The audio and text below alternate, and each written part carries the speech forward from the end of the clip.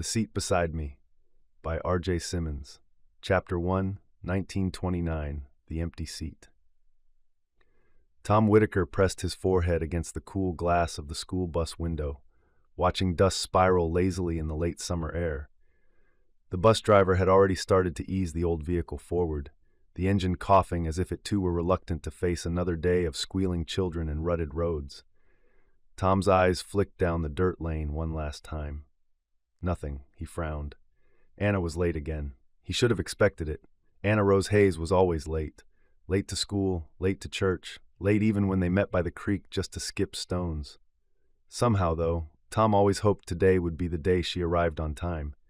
He tugged at the strap of his satchel, jaw set with quiet resolve. If the bus rolled on without her, she'd have to walk the 2 miles to school.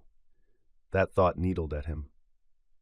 "Hold up, Mr. Grady," Tom blurted, leaning across the aisle toward the driver. His voice cracked a little, betraying his 10 years. The driver sighed, shaking his head. "She's not here, Tom. Can't wait all day." "She's coming," Tom said firmly. "I promise." And then he saw her. Tom slid into his desk, laying out his books in neat stacks. His eyes flicked to the door again. Anna wasn't through it yet. His stomach tightened. A moment later, the door creaked open. Anna slipped inside, cheeks flushed, braid unraveling, clutching her books awkwardly to her chest. The room hushed for a beat, dozens of eyes swiveling toward her. "Miss Hayes," Miss Alder said, voice cool and clipped. "Late again." Anna froze mid-step, color rising higher in her face. She opened her mouth, but no excuse seemed to form. Tom could see it, her stubborn streak battling her embarrassment. She would laugh it off, maybe shrug, maybe mutter an apology, but Miss Alder had no patience for late arrivals. Before Anna could speak, Tom's voice rang out. "She was helping me, ma'am." The words left his mouth before he'd even thought them through. Every head turned toward him. Heat crept up his neck, but he kept his gaze steady on the teacher. "I had too many books to carry, and she stayed behind to help." Miss Alder's eyes narrowed. "Is that so?" "Yes, ma'am." He forced his tone into calm certainty, the way his father used when stating something that brooked no argument. A long pause stretched. Tom could hear Anna's shallow breathing behind him, feel the weight of the class's curiosity pressing down. Finally, Miss Alder exhaled through her nose. "Very well. Take your seat, Miss Hayes, but see that it doesn't happen again." "Yes, ma'am," Anna said quickly, nearly tripping as she hurried to her desk. The classroom rustled back into motion, pages turning, pencils scratching. Tom lowered his head over his book, though the words swam before his eyes. He could feel Anna's gaze burning into the back of his neck. When the lesson ended and the students bent over their arithmetic, Anna leaned sideways in her desk. Her whisper brushed his ear. "You didn't have to do that." Tom kept his eyes on the numbers scrawled before him. "Didn't want you to get in trouble." "You lied." "Didn't lie," he muttered. "You did carry books. Just not mine." She stifled a giggle, covering her mouth. Miss Alder shot a warning glance their way, and Anna bent quickly to her work, though her eyes still sparkled. The afternoon dragged in the way school afternoons always did. Lessons on geography, copying sentences, reciting from memory. Yet Tom felt strangely alert, his chest humming with the weight of what he had done. He hadn't planned it, hadn't thought it through. The words had leapt from him like a reflex, as natural as breathing. When the final bell rang, students surged from their seats, eager to escape into the sun again. Tom gathered his books into his satchel, straightening each edge before sliding it closed. Anna appeared at his desk, arms crossed, a half-smile tugging her lips. "So my hero." Tom rolled his eyes, standing. "Don't make a big thing of it." "It was a big thing." She stepped closer, lowering her voice. "You got Miss Alder to let me off. No one ever does that." "I just didn't want her yelling at you," Tom said quietly. He shifted the satchel on his shoulder, suddenly uncomfortable under her steady gaze. Her smile softened. "Well, thanks." They stepped out into the warm afternoon together, the air full of buzzing cicadas and the smell of chalk dust clinging to their clothes. The other children scattered across the yard, some running for home, others dawdling in small groups. Tom and Anna fell into step side by side, the familiar rhythm of their walk settling around them. Anna skipped once, then fell back into step. "You know, you don't always have to look out for me." "Yes, I do." The words escaped with more weight than he intended. She arched a brow, eyes dancing. Confident, aren't you? Not confident, just certain. Someone has to. For a few steps they were silent, only the crunch of gravel under their shoes filling the space. Then Anna smiled again, lighter this time, as though the moment in the classroom had already been folded into the fabric of their friendship, stitched tight. I guess I'll let you keep saving me then, she said with mock grandeur, but only because you're so good at it. Tom huffed a laugh, shaking his head, but inside, his chest warmed. They walked on, the sun dipping lower, their shadows stretching long before them. And though Tom would never have said it aloud, he knew. Whatever trouble Anna found herself in, he'd always step forward, always make sure the seat beside him, the space beside him, was hers to claim. Heat rose from the packed earth, rippling over the yard where the bus had dropped them off. Tom adjusted his satchel so the strap lay flat against his shoulder, straight, no twist, and waited while Anna wrestled her books into some kind of stack.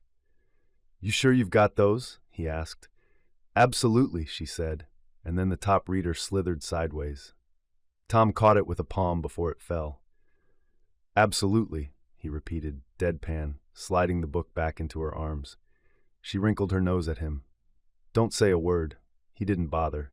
They fell into step the way they always did, through the side gate and down the lane where the dust was soft and fine, past the schoolyard oak and the fence with the loose slat Tom always nudged back into place. Fields opened on either side, corn high and whispering. A patch of alfalfa blushed with purple bloom. A scarecrow slumped as if napping on its post. Anna's laces were loose again. He tried not to look at them. He looked anyway. "Don't say it," she warned, catching his glance. "I didn't. You were thinking it." He let that pass, but when the lace snaked under her heel, he sighed and stopped. "Just hold up a second." He shifted his satchel, knelt, and tugged each lace into a firm, square knot. His fingers were quick from practice. The dust left pale crescents on his knees. "You'll ruin your pants," she said, but she was smiling like she always did when he fixed something for her. "They were already dusty," he said, standing. "There." They walked on. A grasshopper sprang from the ditch with the sound of a struck match. Blue dragonflies stitched the air over the creek where the lane bent. Tom's town, small, steady, sat a mile off, shingled roofs and a church steeple pricking the sky. You could smell bread sometimes when the wind came right from the bakery. Today it was warm dirt and clover and the faint tar smell of the road. Anna hiked her books higher. "Miss Alder almost skinned me alive today." "You were late," Tom said. She gave him a look that said he knew. He did. He kept his eyes on the lane. "Anyway," she went on, lighter again, "if I had really been helping you carry books, you would have stacked them in size order and tied them with string." "String stretches," he said automatically, and then felt foolish. She laughed, bright and easy, and some tight place in his chest softened. They cut off the lane where it bent toward the long way and hopped the low fence into the field. It wasn't stealing when your father worked these rows, Tom figured, and besides, the footpaths between furrows were half town anyway. He led her along the narrow ridge where the field sloped toward the creek, the dirt fine and warm under the soles of his shoes. "Hungry?" he asked as the river flashed in the sun, bright as hammered tin. "Starving," she said. It usually meant she'd only managed lunch that day. Her family often couldn't spare breakfast. He'd suspected as much. They ducked into the willow shade where the roots knuckled the bank. Tom set his satchel in the grass and worked the latches with care. Inside waited the wax paper parcel he'd carried untouched through noon, a peanut butter sandwich cut corner to corner, because halves fit better that way. He'd packed it not for himself, but because some days like today, Anna came hungry. Peeling back the paper, he split the sandwich and held one half toward her. Her brows lifted. "First a seat, now a sandwich? Careful, Tom. Folks will think we're a pair." "They can talk," he said. "You need to eat." She took the triangle and bit the corner. Peanut butter glued her smile for a second and made her eyes crinkle when she tried to talk. "'S good," he nodded, chewing his own half. The sandwich was the kind with more peanut butter than bread, the kind his mother spread when the jar was almost gone and she scraped the bottom for every smear. It stuck to his tongue in a way that forced him to slow down. He didn't mind. Eating slow had a way of making a thing last. They shared his canteen too, with Anna making a show of wiping the rim with the corner of her sleeve before she drank. "Proper," she said, pinky extended. Water splashed down her chin anyway, and she laughed, and Tom had to look away because his chest was doing that tight, loose feeling again, the one he'd learned not to call anything in particular. The creek purled along the stones, and in the breeze the willow leaves' undersides showed like silver fish. Tom set his empty wax paper flat and smoothed it with his palm. Anna flopped onto her back with her book still clutched to her chest, then sat up because the grass would stain her dress. She rested her chin on her knees instead, watching the current worry past a snag of branch. "Think that stick will make it to the river?" she asked. "Depends if it catches again," he said, "or if there's a drop farther down." She made a doubtful sound. "You always have an answer." "Someone should," he said. He didn't mean it to sound sharp. She tipped her head to look at him. A mosquito hovered near her ear. He swatted it without thinking, and she blinked and grinned. "Thanks. Anytime." They sat like that for a while, not talking much, the kind of silence that wasn't empty, but full of the ordinary. Tom counted dragonflies. He traced the grain of his satchel strap with a thumb. He thought about the classroom hum and the scrape of chairs and how everything felt loud until moments like this, when all the noises pulled back and his thoughts could stand up straight again. A train whistle moaned far off. The sound lay on the air and then thinned. Tom imagined the tracks beyond the ridge, the long line of cars moving through wheat and creek and town, carrying people he'd never see. He wondered if trains saved seats for anyone, or if you had to buy them all at once and hope. "Tom?" Anna said. He looked over. Her ribbon had come loose entirely. He could see where the braid would fall apart if she shook her head. He had to sit on his hands not to fix it. "Do you think," she asked, "you'll always save me a seat?" She tried to say it like a joke. He knew that tone, but her eyes didn't joke. They were the color of creek water when a cloud passes. He could answer lightly. He could say, "Only if you're late," and she would laugh, and they would move along the path they always did. But something in her face held him in place.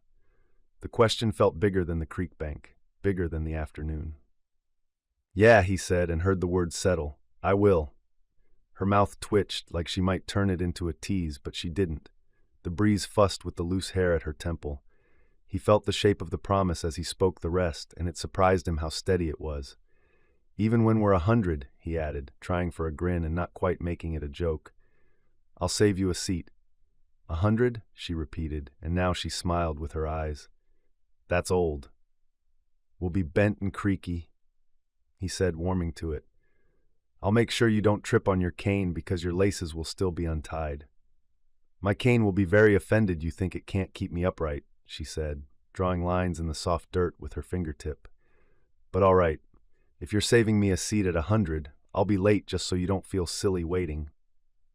"You'll be late anyway," he said. "True." Her gaze slid to the church steeple in the distance, then back to him. She nodded once, as if confirming something to herself, and leaned her shoulder against his for just a moment. It was a quick press, there and gone, but Tom felt its echo. He stared very hard at the water until his face settled into what he hoped was ordinary. "Come on," he said after a minute, clearing his throat. "We should go, or my dad'll ask why I stopped to fix every fence post between here and the road." "You probably would if I let you," she said, getting to her feet. Her book slid. He took half without asking, and she didn't protest. They climbed the bank, shoes leaving neat prints side by side, and crossed back through the field, Tom choosing the firm ground out of habit, Anna wandering toward the patches of clover and then skipping back when she realized he'd drifted away. They hopped the fence, and he paused to drop the loose slat back into place. She waited, one hip cocked like she'd been expecting it all along. By the time the lane met the road, the sun had lowered, gilding the edges of everything, so the world looked like it had been burnished with a thumb. A dog barked somewhere behind a hedge. From the bakery end of town, a warm smell drifted and made Tom's stomach remember it was still a little hungry, promise or no. "Race you to the corner?" Anna asked. "You'll trip," he said. "I'll fly," she said, and ran before he could say ready or not. He could have outpaced her. He knew the best line past the ruts. the places where the road packed firm. But he matched her stride instead, just behind and to the side, in case a toe caught or a book slipped. At the corner she pulled up, breathless and triumphant, and he let her win because it mattered to her and didn't to him. They walked the last stretch slower. Where their roads split, they stopped the way they always did, at the mailbox with Whitaker hammered crooked into the side. She balanced her books against her hip and stuck out a hand, solemn as a judge. He shook it. "Thank you for saving my seat," she said, formal voice slipping into a grin. "Any time," he said again, the word familiar now, comfortable in his mouth. "Tomorrow, too." "Tomorrow, too," she echoed. "And when we're 100. He watched her go until the turn swallowed her, ribbon coming looser with every step. He thought about calling to tell her, just once more to fix it. He didn't. He stood there in the warm dust with the promise sitting steady in him, like a book placed square on a shelf.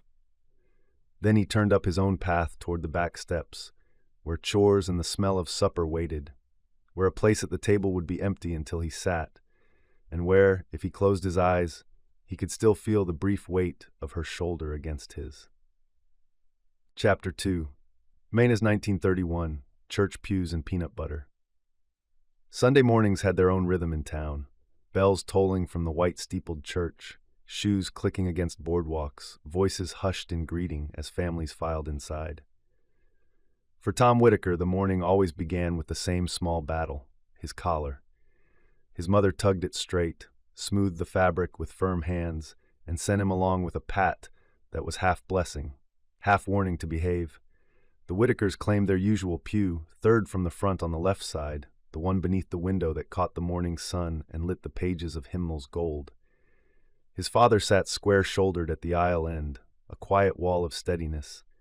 His mother next, then Tom, then his little brother wedged close, fidgeting with the buttons of his vest. Tom's gaze swept the aisle automatically.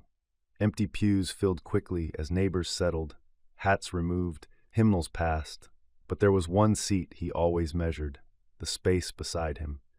The organ swelled, voices lifted in the familiar strains of Come Thou Fount, and still the space was empty. She was late again. He shouldn't have been surprised. Anna Rose Hayes was late to everything. But church felt different.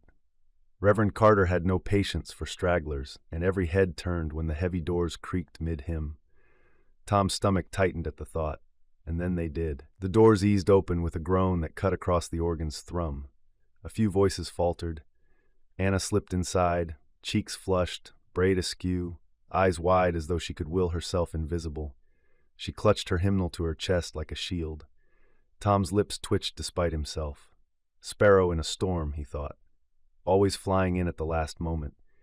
He shifted down the bench, bumping his little brother closer to their mother, making space that hadn't been there a moment before. Anna's gaze swept the pews, darting like a bird seeking branch. When it found him, already sliding aside, hand pressing the wood as if to mark her place, her shoulders eased. By the time she reached him, the congregation had returned to the hymn. She slid into the space he'd made, her dress rustling, the scent of soap and clover brushing against him. Tom leaned just enough that she could hear his whisper under the organ's swell. "Saved you a seat." The flush on her cheeks deepened, but this time it curved into a smile, quick, grateful, crooked in the way that made Tom's chest tighten. "Course you did," she whispered back. They lifted their hymnals together, pages fluttering.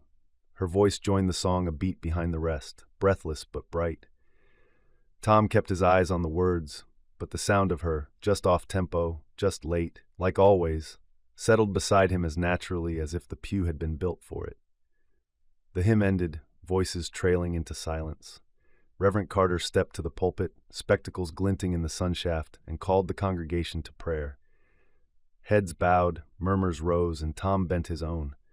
Yet beneath the solemnity, his awareness stayed fixed on the girl at his side.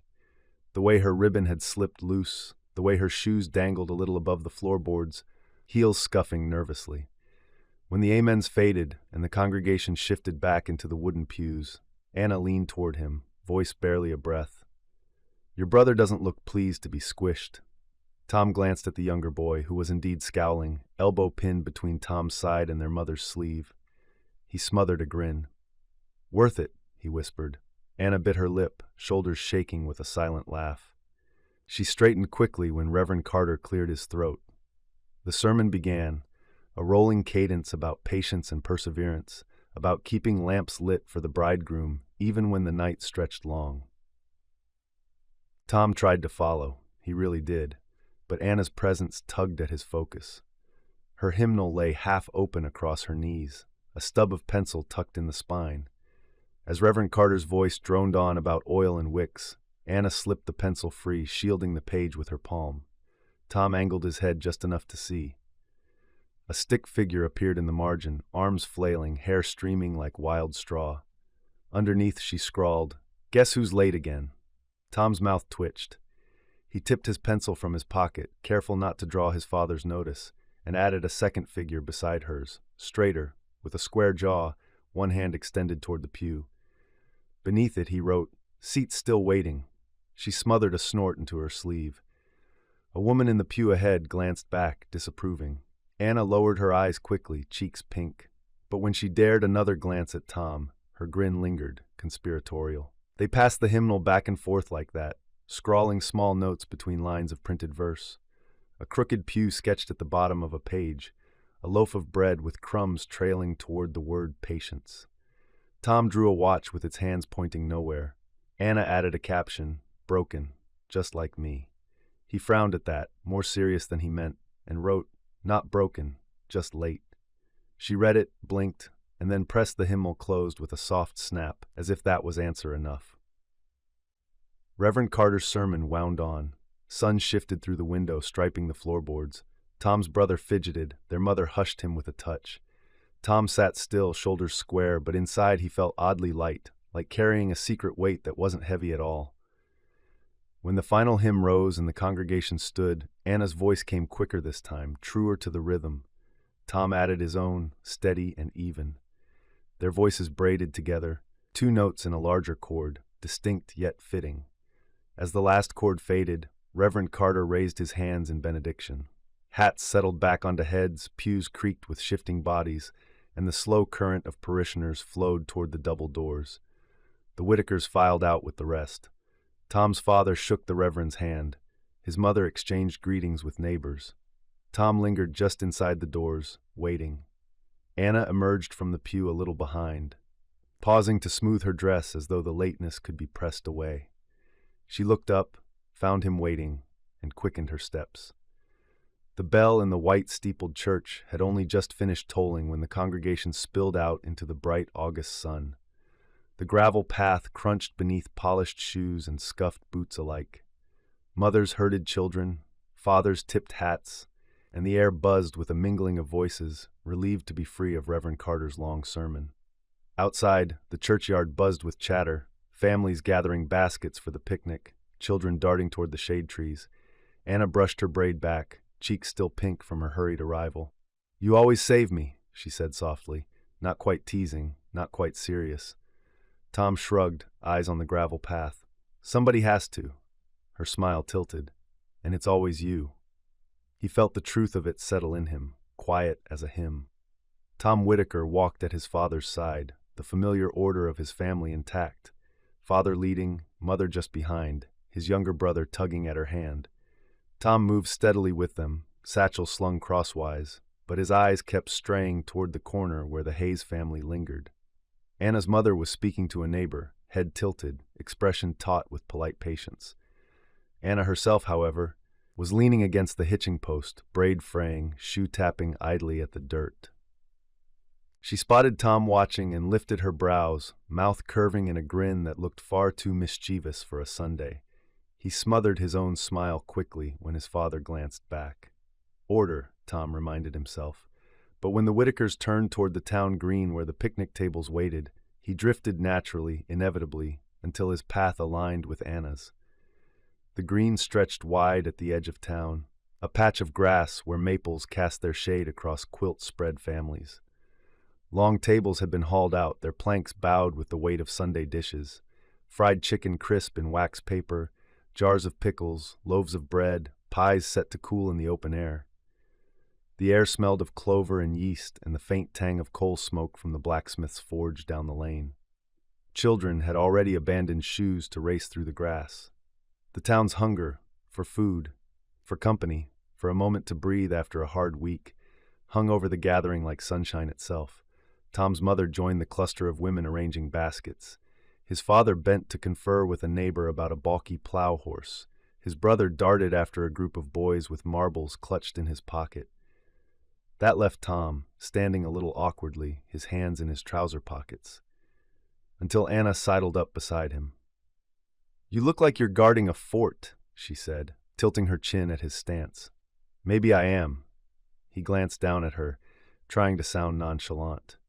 "Important things in these baskets. Somebody has to keep watch." Her grin deepened. "Or maybe you're just waiting for me." He flushed but didn't answer.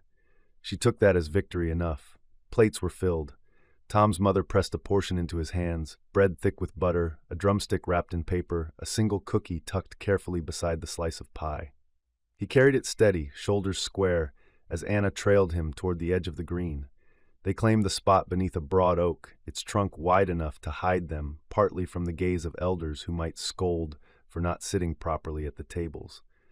The grass beneath was cool, flattened by years of children's play. Tom settled cross-legged, plate balanced on his knees. Anna plopped down more carelessly, skirts pooling, braids slipping over her shoulder.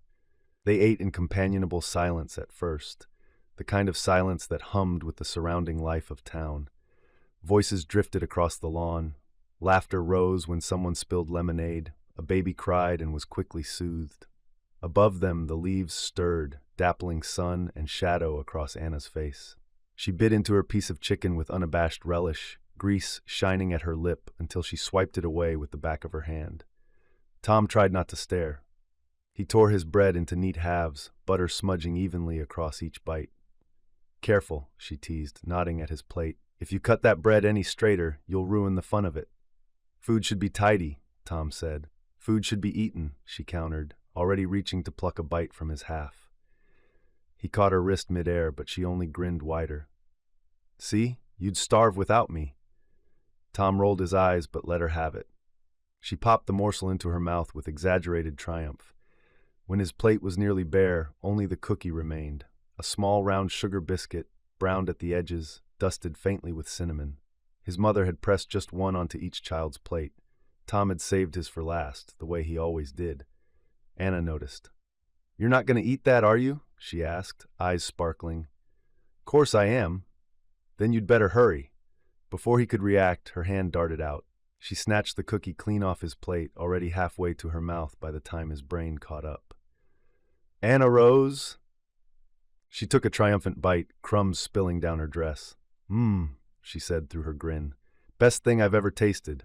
Tom tried for outrage, but it didn't quite hold. He scowled as convincingly as he could manage, arms crossed. "That was mine. Not anymore." She polished off the rest with deliberate slowness, licking a crumb from her finger just to emphasize the point. "You're impossible." "And you're predictable," she shot back, laughter bubbling. "You always save the best for last. Somebody had to rescue it before you stared it to death." He wanted to stay angry, he tried, but the grin tugging at the corner of his mouth betrayed him. She leaned closer, bumping his shoulder with hers.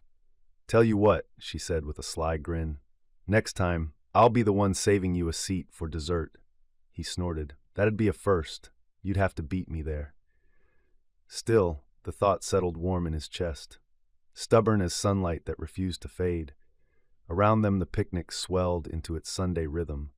Men gathered at the far table to argue crops and weather. Women swapped recipes and gossip. Children chased each other across the grass until Reverend Carter's wife reminded them, "Not in your church clothes," to which the children paid half a mind at best. Tom and Anna stayed under the oak. She plucked blades of grass, knotting them into awkward braids before tossing them at his lap. He ignored the first two, but when the third stuck to his trousers, he flicked it back at her, and soon they were both laughing, trying to hush each other lest adults notice. "Do you ever think," Anna said after the laughter ebbed, "that this is all folks will ever do? Same pews, same sermons, same picnics till we're gray?" Tom considered. He liked order. He liked the sameness of Sundays, the steady routine. But when he looked at her, eyes sharp even under the lazy summer shade, he knew her question meant more. "Doesn't sound so bad," he said at last, "if the same people are there." Her expression softened, playful edge fading just a little. She didn't answer right away, just leaned back on her hands, watching the sunlight sift through the leaves. By mid-afternoon, the crowd began to thin. Families gathered baskets, children were corralled back into shoes. The hum of voices shifted toward farewells. Anna's mother called her name, sharp across the green. Anna groaned. "She'll want me to help pack everything."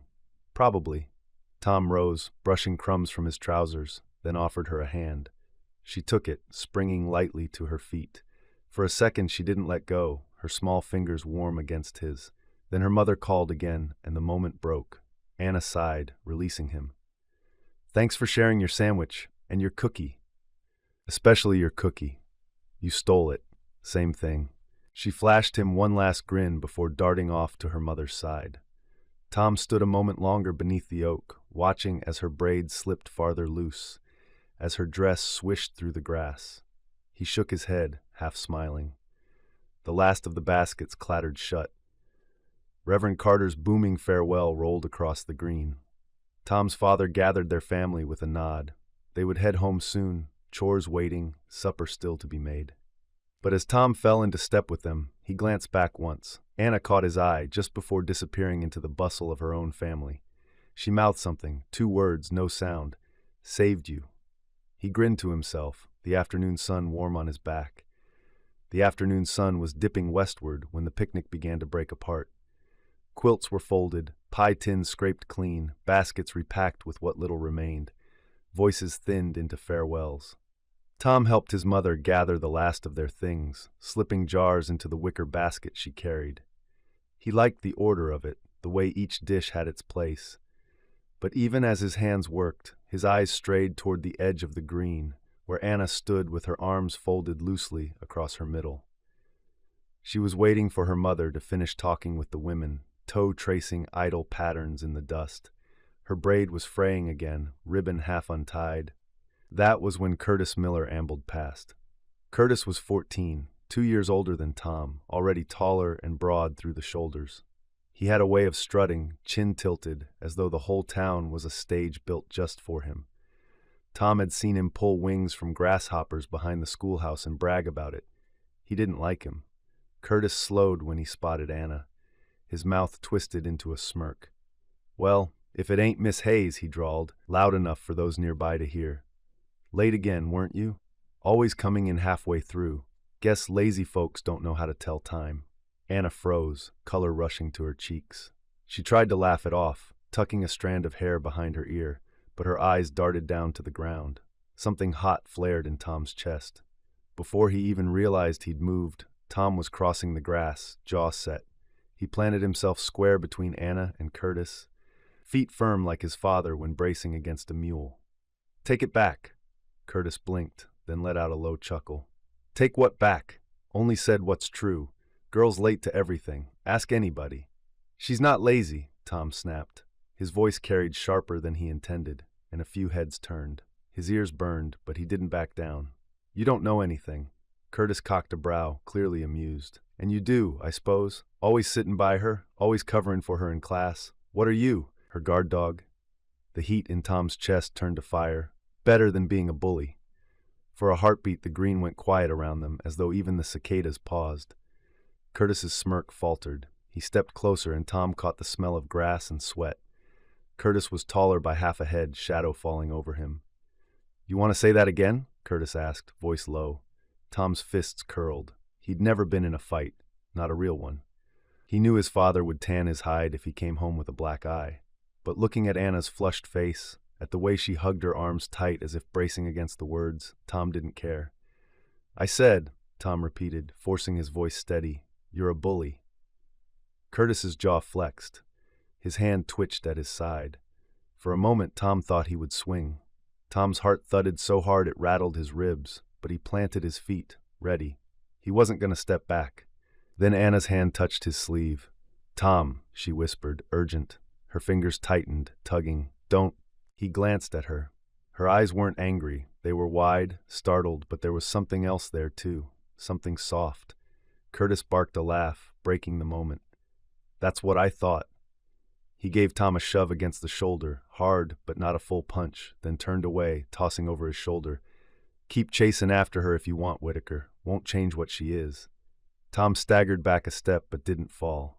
Every muscle in him screamed to lunge, to prove Curtis wrong with more than words. But Anna's grip on his sleeve held firm. She tugged again, pulling him away from the watching eyes. They stopped beneath the oak tree where they'd eaten lunch, the shade cooler, the noise of the crowd muffled by distance. Tom's chest still heaved. He hadn't realized he was shaking until he tried to unclench his fists. I could have taken him, he muttered.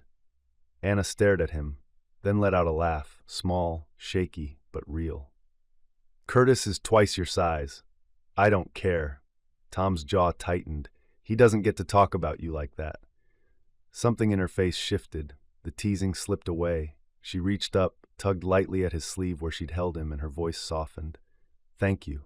He blinked at her, caught off guard. I mean it, she said. Nobody ever stands up like that for me. You didn't have to.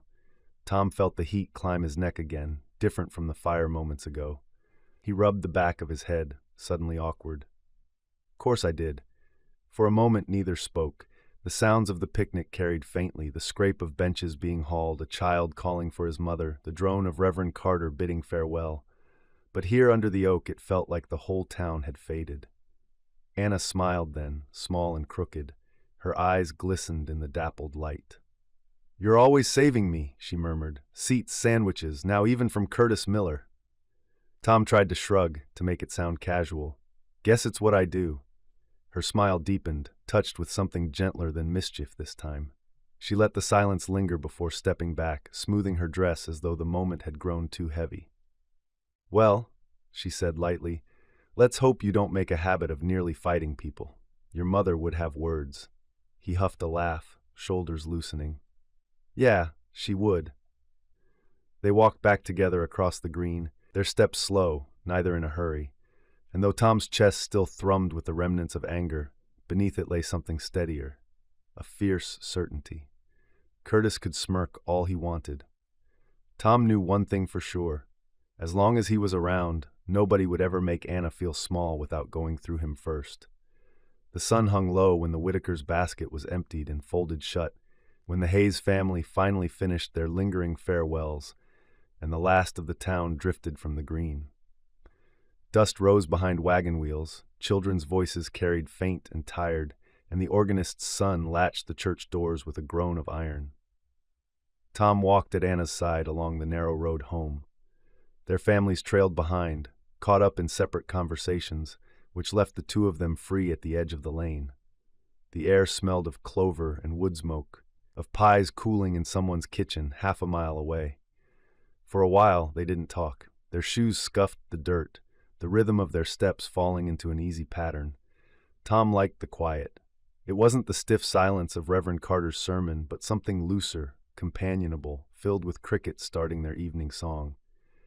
Anna tipped her head back, braids slipping almost entirely free, ribbon trailing. I love this time of day, she said suddenly. Everything's softer. Like the world finally remembers to rest. Tom glanced at the horizon. The fields on either side were brushed with gold, the stalks bending beneath the fading light. The sky was painted orange near the rim, cooling to violet as it stretched overhead. He nodded. Looks clean, like someone washed the sky. She laughed at that, a sound that scattered birds from the ditch grass. Trust you to make sunset sound like a chore. He flushed, but he smiled too. They reached the split in the road where fence rails lined the property boundary. Anna hopped up, skirt swishing, and perched on the top rail. The wood creaked beneath her slight weight. She patted the space beside her. Tom hesitated.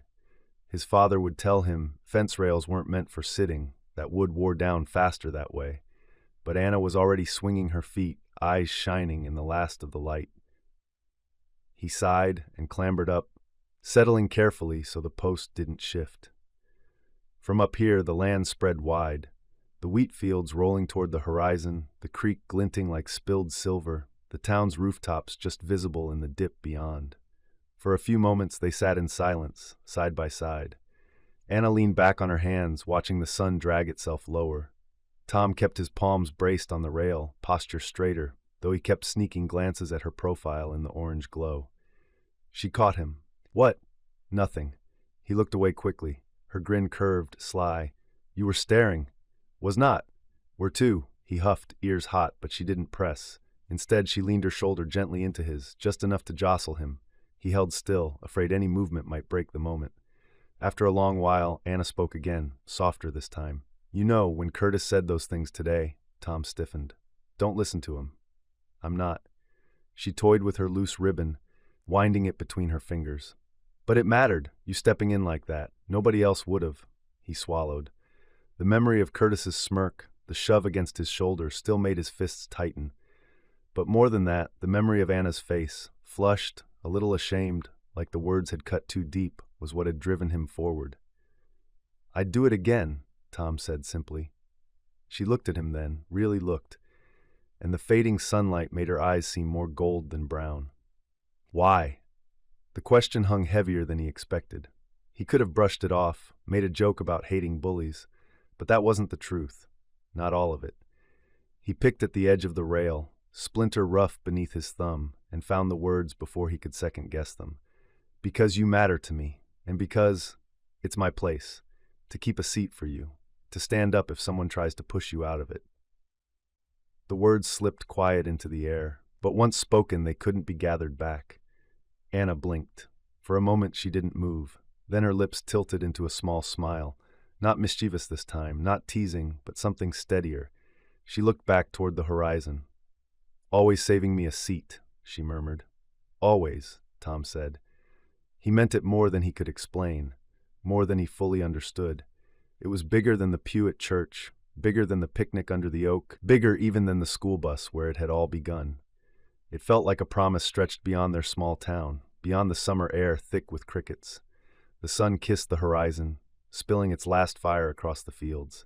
Shadows lengthened, cool and blue. Anna hugged her knees to her chest, resting her chin there. "Even when we're grown?" Tom nodded. "Even then. Even if we don't end up in the same place?" Her voice had a playful lilt, but he caught the flicker of worry beneath it. "No matter where," he said, the words steady in his mouth.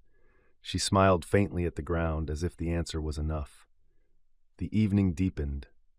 Fireflies began their faint dance above the grass, winking like shy stars. The fence creaked as Tom shifted, finally daring to let his shoulder brush hers again. She didn't move away. They sat like that until their mother's voices carried from down the road, calling them along.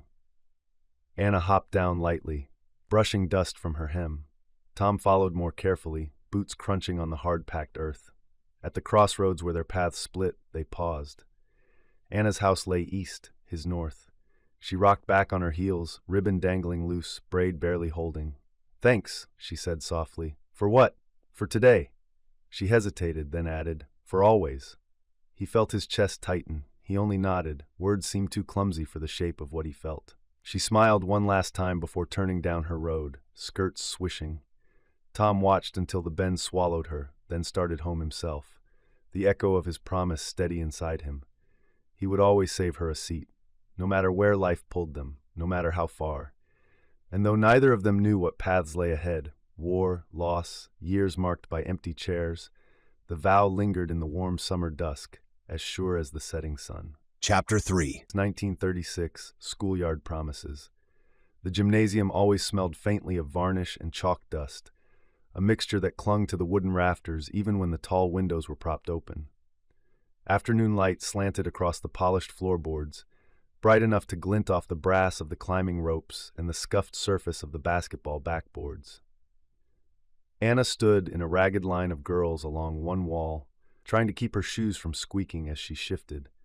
Across the floor, the boys mirrored them, lined up, fidgeting, pretending not to care. "Today," Mr. Hawthorne declared in his booming baritone, "we begin with the box waltz. When the fall dance arrives in a few weeks, at least you'll know one step." He strode between the rows like a drill sergeant, his mustache bristling with authority. "Nothing fancy, just rhythm and respect. Gentlemen, you lead. Ladies, you follow. Now, meet in the middle." The groan that rippled through the boys made Anna smile.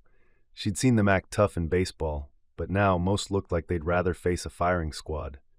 A few girls whispered and giggled behind their hands, trying not to look eager. Anna rolled her shoulders back, telling herself it didn't matter who she ended up with. It was only a class. Then Tom Whitaker's eyes found hers. Her heart gave a small, traitorous leap. Of course it would be him. Somehow it was always him, on the bus, in church pews, under the oak tree at picnics. He was steady as sunrise, and still she never seemed ready for the way his gaze steadied on her like that. She stepped forward at the same moment he did, and the lines melted into pairs. He stopped in front of her, taller now than the boy who used to tug her braid. His shirt collar looked a little too stiff, his ears a little too pink. "Guess it's us," he said, voice low. "Guess so." She tried for casual, though her palms felt damp. "You'd better not ruin my shoes." His mouth twitched. No promises. They took their places as Mr. Hawthorne clapped out a steady beat. Tom held his hand out stiffly, the way he might offer to help her cross a muddy ditch. She placed her hand in his, smaller and warmer, and immediately noticed how rigid he was. His other hand hovered near her waist before finally settling there, careful as if she were made of glass. "Relax," she murmured, trying not to grin. "I don't bite." He made a face. "That's debatable." Then the record player crackled to life in the corner, violins waltzing out of the horn. Mr. Hawthorne counted aloud, 1, 2, 3, 1, 2, 3, and the pairs began to shuffle. Tom moved like a soldier learning to march. His steps were square, deliberate, and utterly graceless. Anna tried to follow, but within the first few beats his shoe landed square on her toes. "Tom!" she yelped, then laughed despite herself. "You're supposed to avoid my feet, not crush them." His eyes went wide, horrified. Sorry, I—" He shifted too quickly, and in doing so caught her other toe. She dissolved into laughter, clutching his shoulder to keep balance. "At this rate, I won't have toes left." He scowled, though his ears turned bright red. "You're not exactly light on your feet either." "Oh, so now it's my fault?" she teased, lifting a brow. "Maybe you're just hopeless." "Hopeless?" he echoed, tightening his jaw. "I can do this." "Prove it, then." They tried again. Step forward, side, together, back, side, together. The rhythm was simple on paper, but Tom's concentration was so fierce he looked like he was reciting scripture in his head. His hand at her waist was warm but tense, and every so often his brow furrowed as though he meant to conquer the floor by sheer will. Anna bit the inside of her cheek to stop another laugh. He was trying so hard, too hard. She tilted her chin up, catching his gaze. "It's supposed to be dancing, not arithmetic. You can breathe, you know." He exhaled sharply, muttering, "Easy for you to say." "Not that easy," she said honestly, "but more fun if you let it be." For a fleeting moment, their steps matched. The sway of the music carried them in a smooth arc across the polished floor, and she felt the faintest thrill of flight. Then he misstepped again, nearly sending her sprawling. She squeaked and clutched at him, and he steadied her instantly, face crimson. "Sorry," he whispered. She shook her head, still laughing. "You're impossible." "And you're not," he muttered, but there was no heat in it. His lips twitched like he wanted to smile. Around them, the gym rang with a mixture of groans and giggles. Pairs stumbled into each other, Mr. Hawthorne barked corrections, and the record spun on. But Anna barely noticed. Her world had shrunk to Tom's hand steady at her back, the awkward rhythm of his feet against hers, and the quiet storm of his concentration. "Don't think so much," she said softly. "I'm trying to lead," he grumbled. "Maybe leading isn't about forcing the steps," she said before she could stop herself. The words slipped out like instinct. "Maybe it's about listening, about noticing." That made him glance at her, surprised. Their eyes caught, held for half a beat too long. Anna felt her cheeks heat, but she didn't look away. "You always have something to say," he murmured. "And you always need to hear it," she shot back, though her smile softened the jab. When the song ended, Mr. Hawthorne dismissed them with a stern warning to practice. The students scattered in a flurry of chatter, some limping, others laughing. Anna lingered, adjusting her sleeve where Tom's hand had rested. It was silly, just a dance lesson, just a clumsy boy and a girl trying not to trip. Yet her chest felt light, fizzing with something unnamed. Tom tugged at his collar, looking everywhere but her. "I'll get better," he muttered. She tilted her head, watching him. "I don't doubt it." He glanced up, and for once his smile wasn't crooked or teasing. It was small, earnest. It made her throat catch. "Thanks for not giving up on me," he said. Her laughter returned, soft this time. "Well, someone has to keep you from stepping on every girl in school." "Guess I'll save all my missteps for you," he said dryly. It was meant as a joke, she knew, but something in his tone made the words linger. She felt her cheeks warm again, and she quickly busied herself with straightening her skirt. "Just practice," she said, aiming for breezy. "Next time maybe I'll escape with a toe or two intact." His grin widened. "Next time." By last bell, the gym still smelled like varnish and the ghost of Mr. Hawthorne's cologne, and Anna's toes remembered every place Tom's shoes had found them. She didn't mind, hadn't, even when it stung, because he'd looked so serious about doing it right that she couldn't help laughing. Now the doors yawned open to late afternoon sun, and the schoolyard spilled children the way a jar spills marbles, scattering in bright clacks and chatter. She paused on the top step to retie her laces that would not stay tied for any power under heaven. Tom waited at the bottom, hands jammed in his pockets, hair lit like copper where the light caught it. His tie was normally crooked. Today it was his shirt collar, turned under on one side, and it made something warm move behind her ribs. "You walkin'?" he asked. "If my toes forgive you." She tried to sound stern and failed. 2 casualties in gym today. 4, he said, face grave, and she laughed again because he counted his missteps like a ledger he meant to balance. They made it off the step before trouble found them. A knot of boys leaned against the brick, trading sweets and boasts. Eddie Sloan, thin, sharp-nosed, always talking, pushed off the wall and sashayed 2 stiff waltz steps toward them, one palm held out in a mockery of a gentleman's pose. "Watch your feet, Whitaker," he called, loud enough for the crowd. "Else you'll flatten poor Anna same as you did in there." Laughter skittered along the bricks. Anna kept moving. She could take a joke. She did take them, all the time. About her shoelaces, about never being on time, about arriving just as the bell tolled. She was already forming a retort when Eddie added, "Course, she trips over air anyhow. Hard to dance with a girl who can't keep her feet or keep time." That one slid under her skin. Heat crawled her neck. She didn't stop, wouldn't give him the show, but her heartbeat stumbled. Tom's did something different. She felt it without looking. The air beside her went taut as a rope pulled snug. "Knock it off, Sloan," Tom said, voice flat. Eddie grinned, sensing an edge he liked to press. "I'm just saying, some folks weren't born for fancy steppin'. Maybe Anna ought to sit and clap. Or better yet, somebody save her a seat so she don't fall on her face." More laughter. Anna's feet kept going, because that's what she knew how to do. Walk past, let words fall behind the way dust does. She had learned long ago that if she hurried, she'd trip, and if she stopped, she'd cry, so the best thing was to move through it like creek water around a rock. Tom didn't move through anything. He turned. The change in him was quick as a match struck. He wasn't loud, he didn't need to be. He stepped into Eddie's space, and the joking drained from the boys on the wall like water from a tub.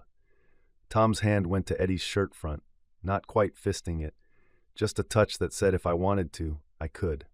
"Say it again," he told Eddie, not loud, not shaking. His eyes were a color Anna suddenly didn't have a word for, something darker than their usual river brown, like the creek when a storm swells it. Eddie tried his grin again, but it wobbled. "You taking this personal?" "Whitaker?" "Yeah," Tom said. "I am." A teacher's voice carried faint from somewhere. Miss Alder reminding someone about arithmetic pages, but the corner of the yard had gone its own kind of quiet. Boys who loved a show edged closer, girls slowed, whispering. Anna's face felt hot and cold together. She reached for Tom's sleeve and found only air. He'd stepped too close to be reached without stepping between. "Tom," she said, trying for easy, but her voice scraped. "Leave it." Eddie, fool that he was, colored by the attention, puffed himself like a rooster. "What's it to you if I say she's clumsy? The girl trips every Sunday coming down the aisle. And late. She was born with the clock running 5 minutes behind." He shot a glance at the boys to make sure they were catching his cleverness. Heck, you'd think she'd show up on time once, if only 2. Tom's hand closed in Eddie's shirt then, clean and fast, dragging him half a step off the wall. It wasn't a punch. Not yet, but it was the step right before one. the drawn breath, the pulled arm. Eddie's mouth dropped open. Someone hissed. The world narrowed to the square of sun-warm brick, the close press of breath, the sound of the record player from the gym still scratching out the last of a tune. Tom. Anna's palm found his wrist this time, skin and bone hot under her hand. He didn't look at her. His jaw had gone hard, that stubborn line she knew from 100 small moments. When he asked the bus driver to wait, when he slid down a pew, when he stood his ground in lunchroom scuffles. But there was something else now, too. Something that scared her a little because she didn't know how to soften it. "If you swing," she said quietly, "you won't be doing it for me." It slid in under the heat of him. His grip held one slow heartbeat longer, then loosened.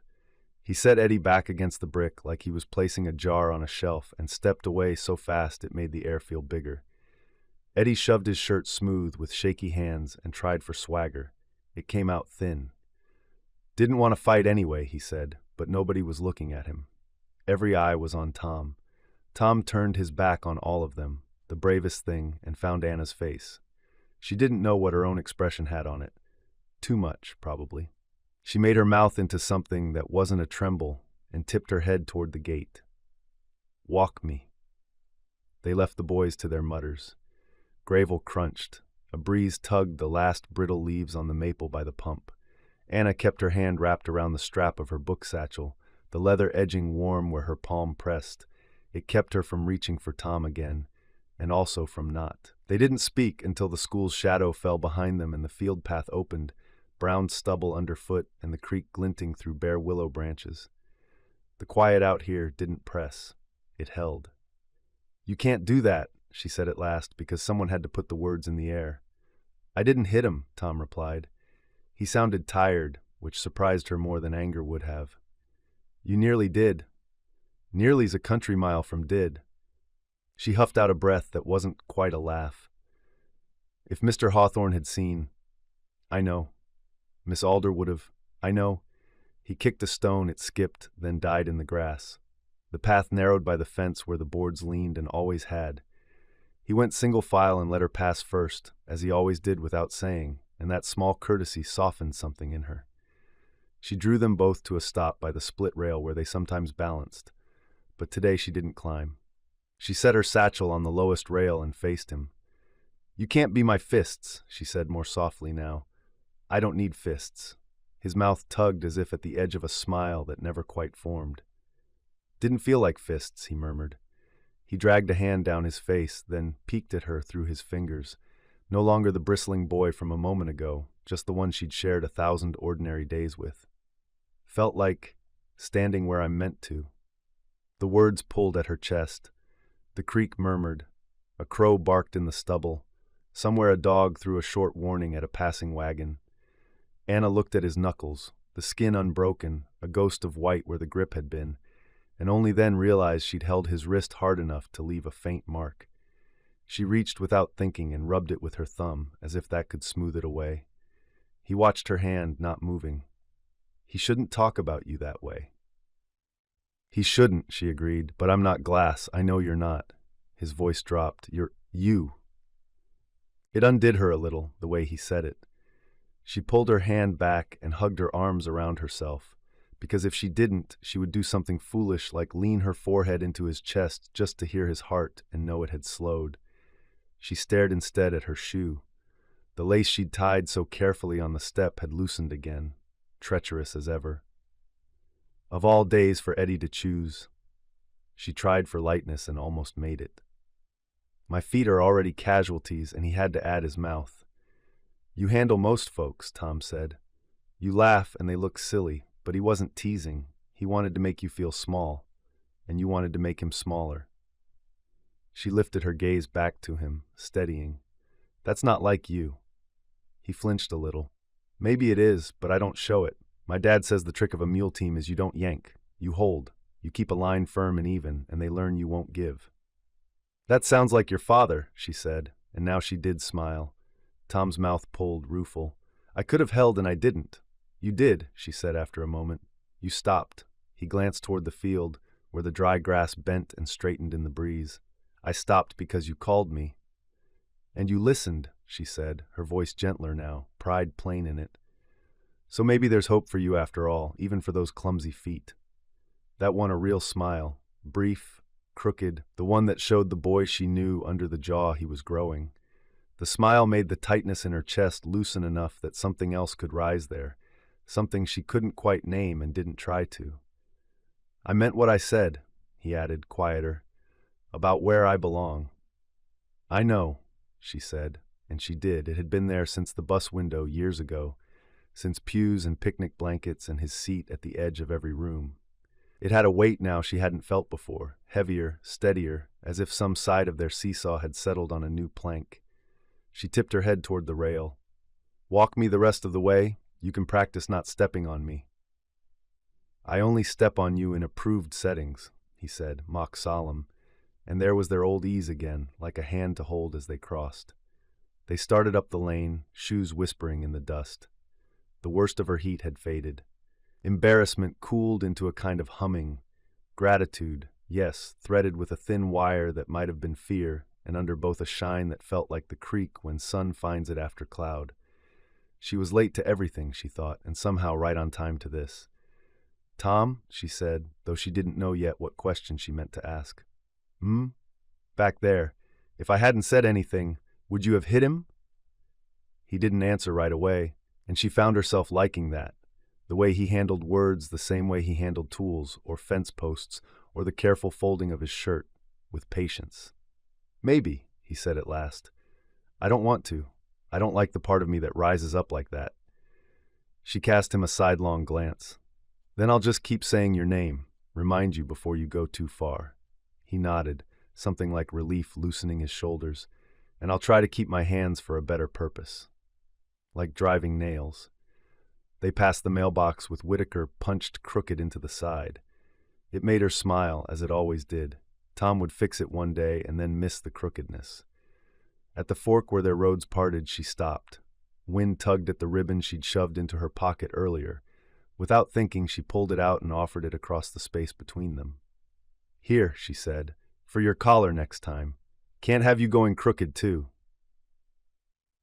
He looked at the ribbon in his palm, confused and pleased in the same breath.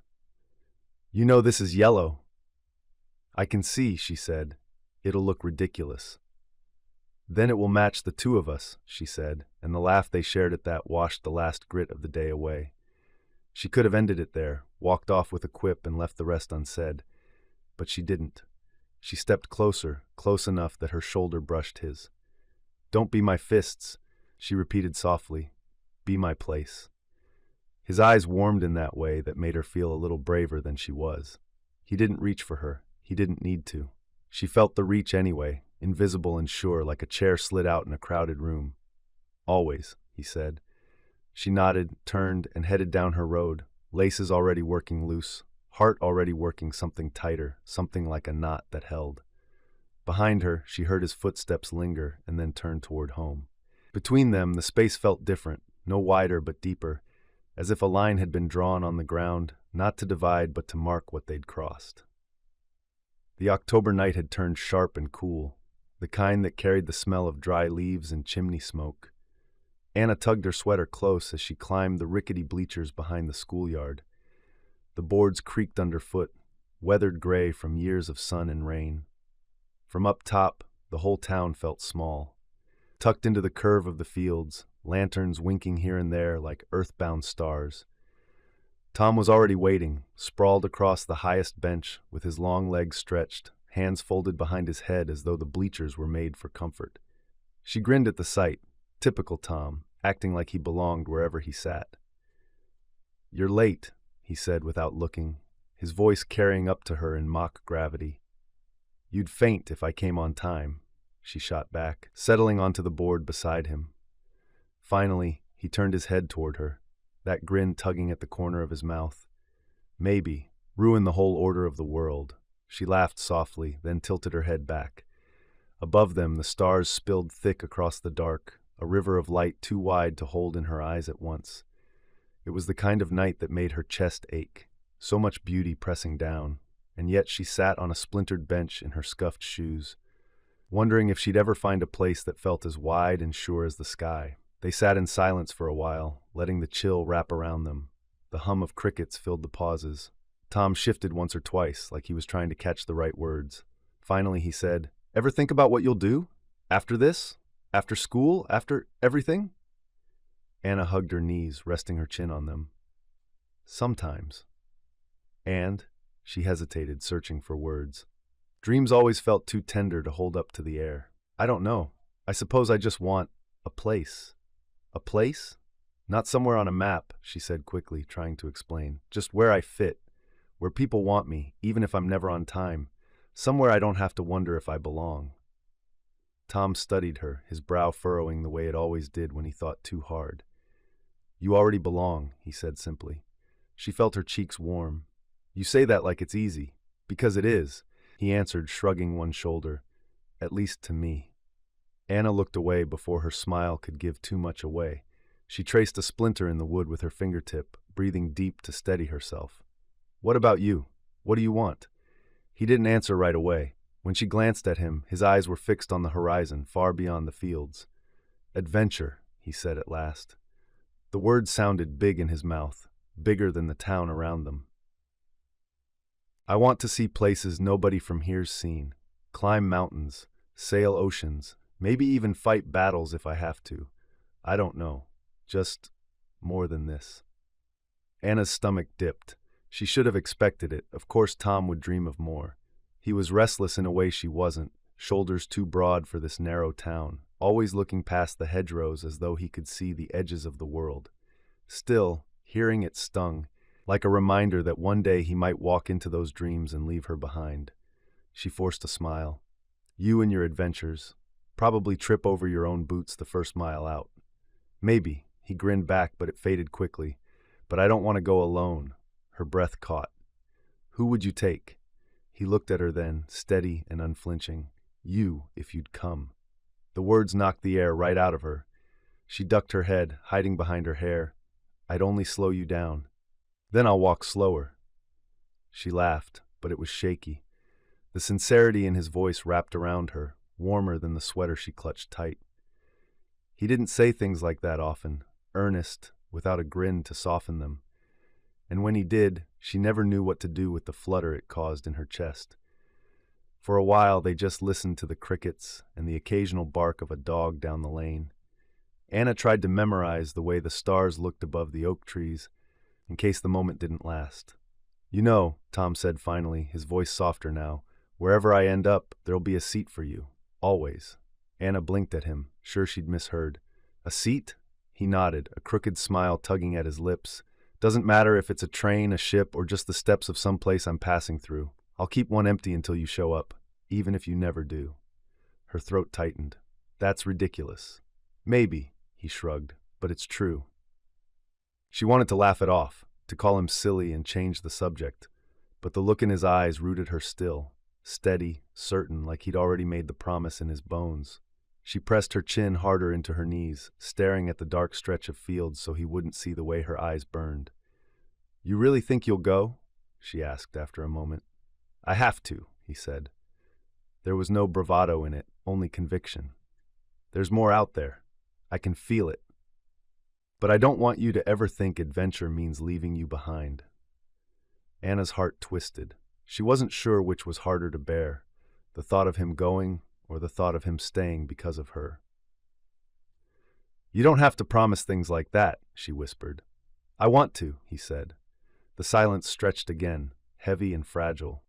Anna wished she could say something clever, wished she could lighten the weight he'd just placed in her lap.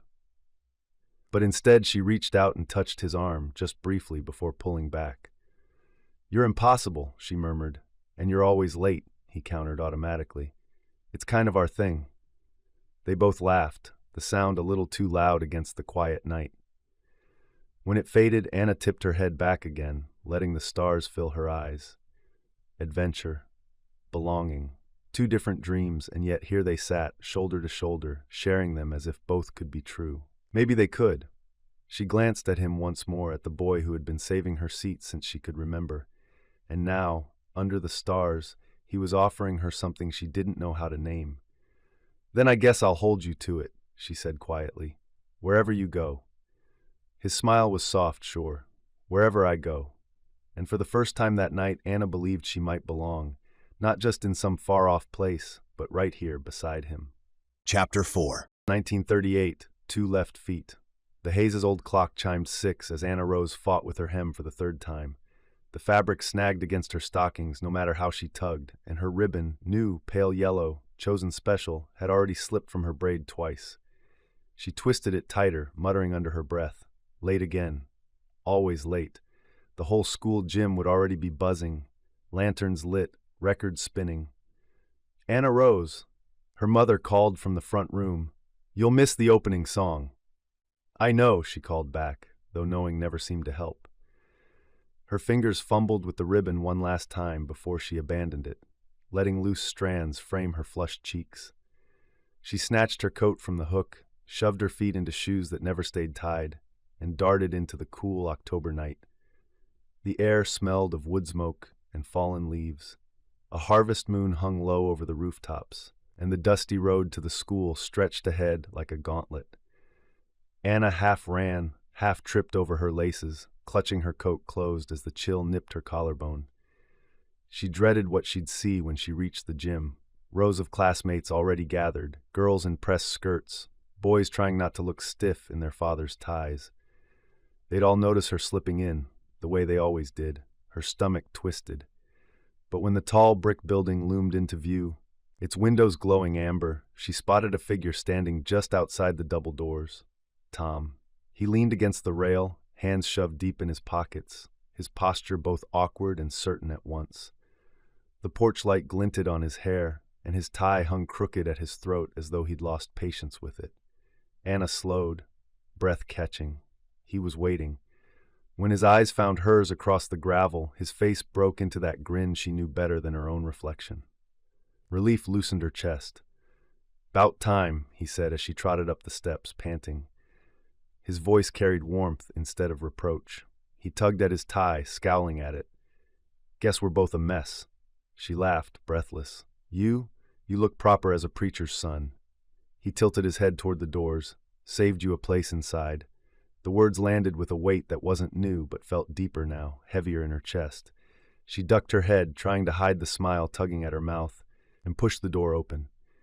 The gymnasium was strung with paper lanterns, their colors soft as peaches and pumpkins. Streamers sagged from the rafters, and the floor gleamed from fresh polish. A phonograph spun in the corner, scratchy notes of swing music filling the room.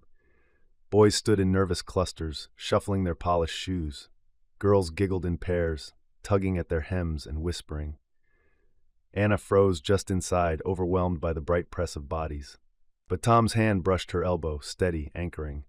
He guided her toward the row of chairs set along the wall. One near the center sat conspicuously empty. "See?" he said, patting it. "Didn't let anybody else take it." Her laugh was softer this time, colored by something she didn't quite name. She smoothed her skirt and sat, heart still racing from the run. He dropped into the chair beside her, knees angled toward hers. The record changed, a new tune spilling out, faster and brassy. Couples hesitated, then braved the floor. Anna watched them spin awkwardly, feet tangling, faces red. Her own palms went damp. Tom shifted beside her. "Reckon we'll have to sooner or later." She blinked at him. "Dance?" He gave a single sheepish nod. Anna bit her lip, fighting the nervous flutter in her chest. Tom Whitaker, steady as the North Star, looked almost shy. She liked it, liked seeing that steadiness tremble, if only a little. "You step on my toes and I'll never forgive you," she teased. His grin returned, crooked. "Then I'll just have to guard them like I guard your seat." The evening wound on in fits and starts. Other boys asked her to dance, nervous, clumsy requests, but each time she glanced at Tom, he was already watching, and she found an excuse to stay put. He was the one she wanted to step on her toes, though she didn't dare admit it aloud. Finally, halfway through a slower tune, he stood abruptly and offered a hand. "Come on." Her breath snagged. She slid her fingers into his, the warmth startling, and let him lead her onto the floor. The music wrapped around them, violins lilting, a bass thrum steady. Tom's palm pressed lightly at her waist, his other hand still clasping hers. His movements were stiff at first, too careful. like a boy trying to walk on ice without cracking it. She stumbled once, then again, and laughter bubbled out of her before she could stop it. "You're terrible," she said, though the words carried no sting. His ears flushed red. "Told you I'd step on your toes." "You did, twice." "3 times," he corrected grimly, which only made her laugh harder. She caught her breath and softened, resting her hand more fully against his shoulder. "Doesn't matter, long as you saved me this dance."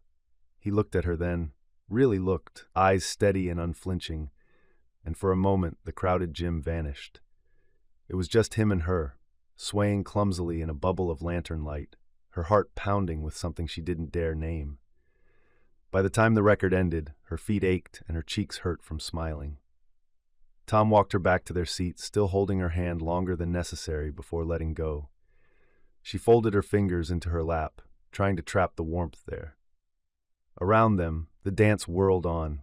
Other couples, louder laughter, teachers patrolling near the punch table. But Anna felt the night had already given her everything it needed to. Tom slouched beside her, tugging again at his crooked tie. He caught her watching and gave a helpless shrug. Never could keep the thing straight. She leaned closer, fingers twitching before she dared reach up and tug the knot into place. Her knuckles brushed his collarbone. He froze, eyes wide, as though the world had tilted. "There," she whispered, withdrawing quickly. Her pulse thundered. For once, Tom had no ready words, just that look, soft, certain, burning quiet in the lantern glow. Anna pressed her palms flat against her skirt, trying to still their trembling. She was late to everything, always late. But tonight, sitting beside him, she felt exactly on time. The night air felt cool and clean against Anna's flushed cheeks as she stepped out of the gymnasium. Behind her, the muffled hum of the dance continued. Laughter, the shuffle of shoes, the squeak of instruments working through another tune. Out here the quiet was softer, filled only by the chirp of crickets and the whisper of dry leaves stirring in the fields. Tom was waiting, leaning against the fence post at the edge of the schoolyard. His jacket was slung loose over one shoulder, his tie still crooked. He looked rumpled and a little tired, but the grin he gave her when their eyes met was easy and sure, as though the night belonged to them alone. "You made it," he said, "as if I'd leave you standing here by yourself." She brushed a strand of hair from her face and joined him on the road. They started walking, gravel crunching beneath their steps. The moon hung low, pale and heavy, throwing their shadows long across the ground. Anna pulled her shawl close around her shoulders, breathing in the crisp air. For a while they were quiet, and Anna found she didn't mind. The silence felt companionable, not strained.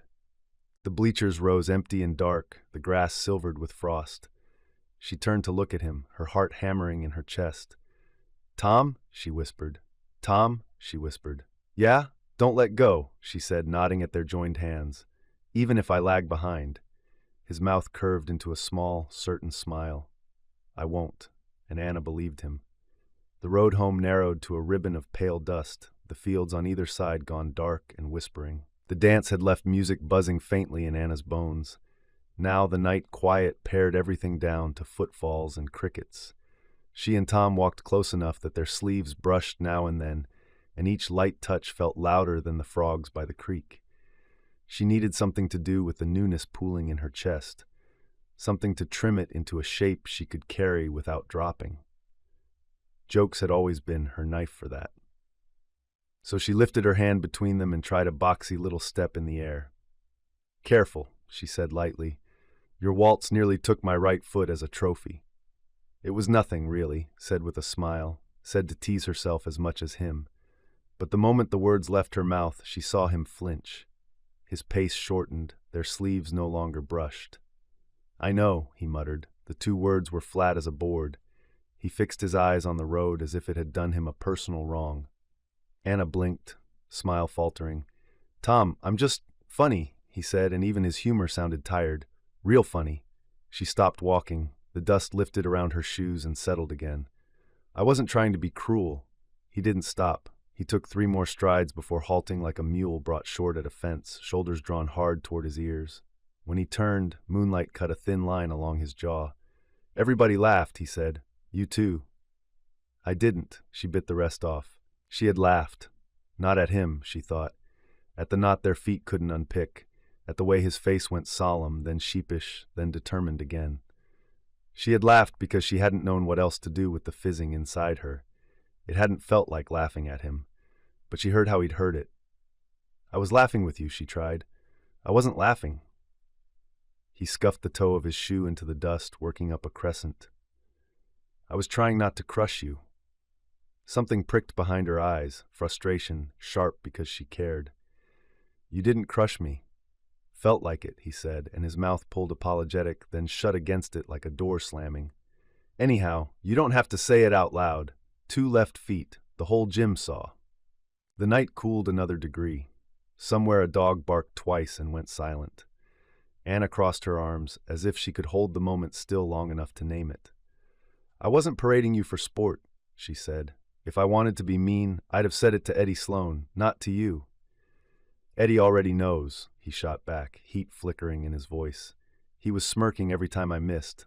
I could feel it." He blew out a breath, tried to sand the edge off, and failed. "Doesn't matter." "It does," she said, softer now. She hated the way his shoulders sat like that, braced as if waiting for a blow. "It matters that I didn't mean to hurt you." He looked past her to the fence line where the wire sang a little in the wind. "You don't have to explain. I was clumsy. You were you." He shrugged, a gesture that was supposed to be easy and wasn't. "We can leave it." She had half a mind to let it slide off, to step back into the quiet and pretend her joke had landed true instead of sideways. That was her way. Laugh, dodge, keep moving. But something in his voice, how small he'd made himself to tuck the hurt inside, caught her by the wrist and kept her there. "It isn't the dancing, is it?" she asked. He didn't answer. The moon laid a pale stripe across the road between them. "It's me," she said, the words coming out before she could soften them. "The way I said it." That made him look at her. Not long, he wasn't reckless with his eyes, but long enough for her to see the color under the embarrassment. Pride bruised, yes, and something more brittle under that. He cared what she thought. Maybe too much. The realization made her want to cradle his jaw in her palm and apologize and also argue with him all at once. "I'm not a joke," he said. "You're not." She stepped closer. The dust breathed under their feet. "You're you." "If you say steady, I'll scream," he muttered, but the edge was blunted by the smallest twitch of his mouth. She huffed, almost a laugh. "No, I was going to say stubborn." "Comes with steady," he said, and for a moment the ground between them felt almost sure again. Then, because the truth was still sitting there like a nail half-hammered and she couldn't leave it, she added, "I was nervous, Tom, at the dance. My skin felt too tight. I laughed because I didn't know what to do with my hands." With me?" he asked, and the question was honest in a way that cracked her a little. "With you," she said. Something shifted in his eyes, hope or worry or both. He reached for the back of his neck, found nothing to fix there, and let his hand fall. "You could have said that." "So could you," she said, gentler than the words looked. He took that like a man takes a fair hit. He didn't like it, but he didn't spit it back. The wire hummed again along the field. A breeze lifted the hair at Anna's temple and set it back down. They started walking because standing still hurt. Their steps didn't sink this time. Where the road bent toward the football field, the bleachers rose up out of the dark like ribs, gray and spare. "I don't like feeling foolish," he said into the space between strides. "I can fix a fence. I can line a row straight as a string, but ask me to move my feet in time with a band and my brain goes to sawdust." "You ask me anyway," she said. "That counts for something." "Does it?" He kicked a stone harder than it deserved. It skittered into the ditch and was swallowed by weeds. "It does to me." He didn't say he believed her. She could tell by the way his jaw worked that believing anything nice about himself felt like trying to chew leather. "Besides," she added, trying for a sliver of light, "you didn't step on me once." He glanced sideways. "That's a lie." She bit the inside of her cheek. "Twice then. 3 times. Fine, 3. She let a smile live at the corner of her mouth. "And I still have all my toes." That should have worked. On any other afternoon it would have. Instead of easing, his shoulders tightened again. Small, but there. He was still stuck on the gym floor with everybody watching, she realized. He hadn't walked out of it as easily as she had. "Tom," she said, and let his name carry something of the steadiness he usually lent her. "I wasn't laughing at you." He stopped. She stopped because she always had, because some quiet part of her already moved when he did. "I know you," she went on. "You make things better when they go wrong. You build, you hold, you wait." She felt her face heat, but she didn't look away. "That's what I was laughing at. Me. The mess I make of simple things when it matters." He took that in. She could feel him weighing it like a fence post, turning it to see if it would hold. After a long beat, he nodded once. "Okay," he said, but the word was tired. "I didn't like it." "I know." They reached the gap in the fence that cut toward the field. The grass there was silvered with dew, the bleachers skeletoned against the sky. Tom slowed, then stopped, and the space filled with all the things they weren't quite brave enough to say. "Can we try again?" Anna asked. The words surprised even her. They felt bigger than the question. "Not the dance, the talking. I don't want to spoil it." He looked up at the bleachers instead of at her. "I just need a minute."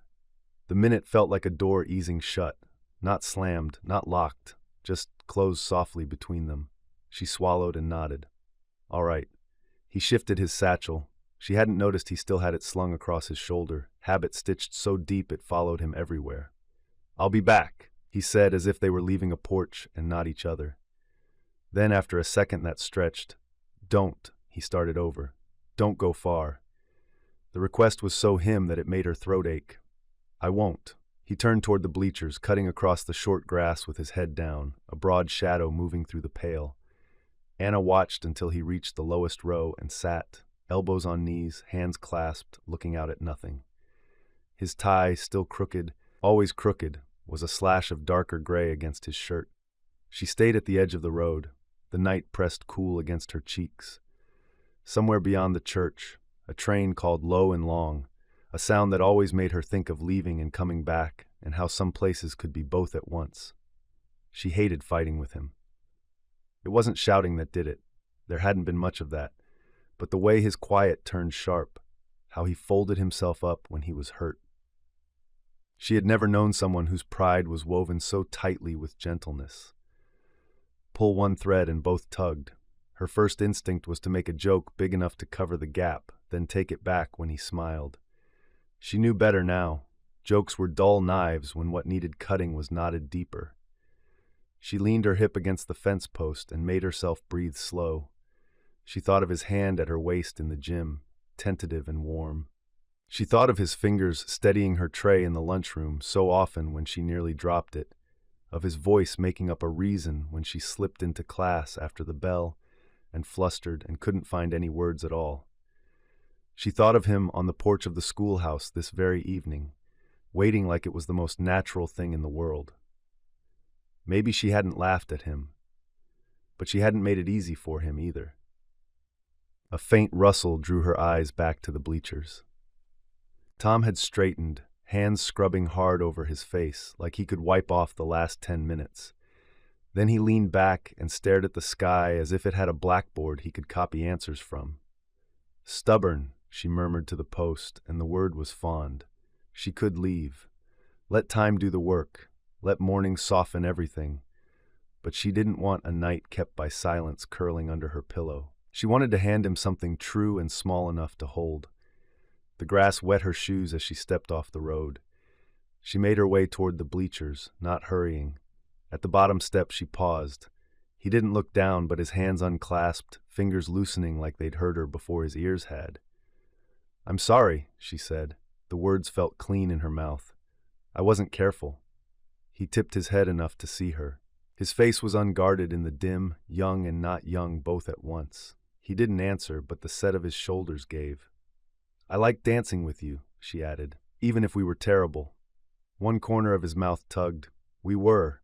We'll be less terrible if we practice." She almost smiled. "You can step on me on purpose next time. Get it out of the way." That earned a soft breath that might have been a laugh. He nodded toward the row beside him. "Sit." She almost did, but the outline in her head, the way the next moment needed space to grow, sent her a step back. "In a minute," she said. "I'll be right there." She tipped her chin toward the road. "So you can think the way you like to." He looked at her a heartbeat longer, gratitude flickering quick and then back at the field. Okay. Anna moved back to the fence and rested her hands on the cool top rail. The quarrel hadn't burned the bridge. It had only shown them the river under it.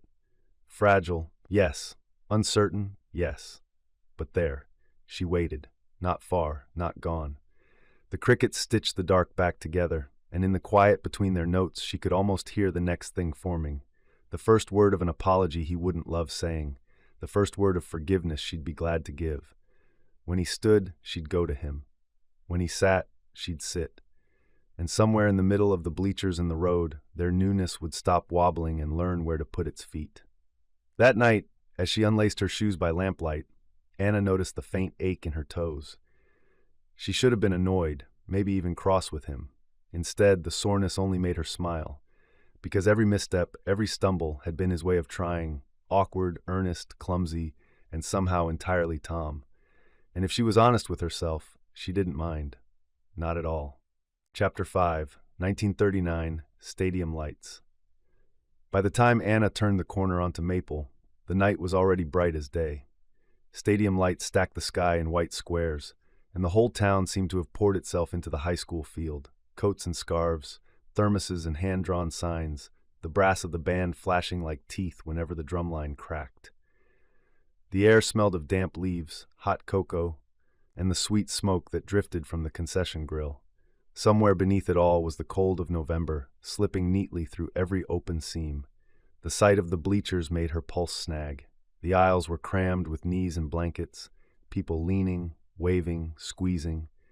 She tugged her hat lower and tucked a strand of hair back into place. If she'd left 5 minutes earlier, she might have walked in like anyone else, instead of feeling every pair of eyes notice the girl who couldn't arrive on time if someone paid her.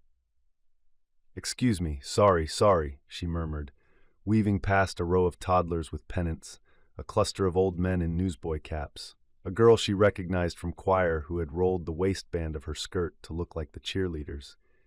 And then she saw him. Tom stood at the end of their usual row, one hand on the rail, scanning the crowd as if he'd known exactly where she'd appear. He wasn't wearing a tie tonight, just a flannel under his coat and a knit cap his mother must have made. But the way he held himself made her think of that crooked tie anyway, of the careful fingers that had guided it straight when he couldn't manage it himself. When his eyes landed on her, his mouth eased into a grin that felt like the truest thing in the stadium. She let out a breath she hadn't realized she was holding. "You made it," he called over the brass and the roar. "Barely," she said, breathless, skin stung pink by the cold. "I had to make a detour past every person in town." "Then I guess it's a good thing," he said, stepping aside and lifting his coat from the bench, "that I saved you a seat." It was the same line he'd said 100 times, and somehow it wasn't the same at all. It hung in the air with a kind of quiet weight, like a chair pulled out at a table, like a promise old enough to be part of the wood. Anna couldn't help the smile. "Thank you," she said, and the two words felt bigger than politeness. She squeezed past him, knees knocking the backs of boots, and dropped onto the sliver of bench he'd guarded with his coat. The metal held a slice of cold, and she yelped, laughing at herself. Without a word, he set the coat across her lap like a blanket. She tucked it in at her knees. Their shoulders fit close, closer than last fall, close enough that when the crowd surged to its feet and then settled again, their arms had no choice but to settle together too. "What did I miss?" she asked.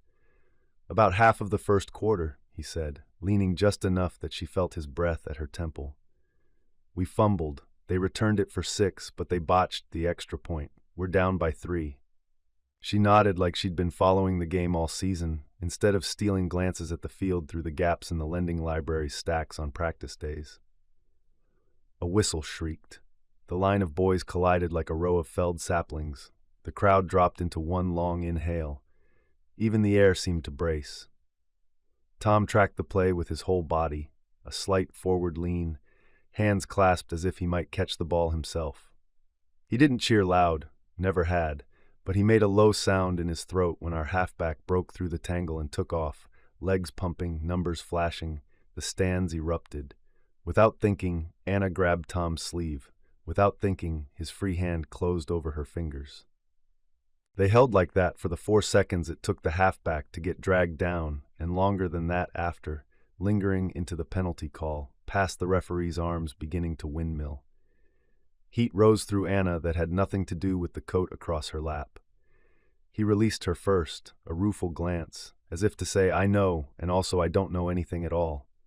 "Cold?" he asked, voice a shade too casual. "A little," she said. He passed her his cocoa without taking his eyes off the field. The lid had a notch exactly where his mouth had pressed. She turned it a fraction and drank there anyway. Sweet, thin chocolate, a hint of cinnamon. She swallowed and tried not to notice the weight of the cup and what it had just carried. Around them, the town moved in all its familiar ways. Mr. Hensley taking off his hat and shouting like he'd coached the team himself 40 years ago. Mrs. Poe reminding the children not to hang on the rail. Someone shaking a cowbell so hard it sounded like the world coming loose. But next to Tom, the noise felt a little distant, like a river heard from across a field. "You were helping at home?" he asked after a while, still focused on the tangle at the 50. "Dinner ran long," she said, "and then Danny couldn't find his scarf and I couldn't find my gloves, and there was a splinter situation." She'd been the one with the splinter, though she decided not to confess that part. She'd panicked in the utility drawer and then laughed at herself, bleeding, and heard her mother from the other room say, "What now, Anna?" in a voice that meant both "Don't be silly and be careful, please." Tom made a small sound that might have been a laugh if he wasn't busy agonizing over a 3rd and 1. Crisis averted. Danny marched out like a general. She almost told him how she'd used her teeth on the splinter, and imagined for a moment she might never feel that thumb again. She almost told him how her mother had kissed the top of her head like she had when Anna was 5. Instead, she nudged him with her shoulder. "What about you? You were going to fix Mrs. Gleason's porch hinge after school." "I did," he shrugged, the motion something she knew in him like a signature. "Wasn't the hinge? The post is sunk wrong. Told her I'd come back tomorrow." "You always do," she said, and didn't realize she'd said it out loud until he glanced at her, something small and private in his smile. The band struck up without warning, brass bright and shameless. Halftime. People spilled into the aisles for coffee and pie. A boy Anna didn't know shouldered past with a brown paper bag and muttered an apology. The bag bumped her knee, sent the cocoa tipping. Tom steadied the cup with a quick hand, his palm closing around her wrist, fingers warm. For an instant, the rest of the world dulled to a hum. She could feel the steady beat of his pulse in his thumb and the ridiculous rabbit thud of her own. "Sorry," she said, though she wasn't sure for what. "No harm," he said, and released her. The shape of his touch stayed in her skin. They watched the band file into straight lines that softened at the corners, watched the majorettes do something twirly that made the boys behind them elbow one another and look away when their mothers looked back. When the drumline hit its 5th rolling cadence, Tom scooted an inch closer, a movement designed to look like nothing at all. The coat on her lap caught at the bench and slid. He caught it without thinking, fingers grazing her knee. She didn't move. A breath she hadn't meant to hold slipped out of her slow. "Mrs. Ellis says there'll be a review session for the calculus test," she said, as if anything at all about derivatives belonged in the same moment as the warmth on her knee. Tom huffed. "You'll be fine." "I'm not so sure." She turned the cup in her hands, tracing the damp ring it had left when she set it on the bench. "I've been staring at my notes for 2 nights and the numbers blur." He didn't look surprised. "Meet me at the library after last bell Monday. We'll go problem by problem." "We?" she teased, grateful for the easy opening. "I'm not letting Ellis chew you up." He shifted his cap like that settled it. "Besides, you'll get it. You always do. Eventually." She made a face at the word, and he laughed, and the laugh shook something loose in them both. It was absurd how much it mattered that he'd offered, not just the help, but the we, the way he said it like there had never been an alternative. The band finished in fanfare. People flowed back to their seats. Somewhere behind them a baby cried and stopped. Somewhere in front a man told a story about a play he'd seen in 37, and everyone around him nodded as if they'd been there too. The teams returned, shoulders squared, helmets under their arms. The lights hummed a little.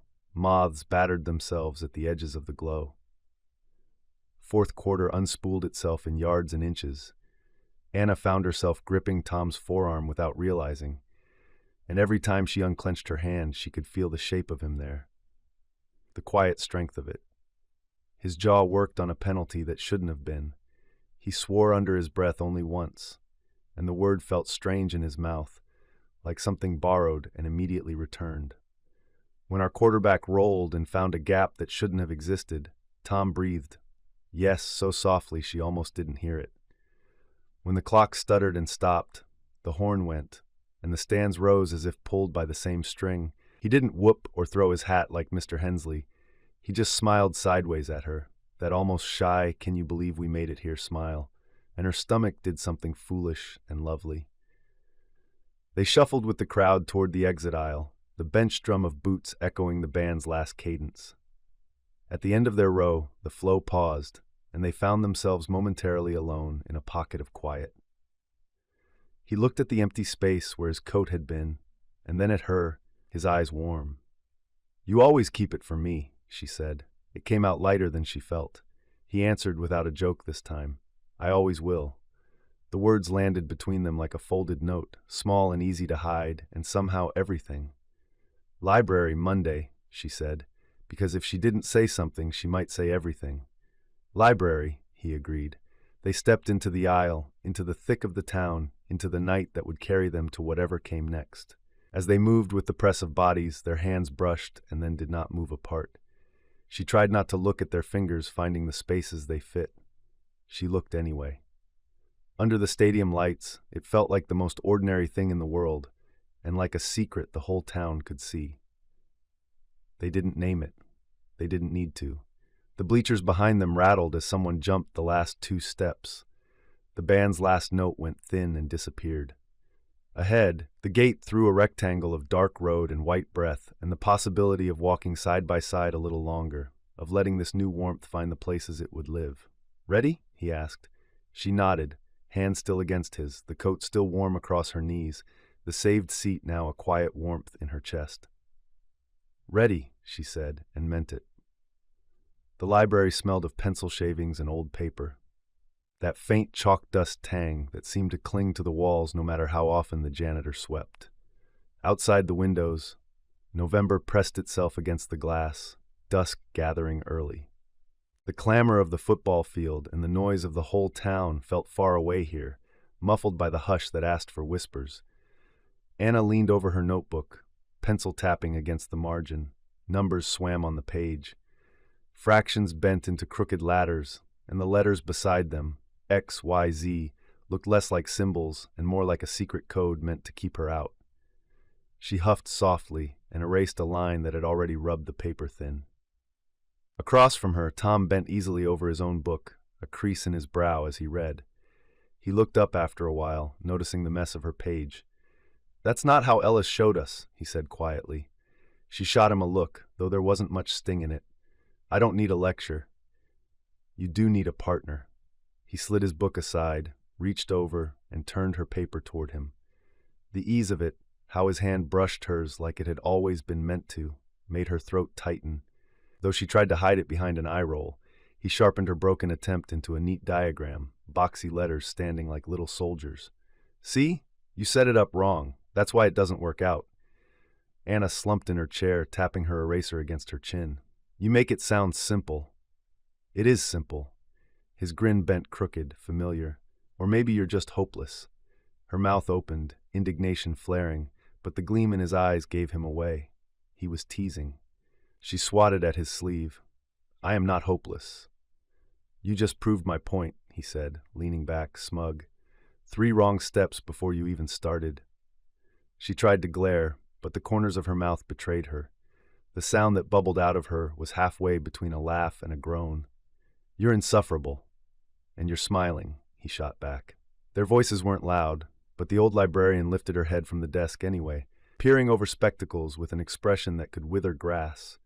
Tom ducked his head at once, biting back a grin. Anna covered her mouth, shoulders shaking. When the librarian looked away again, Tom leaned closer, his whisper warm against her ear. "You're going to get us kicked out?" "Me?" she whispered back, scandalized. "You're the one picking fights over algebra." "Geometry," he corrected, still too close. The word sent a shiver through her, though she pretended it hadn't.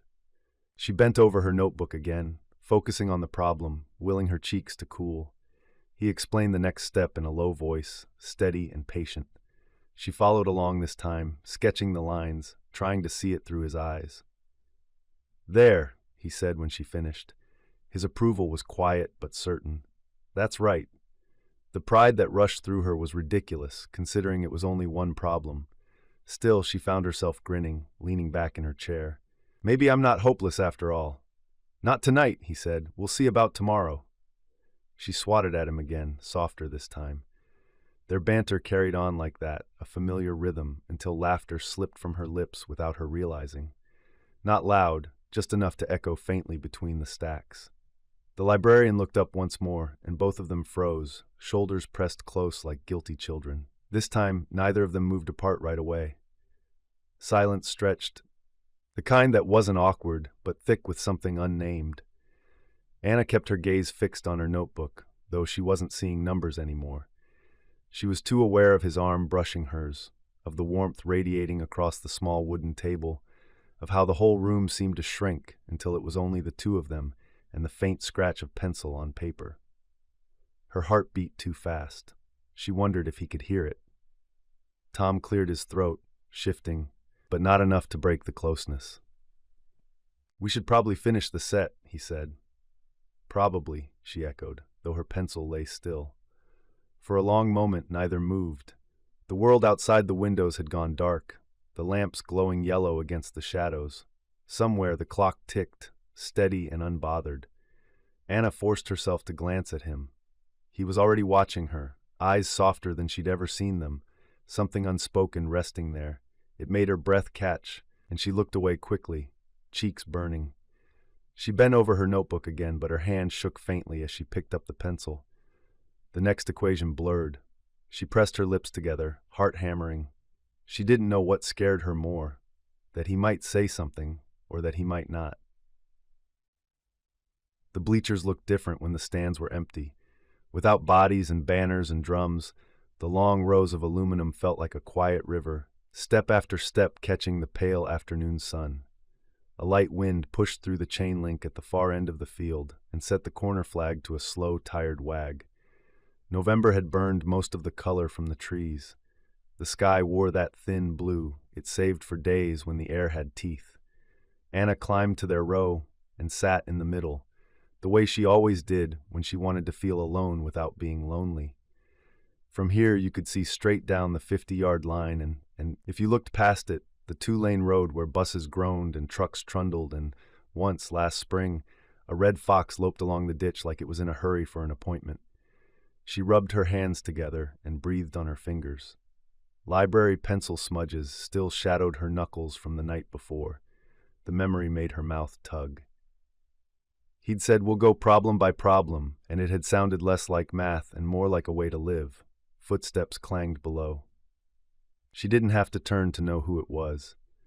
There was a particular rhythm to Tom on these stairs, steady, a little heavy at the edges, like he put more of himself into each step than necessary. "You beat me," he said, coming up level and dropping his satchel with a soft thud. "I needed the quiet," she said. "Me too." He sat, leaving the perfect gap, close enough that their sleeves could find each other if either of them were careless. He folded his hands between his knees and stared out at the painted lines like they might offer a better view than the week, or the year, or the tangle inside his chest. They didn't talk at first. The wind did the small talking for them, rattled the paper wrap on the far concession window, riffled the corner of an old program someone had wedged under a bolt. Somewhere down by the field house, a door banged and then banged again as it worked itself back into being shut. "How'd Ellis go?" Tom asked after a while, still looking straight ahead. "She assigned twice as many problems as last time," Anna said. "I think she likes watching us suffer." "She does," he said, with such certainty that she snorted. He smiled, quick and sideways, The smile faded almost at once. He rubbed his palms on his jeans as if he'd touched sap. "I asked you here for a reason," he said, and there was something in his voice that made the air between them tighten.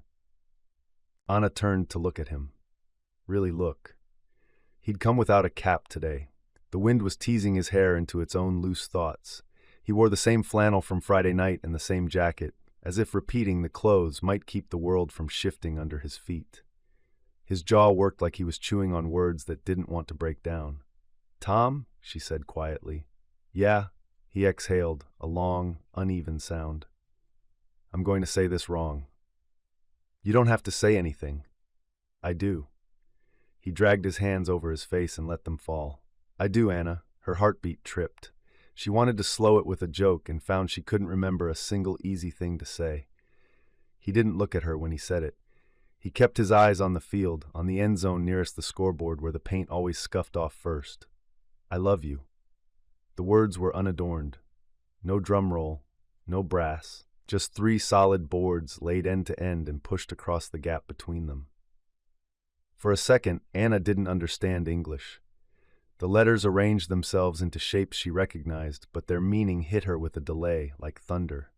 She felt it first, something opening under her ribs, something she'd been holding shut without knowing, and then she heard it all at once. He had said, "I love you," and he had said it like a truth he'd been living, whether or not he'd named it. Her mouth went dry. "Tom," she said, and it was a sound more than a word. He pushed on, words tumbling. "I tried to keep it to myself. I thought if I said it, it would make everything weird. I don't want to break what we have. I don't—" He stopped, swallowed. "But I can't walk around with it like a stone in my boot. I trip on it anyway."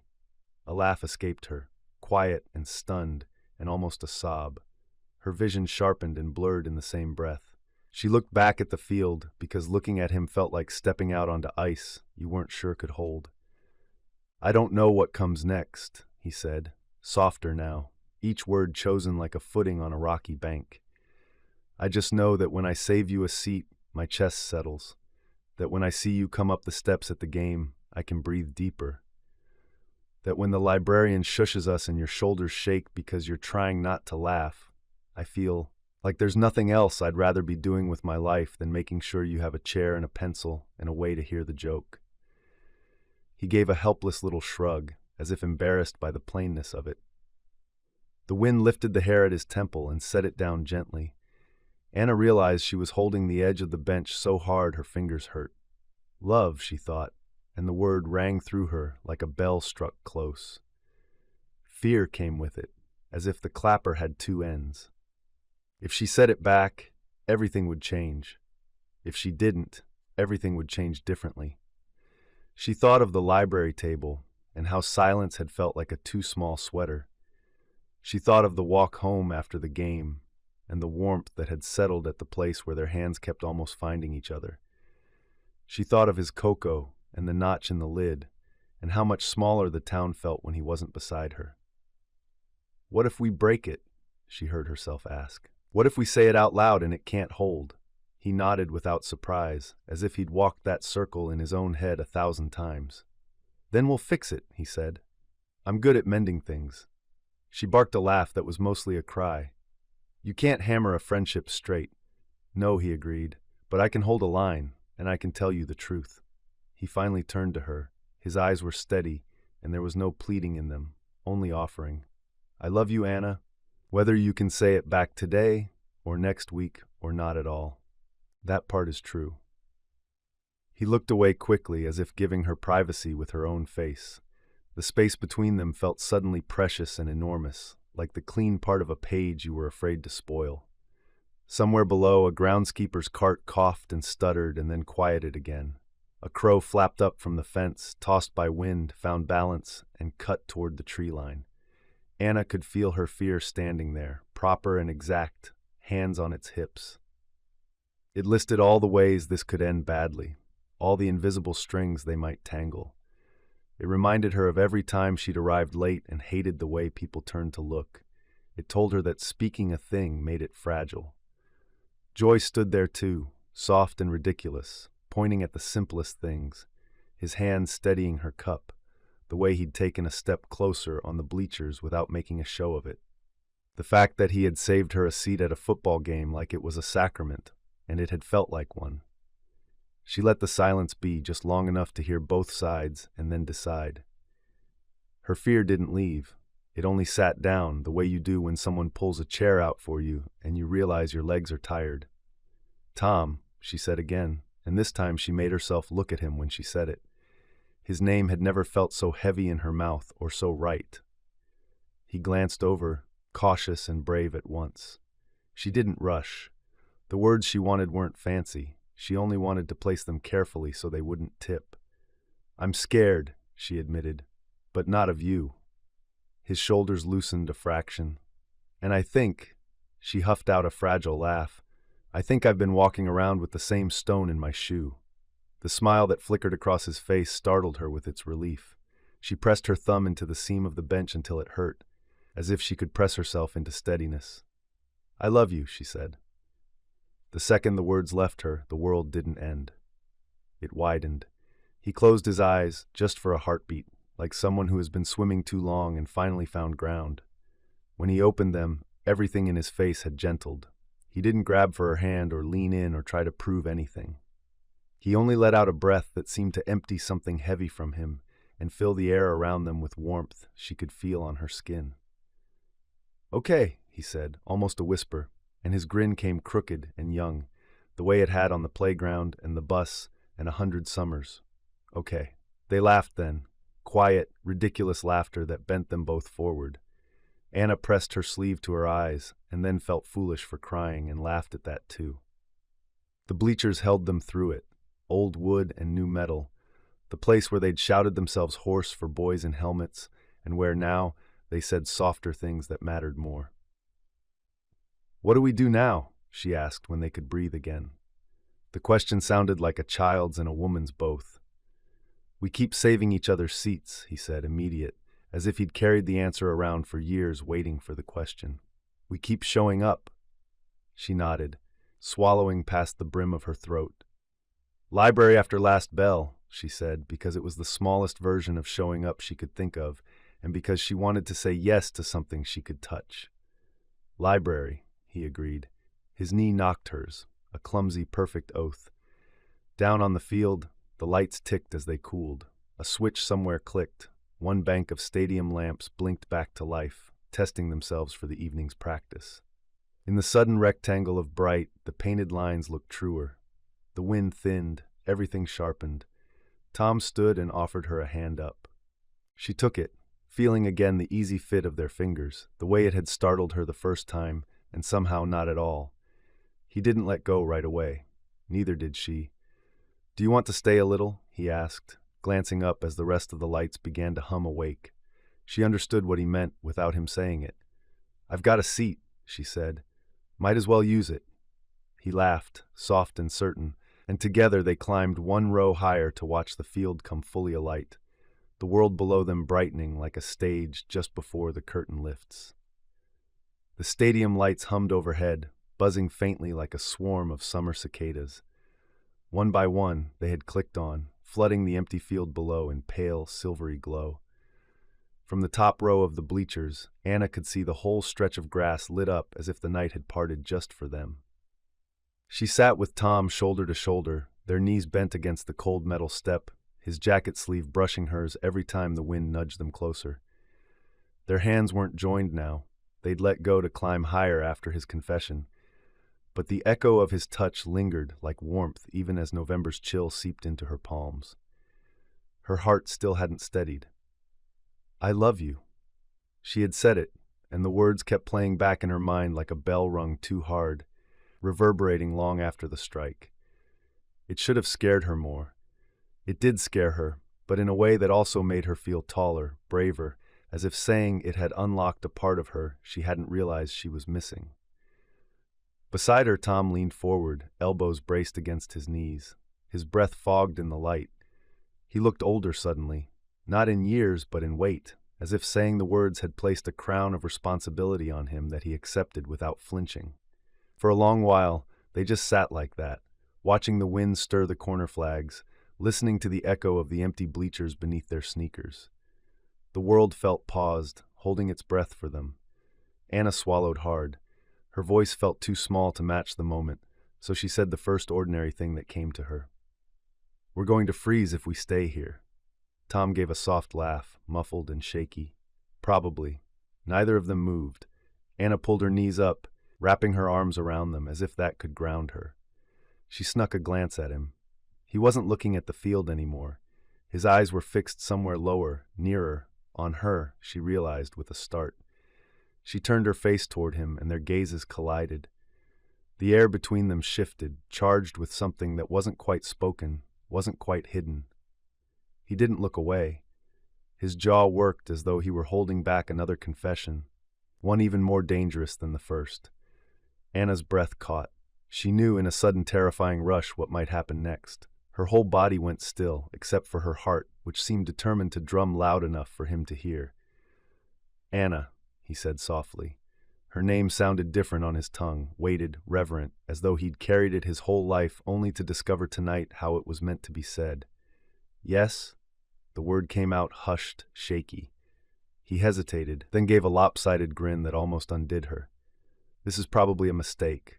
Her lips twitched despite the thundering in her chest. "Then don't make it." He tilted his head, eyes searching hers. "Do you want me to?" The question held no teasing. It was raw, unguarded, waiting for her to close the distance or step back. Anna's throat worked. Her instincts warred. Her stubbornness that hated being late, being unprepared, shouted at her to retreat. But another part of her, the part that had followed him across playgrounds and sidewalks and years of small promises, leaned forward without asking permission. "I don't think it would be a mistake," she whispered. His breath hitched. For one long second, neither moved. Then Tom leaned in, slow enough that she could stop him if she wanted, steady enough that she knew he'd stand in place forever if she asked him to. Anna's eyelids fluttered shut. Their lips met. Awkward, tentative, the softest brush of skin against skin. Not the fireworks she'd imagined in girlish daydreams, but something quieter, something deeper. A pulse of recognition that made her knees weak and her lungs forget what to do. She pulled back a fraction, blinking at him. He looked as startled as she felt, eyes wide, breath unsteady. Then he gave a half laugh, nervous and incredulous. That was not very good. Anna let out a laugh too, shaky but real, the tension snapping like twine. Awful, actually. "Terrible," he agreed, grinning now. And then, before she could second guess, before fear could reassert itself, she leaned back in, quicker this time. Their mouths found each other again, a little surer, a little less clumsy. The kiss deepened, still tender but warmer now, like stepping into sunlight after too long in the cold. When they finally broke apart, Anna was breathless, cheeks flushed. Tom's grin was crooked and boyish, and for once she didn't mind being late to wherever she was supposed to be. This was the only place she wanted to sit. "Better," she murmured. "Much." His voice was hoarse, but the certainty in it steadied her. They sat in silence after that, not needing to fill the air. The field below gleamed under the lights, waiting for the next game, the next noise. But for now it belonged to them alone, and Anna knew she would never forget the feel of the cold bleachers beneath her, the hum of the lamps overhead, and the taste of her first kiss. Awkward, sweet, unforgettable. The walk home had never felt so strange, so alive. Anna's hand was in Tom's, fingers laced with his as if they'd always been meant to fit that way. They walked slowly, not out of tiredness, but because the world seemed to have shifted into something worth savoring. The night air smelled faintly of smoke. Someone nearby had their chimney going, and the sky stretched wide above, pricked with cold stars. Neither spoke at first. Their footsteps scuffed the gravel shoulder of the road, in sync without effort. Every so often their shoulders bumped, and each time Anna felt her stomach give a little flip, half nerves, half joy. She replayed the kiss in her mind, the awkward start, the laughter, the second one that lingered just long enough to leave her lips tingling. It felt unreal, like a secret she'd stumbled into. She wondered if she looked different now, if anyone passing by could see what had just changed between them. "You're quiet," Tom said softly. His thumb brushed the back of her hand, tentative but steady. Anna glanced at him, caught his crooked smile, and felt herself smiling back. "So are you. I don't know what to say." His voice held both wonder and fear, as if he was trying not to spook something fragile between them. "You don't have to," she whispered, and she meant it. Just walking like this, hand in hand, felt enough. But after a few more steps, words began to push at her chest anyway. "Do you think," she hesitated, then tried again. "Do you think everything's going to be different now?" Tom looked down at their joined hands. His brow furrowed like he was considering an equation more complicated than any Ellis had ever put on the board. "Yes," he said at last, "and no." Anna tilted her head. "That's not an answer." He laughed softly. "It is. Everything feels different, because I know you know how I feel. But also, it's the same. You're still you, and I'm still me. And we're still walking this road home, like always." Her chest warmed. He had a way of making things simple, steady, even when the ground felt like it was shifting under her feet. They walked a little farther in silence, the houses thinning as they neared the stretch of farmland at the edge of town. The fence posts lined the road like old sentinels, the same ones they'd perched on as children, legs dangling, talking about games or chores or the little worries of grade school. Anna glanced at them now, and her throat tightened. They'd grown older, taller, but the posts hadn't moved. Tom must have noticed too. He slowed near one, tugging her gently to stop. "Remember when we used to sit here after school?" She nodded. "You always claimed the middle one. Because it had the best view," he said with a grin, "and because I wanted you on the one beside me." The admission sent a shiver through her, though she tried to laugh it off. "You always had a reason." "I still do." His voice was quieter now. He squeezed her hand, his eyes searching hers in the dim light. "I don't care where we end up, Anna. I don't care if it's a football game, or the library, or a church pew, or a porch swing when we're gray. I'll always save you a seat. Wherever I am, there'll be a place beside me waiting for you." Her breath caught. The words settled deep, heavier than teasing, more than playful. They weren't just promises for the moment. They felt like a vow for all the years ahead. She squeezed his hand back, hard enough that her knuckles ached. "Then you'd better not get tired of me," she said, her voice trembling with a smile. "Not possible." They stood there for a long moment, the world quiet around them, except for the sigh of the wind in the bare branches. Anna wanted to memorize it, the way his hand felt solid in hers, the earnest look in his eyes, the fence post that had been their perch years ago now bearing silent witness to this new turning in their story. Finally, she leaned her head against his shoulder. "I'll hold you to it, you know." "I hope you do," he murmured. They started walking again, hand in hand, and the rest of the way home, the silence wasn't empty at all. It was full of the promise that wherever they went, whatever came, they'd walk with a seat saved for each other. Chapter 6. 1940, the Dance of Hope. Tom had never seen the gym look so full. They'd strung bunting in the school colors from rafter to rafter, looped paper bells at the corners of the stage, and set 2 flags, state and country, so close behind the podium that the stripes seemed to ripple every time the principal cleared his throat. Folding chairs stretched in neat rows across the polished floor, each with a printed program tucked on the seat. Heat rose off the crowd in soft waves. Wool suits and Sunday dresses pressed shoulder to shoulder, talc and hair tonic, and the faint tin smell of the big electric fan in the doorway chopping the air. He'd come early, of course he had, and found their row, front and center. He set his cap under his chair and laid his program sideways across the seat beside him, like a do not enter sign only he could read. Then he checked his tie by feel, even though Anna always said he tied it straight when she wasn't there to fix it. He smoothed the edges of the program again and told himself he wasn't nervous. "Son, you holding that place?" A man in a brimmed hat asked mildly, pausing with his wife in tow. "Yes, sir." Tom shifted just enough to make it plain. For Anna Rose Hayes. The man tipped his hat as if the name were explanation enough and moved along. It felt that way to Tom, too. Some things required no argument. The graduate section filled in fits and starts.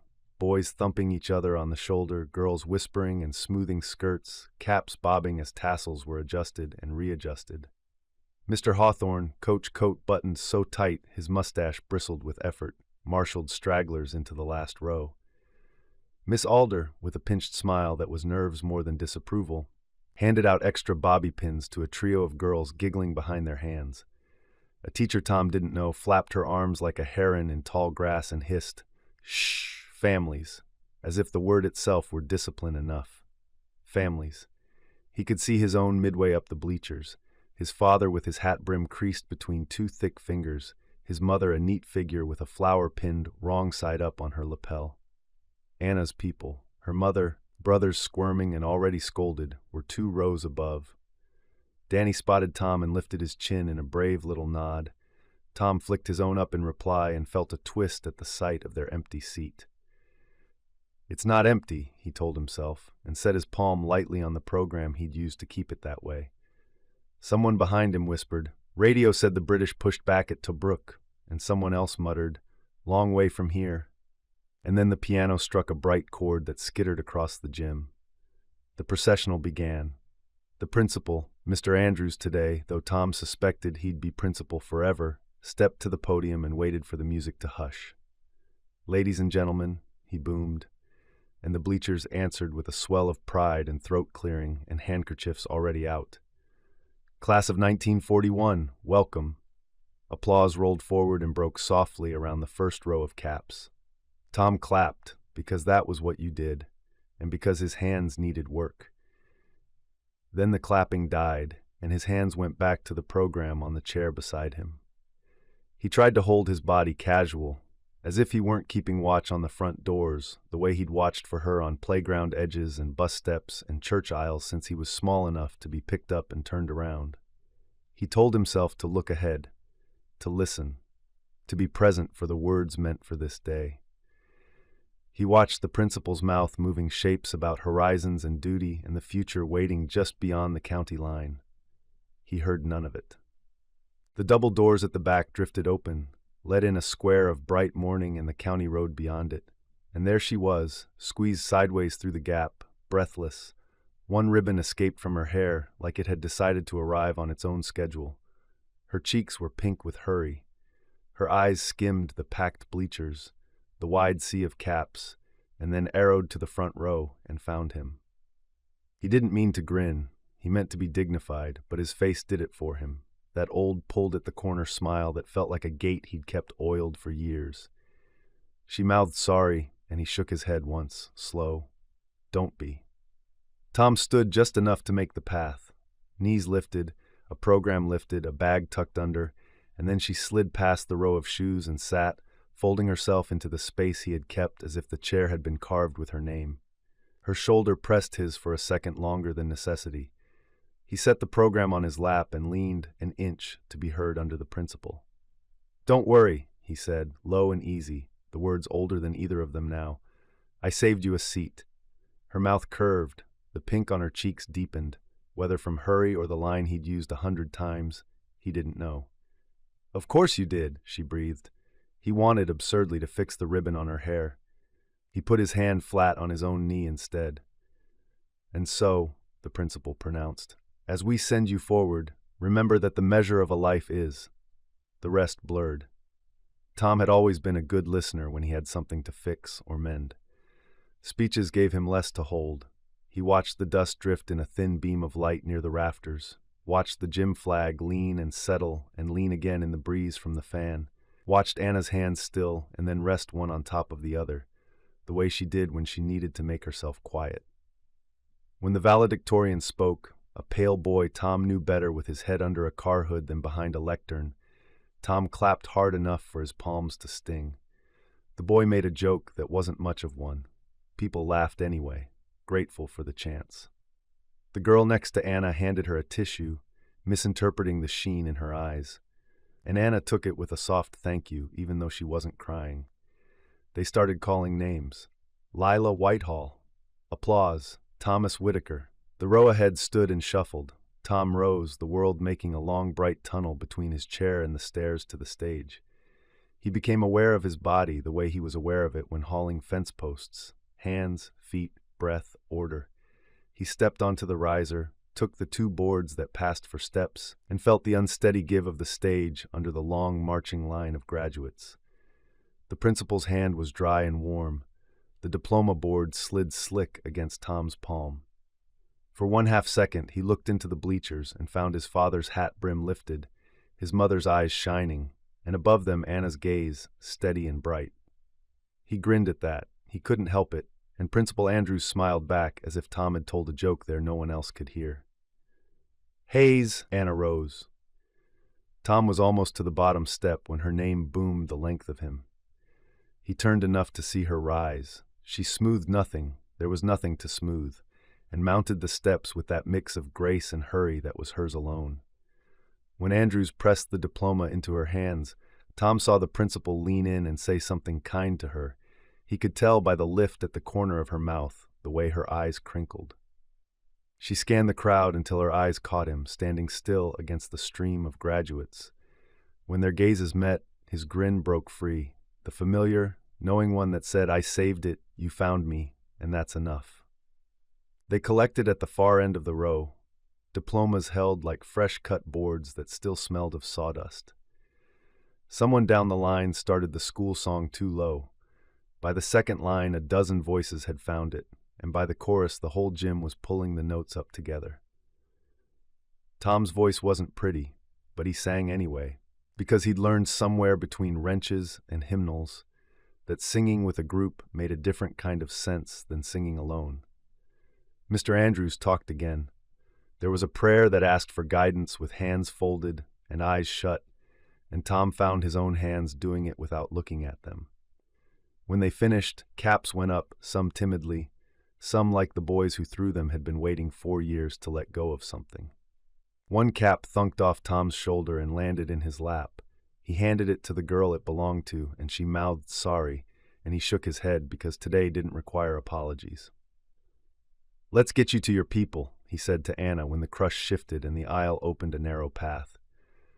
"Let's get us to ours," she corrected, and the word us slid into him like a well-fit mortise. They stepped into the slow flood together, pressed by elbows and congratulations and the kind of laughter that rises when everyone is relieved to have made it somewhere they can name. On the way, women stopped Anna to touch her wrist and say, "Late but lovely," and "Your mother's so proud," and "Pretty as ever, child." Men clasped Tom's shoulder and said, "Work's waiting," and "Come by the shop, you hear?" and "Good handshake, son." He felt the handshake comment like a promise and a test, something solid he could pass if he kept his grip. At the foot of the bleachers, their families spilled toward them. Tom's mother kissed his cheek and left a powdery smudge he didn't wipe away. His father's hand swallowed his in a grip that said more than the few words he could manage in public. Anna's mother hugged her so tightly that the diploma board bent and then straightened again. Danny shoved his way between bodies to plant himself beside Tom, chin up, fiercely pleased to be caught up with the big ones. "We're going to the house," Tom's mother said to Anna's. "We've got a roast, small," she fluttered a hand as if to diminish even the roast, "and biscuits if you'll come." "We will," Anna's mother said. "If we don't, she'll walk there anyway." Everyone laughed, and for a heartbeat the sound seemed to hold all the ordinary days at once. The shared Sundays and fence post perches and lunches gulped on the school steps while bells threatened. Tom glanced at Anna. She was already looking back at him over the tops of their families' heads, the corner of her mouth caught up in a smile that belonged to no one else. He lifted his cap toward her like a salute. She lifted her diploma board in reply, as if to say, "See what we did." Mr. Andrews mounted the stage one last time, asked the crowd to clear the gym in order, and reminded the seniors to return their gowns by Friday. A little ripple of laughter went through the graduates. Someone would forget, inevitably, and Miss Alder would stake out the front steps with a list and a pinched look. Tom filed that knowledge away with 100 small responsibilities. He could return a gown on time. He could set a table. He could turn his father's hat brim upright and walk his mother to the car. He could tuck the saved seat back into the row of chairs so no one would know it had been guarded for anyone at all except the one who sat there. Outside, the light from the high windows drew squares on the gravel like fresh paper waiting for ink. The electric fan's drone faded behind him as the doors swung shut. People spilled into the parking lot, into the afternoon, into the next thing. Someone shouted for photographs. Someone else called for pie. Walk with me? Anna's voice beside him. He didn't have to ask where. He never had.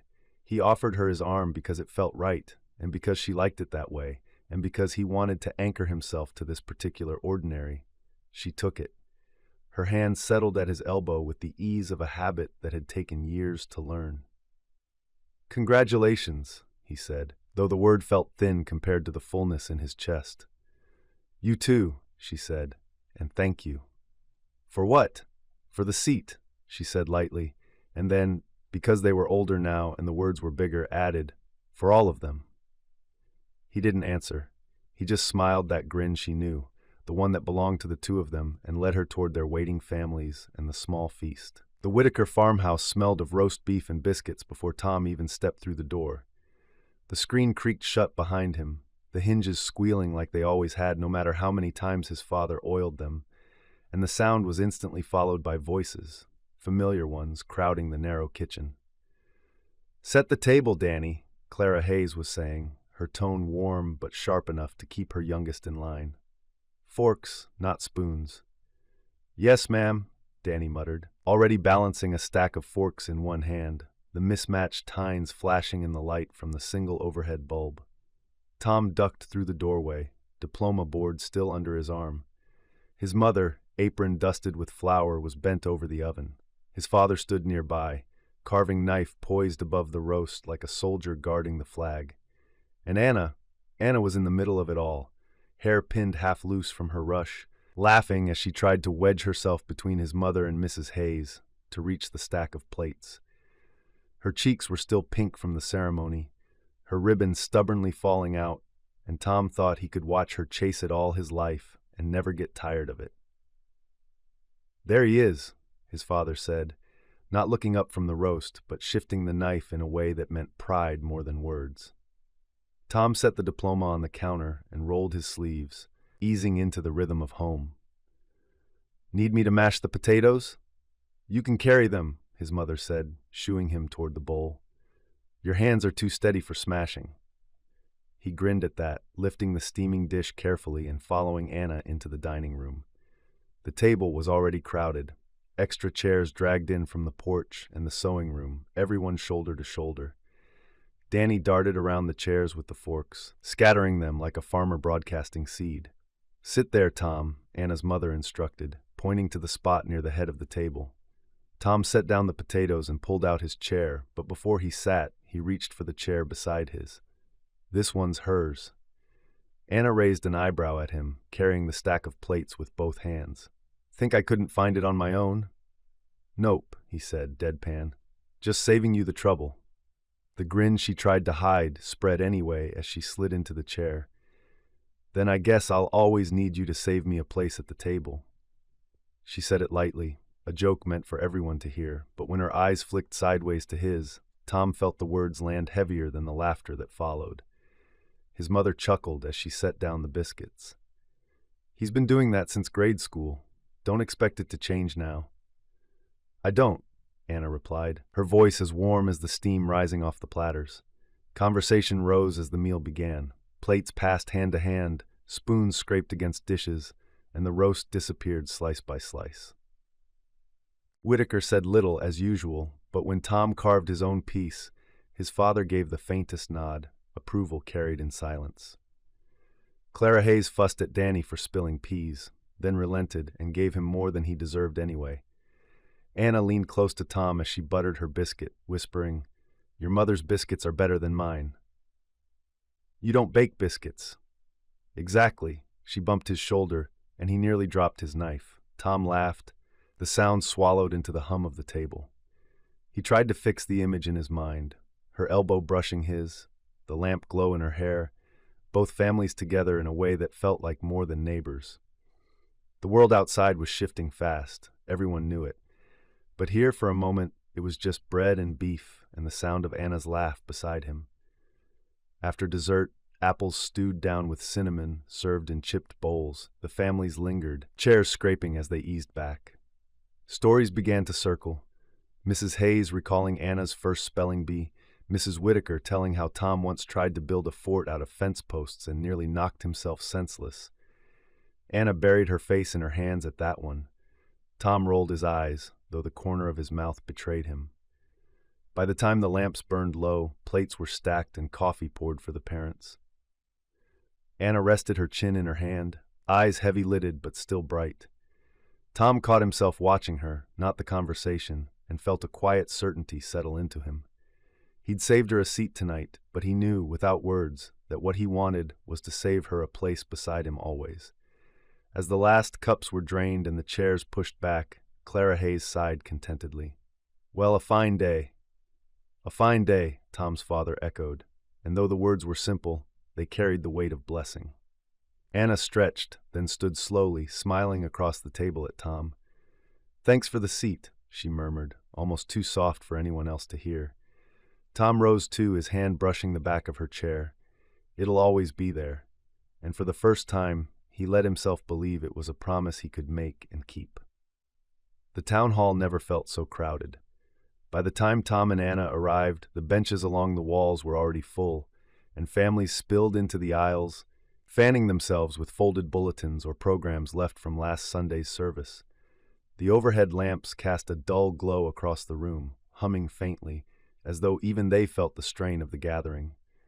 Someone had tacked the latest newspaper clippings to a corkboard at the front.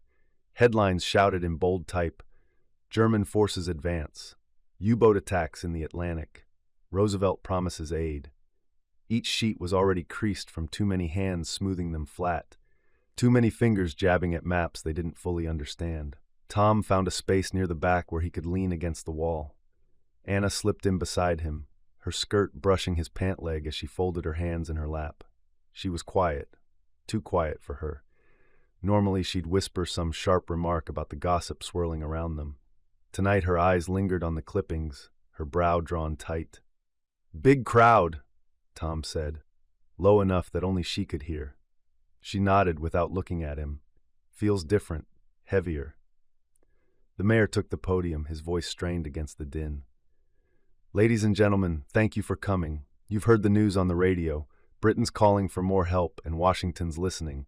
They've started selective service registration in every county. We've not been called to arms yet, but we need to be ready." A ripple went through the room.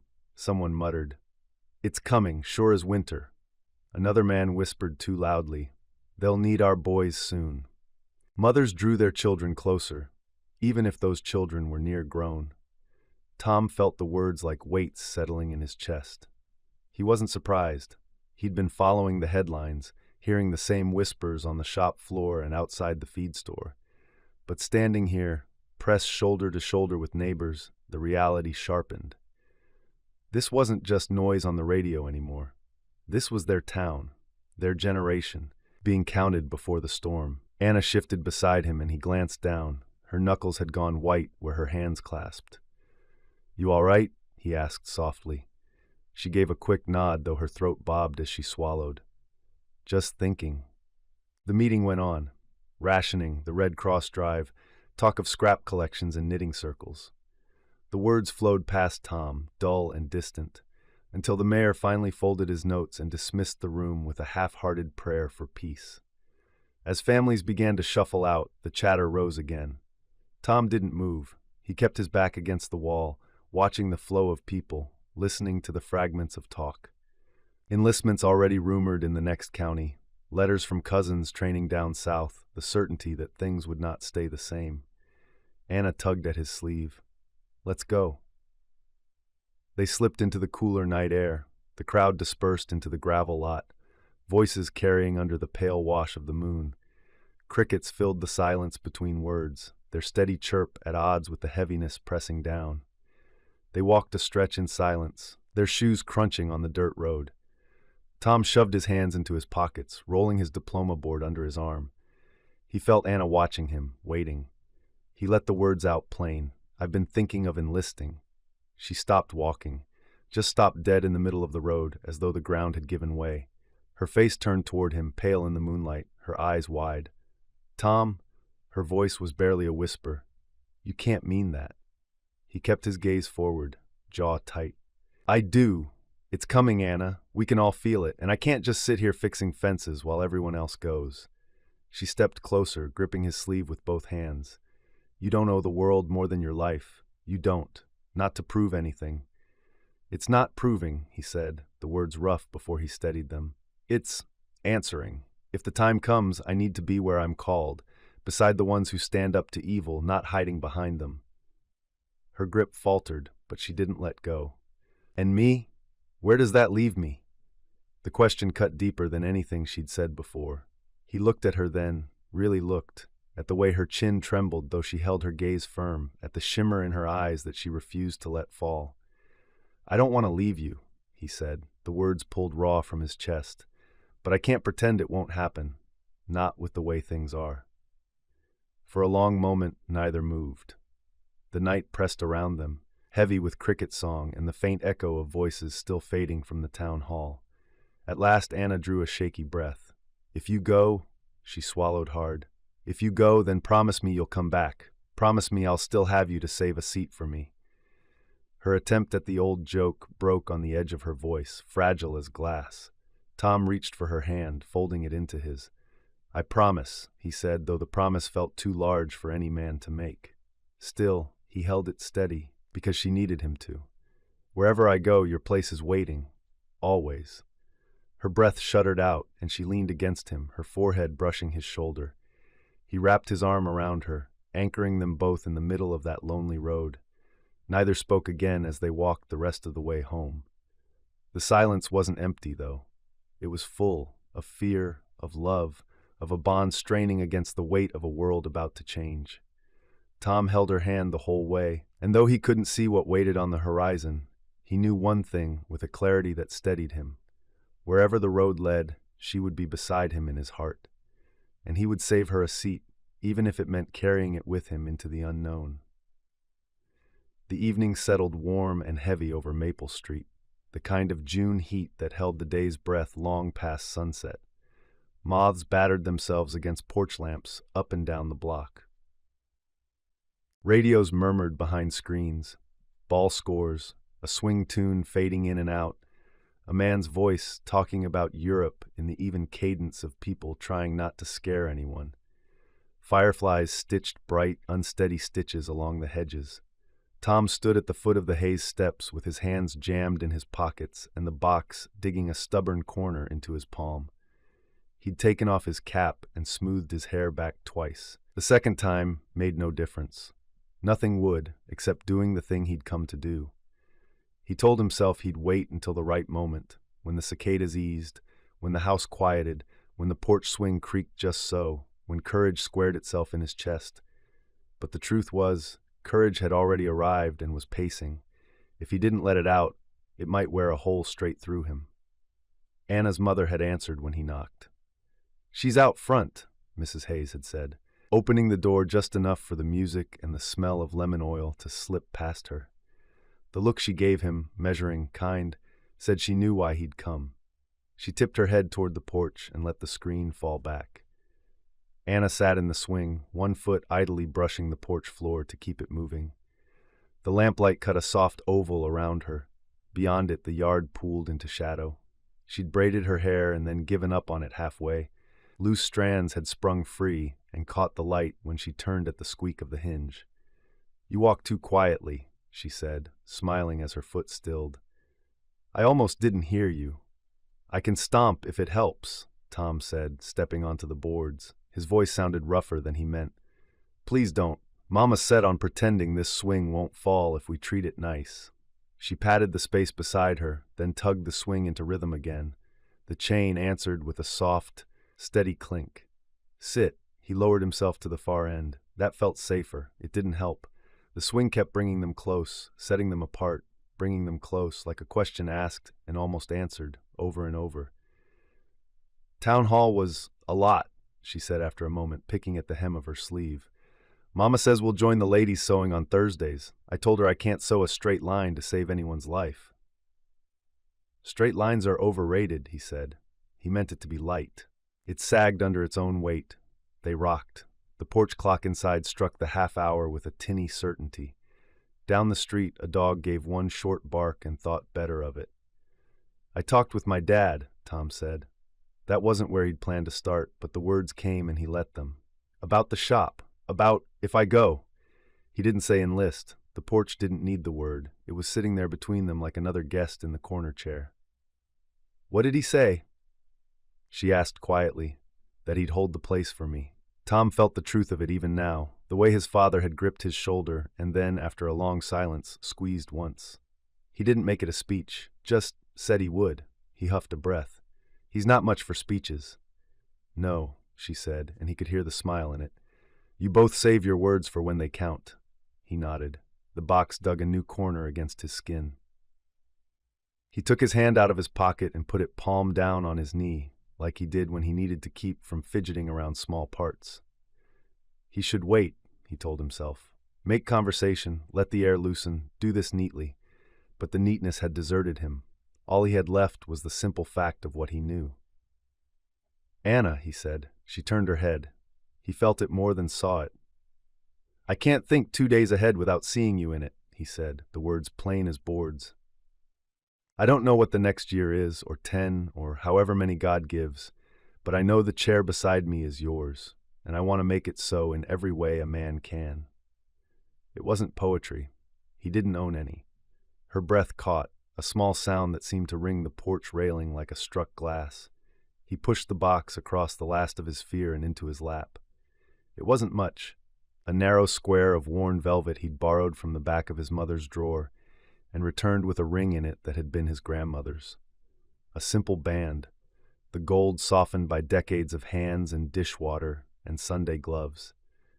He'd polished it the way he polished wrenches when he needed the comfort of making something shine. It had shone anyway. I asked my mother, he said, thumb rubbing the hinge. She said my grandmother would be glad to see it worn. She said to tell you it's not new, but it's true. He tried to smile. His mouth resisted. I know it's sudden, and I know it's not the way we thought this summer would go, but if war comes, if I go, I don't want to leave you as a habit or a hope. I want to leave you as my wife. He slid off the swing before his nerve could argue with his body and knelt on the boards. They dug into his knee, honest and rough. Her hands had flown to her mouth. Her eyes were bright and too full for the light. For a heartbeat she didn't move, and he had time to catalog every wrong way this could be. Too soon, too heavy, too much like grabbing something before it was ripe and bruising it in the taking. Say no if you need to, he said, breathless. Say wait if you need to. I'll keep the chair. He swallowed. Anna, will you marry me? The swing eased to a stop. A moth flung itself once more at the lamp and then fell away, dazzled. She lowered her hands. Her chin trembled. She steadied it with stubbornness he loved so much it hurt. You don't have to ask me because you might go, she said. Don't make war our reason. It isn't, Tom said, so quickly he surprised himself. The relief of saying it right knocked something loose in him. It isn't. I'd ask you if the world were quiet as a library and the biggest storm we faced was Ellis' exam. I'd ask you if we had 10 years to walk the long way around to it. I'm asking because I can't picture a table or a pew or a porch without you in the seat beside me. I'm asking because I know, and I want you to know I know. Her laugh came out crooked and wet. You make it sound so simple. It is. He almost laughed, too, for the first time since he'd climbed the steps. It's the first simple thing I've had in days. She looked down at his hands, one white-knuckled around the little box, the other braced on the boards, and then at his face, like she was checking the fit of something she'd tried on 100 times in secret. The swing chain ticked once in the quiet. Yes, she whispered, and then more firmly, as if she were marking it for herself. Yes. Tom didn't have a word for what went through him. He only knew he was suddenly lighter without feeling unmoored, as if something had been set right in him that had been listing for years. He opened the box with clumsy fingers and nearly dropped the ring, then laughed at himself and held out his hand. She offered hers, palm steady, though the rest of her shook. He slipped the band over her finger. It hesitated at the knuckle and then slid home as if it had been made for her today instead of decades ago. It looked small on her and also perfect. She pulled him up, not letting go of his hand, and he sat beside her again because his knees had started to argue with him. She leaned into him with a softness that had weight to it. He wrapped his arm around her shoulders, fitting the curve of her close in the place he'd carried like a question all spring. Does my mother know? she asked into his coat. She knows I came. He pictured Mrs. Hayes' measuring look, the way it had warmed and then steadied again. I'll go in if you want. In a minute, she said and tightened her grip. The porch boards creaked in approval. I want to sit here first and listen to you breathe. He could do that. He could do that forever. They sat like that, watching the fireflies lift and sink in the yard. A couple strolled by on the far sidewalk and glanced up, saw them, and kept going with the smile people save for good news that isn't theirs to speak. The radio inside spun through a song and into a voice from somewhere far away. Mrs. Hayes turned the dial lower. The house fell into its night noises, pipes settling, a clock offering the hour like a neighbor's knock. Tom, Anna said after a while, her voice small and clear as a bell. I'm happy. She gave a watery laugh. I'm scared and I'm happy. I am too, he said. He didn't try to untangle the two. He didn't think a man could. But the scared part doesn't mean the happy part's wrong. No, she agreed. It just means we know what we're promising. He turned enough to see her face. Her eyes shone, but the tears there had steadied. They looked like the kind of water you could drink. He kissed her forehead, the corner of her eye, the place at her temple where the loose hair escaped. He thought of the bleachers under the lights and the two of them pretending not to shake. He thought of the library and her pencil tapping and the way the librarian's shush had pushed them closer together until they could feel the same mistake as if it were one heartbeat. He thought of a table earlier this week and a chair he had kept while people laughed and passed the biscuits. I'll tell your mother, he said finally, because the ordinary steps after are how you keep big moments from floating away. Together, she said, and he heard how much she meant it. We'll tell her together. They stood. The ring flashed once in the porch light, modest, bright. He reached for the screen door. She caught his sleeve. Wait, she swallowed, finding herself again. If you go, we'll wait for each other the same way we always have. You'll save me a seat, and I'll do the same. He smiled, and this time it felt like the grin that had belonged to him since he was a boy with scabbed knees and a habit of turning up early. Wherever I am, he said, there'll be a place for you. She nodded, believing him the way a person believes the ground will be under their foot on the next step. And wherever I am, she said, lifting her hand so the ring flashed again, you'll have a way back to me. They pushed the door together. The cool of the house reached for them, lemon oil and coffee, and the quiet of a woman waiting just inside for news she already knew. Behind them the swing rocked once, twice, and came to rest. Ahead, the kitchen light made a soft square on the floor like a stage set and ready. Tom squeezed Anna's fingers. She squeezed back. Words would come. Blessings, plans, the naming of a date. Fear would come and go. Work would come in its plain clothes and demand their hands. But right now there was this step, and the one after, and a chair being pulled out in welcome. He walked forward with her, certain as he had ever been of anything in his life that this was the place he was meant to stand. The Hayes' parlor smelled faintly of lemon polish and the faint sweetness of Anna's mother's rosewater. The rug beneath Tom's boots had gone soft with years of wear, and the armchair in the corner sagged where her father had always sat after supper. A brass clock on the mantel ticked steadily, the sound filling the quiet after the porch conversation. Tom stood awkwardly in the center of the room, shoulders tight, hands uncertain now that the weight of the proposal was gone, and a different weight had taken its place. Relief, yes, because she had said yes, but also awe because he could hardly believe she had. Anna tugged him by the hand further into the room. She was still laughing softly, a watery laugh that broke in the middle and reformed, braver each time. The ring gleamed on her finger as she brushed hair back from her face. Sit if you want, she teased, though her voice trembled, or pace a hole in Mama's rug. Tom shook his head. He didn't trust himself to sit still. He still felt like the porch boards were beneath him, the echo of her yes circling through his ribs. Then the radio crackled. A low tune wound out. A scratchy trumpet, the soft swing of strings carrying a ballad through the static. Not the bold marches they'd been hearing so much lately, but something quieter, almost shy.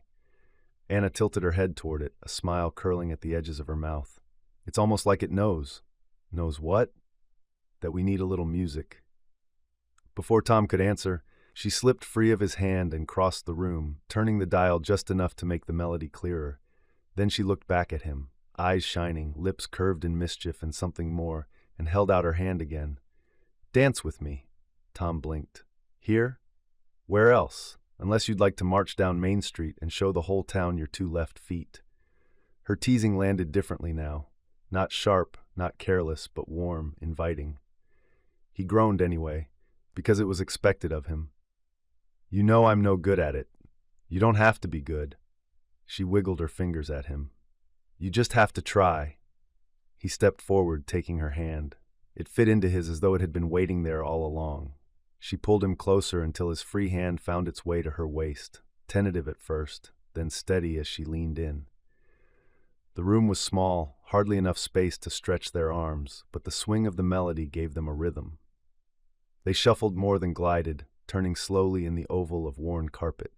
Anna rested her cheek near his shoulder, and for a long moment Tom forgot everything else, the rumors, the enlistment forms, the uncertain road ahead. You know, she murmured, you stepped on my toes less at the dance. Tom winced. Sorry. She tipped her head back to grin at him. Don't be. I like knowing you're trying. He huffed a laugh, his chest loosening a little. Doesn't matter if I can't get it right. Not really. No? She asked, eyes narrowing in mock challenge. Tom shook his head. He tightened his hold just slightly, enough to keep her close as the music swelled faintly. Doesn't matter if my feet go wrong. So long as I'm dancing with you, it doesn't matter where they take me. Her smile softened, the teasing melting into something else. She laid her head back against him, and he felt her breath steady against his chest. They kept moving, slow circles in the small room, the radio carrying them along. The house around them seemed to fade, the clock, the armchair, the world outside waiting with its headlines and shadows. All that remained was the circle of their steps, the warmth of her hand in his, the certainty of her yes still ringing between them. Anna drew back slightly, just enough to look up at him. Tom? Promise me something. He swallowed. Promises carried weight. He knew that. But he also knew he'd give her anything she asked. What? That no matter what happens, no matter where you go, we'll still have this. Dancing in the living room, laughing at nothing, saving seats for each other. Tom's throat tightened. He bent his head until his forehead brushed hers. We will. I swear it. The music wavered, the trumpet climbing toward its last note before the static swallowed it whole. They slowed with it, until they stood still in the quiet hum of the radio, their arms still twined. Neither spoke for a while. The promise had already settled in the space between them, as real and steady as the floor beneath their feet. At last Anna let out a long breath, half a sigh, half a laugh. You really are terrible at dancing, Tom grinned. Guess I'll just have to keep practicing with you. Good, she said, lifting her chin, because I don't plan on letting anyone else have that job. They stood there in the lamplight, two awkward teenagers at the edge of adulthood, holding each other against a world that was about to change.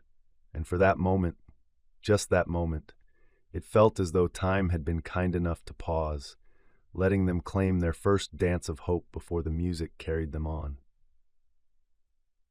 Chapter 7, 1941, The Farewell Promise. By late morning, the little house had turned into a hive.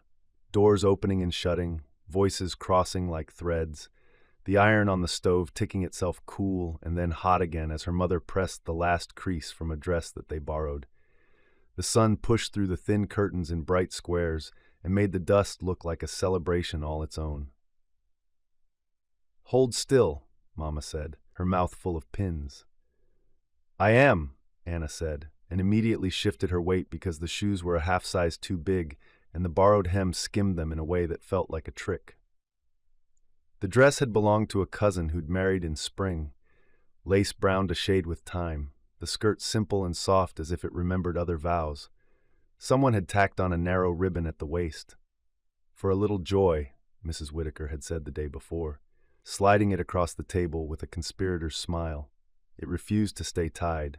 Danny barreled into the room and stopped short, panting, holding the bouquet like a captured bird.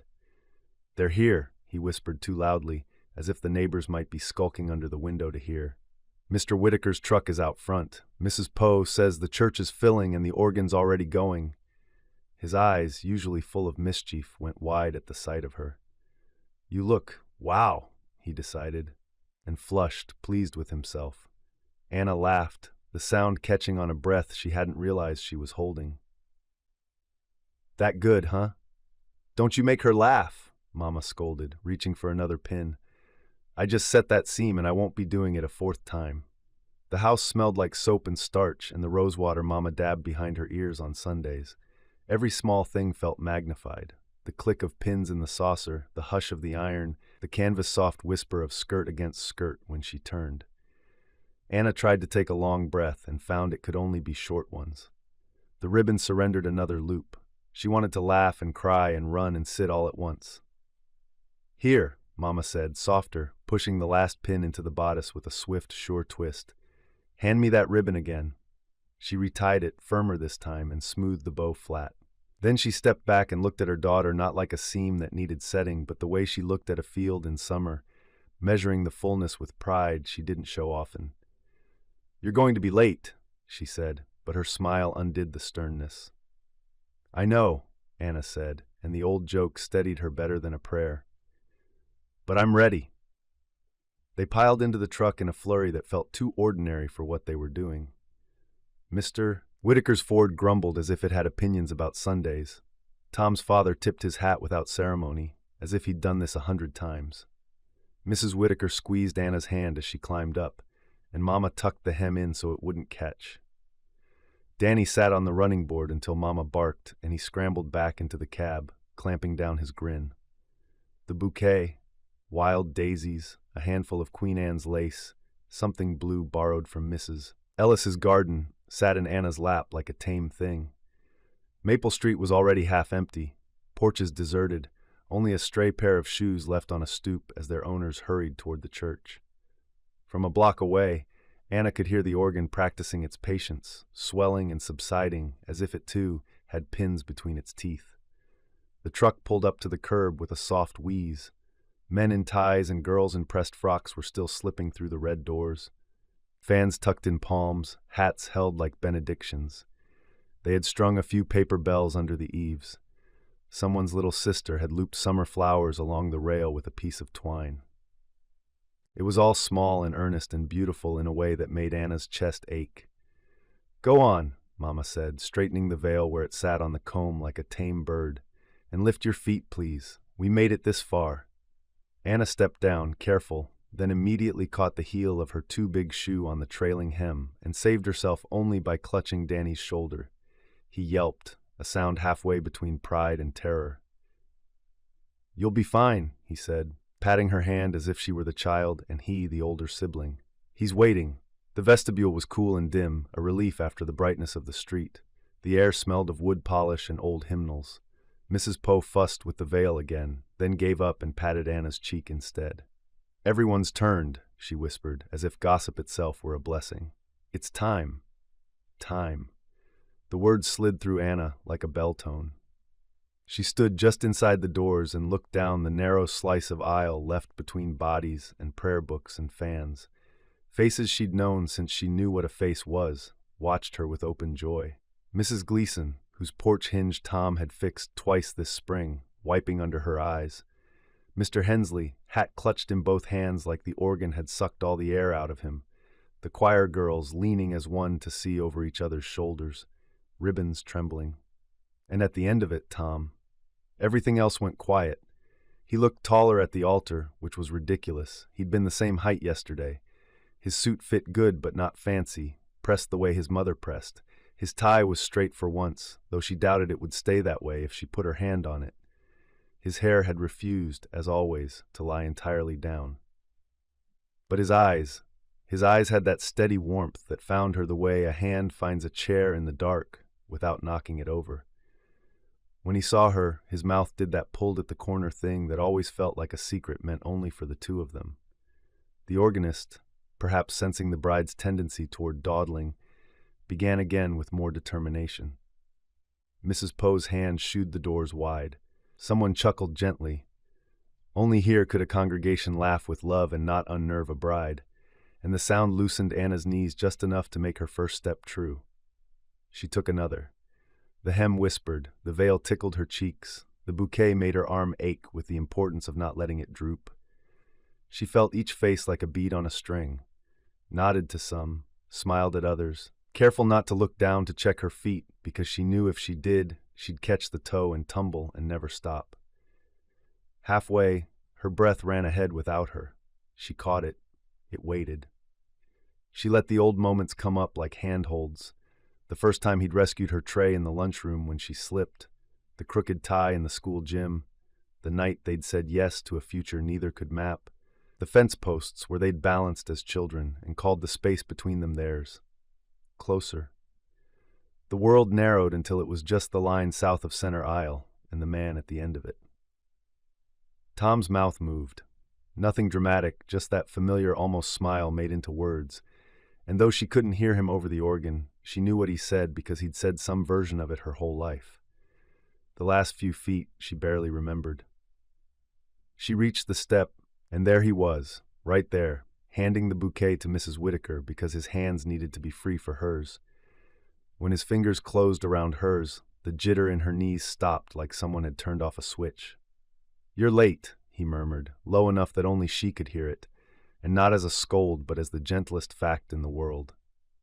"I know," she said, finding that her breath behaved itself now. "But I'm here." His thumb pressed against her knuckles, warm and sure.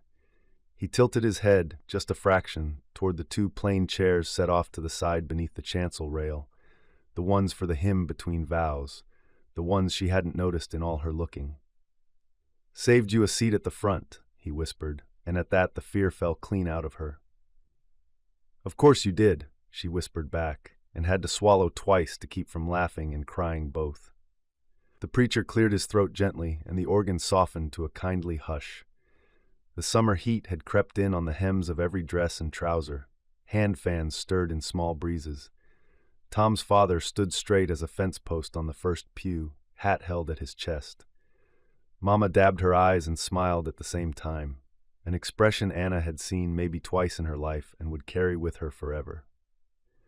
Somewhere behind them, Danny's whisper carried forward despite Mrs. Hayes's hand on his sleeve. "She didn't trip." The preacher smiled the way a man does when he likes the people in front of him and has watched them hunt for their places in a hymn book since they were both short enough to stand on the pew. His Bible looked worn where hands had held it open. "Dearly beloved," he began, voice mild and certain, "we are gathered." Anna heard the words and didn't hear them, the way you hear rain on a roof and know the shape of every drop without counting. Tom's hand stayed on hers like a steadying rail. When the first hymn came, soft, familiar, he led her to one of the two chairs, and she sat, careful with the stubborn hem, the veil gathered so she didn't sit on it, her heart quieter than it had been all morning. He took the other chair, leaning slightly toward her, their elbows nearly touching. She felt, with a rush she hadn't expected, the rightness of the line of their bodies, the ease of their sitting together even here, as if the front of the church were only an aisle seat on a bus they'd always shared, only a bleacher where they'd shouted themselves hoarse and then whispered the truer things when the lights cooled. She glanced at him and found him already looking. The corner of his mouth lifted. She tried to keep a straight face and failed, a small laugh escaping that no one but him noticed. He shook his head minutely, steady, and the word made its own little vow in her chest. When they stood again for the vows, her hands trembled only a little. The preacher's questions were simple, weighty with a catch that would make her smile through tears. She felt it gathering already like a summer thunderhead just beyond the tree line. But now, here, she let herself stand still and feel the curve of his fingers around hers, the cool of the ring waiting in a pocket, the murmur of friends and neighbors who had watched them grow from knees in the dirt to heels on this step. The ribbon still thought for itself. Her shoes did not quite fit, and he, steady, warm, impossible, had saved her a seat.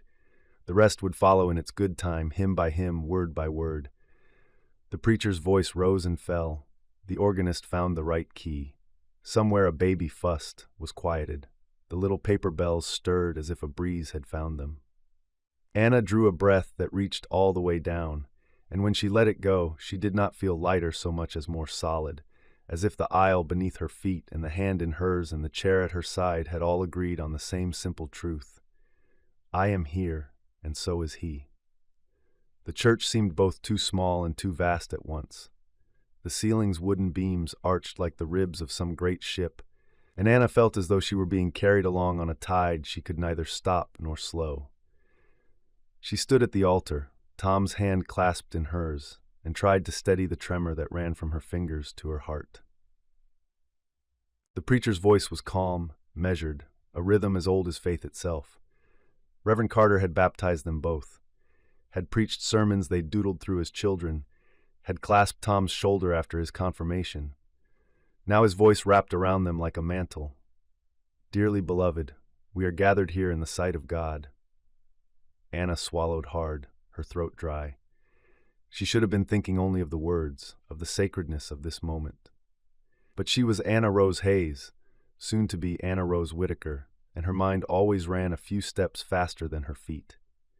She thought of how Tom had looked when she stepped through the church doors, that grin tugging at his mouth, the whisper saved you a seat. How the whole congregation had chuckled softly when she came in, as if lateness was so much a part of her that even on her wedding day it had to appear. It should have embarrassed her. But when she saw Tom's eyes, steady and sure, the heat in her cheeks had melted into something else. Now, standing beside him, Anna's knees wobbled beneath the layers of her borrowed dress. Tom's grip on her hand tightened the faintest bit, as though he could feel her sway, and the steadiness of him grounded her. Do you, Thomas Whitaker, take Anna Rose Hayes to be your lawfully wedded wife? The words rang, solemn and sure. Tom's mouth moved, and his answer broke through the hush like a bell. I do.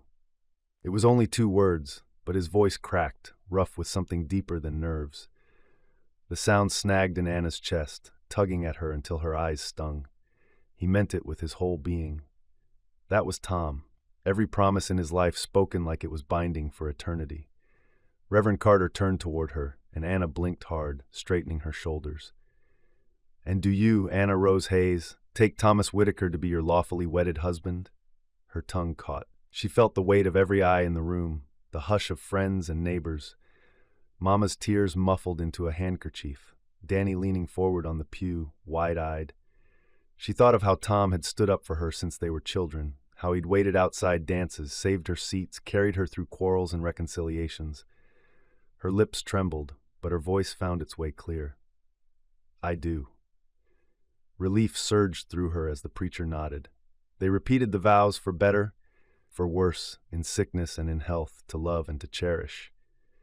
Her voice shook on the word cherish, but Tom steadied hers, the two of them weaving the words together like threads in the same cloth.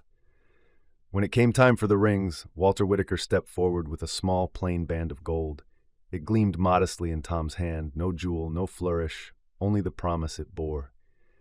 Tom slipped it onto her finger, his calloused hand shaking just slightly. His eyes never left hers. Anna's turn came. Her hands fumbled a little, of course they did, and she almost dropped the ring. A murmur of laughter rolled through the pews, and her cheeks flamed. Tom's grin softened, almost proud, as if her clumsiness was the most natural thing in the world. She slid the band over his finger, whispering, "Sorry," even as she smiled. "Don't be," he whispered back, so low only she heard. "It's ours." Her throat ached, but she managed a nod. The final words rose from Reverend Carter's lips, warm and unshakable. "I now pronounce you husband and wife." And just like that, the air seemed to rush out of the room, as though every breath they'd ever held together came free at once. Applause burst softly from the pews, fans waving, feet shuffling, neighbors leaning to smile at each other. Anna realized she was grinning through tears. When Tom leaned down, the kiss was brief and awkward, the veil tickling her cheek, but it felt like standing on the edge of something vast and steady, like stepping into sunlight after a storm.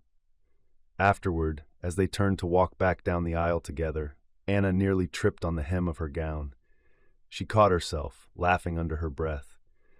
Tom's hand slid to steady her elbow, his grin widening.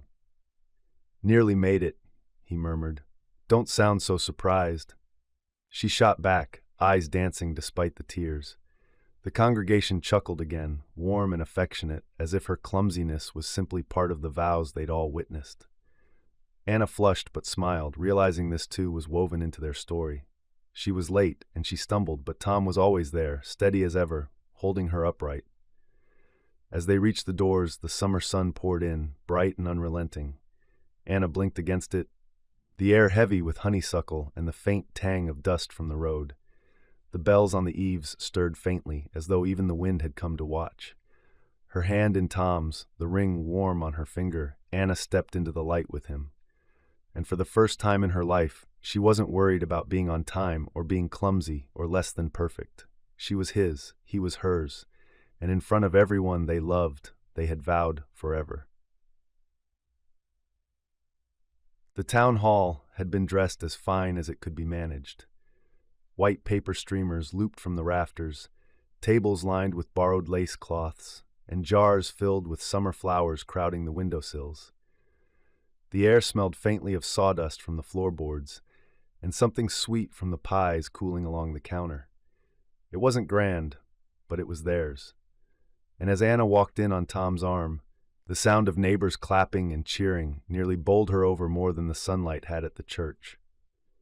"Mr. and Mrs. Whitaker," someone hollered from the back, and a cheer went up, laughter breaking like waves across the crowd.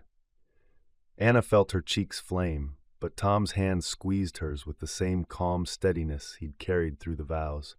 She caught his glance and saw that crooked grin tugging at the corner of his mouth, as if he'd known all along the town would raise the roof just for them.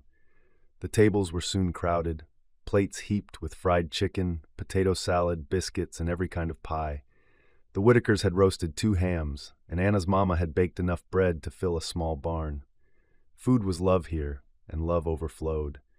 Anna sat with Tom at the head table, though it felt strange to be stared at from every angle. She fidgeted with her bouquet until Tom reached over and slipped it from her hands, setting it gently aside. "You'll wear it to pieces," he murmured. "I already nearly dropped the ring," she muttered back. He chuckled, low. "That's how I know it's ours. If you didn't stumble once, it wouldn't feel right." She rolled her eyes, but warmth rose in her chest. Even here, surrounded by half the town, she felt the tether between them like a secret line no one else could see. After the meal came the music. A record player had been borrowed from the schoolhouse, and a few boys from church took turns manning it, switching out scratchy vinyls that hissed before they sang. The floor had been cleared, lanterns strung up overhead, glowing soft as dusk settled outside. Someone called for the bride and groom's first dance. Anna froze. Her hands turned clammy. She'd been dreading this part since the preacher said, "You may kiss the bride." Tom looked at her and saw it instantly. He leaned down, his voice only for her. "It's just me, that's all." She swallowed. "You remember the gym, don't you? How could I forget?" His grin flashed. "Your toes forgave me eventually, though." The crowd had already begun to clap in rhythm, calling their names. Tom offered his hand, palm up, steady as ever. Anna rose. "I promise. If I stumble, I'll stumble with you. Come on." She let him lead her to the center of the hall, the crowd circling close, clapping and whooping. The record hissed, then spun out a soft waltz, sweet and old-fashioned. Tom placed one hand at her waist, the other holding hers, and she set her free hand on his shoulder, trying not to notice how many eyes were watching. They swayed at first, cautious, both of them stiff as fence posts. His shoes scuffed against the boards, and once, just once, he caught the edge of her hem. She laughed, nerves spilling out of her.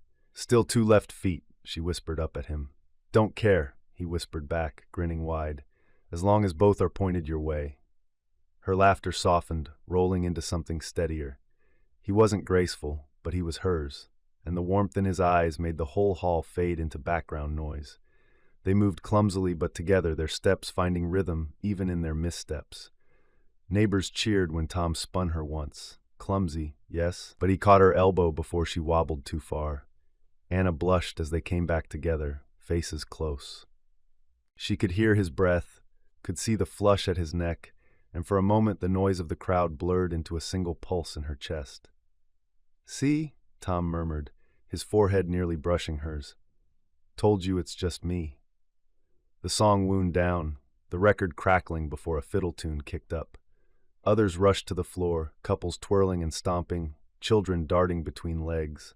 The hall filled with laughter, the clap of shoes, the squeak of chairs pushed back. Anna and Tom retreated toward the edge, her heart still racing. She sank into her chair, breathless, and fanned herself with her hand. Tom leaned against the table beside her, his arm brushing her shoulder, the smile still playing at his lips. "You know," she said, her voice low, teasing, "if you keep stepping on my hem, you're going to have to mend it yourself. I've always been good at fixing things. I'll give a needle and thread a go," he said dryly, and she laughed until her ribs ached. The rest of the evening passed in a blur of dancing and pie and laughter. Anna found herself watching Tom in small, quiet moments, how he leaned down to shake hands with Mr. Hensley, how he took Danny's wild shouts with good humor, how he held her plate steady when someone bumped her elbow. Every time she glanced his way, he seemed already to be looking at her. Not the kind of looking that made her flustered or shy, but the kind that felt like home, like she was right where she belonged.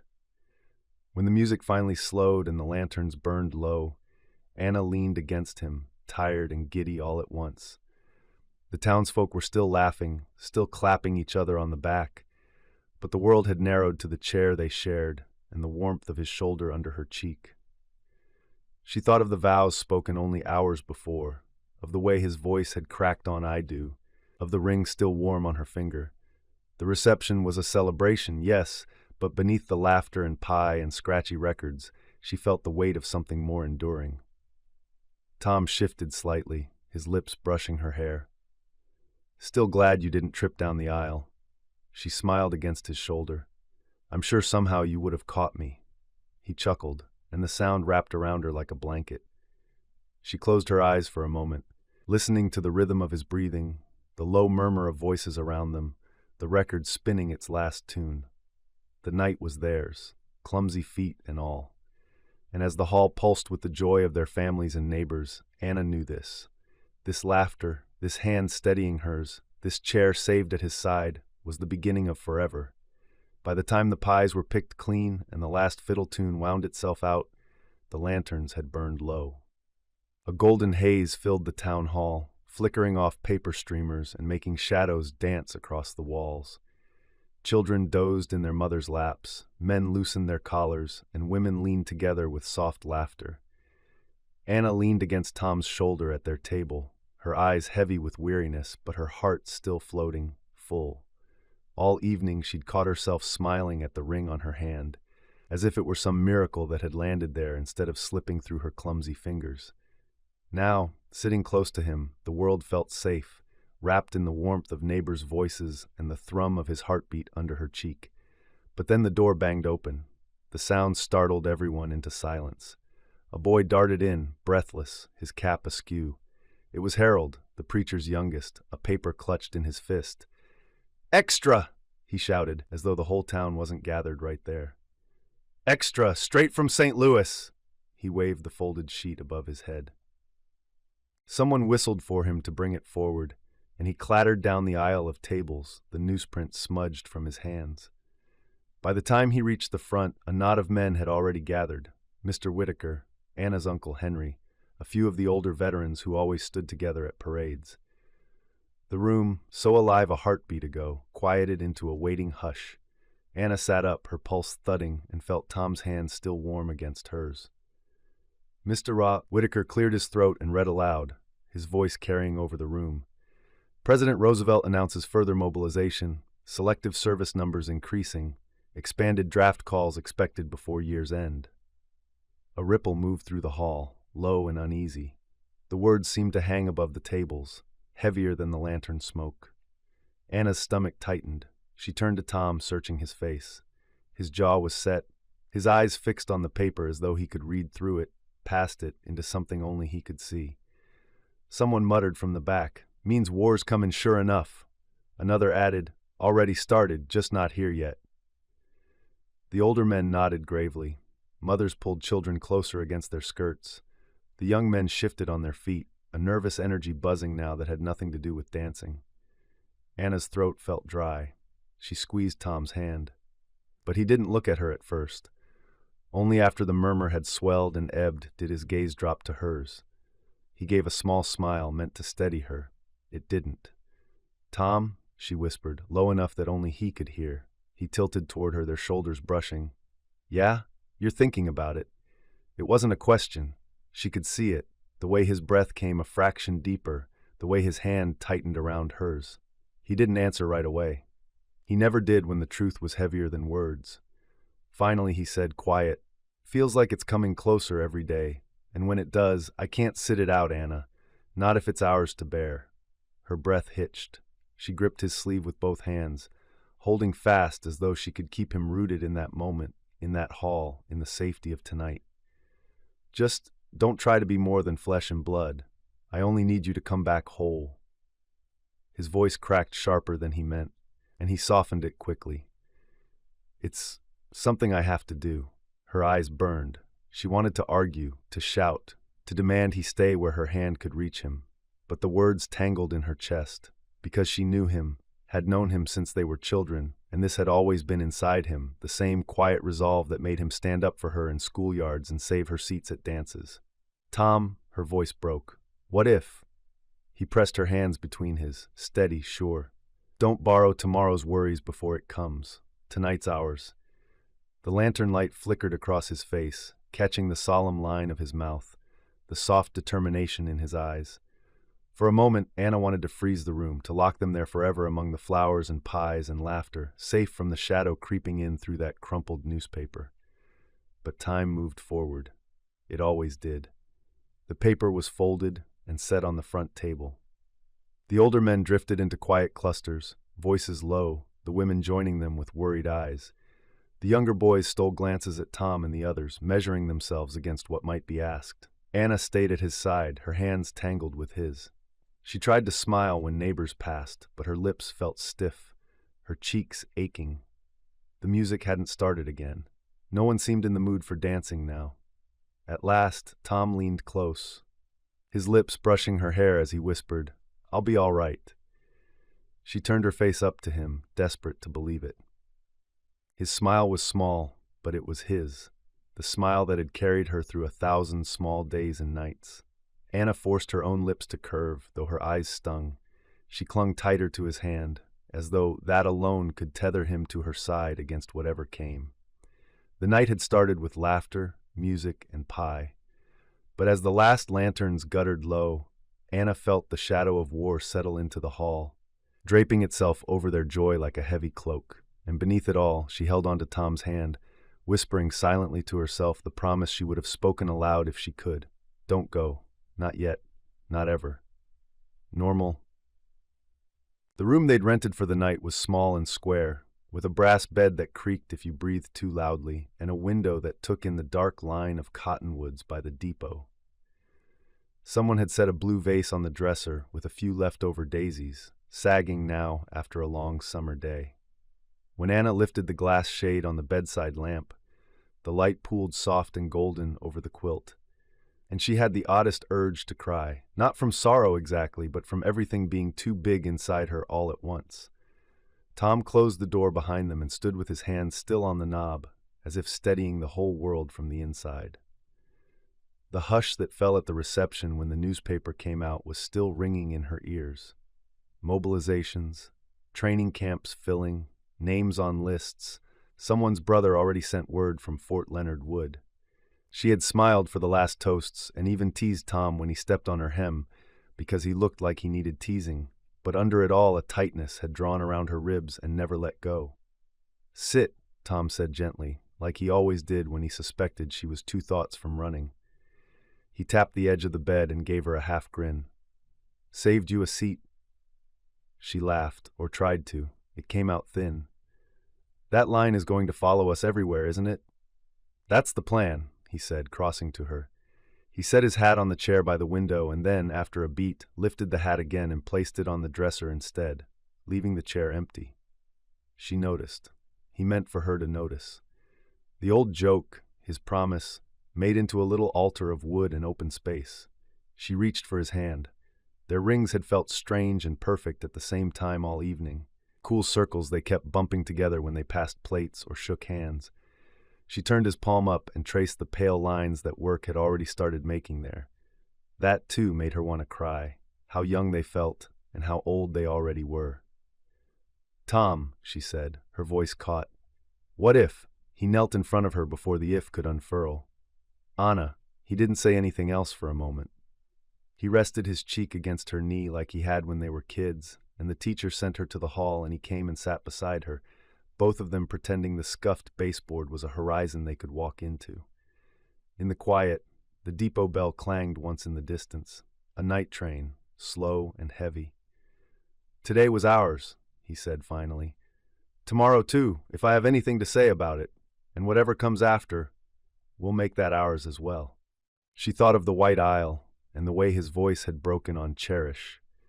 She thought of the preacher's good hands and the crinkle beside Tom's eyes when he smiled at her from the altar.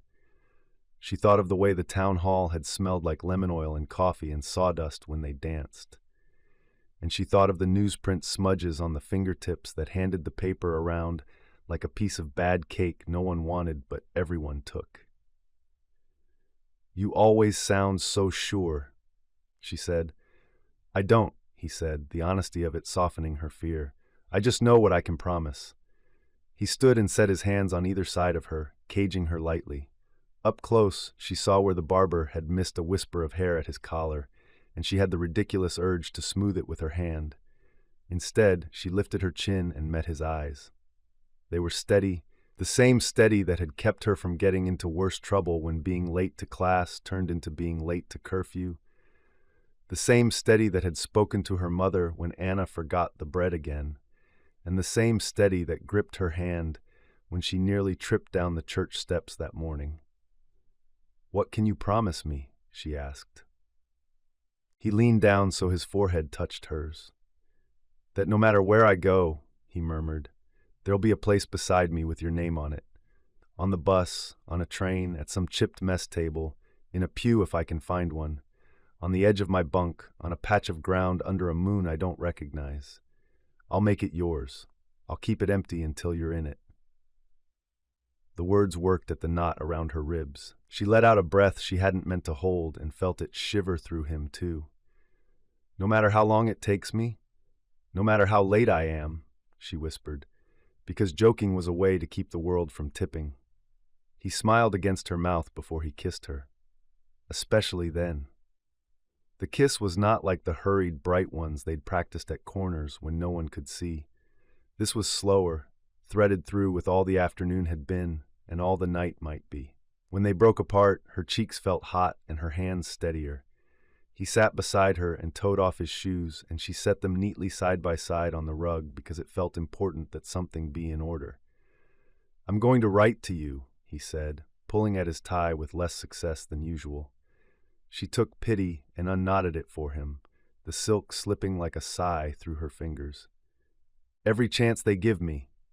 And at the top of every letter, first line, I'll draw a little chair. You'll know it's yours."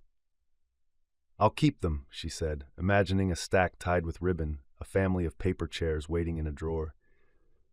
"I'll set out a place at supper. Not every night," she amended because superstition prickled at the back of her neck, "but Sundays maybe. And I'll sit on the porch and leave the spot to my right open. And I'll slide over in the pew and glare at anyone who tries to take the seat next to me." He laughed, head tipped back, the sound knocking the gloom like a pebble against a window pane until it cracked and let in air. "Terrifying church Anna. I wouldn't cross her." "You shouldn't," she said, lifting her chin. "She knows people in high places." He said, amused. "Your grandfather? Or higher?" She didn't answer. She squeezed his fingers instead. "And I'll be early sometimes," she added, surprising herself, "just to show you I can." "You don't have to change," he said, serious again. "Not for me. Not for anyone. I fell in love with the girl who comes running with leaves in her hair and no apology on her tongue." She swallowed. "You fell in love with the girl who needed you to hold the door a little longer." He tucked a strand of hair behind her ear. "I'll hold it as long as it takes." For a while they talked small things on purpose, whether they should paint the kitchen yellow when they had a kitchen of their own. Whether the little radio her mother gifted them would pick up St. Louis games if Tom fiddled with the antenna and swore at it a gentle amount. Whether daisies could live in a blue vase without looking like they regretted it. They laughed at their own nothingness and watched the lamplight turn the room to honey. But the bigger thing kept circling back, and at last she touched it again. "I was scared when everyone went quiet," she said, almost apologetically. "I keep thinking, what if they call you before the leaves turn? What if they call you before we've even figured out how to be married?" He rubbed his thumb along her knuckles. "Then we'll learn two things at once," he said. "You know me. I'm not bright enough to worry about more than I can carry. I'll carry us, with both hands." She felt the truth of that as much as she heard it. He had always been the one to shoulder, to say, "I've got it," and mean it. But even he couldn't stop a train with his palm. Even he couldn't turn back a tide already set rolling. She leaned into him until his shoulder pressed in a comforting line against hers, until their rings touched again, the faint click a metronome for whatever life would play next. "Promise me one more thing," she said, eyes on the window where a moth kept testing the dark for a way in. "If you're afraid, really afraid, you'll write it plain. Don't tuck it between lines and make me hunt for it.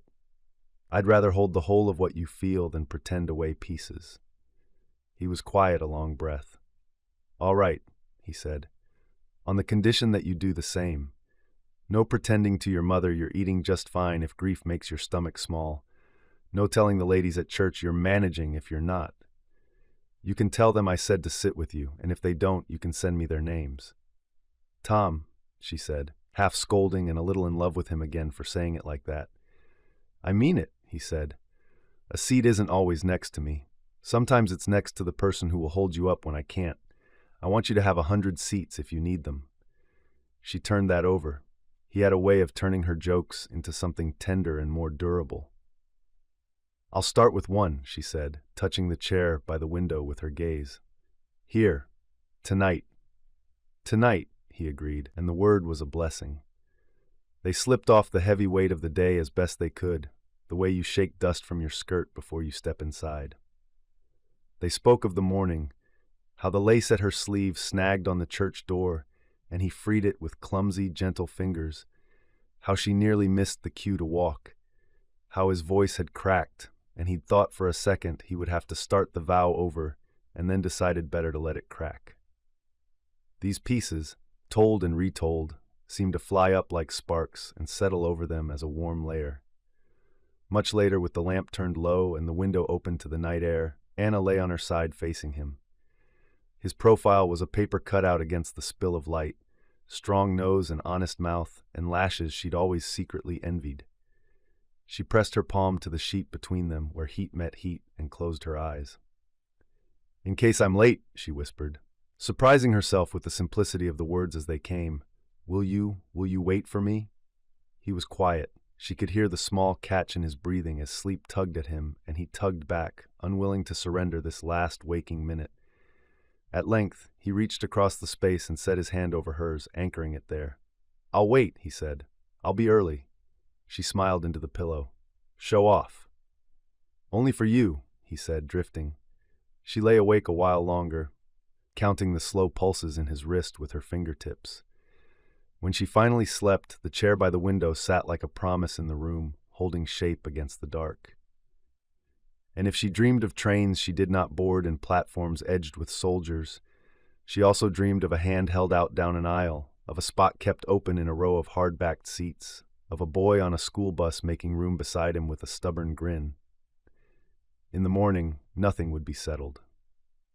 The papers would still smudge and the talk would still hush, but tonight, there was a seat with her name on it, and the man who saved it for her had said the only thing that could make sleep come. Only for you. Chapter 8, 1941, Ink Across the Sea. The platform smelled like hot iron and coffee gone bitter, the morning already pressing heat between his collar and skin. Tom shifted the strap of his duffel higher on his shoulder and glanced again at the station clock. Its hands tugged forward with a stubborn patience that made his ribs feel too tight. Around him, the crowd breathed in ragged peg, overlapping rhythms, mothers with damp handkerchiefs, boys in uniforms still stiff from newness, fathers who tried to look like pillars and looked, instead, like men bending under a load they didn't want to name. The locomotive hissed and shouldered steam into the summer air, a great animal pawing the ground, ready to be off. He had slipped out before dawn, because that was how the orders read. The regiment was moving by train at first light, and soldiers were expected to be in place well before. It felt like the sort of thing a husband, and now a soldier, was meant to do, though it left him with too many dark hours to sit with his thoughts. Sleep hadn't touched him the night before. His mind kept circling back over the 6 months they'd had together, her laughter spilling across the kitchen when supper burned, the way she leaned into him as they walked home from church, the quiet discovery of what marriage really meant. The ring on his finger had grown familiar in that half year, yet it still caught his eye with its steady gleam, a reminder of promises larger than himself. He hadn't let her come with him through the night. The walk would have been long, the hour unforgiving, and he couldn't stomach her standing out in the chill waiting for a train full of uniforms to swallow him. So at the doorway, after midnight, he kissed her and told her he'd meet her at the station when the sun came up. She had nodded, determined and trembling, pressing her forehead to his as if willing time to stand still. "I won't be late," she whispered, daring the world to test her. And though he smiled, they both knew the joke between them. She was always late, even in this, especially in this. The clock blinked past 8:10, and the old ache stirred, the same one he'd felt 100 times when she was running behind to school, to church, to the Saturday picnic.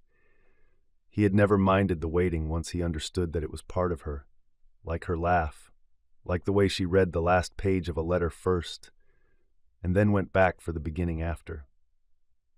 He found a spot against a column, set the duffel at his boots, and craned his neck over shoulders and hats, scanning for a familiar hat pin, a familiar way of cutting through a crowd as if the air were water. "First call," a conductor shouted down the line, and a wave rolled through the platform as if someone had let go of a rope. Doors slid, boots stepped up, knuckles knocked hull. A boy next to Tom, no, not a boy, a man just his age with a chin full of new razor burn, giggled something nervous to his worried mother and tried to sound brave. Tom gave the man a small nod, and the man returned it like a pact. A bugle somewhere attempted a tune and then gave up. Tom set one foot on the rung of his car and kept his eyes on the street beyond the station gates, on the place where he knew she'd appear if she could.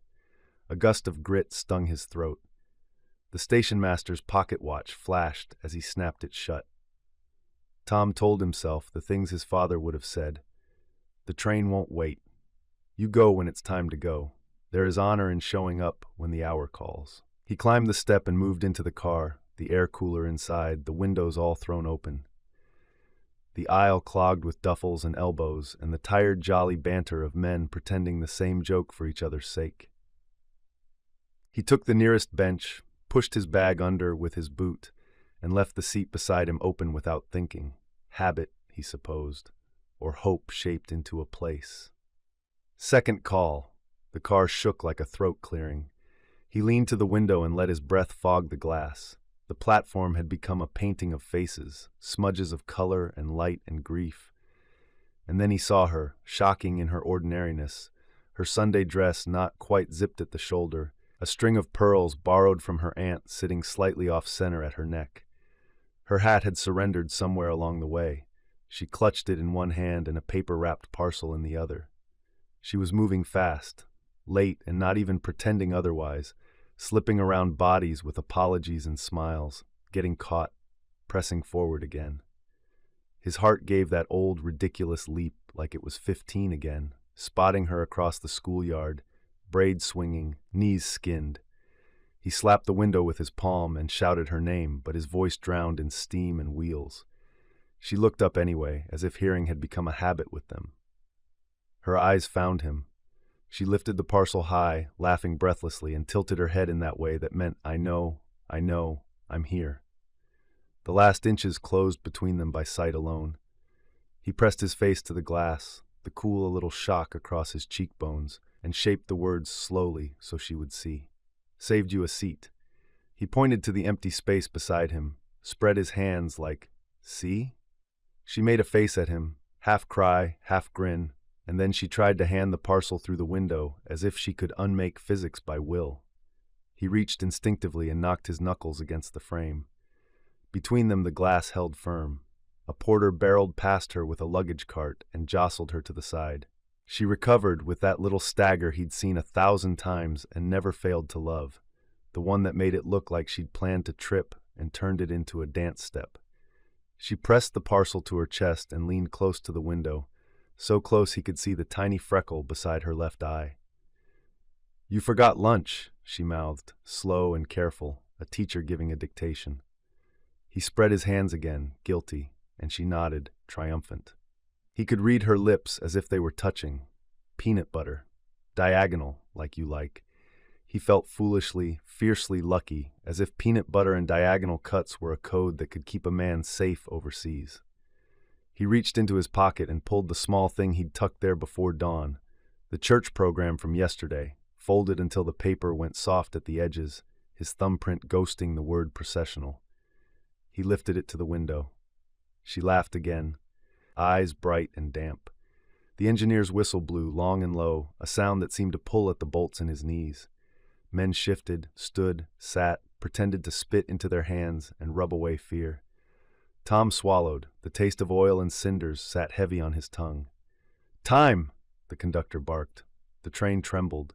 Tom wanted to say 100 things and found that his mouth had forgotten the business of making something as simple as goodbye. He lifted his hand instead and laid his palm flat to the glass. She matched him on the other side, her hand smaller, the line of her wedding band flashing like a promise cut from sunlight. They held like that for a breath, then two, then whatever lay inside the tug of the engine made the car lurch forward, and their hands slipped apart as if someone had unstitched a seam. The platform began to move, though of course it didn't, and he knew that, but still. The world slid, and she slid with it. She walked with the train at first, quick little steps, her hat still trapped in the crook of her elbow. She kept the parcel aloft like a torch, and he reached toward it with a pantomime he hoped would count for receiving. He saw her mouth shape the words again, eat, and then another word that broke his chest open in a soft, private way. Husband. He tried the word back, feeling how new and enormous it was, how it barely fit in his mouth. Wife. She laughed, scrunch-nosed, watery-eyed, and put her free hand to her heart. A boy darted between them, pressing a newspaper to the glass, war updates, words that looked like crows. For a second she disappeared behind the boy's cap, then she was back, trotting now, lagging as the train gathered confidence. People around her blurred. He hooked 2 fingers at his lips and blew her a kiss he would deny later if teased, and she caught it, made a show of tucking it into the pocket at her waist, as if kissing could be stored like coins. The gap widened. She slowed, and then stopped, breath hitching, watching him as if the watching itself could hold the train in place. He pressed his palm to the glass again and mouthed it once more, slower even than before, the creed of their foolishness and their faith. Saved you a seat. She lifted the parcel high in a kind of salute, then cradled it and stood very still, small and brave and stubborn, while the car pulled her away.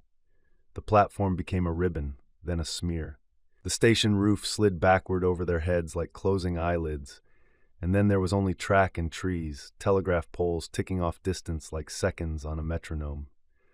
The car settled into its long rocking. For a moment, Tom held himself awkwardly, as if he'd been cut from a photograph and pasted somewhere new. The bench squeaked under his shift of weight. The seat beside him waited, empty and exact, as if keeping the shape of her. He kept his hand on the window a few breaths longer, feeling the calm coldness through skin, then let it fall. He reached under with his toe and dragged the duffel closer, the familiar canvas scraping the floor, a homely sound inside all this iron. When he bent, something in the pocket of his jacket tapped against his ribs. He pulled it free, a stub of pencil and the envelope he'd carried since dawn, stamped but still blank. He thought he'd begin a letter right away, while her face still filled the inside of his eyes, before the motion of the train could blur her into just the idea of her. He propped the envelope on his knee and tried to steady his hand. the pencil caught in tiny stutters as the car jolted over a seam in the rail. Around him, men had begun to claim loudness or silence in equal measure. Cards slid from decks. Someone started a song and lost the verse at the second line. Someone else prayed into his sleeve. Tom cleared his throat and wrote the salutation large and dark. Anna. It felt like opening a door. He paused, then smiled to himself despite the ache in the smile.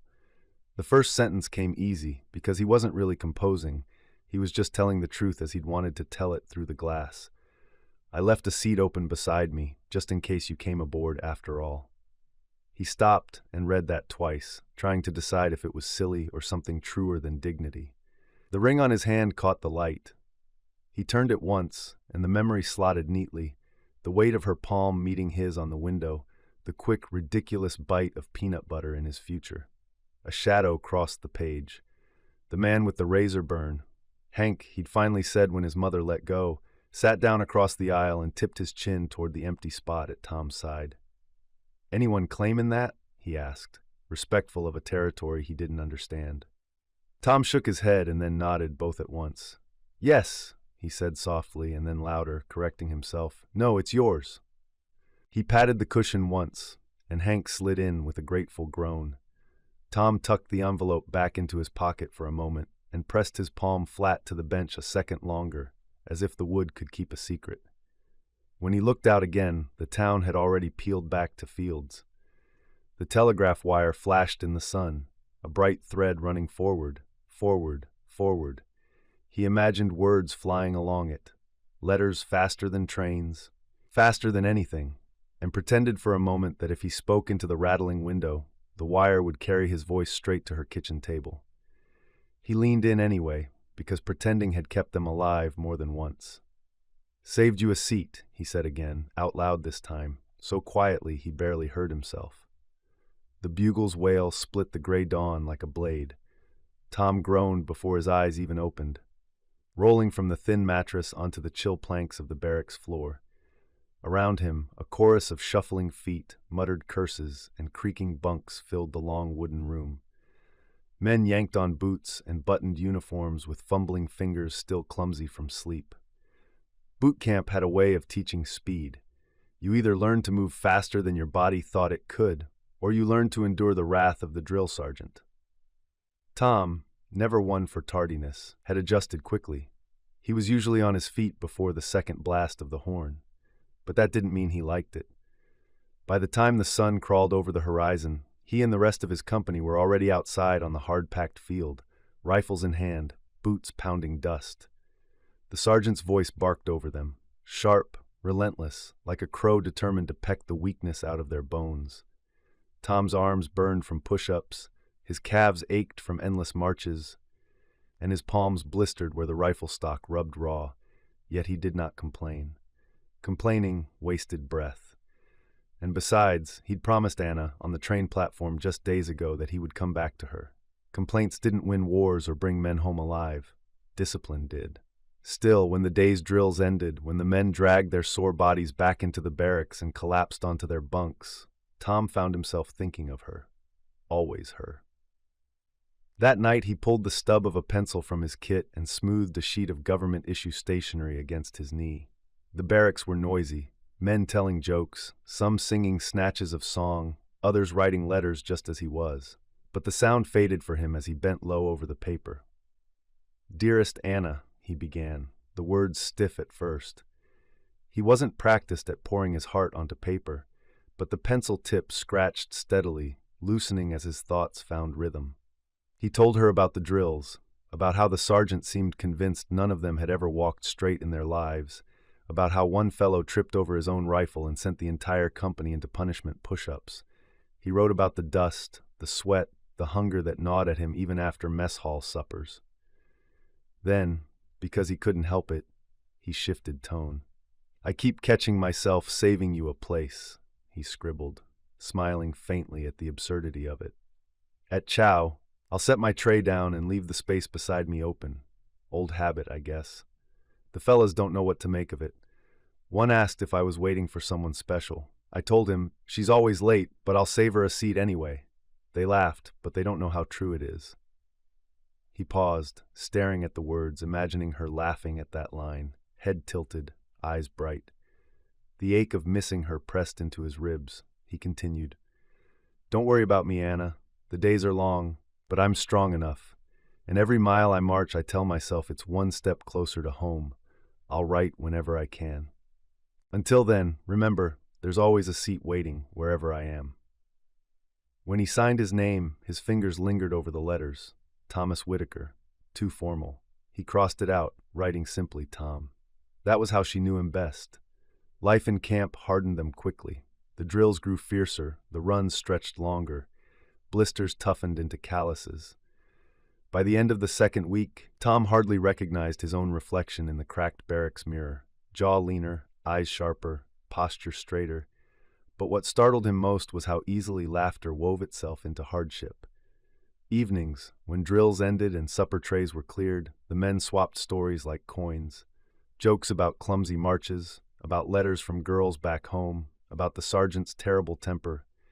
Tom wasn't the loudest, but he listened, laughed when he ought, and every now and then offered a dry remark that earned a round of chuckles.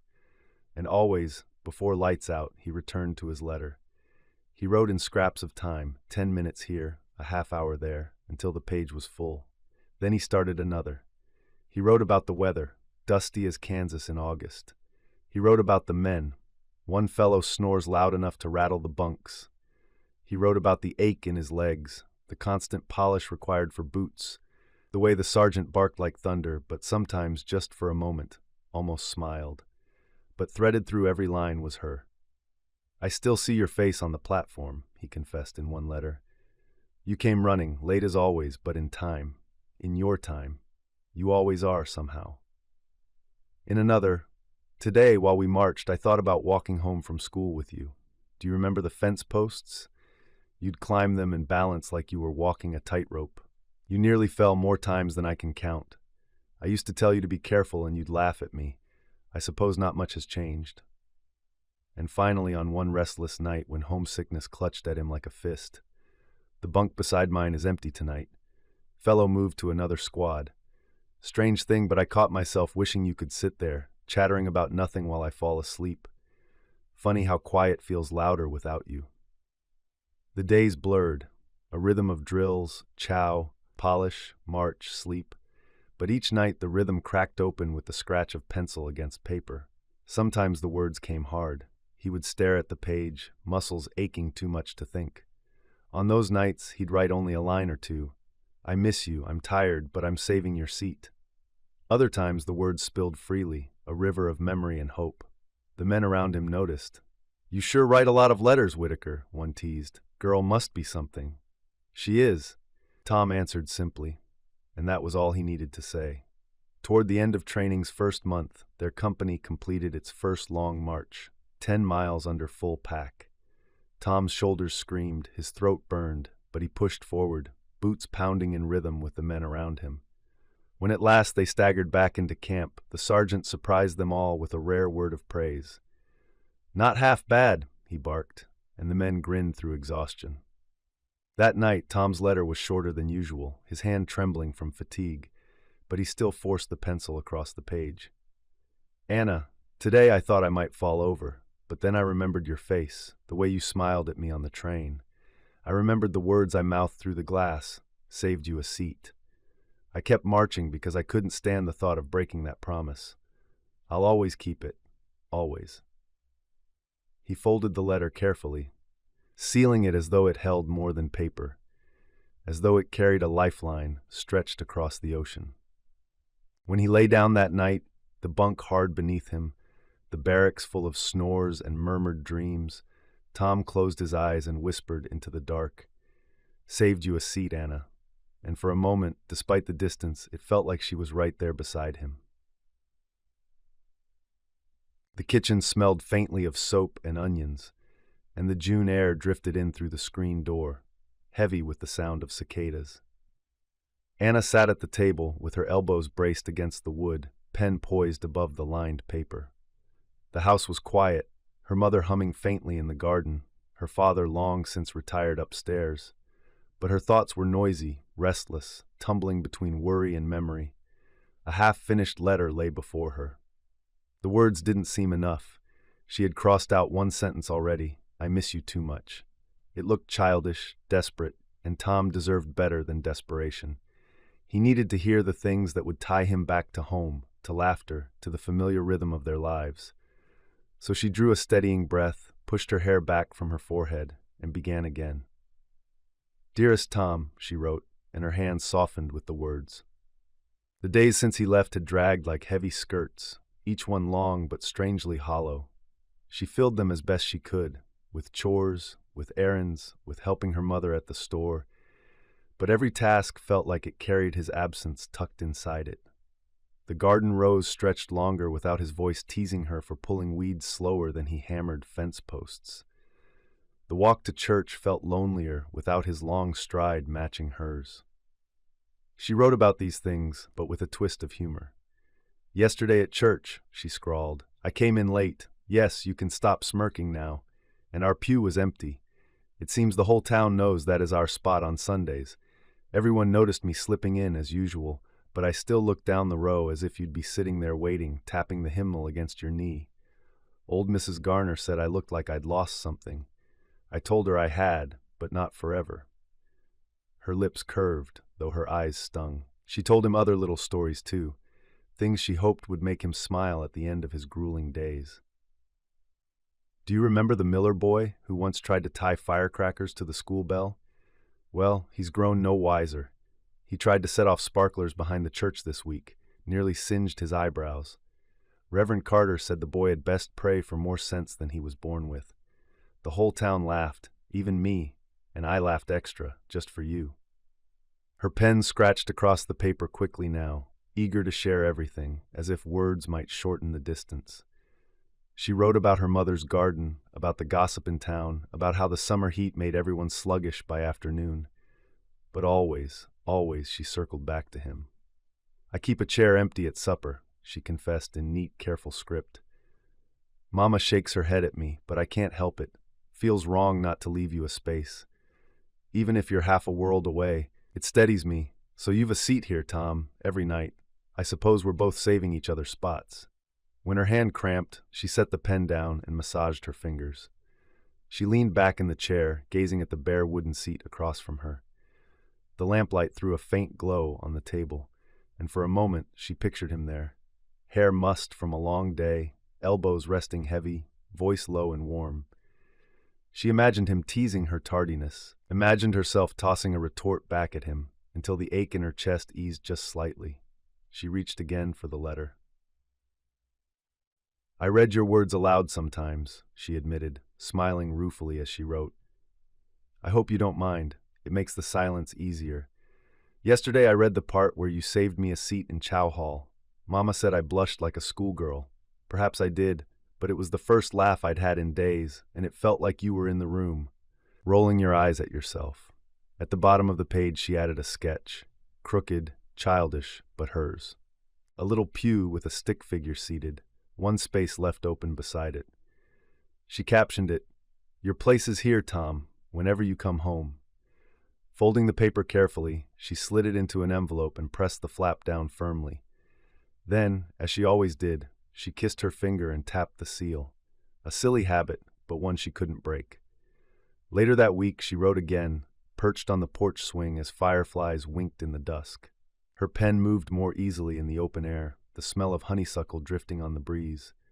"Tom," she began, "if I tell you everything that happens here, you'll think our town the dullest in the world. But you asked for every detail, so here they are. Mr. Finch painted his barn red again, though it was already red. Mrs. Callahan had twins, 2 boys this time, and the choir is rehearsing hymns for Sunday, though I can't keep time to save my life without you nudging my elbow."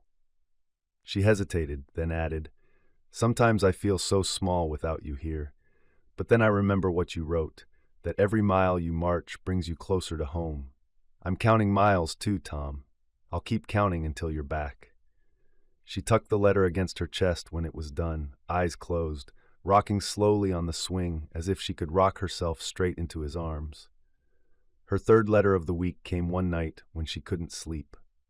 She lit the lamp low and sat again at the kitchen table, scribbling with urgency, needing him to know what sat too heavy in her heart. Tom, I worry. I try not to, but I do. I know you'd tell me not to waste tears, but sometimes they come anyway. Please forgive me if my letters ever sound too heavy. I'll try to keep them filled with light. But I can't pretend you aren't my first thought when I wake and my last before I close my eyes. I want you to know that wherever you are, whatever you're enduring, you're not alone. You're carried in prayer here, every day, by me and by Mama and by Reverend Carter. Even Mrs. Garner prays for you, and you know she doesn't hand out prayers easily. She signed it quickly before her tears smudged the ink. All my love, Anna. By the end of that first month, her stack of outgoing envelopes was thick, tied with string until she could deliver them all to the post office. She carried the bundle pressed to her chest, the paper warm from her hands, as though the letters themselves were a part of her she was sending across the ocean. At the counter, she hesitated a moment before sliding them forward. The clerk gave her a gentle smile, as if he'd seen it 100 times before. Perhaps he had. She squared her shoulders and left the bundle behind, her heart both heavier and lighter at once. That night she sat again at the supper table. A plate sat opposite her, empty and untouched, the chair pushed back just slightly. She whispered softly into the quiet room, as though he might hear through distance and walls. "Saved you a seat, Tom, always." And with that, she bowed her head, folded her hands, and prayed aloud, not just for his safety, but for the letters themselves, that they would find him whole, that her words would be enough to bridge the ocean until he returned. The next Sunday, the church bell tolled, its sound drifting down Main Street, like an old, steady voice calling the town to gather. Anna tightened her shawl around her shoulders and quickened her step, the hem of her dress brushing the dust of the road. She hurried up the steps and through the tall wooden doors, breathless. Inside, the sanctuary already hummed with the sound of hymnals opening, the organ piping the first notes of the morning's song.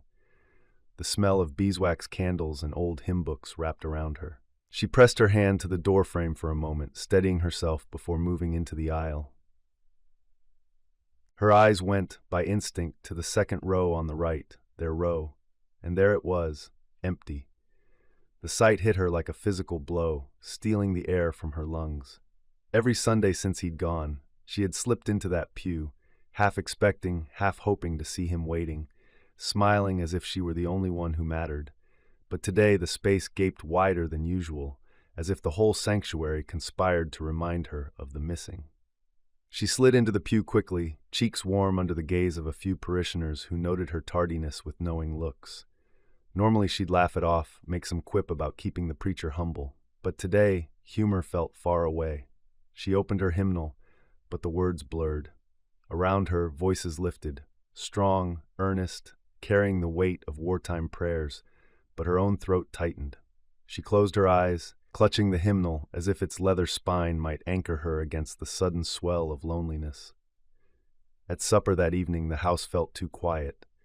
Her mother set a plate down before her, the sound of china on wood loud in the stillness. The chair across from Anna sat bare, the way it always did now. She tried to fill the silence with chatter, talk of Reverend Carter's sermon, of the Miller boys' antics, of the garden beans that had finally sprouted, but her words thinned out, stretched, and died. Her fork scraped against her plate, a lonely sound. She pushed food around, appetite lost. At last her mother reached across the table and set a hand over hers. "He'll be all right," her mother said softly. Anna nodded, but her throat burned. "I know, She broke off, eyes fixed on that empty chair. "Sometimes it feels like half of me is missing." Her mother squeezed her hand. "That's love, Anna, the kind that aches, but it's also the kind that endures." Anna swallowed, forcing down both tears and food, as though either could steady her. Nights were hardest. Lying awake, listening to the tick of the clock and the far-off whistle of trains, she felt the distance like a wall pressing in. Sometimes she whispered his name into the dark, as if the sound might carry across the ocean. Other times she whispered prayers, clutching his latest letter until the paper softened under her fingers. But loneliness had a way of creeping into daylight too. At the market, she caught herself turning to point something out to him, the price of apples, the chatter of gossiping women, only to remember he wasn't beside her. At the post office, her heart leapt at the sight of envelopes, only to sink when none bore his handwriting. Even walking down Main Street, she would catch herself scanning faces, some foolish part of her still expecting him to appear from the crowd, tall and sure, with that grin that always made her late arrivals seem intentional. One Sunday in late July, the weight of it all broke open. She was rushing as usual, clutching her Bible to her chest as she slipped into the sanctuary. She looked automatically to their pew, empty. The sight tore something loose inside her. She sat down, but her eyes filled before she could stop them. The words of the hymn blurred, her voice vanished, tears brimmed, then spilled, sliding hot down her cheeks. She pressed her handkerchief to her face, but it couldn't stop the trembling. Reverend Carter's voice carried from the pulpit, "Though I am with you in spirit, I am absent in body." He was quoting Paul, but the words cut too close. Anna bent her head, shoulders shaking. She tried to swallow the sobs, but they rose stubborn as waves. She felt a gentle touch. Mrs. Garner, of all people, sliding a hand along her arm. The older woman said nothing, but the pressure was steady, anchoring. Anna managed a faint nod of thanks. But when the service ended, she slipped out quickly, head low, not wanting the sympathetic eyes of the congregation. She hurried down the steps into the blinding sunlight, blinking away tears. The bell tolled again behind her, but it sounded distant, hollow. That night, Anna sat at her desk with fresh paper before her, but the words wouldn't come. Her pen hovered, ink pooling at the tip. She wanted to tell him about church, about how the pew looked so wrong without him, about how the hymns broke her open. But how could she? He needed strength, not weakness. Hope, not sorrow. She pushed the paper aside and folded her arms on the desk, resting her forehead there. For a moment she just breathed, long and slow until her pulse steadied. Then she whispered into the silence, as though he might somehow hear through distance and ink, "I'm still saving your seat, Tom, always." The words weren't on paper, but maybe they didn't need to be. Maybe some promises carried themselves across oceans, through prayers and memory and love too strong to be broken by absence. She lifted her head at last, dried her eyes, and reached for the pen again. This time she began with steadier hand. "My dearest, today was hard, but I thought of you, and it helped. The pew may be empty, but my heart isn't. You're here, in every song, every prayer, every quiet moment. I'll keep saving your seat until the day you walk through those church doors again." She sealed the letter with care, pressing the envelope flat, as if her hands could carry him some of the strength she longed to give. And then, as the house fell into sleep around her, she set the letter on the pile and whispered again into the night, "Saved you a seat." The mail sack landed on the post office counter with a heavy thump, and Anna's heart leapt before her reason could rein it back. She had come every week, sometimes twice, clutching hope as though it were a ticket she could redeem. Most weeks the clerk shook his head gently. Sometimes there were letters, from her aunt, from neighbors, from her cousin in Chicago, but not the one she waited for. This morning the clerk dug through the pile, pulled out an envelope, and held it up with a small smile. "Mrs. Whitaker," he said, and that was all. Her knees nearly buckled. She reached for it with both hands, as though it might break if handled carelessly. The paper bore his handwriting, firm and slanted, her name spelled with the flourish she knew by heart, Anna Rose Whitaker. She tucked it against her chest, murmured a thank you, and hurried outside. The sun spilled across Main Street, but all she saw was the square of paper, its edges soft from travel, smudged with dust from countries she could only imagine. At home, she closed the kitchen door behind her and leaned against it, breath catching.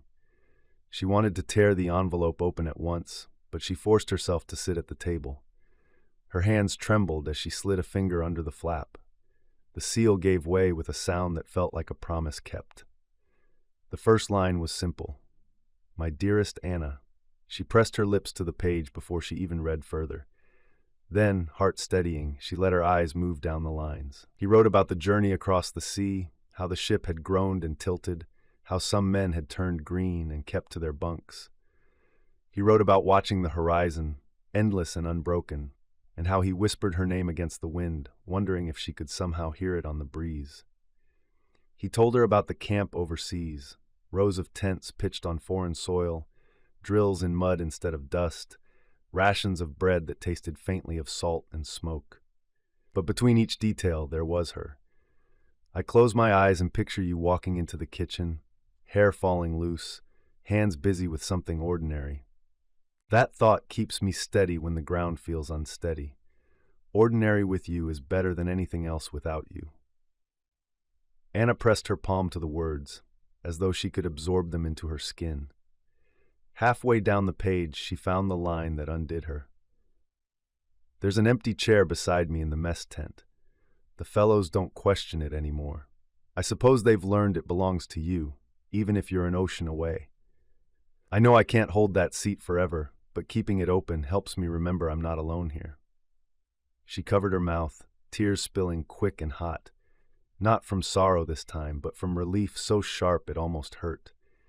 He was alive, he was writing, and he was still keeping her close, even there, surrounded by strangers and war. The letter grew lighter near the end, his voice tugging toward humor the way it always had when he wanted to keep her from worrying. You'd laugh to see us learning to march in this muck. Boots stick so deep it feels like the earth is trying to claim us back. One fellow lost a shoe entirely. The sergeant says the mud is thicker than our skulls. I think he's right. She laughed through her tears, the sound surprising her. For a moment she could almost hear his voice, that dry twist at the edge of his words. And then the final lines, written more slowly, the ink pressed deeper, as if he had lingered over each word. I don't know when this will reach you, or when I'll be able to write again. But wherever I am, no matter the distance, you are with me. I've carried your letters folded in my breast pocket, near enough I can feel the weight of them. They remind me that home isn't a place I've left, it's a person I love. It seems like much more than months since I last held you. I'll come back to you, Anna. Hold my place until then. P.S. They've gone and made me a sergeant. I'm not sure what to make of it. Means I'll be the one trying to keep the younger fellows in line. Don't worry, I'll save my bark for them and my heart for you. Her hands shook as she lowered the page. She pressed it flat on the table, then bent over it, resting her forehead against the ink until her tears smudged the edges. That evening, she carried the letter with her everywhere. Into the garden, where the rows of beans climbed taller than she remembered. Into the parlor, where she read it aloud softly, her voice breaking on the parts where his steadiness met her longing. Into bed, where she slid it under her pillow, needing the nearness of his words to keep her dreams kind. Her mother found her once, standing at the window with the letter clutched to her chest, staring out at the fields bathed in twilight. "News?" her mother asked gently. Anna turned, cheeks flushed. "Yes, he's safe. He's himself. I can hear it in his words." Her mother nodded, eyes glistening. "Then that's enough for tonight." The next morning, Anna sat down at her desk with fresh paper. She knew she couldn't match the depth of his words, nor the comfort they gave her, but she could try. She wrote of the garden, of the Sunday school children reciting verses, of her father fixing the roof and nearly falling through.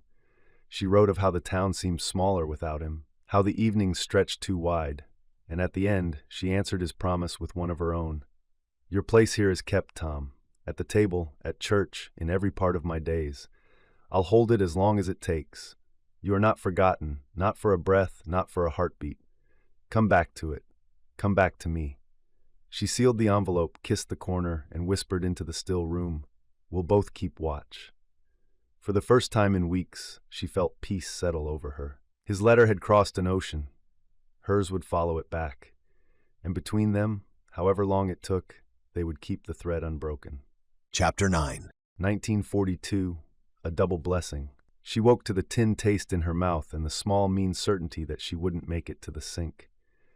Anna swung her feet to the floorboards and pressed the back of her wrist to her lips, breathing shallowly through her nose. The cottage was still blue with earliest light. The little clock on the mantel hadn't yet coughed itself towards 6. She took 3 careful steps, then 4, and then she was kneeling on the rag rug with her arm braced on the wash basin, her whole body bowing in a hard, helpless wave. When it passed, she stayed there a long moment with her cheek against the cool enamel, counting her breaths. The world steadied. A sparrow pecked at the window, bright and indifferent. She sat back on her heels and said it aloud, as if the room needed convincing more than she did. Late. Late, and not just to church, or to supper, or to the last dance at the Grange Hall. Late in a way that made her hands tremble as she reached for the dishcloth. She rinsed the basin and wiped her mouth and stood, palms spread flat beneath her ribs, as if she could steady whatever had already begun. On the peg by the door hung Tom's jacket, the one he'd left behind because the sleeve needed mending. She had done it the week after he left, stitches small and even, then hung it up and never put it away. Now she went to it, working the fabric between her fingers until the shape of him rose up so sharply she had to look away. She counted days on the calendar tacked to the wall, touching each square like a stepping stone, then counted again. The little pencil X's marched along, foolish in their certainty. She had known for months, although she didn't want to accept it. She wanted to believe it was stress, but she knew. But now she couldn't deny it anymore. By the time her mother tapped at the door, the sun had lifted and the worst of the queasiness had gone. "You decent?" her mother called, pushing the door open without waiting for an answer, the way mothers did. She smelled of flour and wind. "I'm decent," Anna said, and then, because the words were too big to keep inside, "Ma!" Her mother took one look at her, at the pallor in the wide eyes, and shut the door behind her with her hip. "Oh," she said. All at once the bustle went out of her. "Oh, my girl." They sat at the little table, their knees bumping. The kettle took forever to boil. Her mother didn't fuss, didn't say, "Are you sure?" or ask after the calendar, didn't sigh at the tightness in their money or the tightness in time. She just pressed Anna's fingers between her own. The sound of the kettle finally rising into a whistle seemed too loud for what was happening inside this small room. "Dr. Penfield can see you after lunch," her mother said, as if she'd already walked to town and made the appointment. "We'll have something light and go." "I don't have to," Anna said, because some part of her wanted to keep the knowledge unpinned by anyone else's voice, to hold it close and secret and safe from the way the world might change once other people knew. "You don't have to, but you would sleep better." The examination was brisk and almost embarrassingly ordinary. The office smelled of carbolic and dust. Dr. Penfield, his hair thinner since last summer, the lenses of his spectacles forever needing to be pushed up his nose, asked the questions he had asked so many women in this town, his pencil quick and neat. He was gentle in the way of men who had delivered calves and babies and terrible news. "You'll need rest," he said, after the quiet that came with paperwork. "And you'll need to mind yourself in the heat, late winter, if I had to guess." He said it in his mild, practical voice, and then he looked up and saw her watching him. "He's away," she nodded. "He'll be told," the doctor said, as if he had any power at all over oceans and war. "And you'll have every woman in this town telling you how to breathe and what to eat and how to swaddle. Brace yourself." His mouth tilted, kindness disguised as humor. "Congratulations, Mrs." He let the name hang because saying it seemed to disturb the air. On the walk home, the town felt both smaller and huge. The storefronts were the same. Mr. Dunn's Hardware with its neat rows of hinges, the milliner's window with the good hats set out for no one who could afford them. But the light had shifted. The world carried a second layer she had not seen before, and every sound came through that layer altered. The clop of a horse, the farthest train whistle, the slap of a screen door. She pressed her hand where the doctor's voice had settled a season on her. Late winter. In the cottage again, with the jacket on its peg and the calendar with its small brash X's, she sat at the table and pulled the writing things toward her. She laid out the good paper, the one she rationed for birthdays and for overseas, and the fountain pen Tom had left, with its scuffed black barrel and its way of sputtering when it was moody. The first words did not come. She wrote "Dear Tom," and stared until the ink made a soft feather at the end of the M. Then she blotted it carefully and set it aside and began again. "Dear Tom," she chewed the end of the pen and then stopped herself, thinking of the taste of tin from dawn. She tried the words as if trying a dress, slipping in and out of them, considering their fit. They were all too small, or too large, or too everything. At last she wrote what she would have said if he had been at the table across from her, elbows planted, hands making that small steeple he made when he was trying to be serious and not quite managing. "You will laugh at me for this," she wrote, "because I have never been on time for a thing in my life, but this, I think, is right on time." She told him about the morning, about the sparrow tapping the glass as if it knew. She told him about Dr. Penfield and the way her mother had said, "Oh," in that soft-toned voice. She did not tell him fear, though fear lapped at the edges of every sentence. She wrote joy instead, and truth, and she wrote his name 3 times, and had to start the page over because the sight of it tilted the letters and made them unruly. She crossed out a sentence where she asked him if he was afraid too. She did not want that question to cross an ocean and sit heavy in a tent or a barracks beside him in the dark. Instead, she wrote about the garden, how the beans were finally climbing, and how the hens had taken to escaping their pen to stalk around like little dowagers. She wrote the weather and the names of people he knew, and a careful account of what she was eating, so he wouldn't worry she was starving herself on pride. Between those ordinary things, she tucked the line that made her breath catch when she read it back. "By late winter, if the Lord is willing, you will be a father." The pen had sputtered in the middle of father and made the F darker than the rest. She left it, a small imperfection inside something too big for perfect lines. She signed her name, folded the paper, and addressed the envelope with the strange new address he'd sent. Letters, numbers, a post office she could not picture. She added no sprig of lavender because the last time she had, the censor's stamp had left a neat rectangle over the place where it would have carried the smell of home. She had learned what could cross and what could not. At the post office, she stood in line behind Mrs. Turner, who was mailing a parcel of socks to a son in a different uniform. The floorboards creaked. When it was her turn, Cowley weighed the letter and cleared his throat as if letters were something to say grace over before they were sent. "Safe travels," he said, tapping the stamp down with a care that made her like him better. The waiting began the way waiting always did, with the lie that this week would be the one. She swept and took in mending and shelled peas on the stoop while the heat rose and heavy afternoon thunder rolled beyond the trees.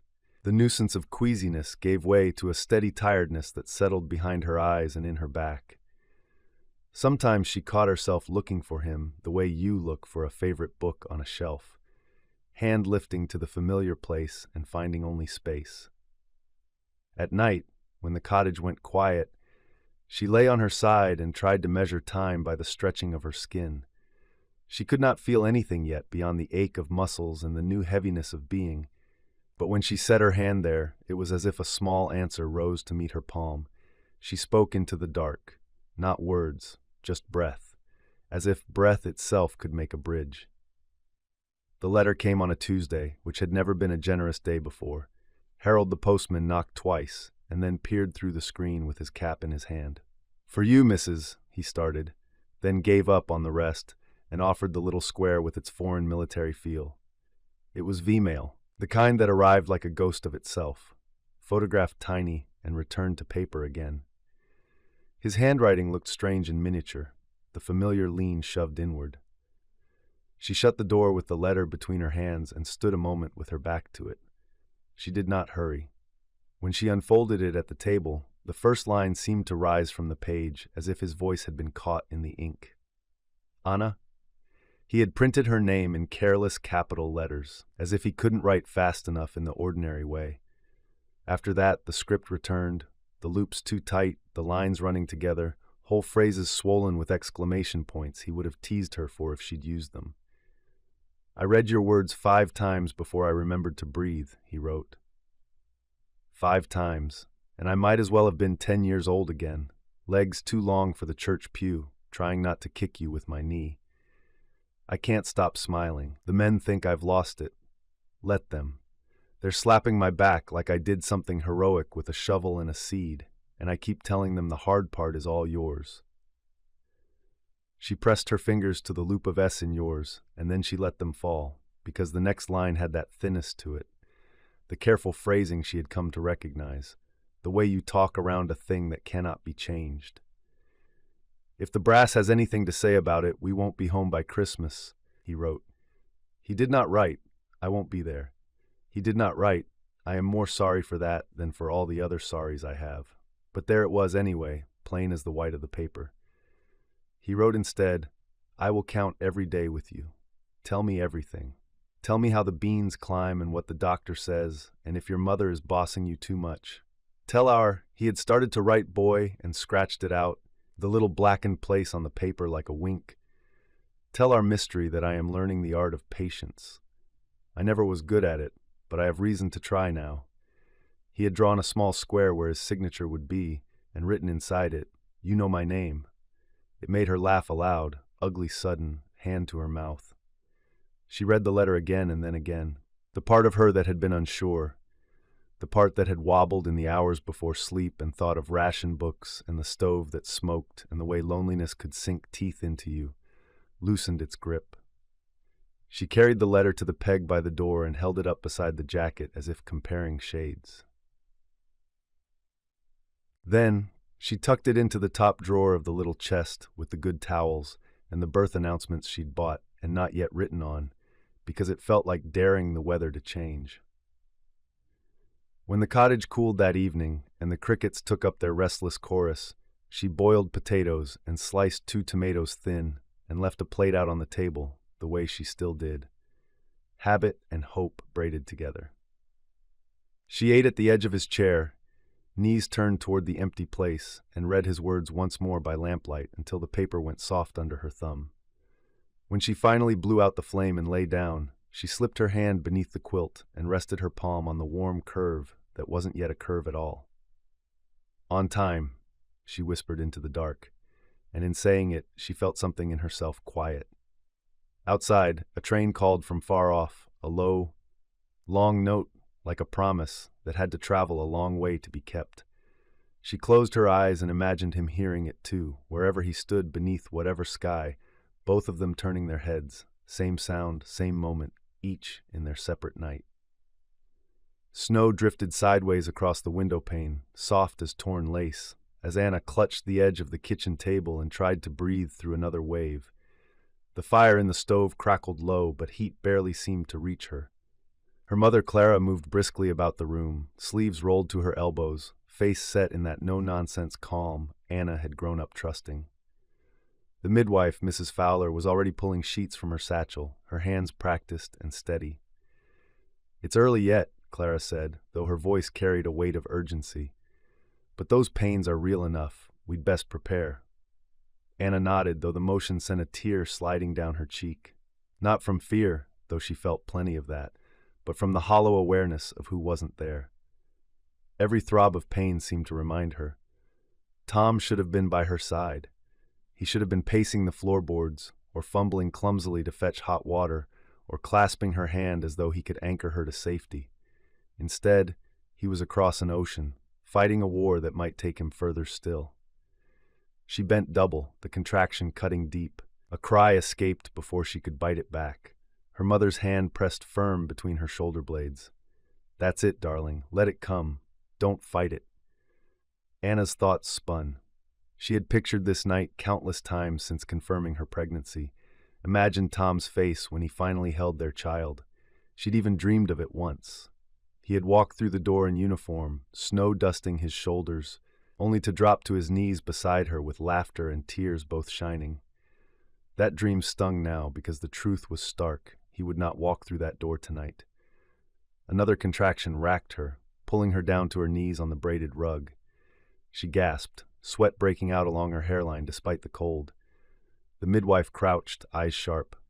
"It's time. Let's get you to bed, Mrs. Whitaker." Mrs. Whitaker. The title still jolted her, even after all these months of marriage. She clung to it now as though it could tether her to him. She was his wife, he was her husband. No ocean, no distance, no war could undo that. Her mother and the midwife lifted her carefully, guiding her down the short hall to her bedroom. The walls there were plain, paper peeling at the corners, but it smelled faintly of lavender and home. Sheets were already pulled taut over the mattress, extra blankets stacked nearby. The midwife's movements were brisk, efficient, her mother's gentler, though lined with worry she tried not to show. Hours blurred. Pain rose like waves, crashing, receding, only to return fiercer. Anna clutched the bed frame, then her mother's hand, then the damp sheets beneath her.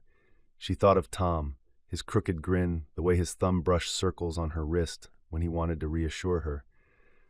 She tried to summon his voice, tried to imagine him saying the words he always said, "Saved you a seat." The thought broke something in her, and she sobbed aloud. "Anna, listen to me." Clara's voice cut through the haze, firm but kind. "You're not alone. I'm here. He's here too, in the way that matters. Now breathe. We'll see this through." She tried, breath in, breath out. The hours dragged, sweat slicking her hair, her throat raw with cries. The midwife murmured steady encouragements, checking, waiting, guiding. At one point, Anna thought she could not do it, that her body would shatter under the weight of it all. She whispered his name into the darkened room, and then the shift. The pain sharpened into purpose.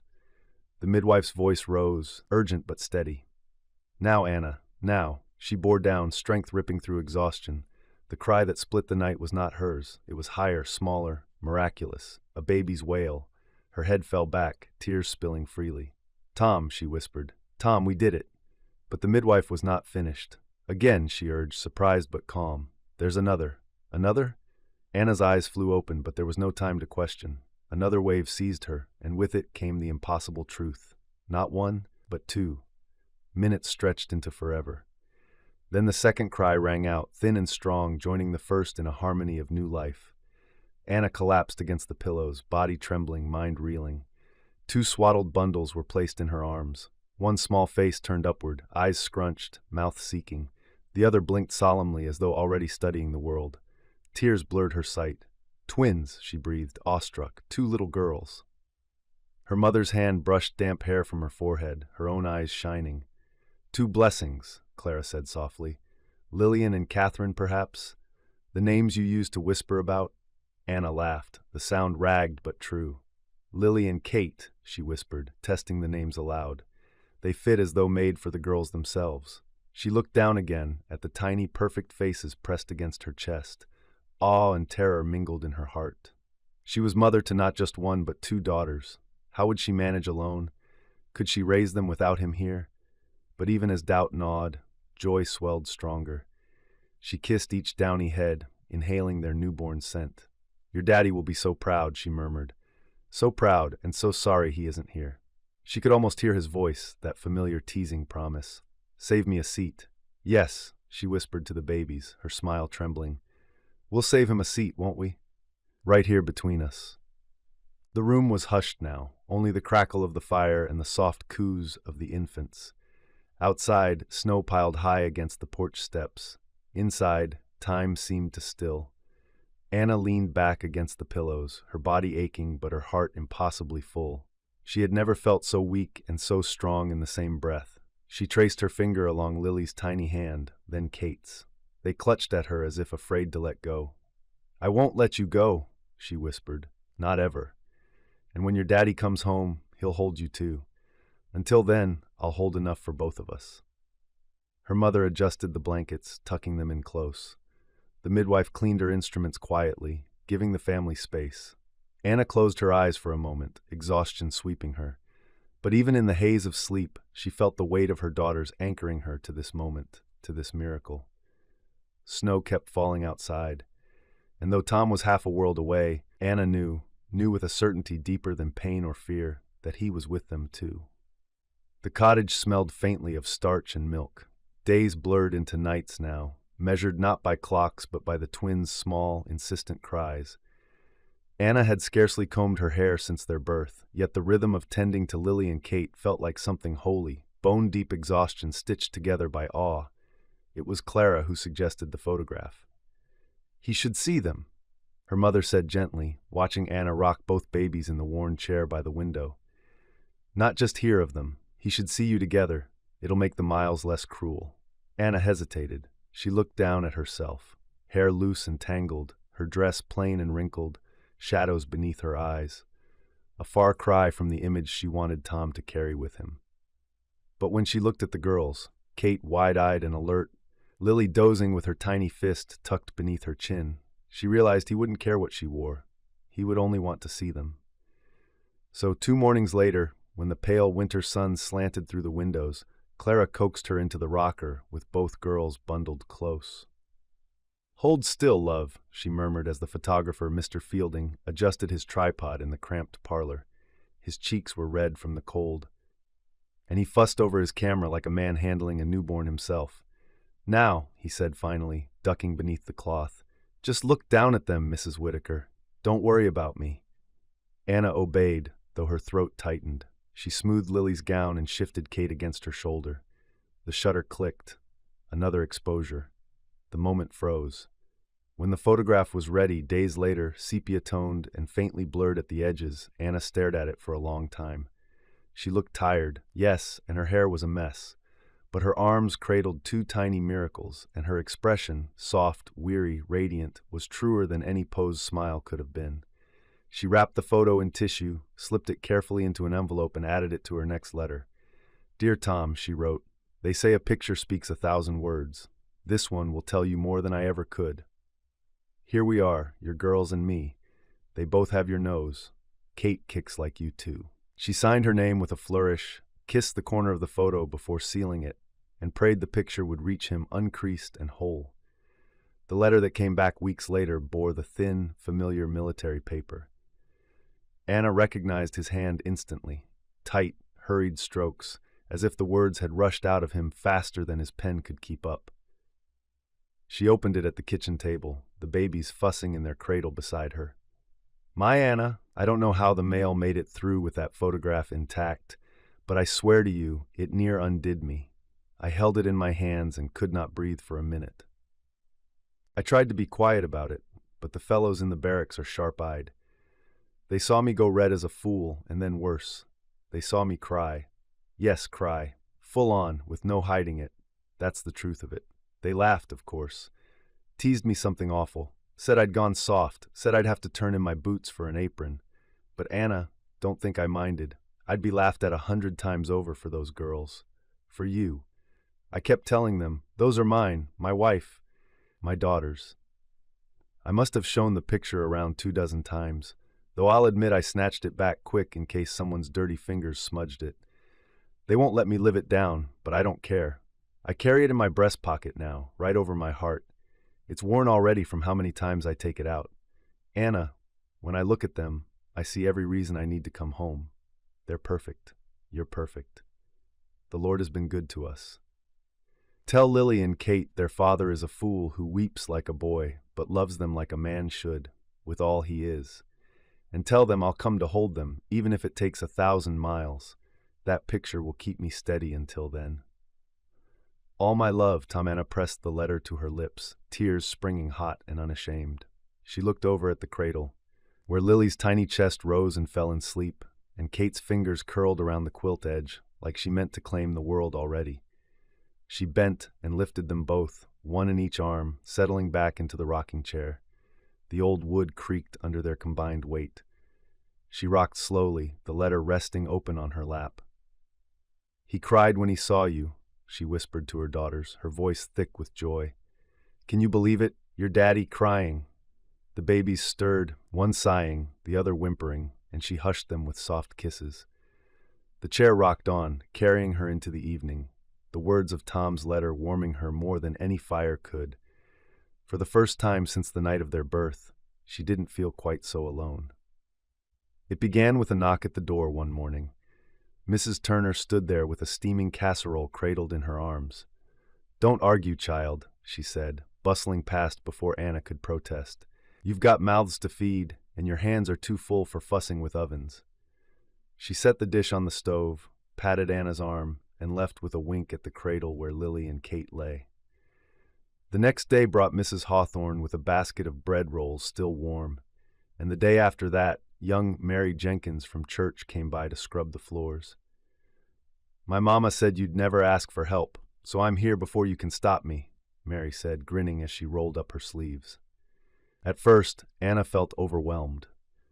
The cottage, already small, seemed to shrink further as neighbors came and went, arms full of jars, knitted blankets, and the occasional ham saved from their own ration books.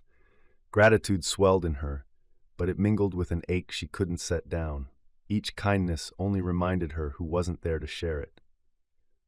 One afternoon, she ventured out for the first time since the birth. The snow had melted back to stubborn patches clinging to the shadows, and the streets were damp with thaw. She wrapped the girls in the pram Clara had insisted on bringing over and pushed them carefully down the main street. The wheels bumped against uneven stones, and the girls whimpered before settling again. People stopped her at nearly every corner. "Beautiful, both of them," said Mr. Dunn, the hardware man, tipping his cap. "Your Tom's going to be beside himself," Mrs. Rack Hawthorne added, eyes bright with both joy and pity. Anna smiled, murmured thanks, and pushed on. It was easier to keep moving than to stand and soak in the looks that said more than words, the looks that reminded her she was doing this alone. At the grocer's, Mrs. Fletcher slipped a bag of sugar into her parcel and whispered, "Don't you dare tell." Anna nodded, throat thick, because she knew it had cost Mrs. Fletcher dear to give it. When she returned home, her mother was there, rocking on the porch with a shawl pulled tight. "You've stirred up the whole town, you know," Clara said as Anna lifted the girls out of the pram. "They'll be arguing over who gets to bring supper next." "I don't deserve all this fuss," Anna murmured. Her mother gave her a look. "Don't be stubborn. Folks need to give, especially now. You let them." That night, when the twins finally slept in tandem, Anna lit the lamp low and sat with Tom's last letter spread open beside her. She traced his words with her finger, remembering how he'd written about the men teasing him for crying over the photograph. She tried to imagine telling him about today, the neighbors, the pram, the sugar tucked away in the cupboard. "You should be here for this," she whispered, speaking into the quiet room. "They keep saying your name, like you're just around the corner. But you're not." Her voice faltered. "You should be pushing this pram with me. You should be the one they slap on the back." The ache swelled, sharp and sudden. She bent forward, pressing her forehead against the wooden edge of the cradle where Lily slept. The baby stirred, her tiny mouth working before she sighed back into slumber. Anna breathed deep, steadying herself. She thought of Tom's promise, "I'll hold them, even if it takes 1,000 miles." She thought of the photo he carried close to his heart. Those truths steadied her like a hand on her shoulder. The weeks went on, and the rhythm of help became a kind of chorus. Children from church carried water from the well. Reverend Carter stopped by with scriptures of blessing and news from the prayer circle. Even the men at the mill sent over a sack of flour, wrapped tight against damp. Still, when Anna walked the lane at dusk, pushing the pram under the bare trees, she felt the space beside her like an open wound. She imagined Tom's long stride next to hers, his easy grin, his hand steadying the pram when the wheels caught on a rut. Neighbors waved as she passed, and she smiled back, grateful. But when she reached the quiet stretch near the churchyard, she let her face soften, let the longing settle heavy in her chest. "You've got a whole town behind you," Clara said one evening as she folded fresh linens. "And when Tom comes home, he'll see what you've managed. He'll see how strong you are."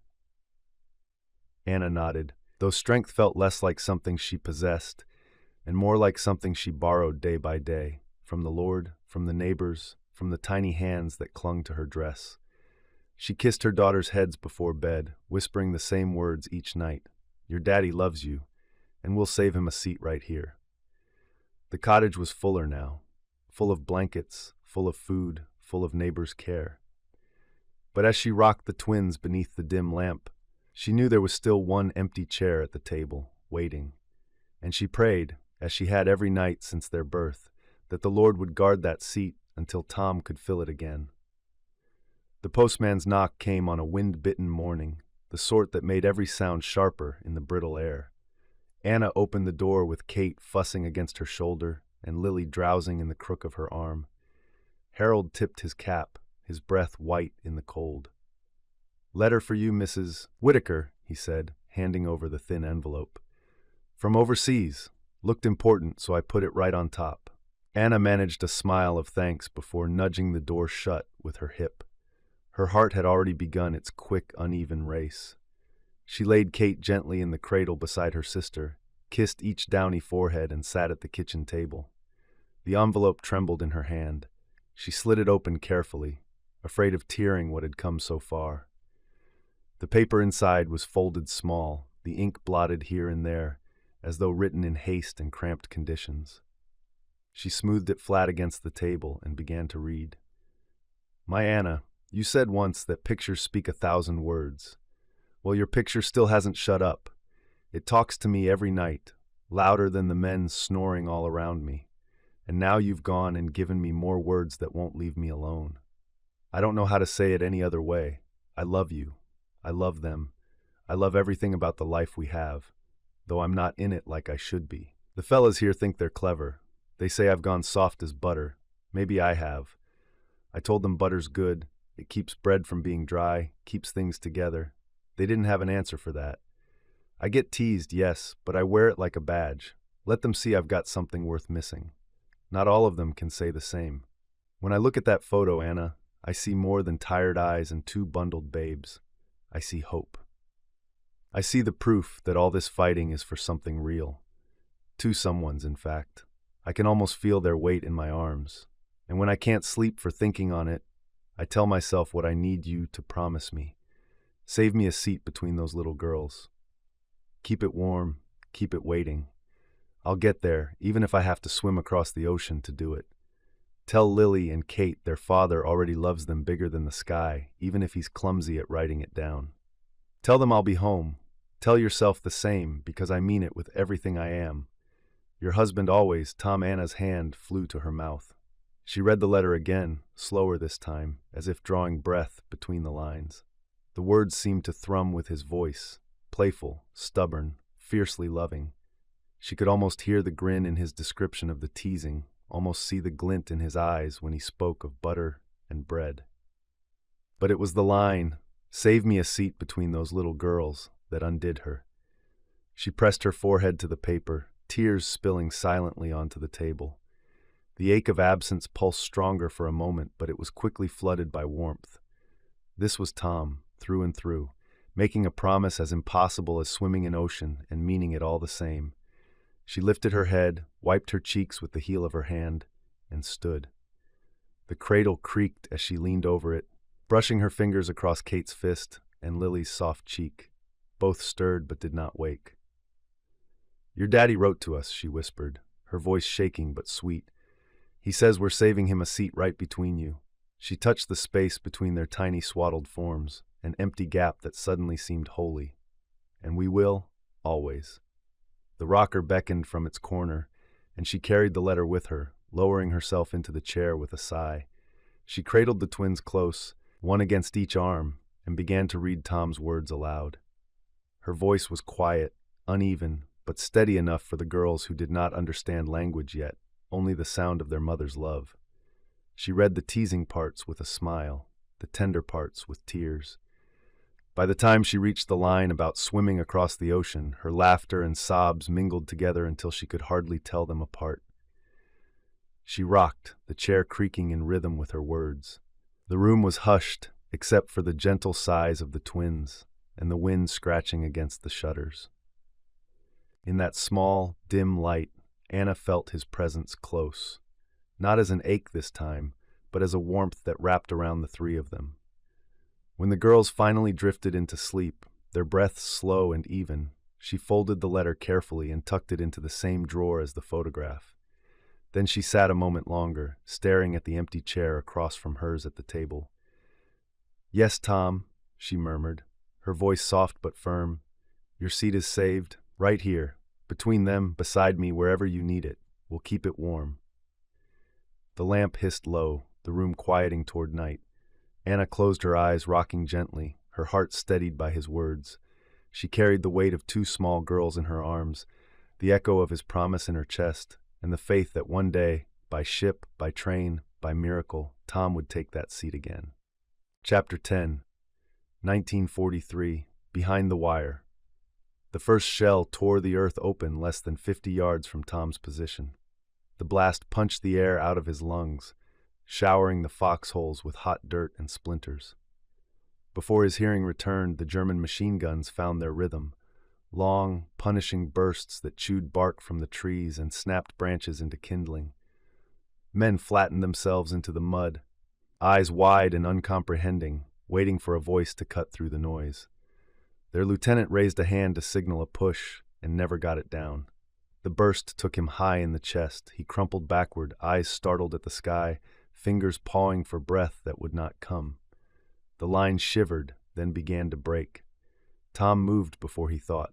He lunged from cover, boots skidding, and wrestled the lieutenant by the collar behind a ragged half-log.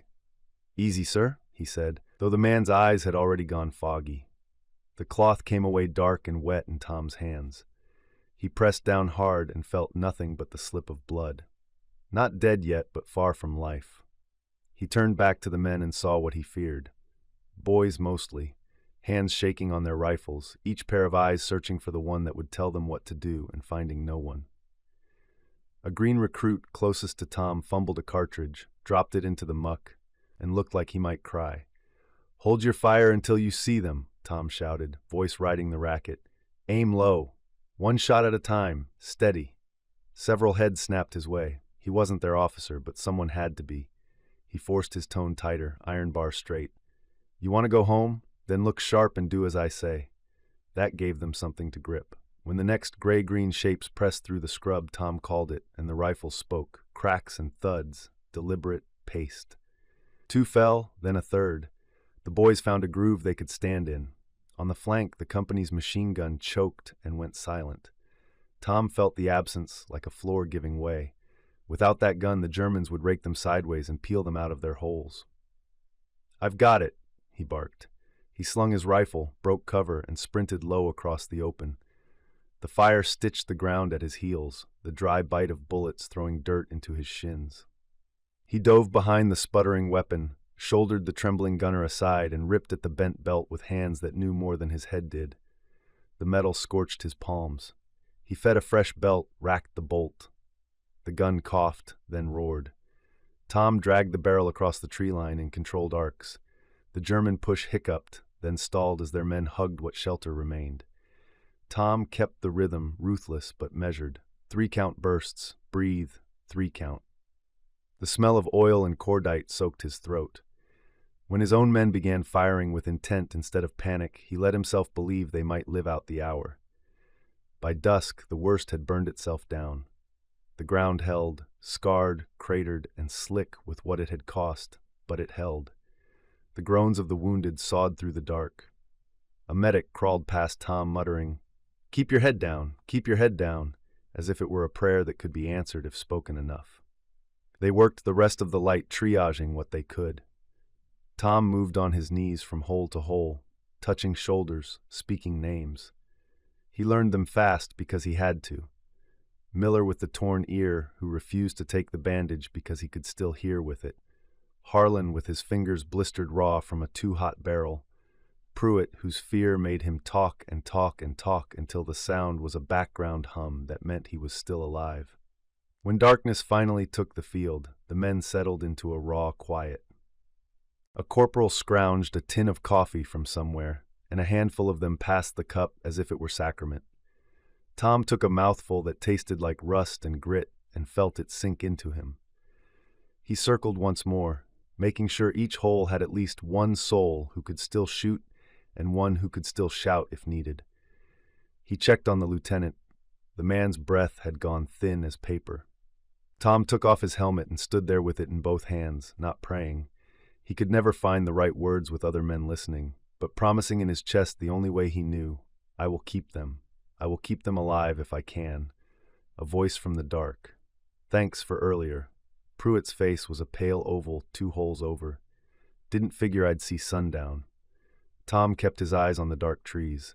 You shot when you should, and you kept your head. That's on you. A hitch of a laugh. I dropped half my rounds in the mud. Then it's a good thing you had the other half. Tom let a breath out. Get some sleep. First light, we'll shift the positions. Pruitt was quiet then. What if they come again? Tom didn't say that they almost surely would. He tapped the rim of his helmet. Then we do again what we just did. He sat in his own shallow scrape, only long enough to loosen his boots and flex his feet before lacing them again.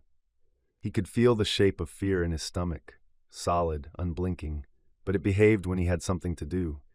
So he kept finding things to do until the night was mostly gone. At a gray slice of morning, a runner crawled up with mud from chin to chest. "Orders, Whitaker. Report to command." Tom stood, joints protesting. He followed the boy's low silhouette through the shattered woods to a tent where a lantern burned. Inside, a map lay under a paperweight fashioned from a rock. 2 captains and a major stood tight around it, faces sallow with fatigue. The major lifted his eyes. "Sergeant Whitaker," he said, then glanced at a paper. "Thomas Whitaker, you assumed control of your sector when your officer fell, held through repeated assaults, brought the machine gun back online." Tom's mouth felt dry. "We held because the men did, sir. Men held because someone steadied them."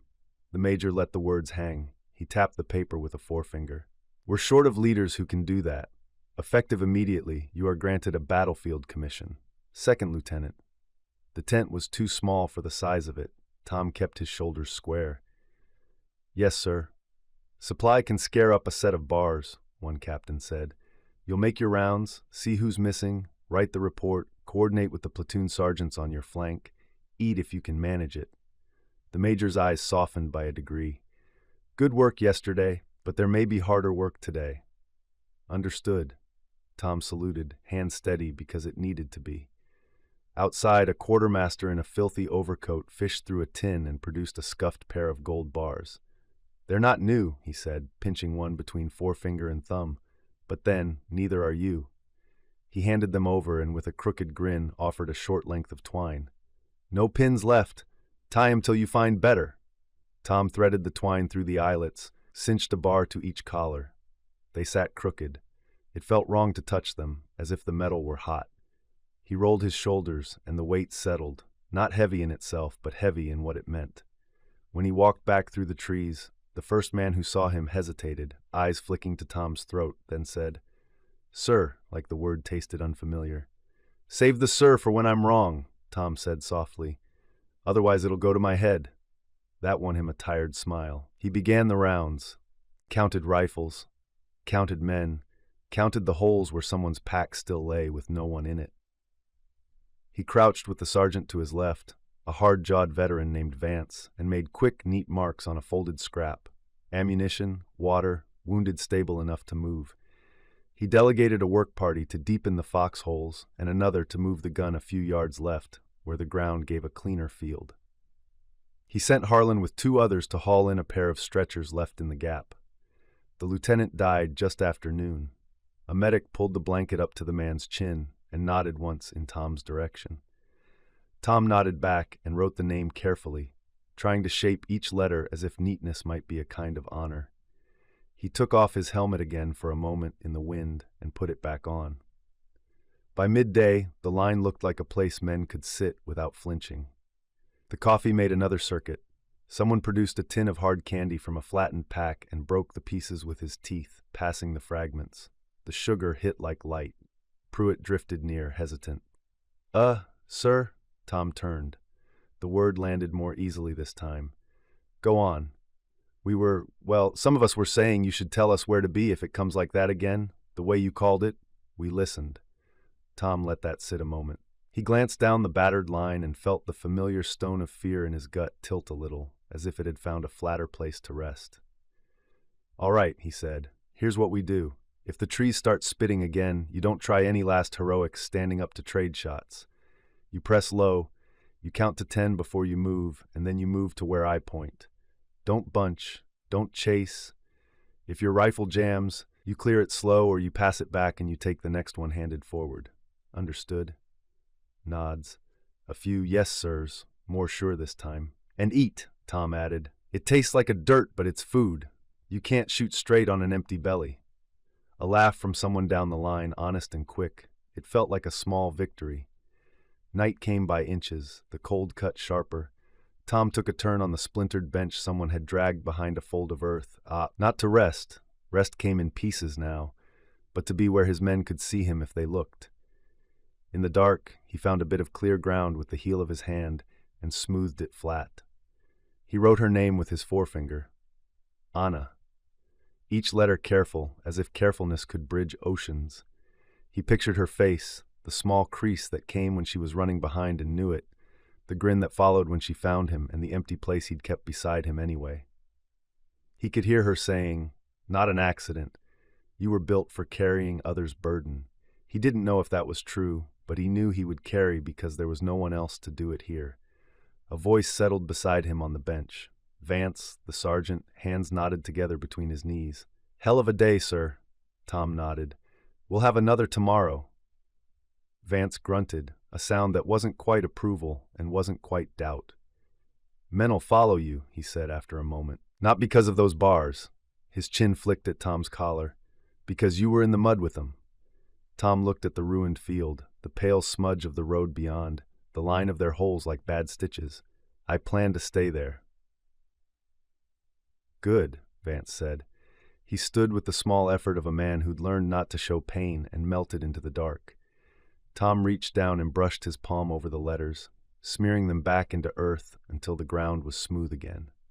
He whispered into the cold, so low that even he barely heard it, "I'm saving you a seat." He set his helmet down next to him, a placeholder. Somewhere out in the black, a night bird called once. The men shifted in their holes, found blankets, set rifles within reach. Tom stayed on the bench a little longer, letting the weight of the gold bars settle into his bones until they felt less like someone else's and more like what the day had made of him. When he finally stood, he did it not because he felt ready, but because morning would come whether he was or not. And when it came, they would need him standing. The forest was still when they moved out, only the crunch of boots in the damp earth and the soft clink of gear breaking the quiet. Tom walked near the front, map folded tight in his pocket, rifle hugged close. Weeks had passed since the commission, though he still felt like an imposter whenever the men addressed him as Sir. He had never wanted the title, but it clung to him now like the mud on his boots. The mission was simple on paper. Push deeper into contested ground, secure a ridgeline, and hold until relief arrived. Simple on paper, nothing ever was out here. Tom's men were worn thin. He could see it in the eyes of the younger recruits, boys with stubble that hadn't grown in full, boots rubbing blisters raw. He recognized that same weariness in himself. He kept his jaw tight, shoulders squared, because if he faltered even an inch, they would follow him into that falter. Anna's voice whispered in memory, "You were always meant to lead." By mid-morning, the mist had burned off, leaving the sky washed gray. They crested a low hill, the trees thinning toward the open field below. That was when the first mortar shrieked. It landed wide, too wide to be a warning. Smoke belched upward, choking the air. A second shell fell closer, then a third, and the world erupted. "Cover!" Tom roared, though most were already diving. Earth kicked up around them in violent bursts. The sharp chatter of machine guns split the chaos, raking the slope. Bark splintered from trunks. One man screamed and was cut off too quickly. Tom pressed flat, lungs burning from smoke. He could hear the greenest recruit, Jacobs, sobbing into the dirt. "Steady!" Tom barked, crawling to him. He gripped the boy's collar, shaking him once. Jacob's eyes darted, wild. "Look at me! Look at me! You keep your head down and your finger on that trigger. You hear?" Jacobs nodded too fast, but the panic eased enough for his hands to obey. Tom shoved him toward a shallow dip in the ground, then rolled back, firing in bursts toward the tree line opposite. He couldn't see the enemy, shadows and flashes only, but he knew they were everywhere. The trap had been set well. Mortars shrieked again, closer, deafening.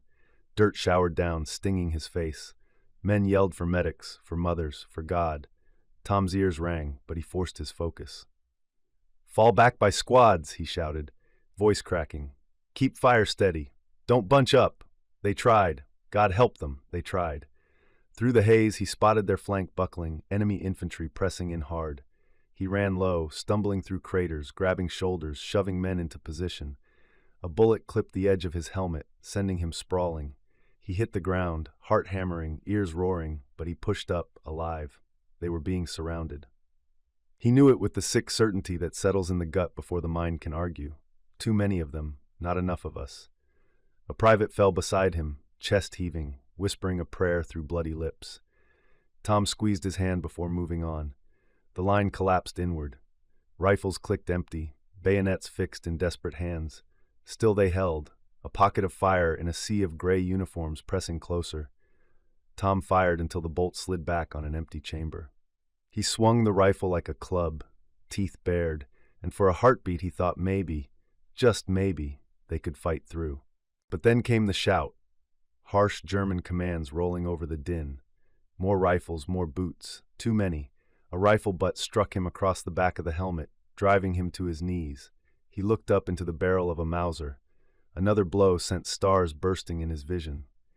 "Drop it!" someone screamed in English, voice raw. "Drop it, for God's sake!" The fight guttered out. Rifles clattered to the mud. One by one, his men froze under the rifles aimed at their hearts. Jacobs was dragged upright, tears carving streaks in the grime of his face. The rest stood, some swaying, some bleeding, all defeated. Tom's chest heaved, fury and shame burning hotter than any wound.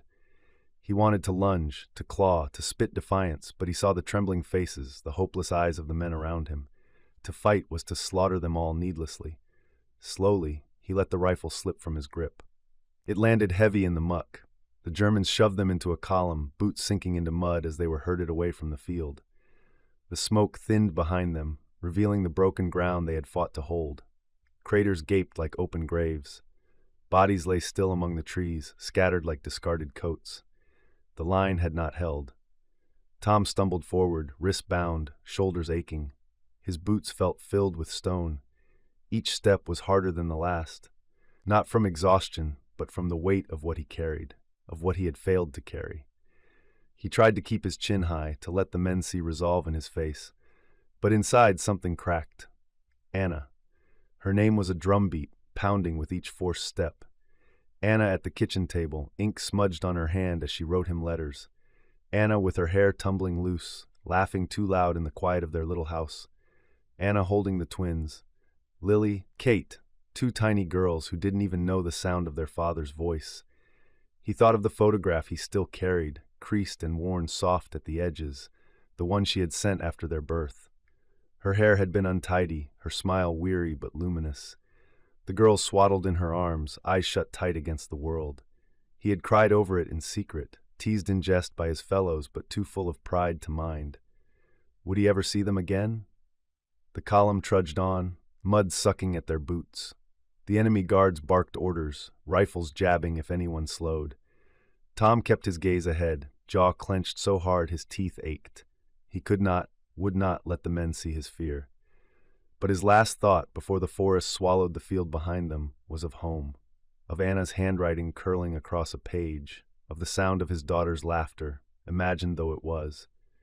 His last thought was of the seat left empty at their table, the one she promised would always be waiting for him. He wished he'd had one more night to fill it. One more letter. The gates clanged shut behind them, with a finality that scraped the marrow. Barbed wire crowned the fences in cruel spirals, catching what little light the gray sky offered. Watchtowers loomed at each corner, black silhouettes with rifles slung at the ready. Tom stood shoulder to shoulder with the column of prisoners, the stink of sweat, blood, and fear rising off them in waves. He had thought battle was the worst a man could endure. The camp corrected him. The Germans herded them into the yard, barking orders that needed no translation. Hands up, line there, move faster. Tom obeyed, not for himself but for the men around him, still looking his way even in chains. He felt the weight of their eyes like a shackle heavier than the rope binding his wrists. Inside the wire, the world narrowed. Rows of low huts hunched against the wind. Smoke drifted from a single stovepipe, faint and mean. The yard was mud, churned by countless boots before them, slick and sucking with each step. A bitter tang of latrine carried on the breeze. An officer in a black coat stalked along the line, eyes sharp as nails. He stopped at intervals, pointing, "Higher, Dort," sorting officers from enlisted, sick from sound, strength from weakness. When his gaze landed on Tom's collar, where the crooked twine still held the dulled gold bars, his mouth curled in a thin sneer. "Offizier," the word cracked like a whip. Two guards seized Tom by the arms and shoved him into the smaller group, the one set apart from the bulk of the prisoners. The separation tasted like ash. The enlisted men glanced back as they were driven the other way, confusion in their faces. Tom wanted to call out, to tell them to hold steady, but his voice lodged hard in his throat. He was lifted out of their ranks by a scrap of metal he had never wanted, and it felt like betrayal. The officers met once. Barracks proved no kindness. The hut was larger, yes, but the straw mats thin. the rations scarcely more than the others, black bread like stone, a ladle of watery soup, sometimes a sliver of gray meat if the guards were feeling generous. Better treatment, they called it. Less beatings, not less hunger. Tom sat on the edge of his mat the first night, staring at the floorboards through the gloom. Around him, men coughed, muttered in fevered sleep, prayed softly into their hands. A few stared blankly at nothing, eyes already hollow. He swallowed hard, pressing his palms against his knees. He thought of Anna at the table back home, pen scratching across paper, her handwriting looping like a lifeline. He thought of the twins. How old would they be now? Walking? Laughing? He'd missed it all. He clenched his jaw until it hurt. Don't you break here, Tom. Not here, not ever. The days blurred. Dawn came too early, Reveille shouted in a tongue he could not mistake, and men dragged themselves from mats to stand in the yard for roll call. Guards paced with rifles and dogs, eyes cold. Work parties were marched out through the gates, returning hours later thinner, weaker, shoulders bowed. Disease crept easily among them, dysentery, pneumonia, fevers that burned a man hollow in days. Tom kept moving. That was the only way. He carried water, stacked crates, shoveled snow, anything they put in his hands. His muscles thinned, but he forced them to obey. If he stopped, if he sat too long, the despair would eat him like rot. He learned to ration every crumb of bread, to trade half his soup for a strip of cloth when blisters tore his heels. He learned to keep his eyes down when the guards' tempers flared, and he learned to watch the men. The younger officers cracked fastest. He could see it in the slackness of their shoulders, the way their eyes lost focus when they stared through the wire.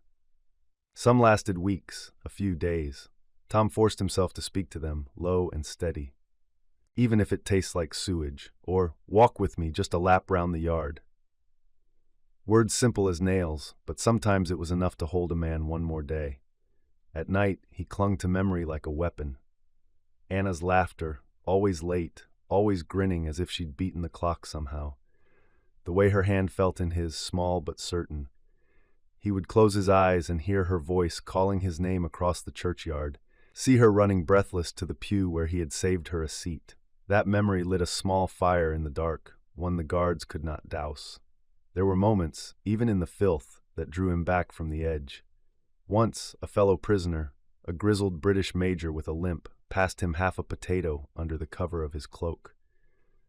"Don't ask," the man muttered. "Just eat." Another time, when the guards weren't looking, one of his men from that day in the forest shuffled past and whispered, "We're still here because of you." Tom held those words in his chest until they felt like armor. Winter set its teeth into the camp. The huts leaked cold, breath fogging in the air, frost rimming the inside of the walls. Men curled against one another for warmth, pride stripped away by necessity. Tom wrapped his arms around himself and thought of Anna under quilts, of the girls bundled together in their cradle. He prayed, stumbling, half-formed prayers, that they were safe, that they were warm, that they would not forget him. He would not let this place take her from him. Not her voice, not her face. That was the one line he could hold, even here. One night, as the wind howled through cracks in the boards, Tom scratched her name into the dirt by his mat. Anna. The letters steadied his hands. He whispered it once, softly, before brushing the word smooth again. If anyone saw, they might think him mad, but it kept him whole. The despair was always there, crouching in the corners, waiting, but he clung to her laughter like a secret weapon. The guard held the clipboard like a judge. He read from a paper in clipped English, rules Tom had already learned by listening, but rules sounded different when made official. One page, pencil only, no drawings, no talk of guard routines or camp layout, no numbers that could be troop counts or coordinates, no complaints about food or treatment, no coded messages. Family only, the guard said, tapping the line with a gloved finger. No politics, no military, you understand? Tom nodded. Understood. 5 minutes. The guard's eyes were flat. When I say stop, stop. A stub of pencil and a sheet of thin yellowing paper slid across the table.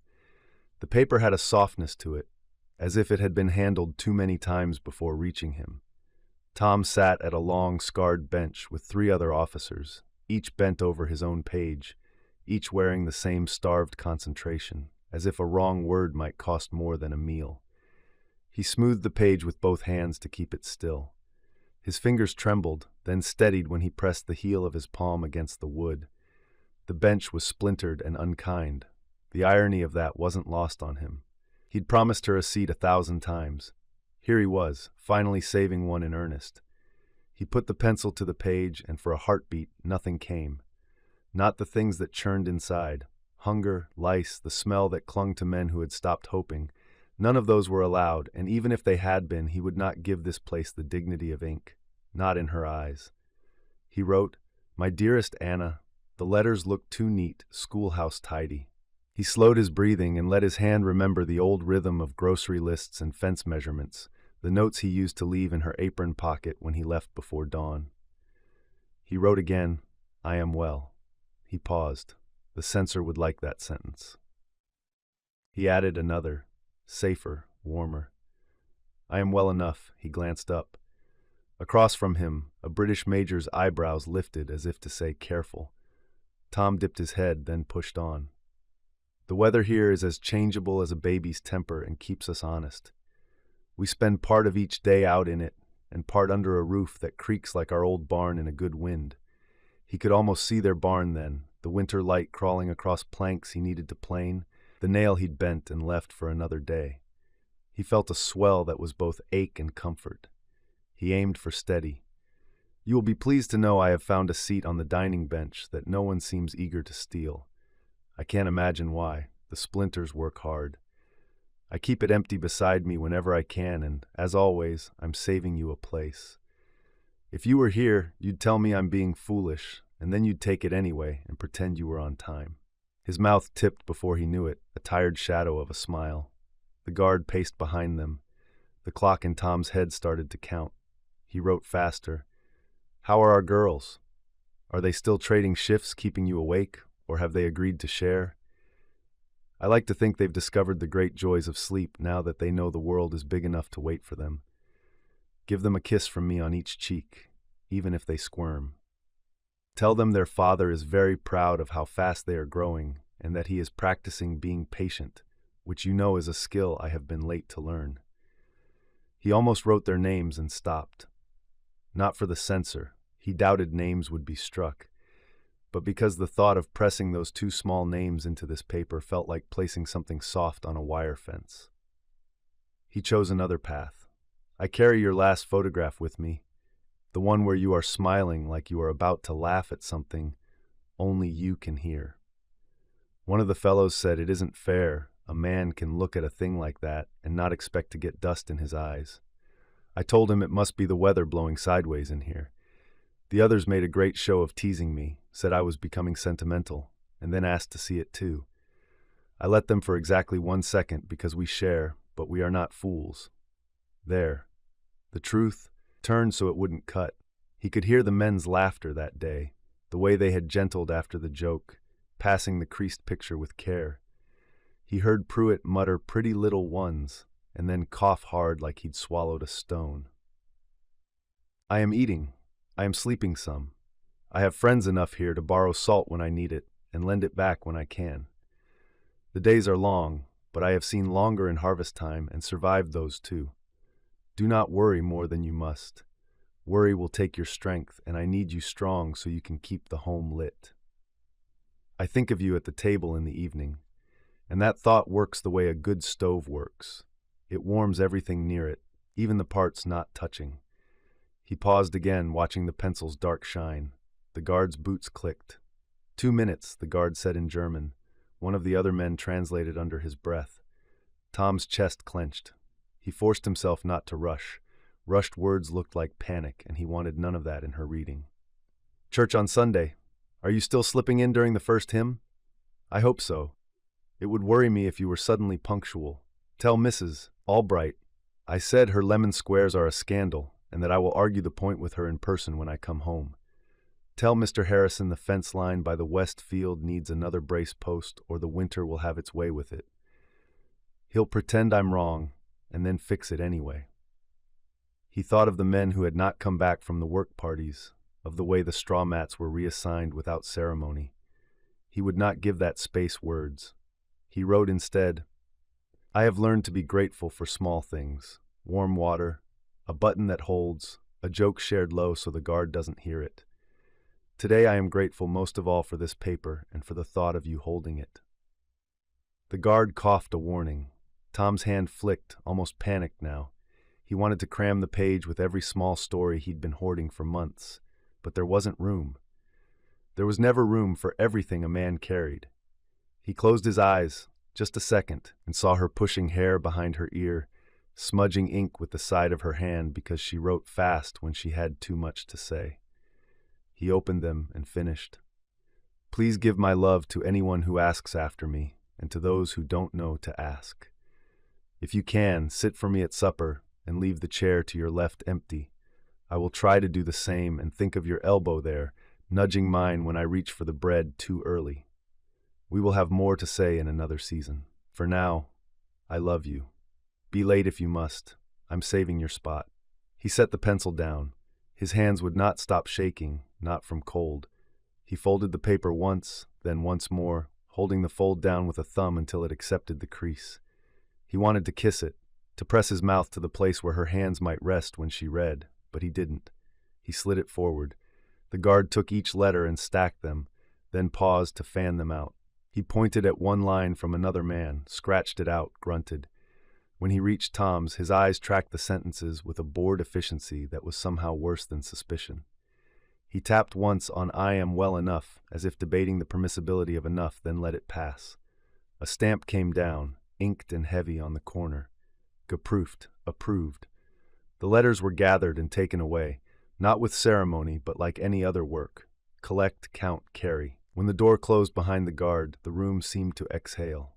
The British major opposite Tom scrubbed his face with both hands and then laughed once, short and raw. "Wrote my wife about the weather," the man said, "as if she cares a fig about German clouds." Tom found his voice. "Mine cares about anything that keeps me writing." He stared at his empty hands. They felt bare. "She'll read it slow," he said quietly, like she's afraid the words will break if she rushes. "You'll get one back," the major said, not unkindly.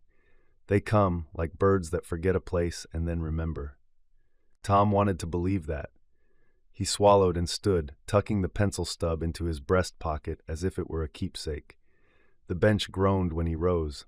He pressed a palm against the rough wood, feeling the embedded sliver sting. He didn't pull it free. It grounded him. Back in the yard for evening roll call, the cold bit without mercy. Lines formed, men counted, dogs paced. Tom fixed his gaze on the horizon beyond the wire, where the sky bruised purple toward night. Somewhere past that line, past fields and rivers and an ocean, a kitchen lamp would be turned low and a woman would tuck two girls into quilts and then sit at a table and rest her cheek on her hand for a minute before she reached for a pen.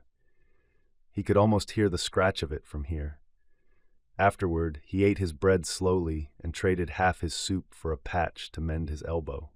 He returned to the officer's hut and sat on the same mat he'd worn thin for months. The straw whispered under him. Around him, men shifted, coughed, murmured. He drew his knees up, crossed his arms over them, and set his chin down. For the first time in weeks, the ache inside him loosened its hold by a notch. It didn't vanish. It never would. Not here. But there was space in his chest where there had been none before. A small, cleared place where something like air could move. When he finally lay back, the mat hard under shoulder and hip, he angled himself so that the corner of the room where the wind whistled least became his sky. He spoke so softly that only he could hear. "Anna," he closed his eyes, holding her name like a talisman. Sleep came in fits, but when it found him, it carried, for a time, the shape of a table and the warmth of a lamp and the feel of an empty space beside him that wasn't empty at all. The twins had learned to crawl faster than she could manage to keep up. One moment they were on the blanket by the hearth, the next they were halfway across the floorboards, Kate's giggles egging Lily on. Anna bent to scoop them both back to safety, their limbs wriggling like determined little fish. "Mercy, girls," she panted, settling them back down. "You've inherited your father's stubborn streak. Heaven help me." But when she straightened, hands still braced against her aching back, the emptiness of the kitchen struck her like it always did. His chair still tucked at the head of the table, his Bible on the sideboard, a scrap of paper marking the last passage he'd read aloud. It was as if Tom had only stepped out for a while, except weeks had blurred into months. No letter, no word, not even the thin comfort of rumor. Every knock on the door made her heart leap, but it was never the one she wanted. Neighbors bringing casseroles, Mrs. Turner offering hand-me-down clothes for the girls, the preacher stopping by to pray. They all carried kindness, but not his handwriting. Until that afternoon. She had just laid the twins down for their nap when a sharp rap at the door sent her flying down the hall. On the stoop stood the postman, shoulders hunched against the wind. "Mrs. Whitaker?" His gloved hand extended a single envelope, thin and bent at the corners, but stamped with the mark of military censors. Her knees nearly gave way. She took it in trembling hands, staring at the scrawled ink, his hand, his letters. She hadn't realized until that moment how much she had feared never seeing them again. "Thank you," she managed, voice breaking. The postman tipped his cap, understanding, and left her to it. Inside, she dropped to her knees on the kitchen floor. The envelope tore ragged in her haste. The sight of his words blurred as her eyes flooded. She pressed her lips to the paper, tasting salt where her tears smudged the ink. The twins' sleepy whimpers drifted from the other room, but she stayed there on the boards, reading him back into the house. He wrote lightly, as if this were just another evening across the table. He told her he'd saved her a seat on a splintered bench where they ate, said the food was terrible, but at least the company was lively. He mentioned a card game he lost badly, blaming it on thinking of her instead of the cards. And at the end, "One day you'll have to come take the seat I've been holding for you. Until then, I'll keep it warm." She clutched the page to her chest, rocking herself in silence, whispering, "Thank you, Lord, thank you." Later, when the girls awoke, she carried them to the kitchen and laid the letter across their small laps. Their hands pawed at it, uncomprehending, Kate squealing as Lily tried to chew a corner. Anna laughed through her tears. "This is from Daddy," she told them. Voice hushed as if naming something sacred. "He's far away, but he loves you more than all the stars." They didn't understand, of course, but one day they would. One day they'd know what it meant to keep faith through silence. That night, she set her lamp low and began to write by its glow. Her words spilled quickly, the pen scratching as though afraid of running out of time. She told him of Lily's habit of tugging her sister's hair, of Kate's stubborn way of babbling over her, of how the girls fought for space in her lap until she felt split in two. She shared the church gossip, the Carter's son caught sneaking a cigarette, the women's group fussing over hymn choices. She told him she kept his pew empty every Sunday, sliding in after the music started as always, but leaving that one place waiting. At the table, too, she added, there was always a chair untouched, the plate beside it gleaming. At the bottom of the page, she paused, tears dripping onto her hand. Finally, she wrote, "Come home, Tom. Until you do, I'll save you a seat, always." She sealed the envelope with a shaking breath, kissed it as though that could carry her lips across the ocean, and placed it on the windowsill for the Morning Post. Weeks later, across barbed wire and hunger, Tom would hold her words in his calloused hands, feel her strength running through him like water in the desert. But for Anna that night, the act of writing was enough. It was hope, bound in ink and faith, sent like a prayer across the sea. She blew out the lamp and crept into the bedroom, the twins bundled together in their cradle. Sliding into her own bed, she laid her hand on the cold space beside her and whispered to the dark, "I saved you a seat, love." Sleep came slow, but for the first time in months, it came with peace. Chapter 11, 1944, A Candle in the Window. The first time she pressed a violet into his letter, it stained the page the color of twilight. She hadn't meant to. Kate's fist had come down on the bloom while Anna was reaching for the pen, and by the time she pried those strong little fingers open, the petal was a bruise on paper. She dabbed it with a cloth, decided it looked like a bit of evening caught in the white, and wrote around it as though she'd planned it all along. Outside the kitchen window, the trees were going the good kind of red, the kind that promised wood smoke and pies, and the twins were 6 months old, bright-eyed, newly round with sitting, and delighted by the discovery that they could make sounds on purpose. Lily said, "Bah," with solemn authority, and then blinked, proud of herself, as if she'd invented language. Kate answered, "Da!" at the top of her lungs and flung both arms wide. Anna laughed, in spite of the ache that had taken up residence behind her ribs. She set the pen to the paper and told Tom everything she could fit between the margins. How Madame Carter had finally surrendered and let the choir sing the lively hymn. How the grocer tucked an extra apple into her sack for the little commanders. How the frost had taken the last of the tomatoes in the garden. She steadied Lily's hand and guided her wrist in a soft spiral. "Draw Daddy the moon," she whispered. The pencil made a comet of gray. Kate lunged and added a jagged little star. When they tired of art and demanded snack by squawk and grab, Anna stopped to mash up a baked apple with a fork, fed them by turns, and returned to the page with smudges of cinnamon on her knuckles. By the time she signed her name, the kettle had boiled dry twice, and she had missed the first post. She wrapped the letter anyway, slipped the thin sheet into its envelope, and laid it flat inside the big Bible, so the violet could press itself into something the censors couldn't scold. She'd take it down in the morning, she told herself. The post wouldn't mind if she was late by a day. Tom never had. His reply came a month and a half later, the paper weary from travel, a rectangle of miles. The censor's stamp bit the corner, and the sentences were tidy and careful, but hope shone in the spaces between like sun through a picket fence. "My dearest Anna," he began, and her breath snagged on the curve of the A. "I am well enough to be a nuisance, and therefore well enough. The weather is honest. The bench where I sit has a talent for finding splinters, but I forgive it. I keep the space beside me empty and tell the others it's reserved. They shake their heads and then guard it when I stand. Your last letter smelled like apple in October, which is not a smell I knew paper could keep." She read that line 3 times, fingers pressed to her mouth, and then one more for the sound of him in it. He didn't say hunger or cold. He didn't say fear. He said honest weather and a bench that found splinters, and she saw the truth without needing it spelled. She kissed the crease he'd made folding the page and carried the letter around the house until she could trust herself to set it down. So began the rhythm that held through the seasons. Her long, rambling pages brimming with the life he couldn't live, his careful letters like small stones laid in a line she could follow through the dark. The weeks between were a place she learned to inhabit, the time it took for words to cross oceans and wires and come home. Winter came with a sting.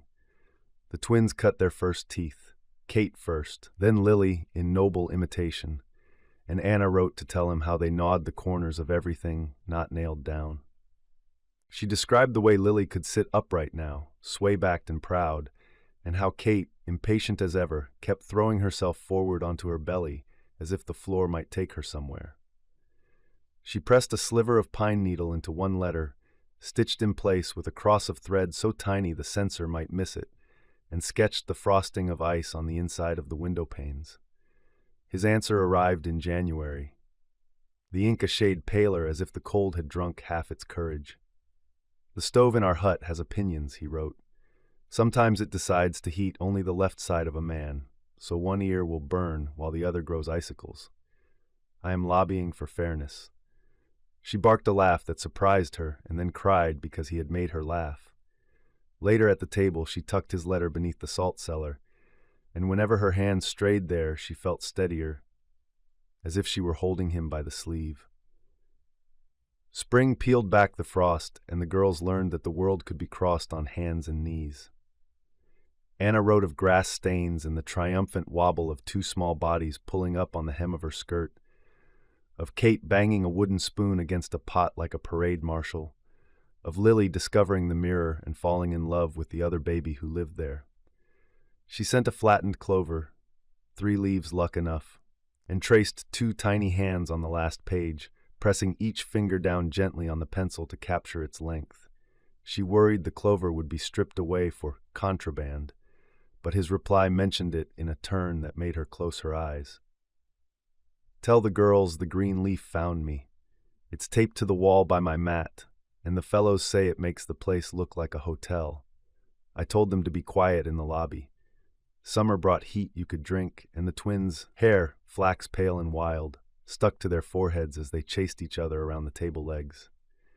Anna's days were a braid of chores and chaos, washing nappies, stringing them on the line, hauling them in again when a sudden storm bullied the sky, counting ration stamps, standing in line at Mr. Harrison's for sugar, if there is any, planting beans in the narrow strip behind the house because everyone had a garden now, and the county ladies said it was patriotic to grow food as if potatoes knew about the war.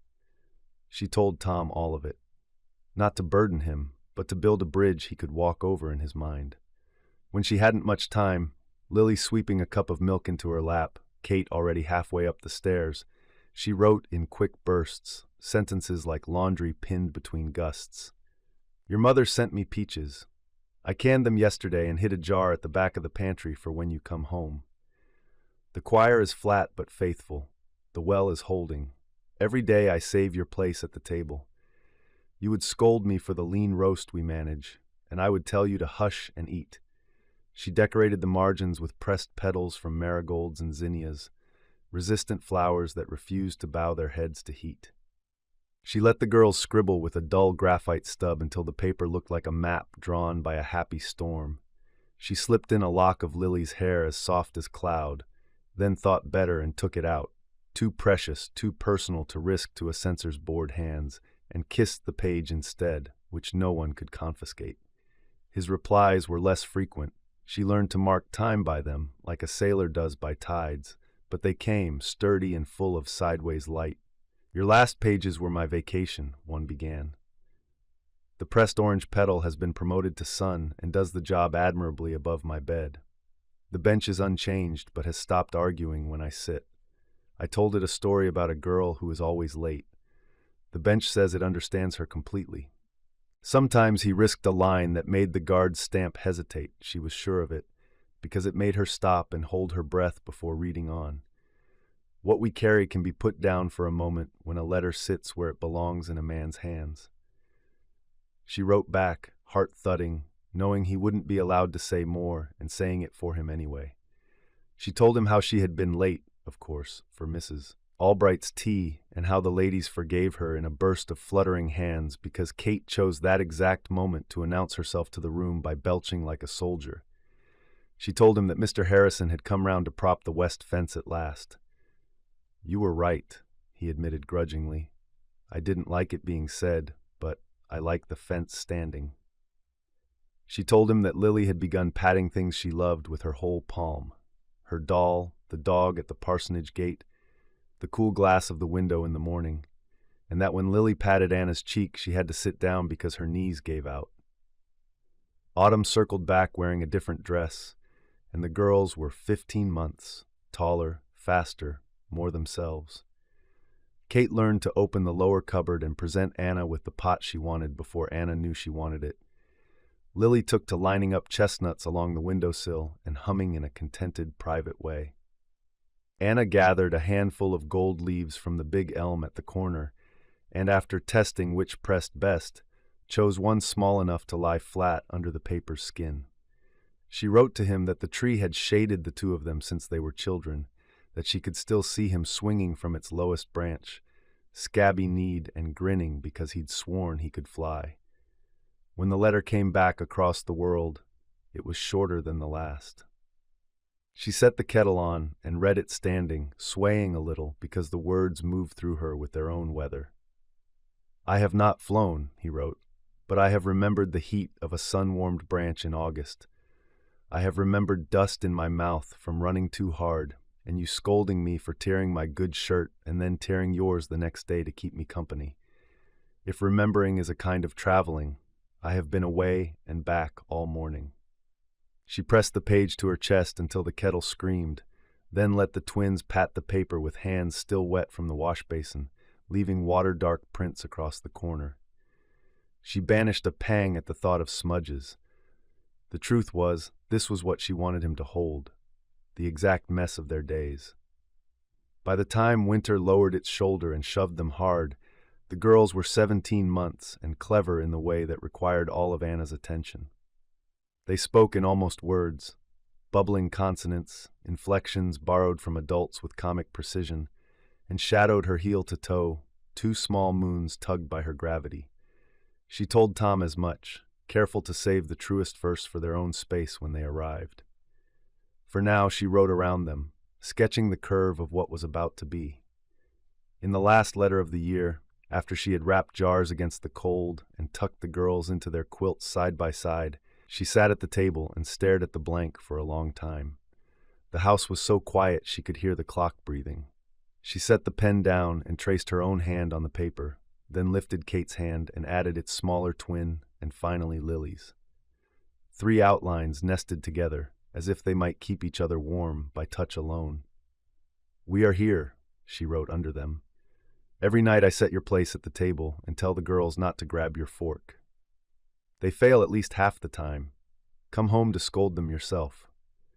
She slid a petal of last summer's marigold into the fold, sealed the envelope, and sat a moment with it in her palm. It felt light, absurdly so for what it carried. The morning found her rushing to be on time for the post, as usual. She ran, laughing breathless at herself, the twins bundled up in the pram and shouting joy and harmony as the wheels rattled over the walk. At the counter, Mr. Leiter looked at his watch in exaggerated shock. "Mrs. Whitaker," he said, eyes bright, "you'll miss the train." "Not if it knows I'm coming," she said, and pushed the letter across the worn wood. "He'll wait. He always does." She knew he couldn't, not really. Not with guards and schedules and whatever cruelty the world devised to keep men from each other.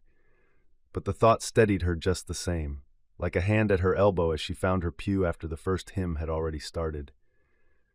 The letter slid into the canvas sack. She watched it go as though she could steer it with her eyes. Then she turned the pram toward home, where 2 little girls had already begun to kick free of their blankets, eager for whatever the day would ask of them, and she began to compose the next letter in her head. The envelope was the thin kind, creased from many hands, the ink on his name rubbed nearly pale at the corner. Anna turned it over twice as if it might vanish if she moved too quick. She stood in the doorway a moment longer, cold air sneaking under the hem of her dress, then shut the door with her hip and crossed to the kitchen table. Lily and Kate were on the rug with a wooden spoon between them, solemnly engaged in the daily business of deciding who owned it. When Kate looked up, her mouth shiny with drool, Anna made her voice bright.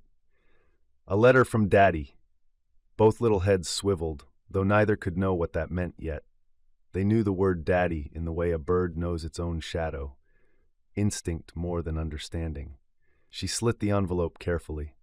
The paper inside felt tired, furry at the edges from travel. His handwriting still carried that same hurried slant, like he'd had to corral the words into formation before someone called him away. She smoothed the page and read, "My Anna," then 3 sentences about weather and health. Then an odd skip, space where something had been and was now gone, the censor's blade leaving a thin white seam. She had learned to read around those absences, to trace the shape of what he couldn't say and what he chose to repeat.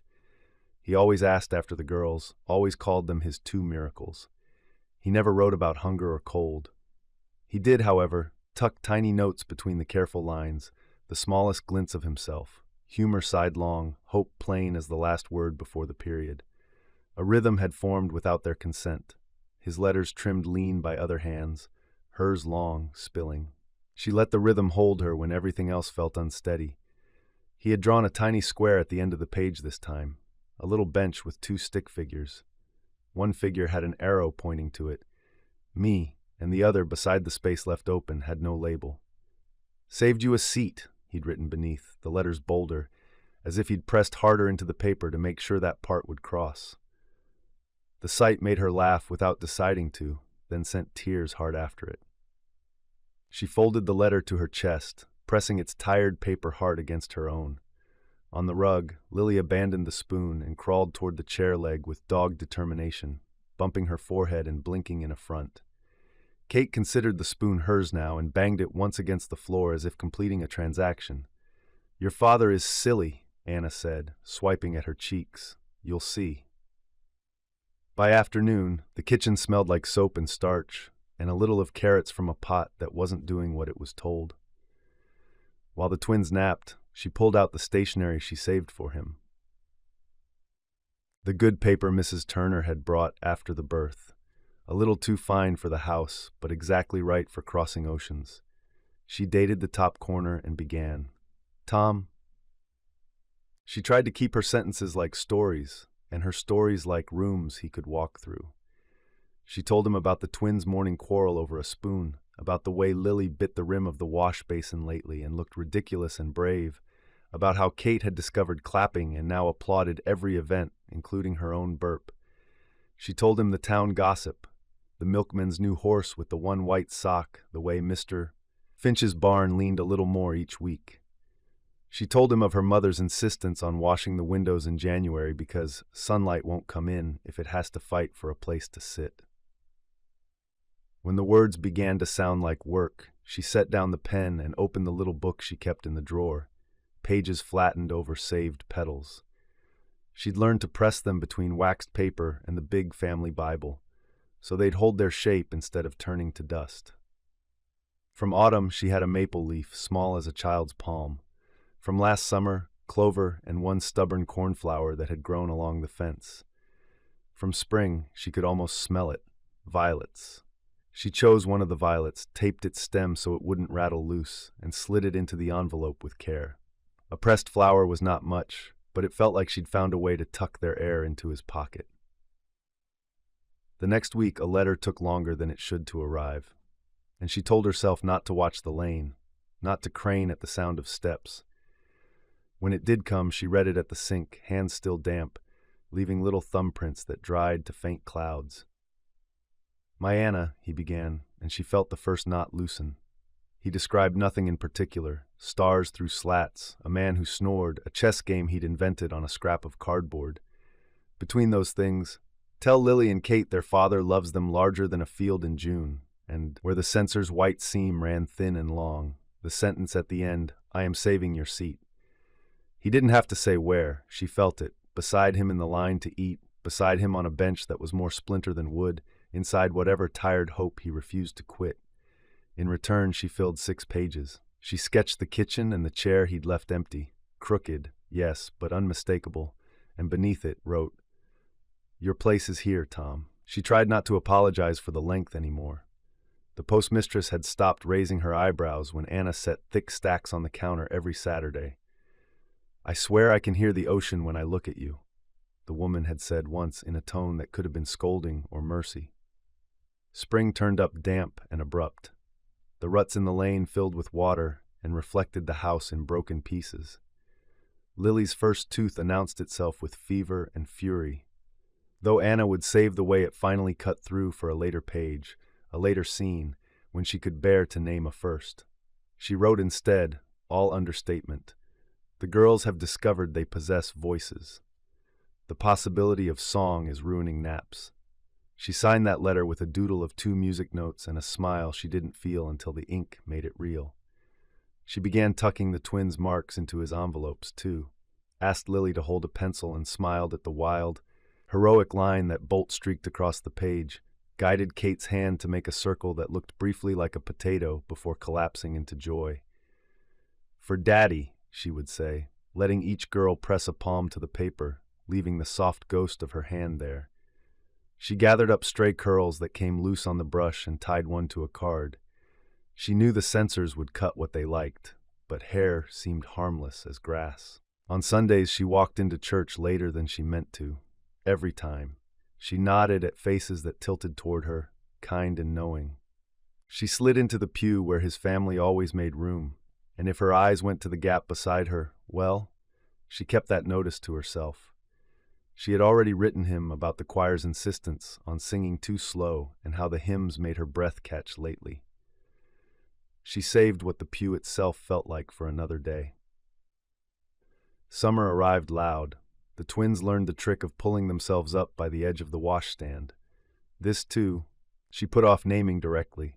She frowned at the word light, made a note in her mind to tell him a story about lamps. She tucked the paper under the sugar jar, breathed once, twice, then sat down to answer. Winter returned, bright and uninvited. The twins turned from babies into little people whose opinions could fill a room. Their hair grew into soft curls, Lily's paler, Kate's the color of wheat after rain, and their hands found each other in sleep more nights than not. They would be 2 before long. She felt the calendar push at her and tried not to count what he had missed yet. That reckoning had its own scene to claim. This one belonged to the ordinary heroism of exchange. Paper going out, paper coming in, the slow trading of days for sentences, of sentences for a kind of company. On the last evening of the year, she sat with both girls asleep at once, a miracle greater than many, and wrote with the lamp turned low. "Tom," she wrote, "the girls have learned to wave.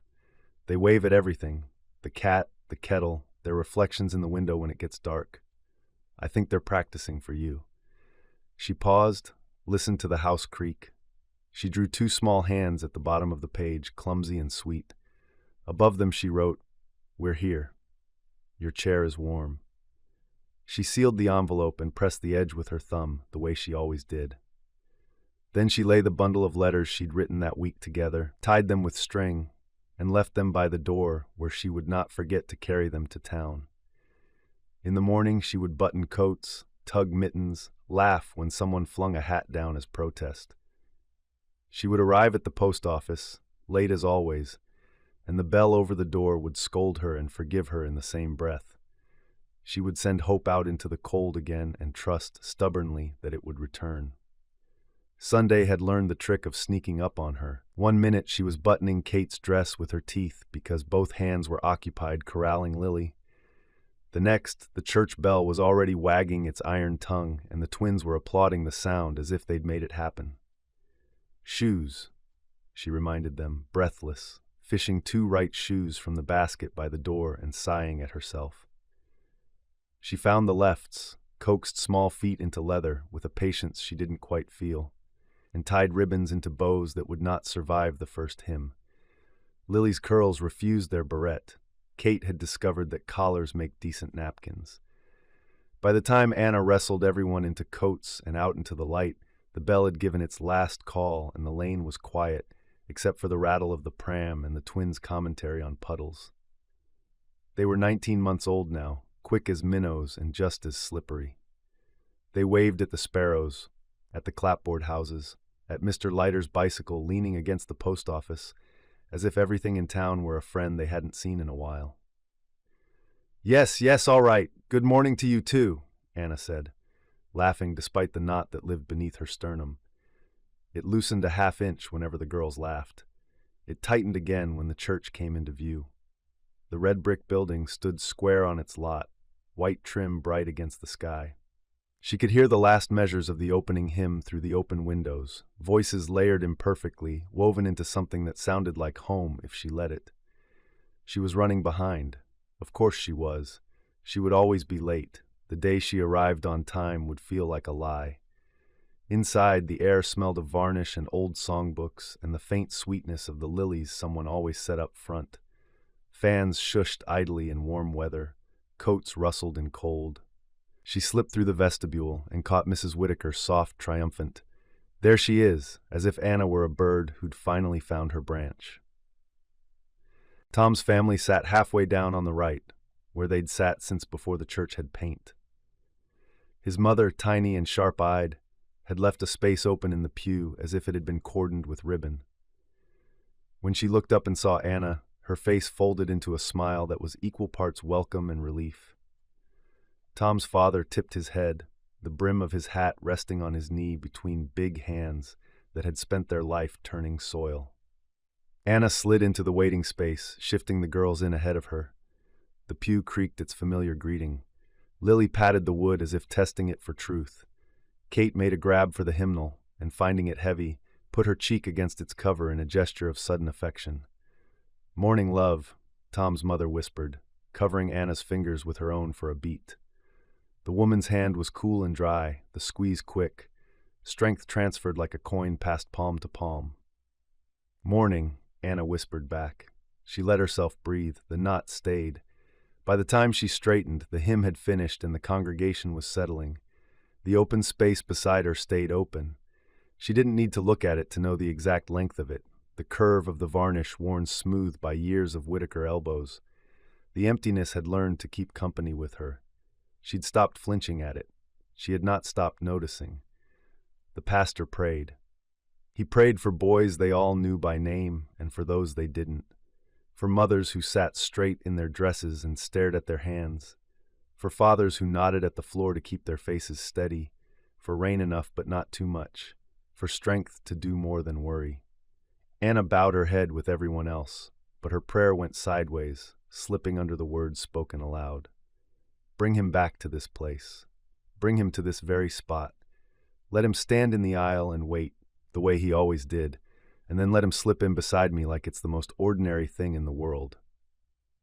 Kate tugged at the hem of Anna's sleeve and held up a crumb of cracker as if offering communion.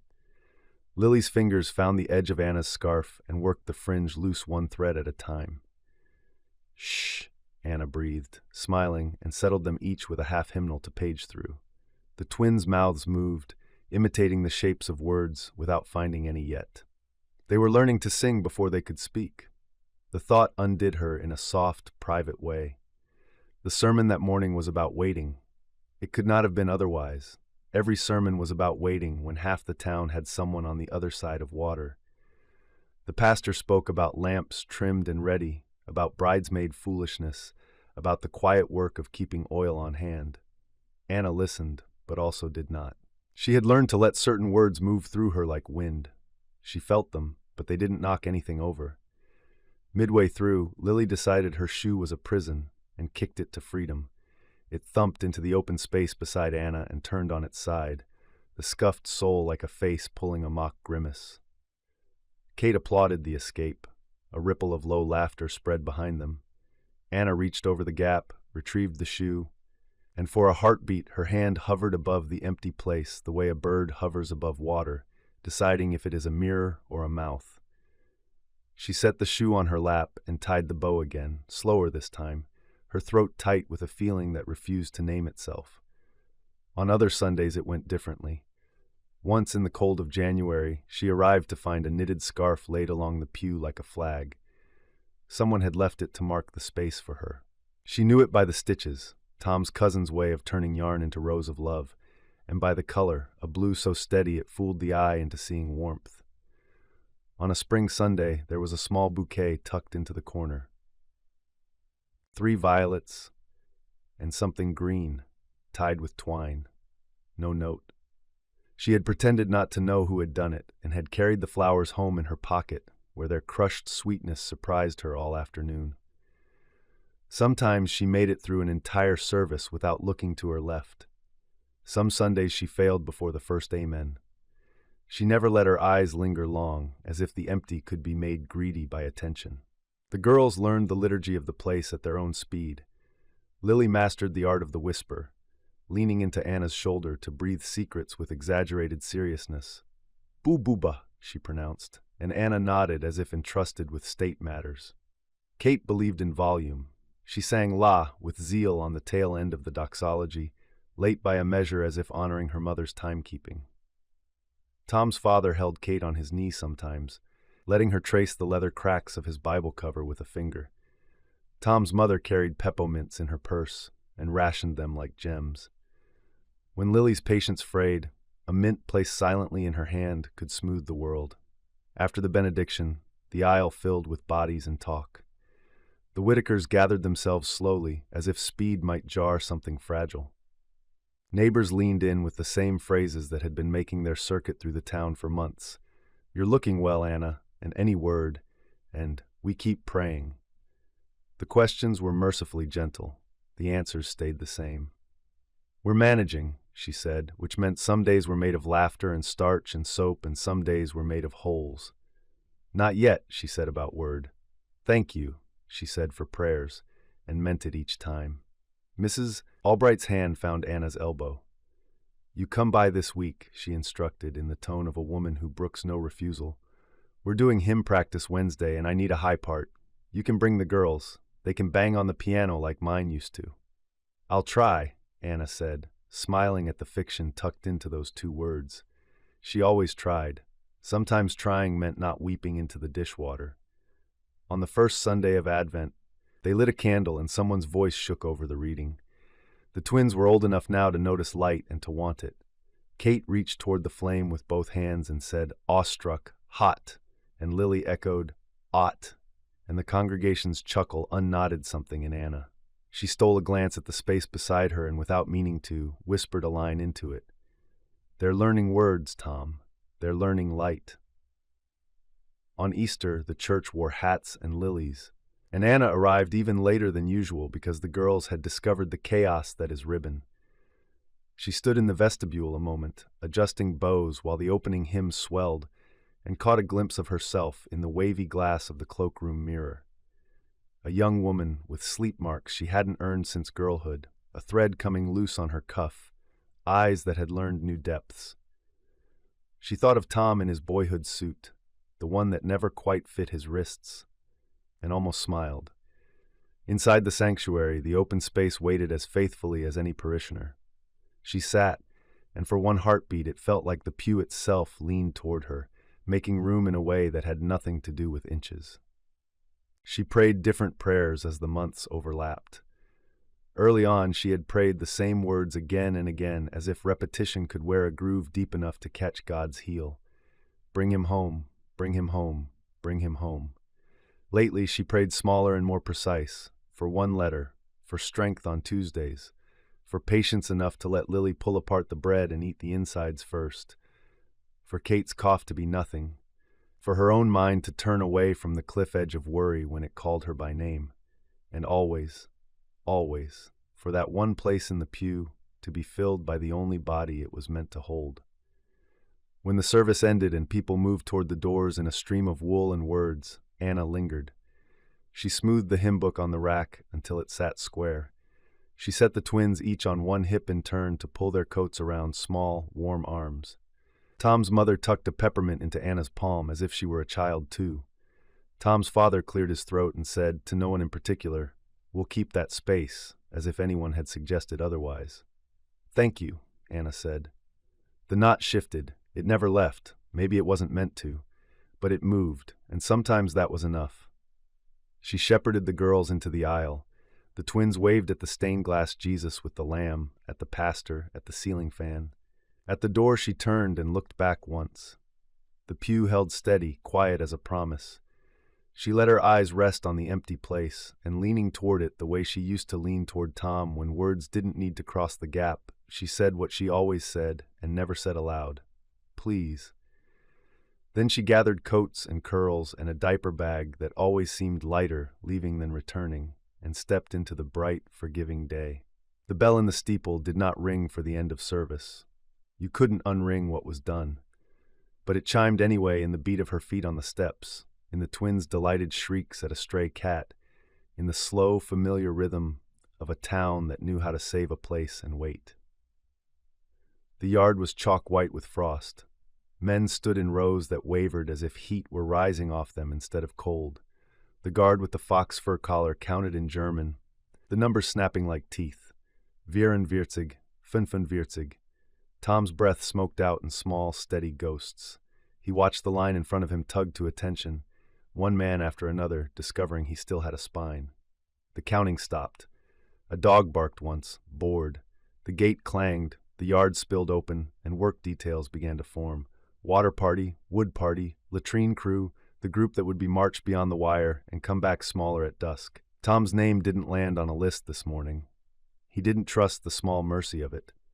He turned toward the hut to fetch the bucket assigned to him, and that was when he saw Harris fold. It happened the way ice gives under a boot. No grand warning, just a crack, and then the whole sheet surrenders. Lieutenant Harris had been holding together for months on a miserable combination of youth and stubbornness. Today, his knees unhooked. He sat hard on the packed earth and tipped forward until his forehead touched his fists.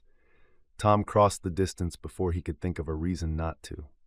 He set the bucket down, crouched, and put a hand on the young officer's shoulder. Up close, Harris's face looked like a boy's face that had borrowed too much worry from a man.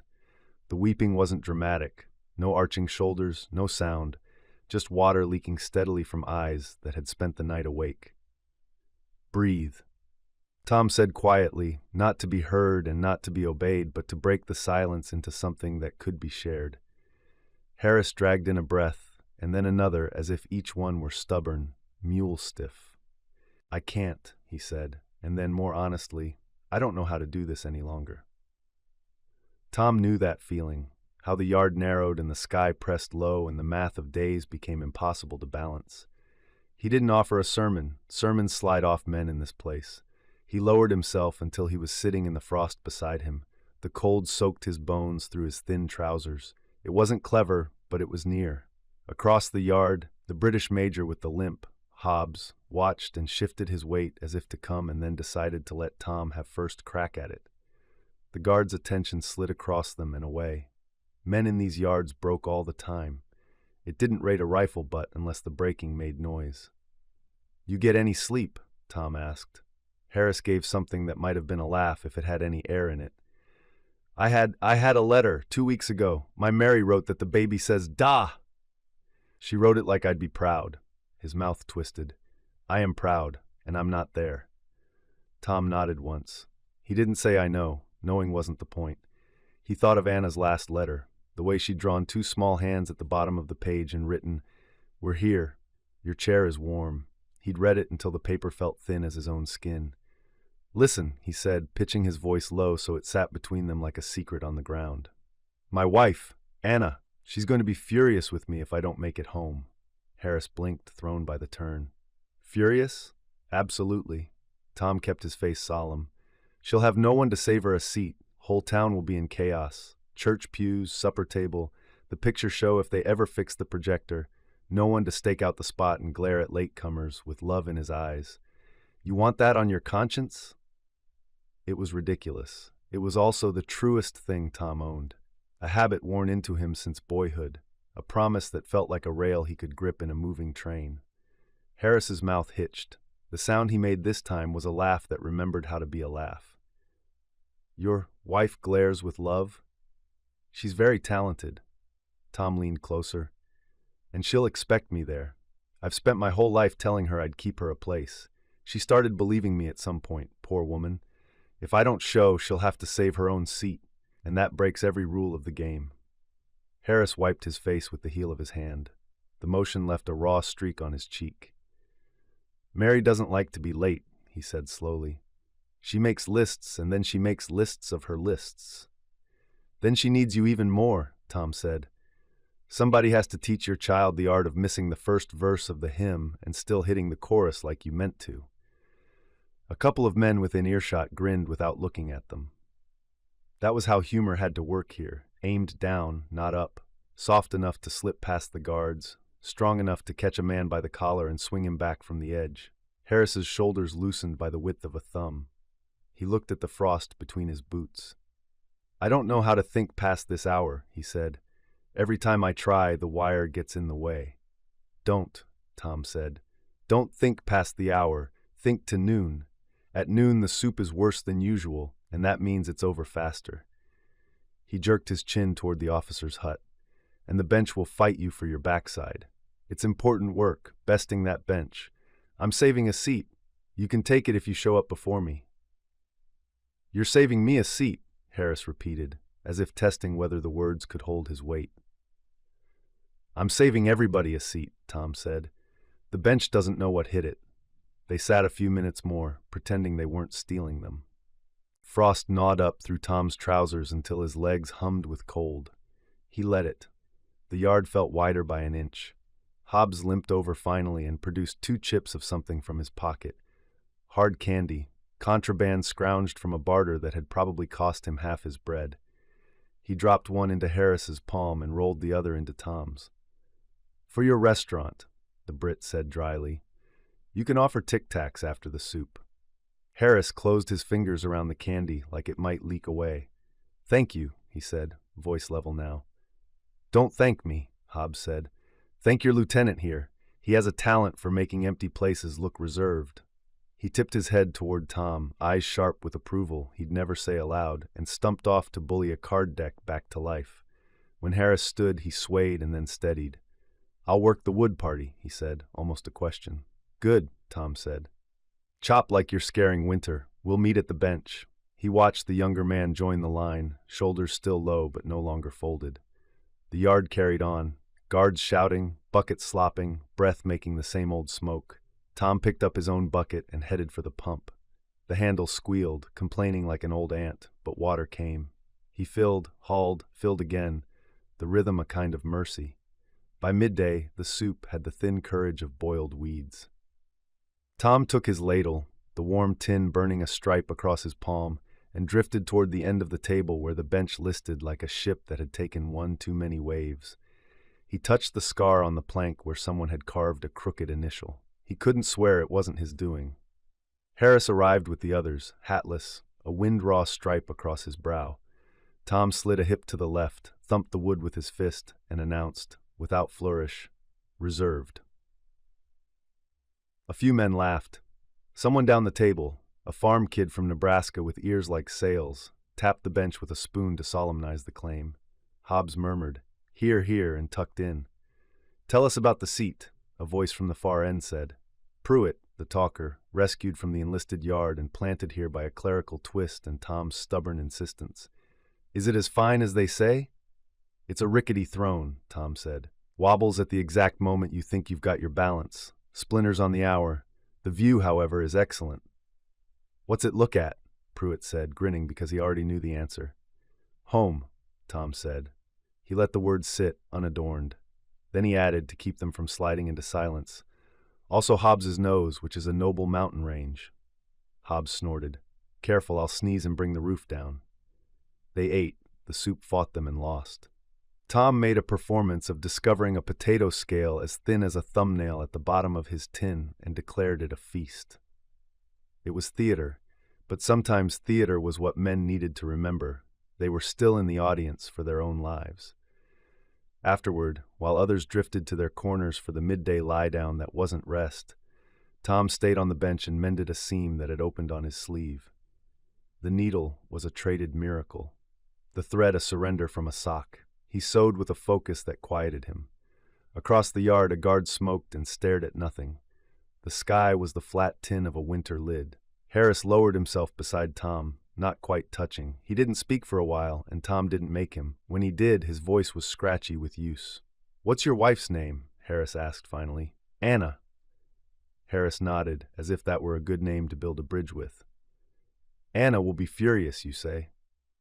"Outraged," Tom confirmed. "Legendary." Harris's mouth twitched. He looked out past the wire. "I can make it another day," he said. "I can make it to a bench." "That's it," Tom said. "That's the whole job." A wind came up and ran its fingers through the wire. The sound was high and thin, like a far violin unwilling to play all the notes. Tom tucked the needle into the cuff and bit the thread clean. He imagined the letter he would write if they let him this week. The way he would tell Anna about the candy that tasted almost like peppermint, and the boy who learned to breathe again, and the bench that now held more than wood. He didn't allow himself to close his eyes, not here, but he did, for a heartbeat, lower them and see the kitchen he knew by memory. Light on the table's scar, the chair she'd kept empty until her patience became a habit, 2 small hands thudding approval at a kettle. In his head, he said the line that had become a prayer he didn't bother to aim upward. "I'm holding your place. Keep mine warm." In the afternoon, the wood party returned with a new splintering to their hands and color in their faces. Harris managed a joke about the size of German trees. All trunk, no heartwood, and men pretended to be scandalized. Hobbs tried to teach Pruitt to play cribbage on a board scratched with a nail. The guard with the fox fur collar sneered in their direction and then lost interest, bored by a group that refused to provide his entertainment. As dusk thickened, Tom made one more circuit of the yard the way he had on other fields. He didn't wear stripes anymore, not the kind a man salutes, but duty isn't a shirt you remove when it's dirty. He checked the men he could reach: Harris, Hobbs, Pruitt, the quiet captain who always gave half his bread to the weakest among them, as if he were paying a debt he couldn't name. He said nothing profound. He said things like, "See you at soup," and "Don't let Hobbs cheat," and "Stay warm." Small sentences that laid planks over a gap. Night bellied down. In the hut, the stove favored no one. Men curled toward heat and toward each other like commas. Tom lay on his mat, flat on his back, hands folded over the letter in his pocket, though he could have recited it by now. He stared at the seam where two boards didn't meet and a strip of sky showed through, more suggestion than color. He thought of the pew in the red brick church, of an empty place that was not empty because people were holding it with their attention and their stubbornness. Someone in the dark coughed. Someone whispered a joke that earned the ghost of a laugh. Harris, across the narrow aisle, breathed slow and even, as if he had found shoreline enough for the night. In the morning, he would get up and do it again. The breathing, the bench, the business of keeping men from slipping under. Tonight, he let the ordinary courage of that promise be enough to carry him into sleep.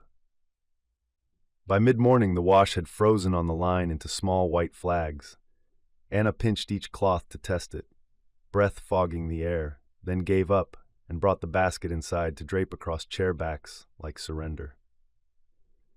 The twins were 23 months and had made it their work to undo whatever order she achieved, Lily ferrying wooden blocks from the hearth to the pantry one at a time, Kate climbing into the basket to sit among the damp clothes like a queen on a poor throne. Not a seat, Anna told her, tugging a sleeve free. A bicycle bell clanged down the lane, once, maybe twice. She didn't look up. Not looking was a skill she'd earned. Bells could mean anything. Mrs. Finch's flower, a notice about ration books, the pastor's reminder for choir practice. Not everything with a bell was the thing you wanted most. Kate had found one of Tom's old handkerchiefs in the basket and was learning the joy of waving. Lily copied her, solemn as if a ritual were being taught. The bell rang again, closer. Then the knock. 3 quick, 1 slow. Mr. Leiter's pattern. Even then, Anna wiped her hands on her apron and told herself not to run. He stood on the porch with cap in hand, his mustache salted with frost. He had the particular careful look people wore when they came bearing news, how they arranged their faces to keep from giving away too much of the ending. Mrs. Whitaker. His voice had a softness she didn't trust. There's a message for you from the War Department. Her fingers went cold from the inside out. For a heartbeat, she saw the church pew in the open space, the candle in the window, the field of letters tied with string. She saw Tom's handwriting on the mantel, the way he made his T's like fence posts. It's, Mr. Leiter cleared his throat. I think it's good. The envelope was thin but stiff, telegram paper that made a papery crackle when she took it. She carried it to the kitchen table because her knees had decided that was where they would go. Lily and Kate followed in a 2-step, parroting the seriousness. She slid a butter knife under the flap and peeled it back. War Department letterhead. Her name spelled right for once. The first line swam. She blinked hard and read again. The War Department informs you that 2nd Lieutenant Thomas A. Whitaker, previously reported a prisoner of war, has been exchanged and is en route to Allied custody. Stop further details regarding port of arrival and transport to follow. Stop. Expect additional communications. Stop. She read it twice, 3 times. The words didn't change. Exchanged. En route.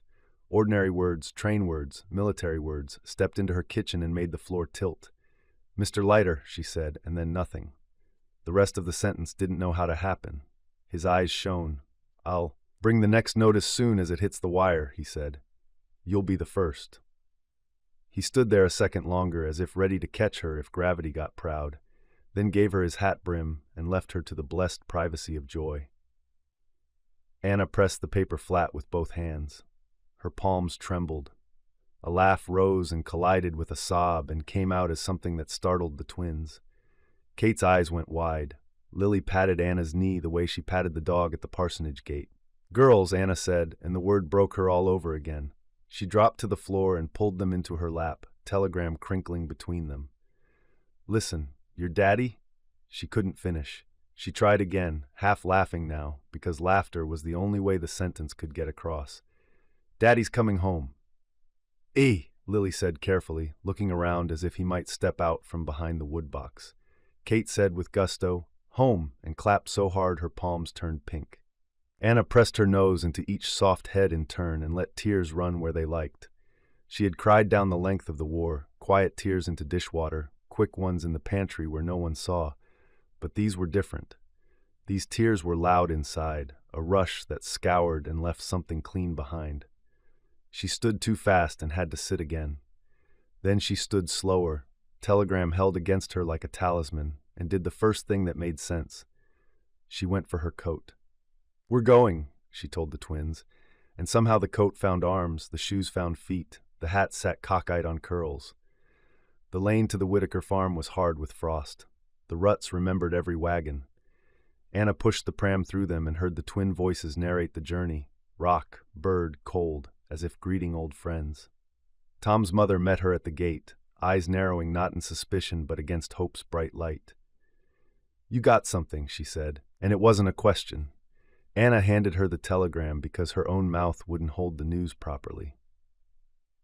Tom's father came from the barn, wiping his hands on a rag, saw the paper, saw his wife's face, yanked off his cap like a man confronted with God. His mother read aloud on the porch because she'd never learned to keep joy quiet. "Has been exchanged. En route." She put her hand to her mouth and made a small sound, high and deep at once. Tom's father sat on the top step as if the porch had buckled and needed his weight, then caught himself and stood again. He reached for Anna, big hand careful on her shoulder, and squeezed once. Nobody said thank you in words, not then, but the air was crowded with it. The house became a bell tower. The news turned over and over, ringing out in small, ordinary peals. His mother set out plates as if the table might need rehearsing. His father fetched the good wood for the stove that burned long and steady that they saved for company. Anna put water to boil as if tea could hold a man steady across an ocean.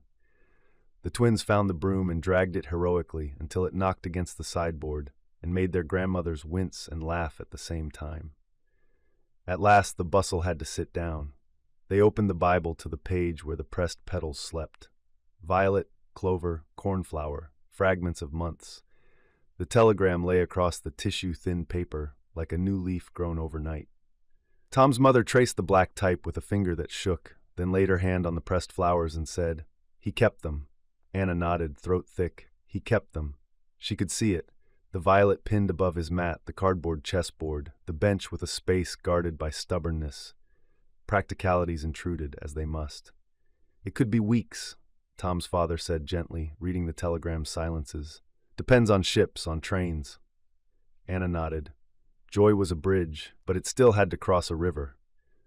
"I'll go to the station every morning," she said, and his mother smiled because of course she would, and of course she would be late, and of course the train would wait in all the ways that mattered.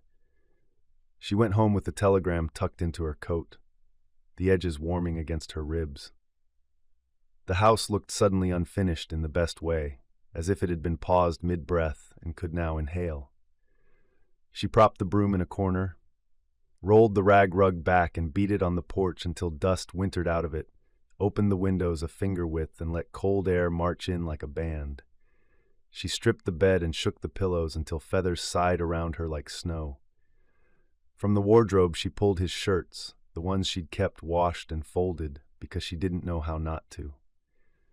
Mothballs had tried to claim them. She shamed the smell with soap and sun. She mended a seam he would never have noticed and pressed a collar flat with a determination that made her laugh at herself.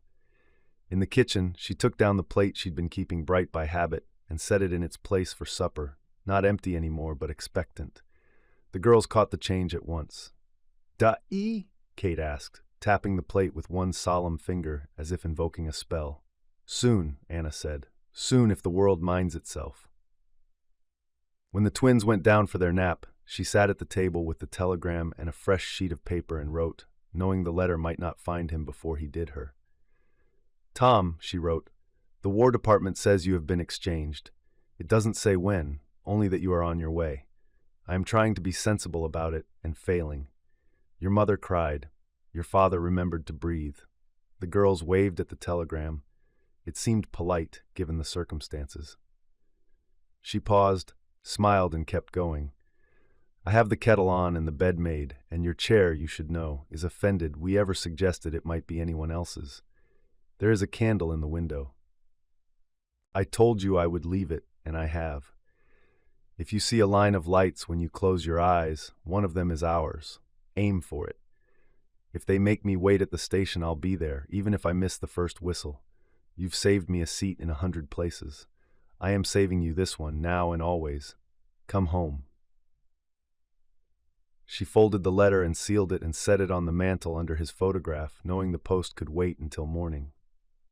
Some things needed a night to bless them.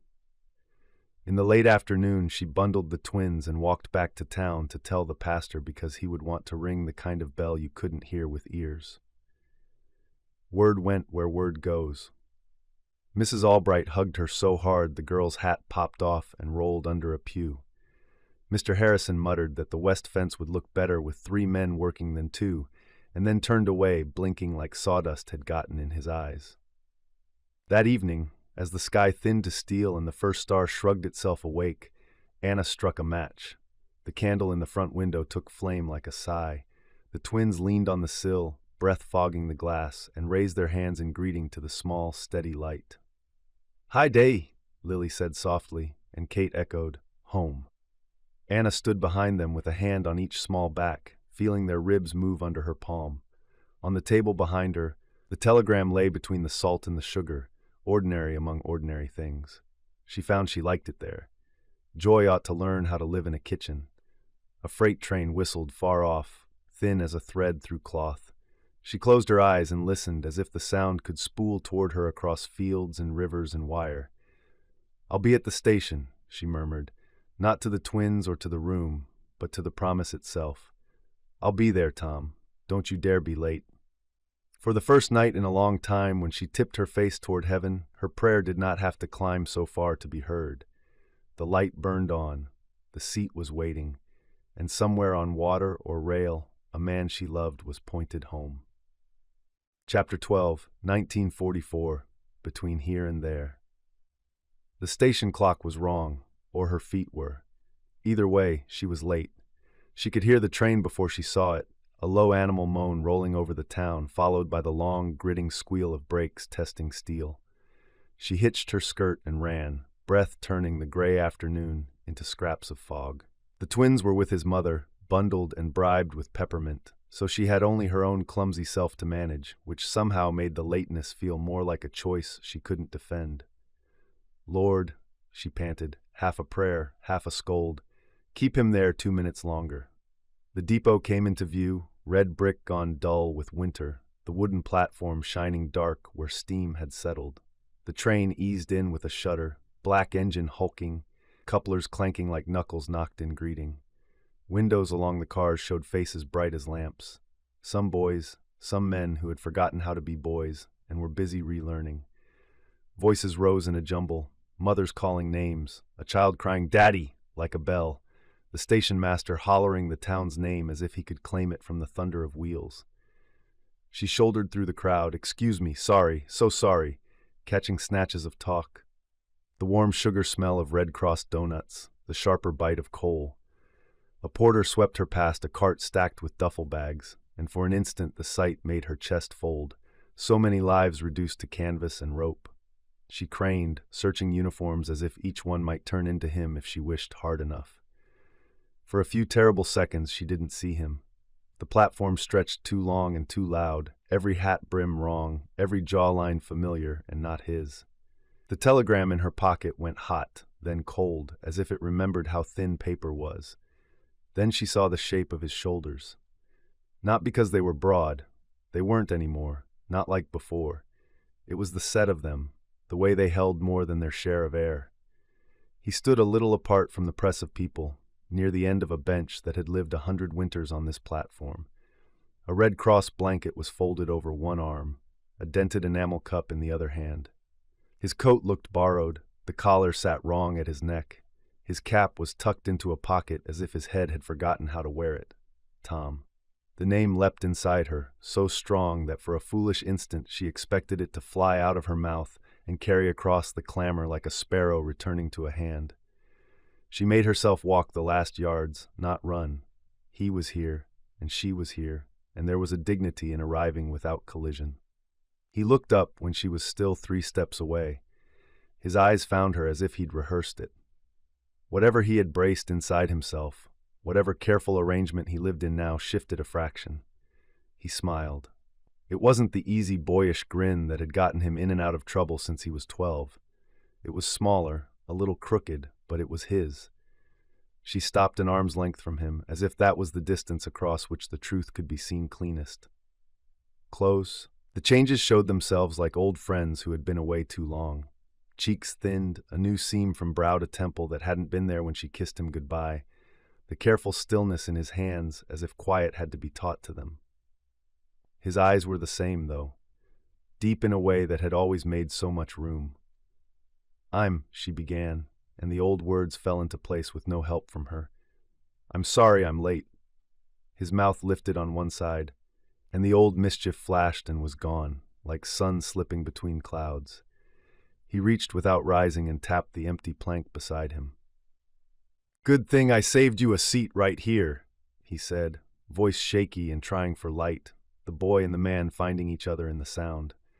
Her laugh came out on a breath that was almost a sob. You would, she managed, and lowered herself onto the bench, the wood cold through her coat. For a second, neither of them looked at the other. They looked at the space their bodies had made together, as if it could be trusted. His hand hovered. She saw him catch the tremor, saw him steady it. May I? He asked, the politeness a strange, dear formality. Please, she said, and the word creaked like a door that had waited too long. He set his palm over hers, and the feeling of his skin, bone and heat, familiar as a knot in a favorite board, unmade her in a way nothing else could. She leaned the smallest bit until her shoulder found his, and he let out a breath she felt more than heard. He smelled like coal smoke and wool and the faint, sharp soap they gave soldiers, and under that, him. She turned toward him, just as he turned toward her, as if the moment had been drawn for them long ago. There was no need to ask, no space left for words to cross. His hand found her cheek like it had always known the shape of her, and hers lifted to his collar, fingers curling into the wool that didn't belong to him, but he wore it now. He bent, just slightly, just enough, and their mouths met, slow, unsure at first, then fuller, deeper, with the kind of hunger that had waited too long to name itself. It was not the kiss of youth or courtship or giddy reunion. It was the kiss of years counted and survived, of letters read in silence, of nights imagined, of fear made flesh and now undone. His breath shook against hers. She felt his hand slide to her back, anchoring himself as if the platform might vanish. And for a long moment, the world blurred behind the press of them. The train, the voices, the sting of wind, all dimmed beneath the truth of that single quiet kiss, that he had come home, and she had waited, and they had not broken. Tell me you got the wire, he said after a moment, as if all this might be a mistake that could still be corrected with paperwork. I did. She swallowed the ridiculous laugh that wanted out.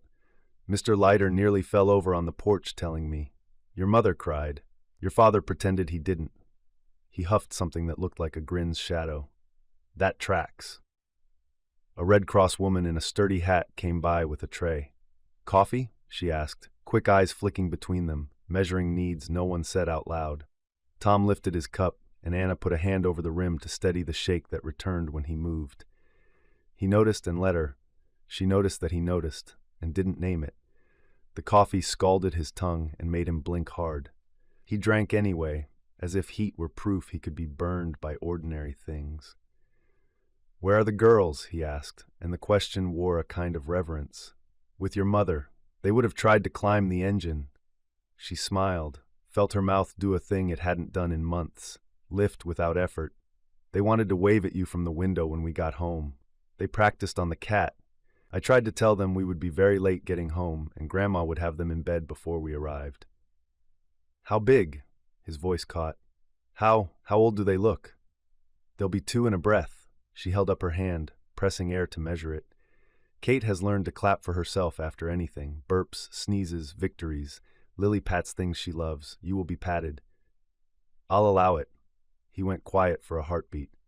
I'm sorry I missed. He stopped, jaw locking on the word he didn't need to say. Steps. It hung there between them, polite as a guest who knew better than to intrude. She slid her thumb along his knuckles, felt the ridge of a scar that hadn't belonged to her before. They'll do it all again, she said softly. In some form. You know how children are. Nobody ever told them firsts have to be rationed.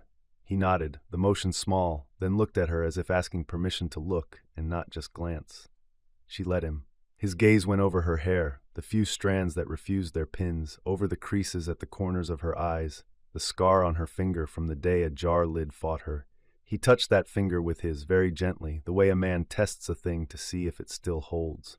"You kept the candle," he said, not as a question. "I could see it with my eyes shut." "I kept it," she said. "It smoked the window something awful." He smiled again, and this time it lasted long enough to make a shape in her chest. "Thank you for the smoke," he said. Around them, reunion rolled and eddied. A boy shouted for his mama and got lost in her arms. A man lifted a toddler he had never met into the air and learned the weight of happiness. Someone laughed too loud, the sound like a pan dropped in an empty sink. Tom flinched so quickly she might have missed it if she hadn't been looking. His eyes cut to the far edge of the platform, to the gap between stacks of luggage, to the door into the station. Mapping exits, she thought, filing the knowledge without touching it. There would be time later to make room for what frightened him. Now she leaned her shoulder more firmly against his. "You look," she began, and then stopped, because the word she wanted, thin, felt like a kindness delivered with a needle. "You look like yourself," she said instead, and watched the relief of that simple mercy settle under his skin. "You look like 3 different kinds of brave," he answered, "and a woman who runs late." She snorted, grateful for the laugh as a place to breathe. Some things refuse reform. "Good," he said. "I don't know what I'd do if you arrived on time. Panic, probably." He glanced at the bench, tapping the plank once more with 2 fingers. "This seat has been through it. I told it about you. Did it forgive me?" It said it never doubted. He lowered his voice, private amid the public clamor. "I didn't either. Not really. The hours tried to convince me otherwise sometimes, but not really." They sat like that for a minute, that might have been more. When she could trust her legs, she stood. He rose more slowly, as if the air weighed a little heavy on him, and he had to push through it. The stiffness lived in his shoulders, she could see it now. A square set that wasn't pride so much as a habit learned in a place where slumping had cost. "There's someone I have to sign to," he said, glancing toward a knot of officers near the baggage cart. 2 minutes. I'll be right here." The words were an answer to this moment and to everything before it. He went. The officer, a reserve captain with spectacles, checked a list, nodded at Tom's name, murmured something Anna couldn't hear. Tom replied with brief, economical words. When he came back, the set of his mouth had eased. "Permission to depart, Mrs. Whitaker," he said, offering his arm like a boy playing at gallantry. "Granted," she said, and took it. The edge of his sleeve brushed her wrist, and that small contact felt like crossing a state line. They walked the length of the platform. He kept his duffel close, the strap taut against his shoulder. She didn't offer to take it. He didn't offer to give it up. It seemed important that he carry what he could. At the stairs, he paused and looked back. The bench sat where they'd left it, darkened by steam, indifferent and faithful. He touched the rail, old wood warmed by 100 hands, and said, almost to himself, "Home." Anna felt the word take the shape of a room around her. She tightened her hand on his arm. "We'll be late," she said, out of habit and hope. He smiled that small, sudden smile again and shook his head. "I've been late a long time." He tilted his cheek toward her, tentative and earnest. "Come on, then. Let's go make up for it." They stepped down into their town, into its patched streets and patient houses, into the afternoon that had stopped pretending to be anything but gray. She matched her pace to his without thinking. He matched his to hers on purpose. Somewhere, 2 little girls would be pressing noses to glass, practicing their waves. Somewhere, a candle would be burning down an honest inch at a time. "Don't hurry," she said, even as her feet wanted to fly. "I don't want to miss this part." "We won't," he said. His hand found hers, sure now, and held. At the latch, his hand hesitated, then closed. The door swung, and the familiar hinge squealed, the same small complaint it always had. Coal smoke from the station came in on his coat and met the kitchen's clean soap smell and the faint sweetness of the apple butter she'd fussed over that morning, because doing something with her hands had felt safer than waiting with them open. He stepped inside and stopped as if the room were a photograph he had to study for what had changed. His cap dangled from 2 fingers. The duffel hung off his shoulder with the stubbornness of something that had learned not to be let go. He didn't set it down. Not yet. "It's the same," she said, and heard the untruth in it. "Homes keep living while you're gone. Mostly the same. I put the kettle on." He smiled a tired, crooked smile that made more of the quiet than of her words. His eyes moved without his head. Window, table, the peg where his Sunday jacket used to live, and where she'd hung one of his shirts, because the sight of it had behaved like courage on bleak afternoons. He touched the shirt with 2 fingers, as if to confirm it would still hold a man's weight. "Tea, then," he said after a moment, the words carefully ordinary. "If you've got any left to spare."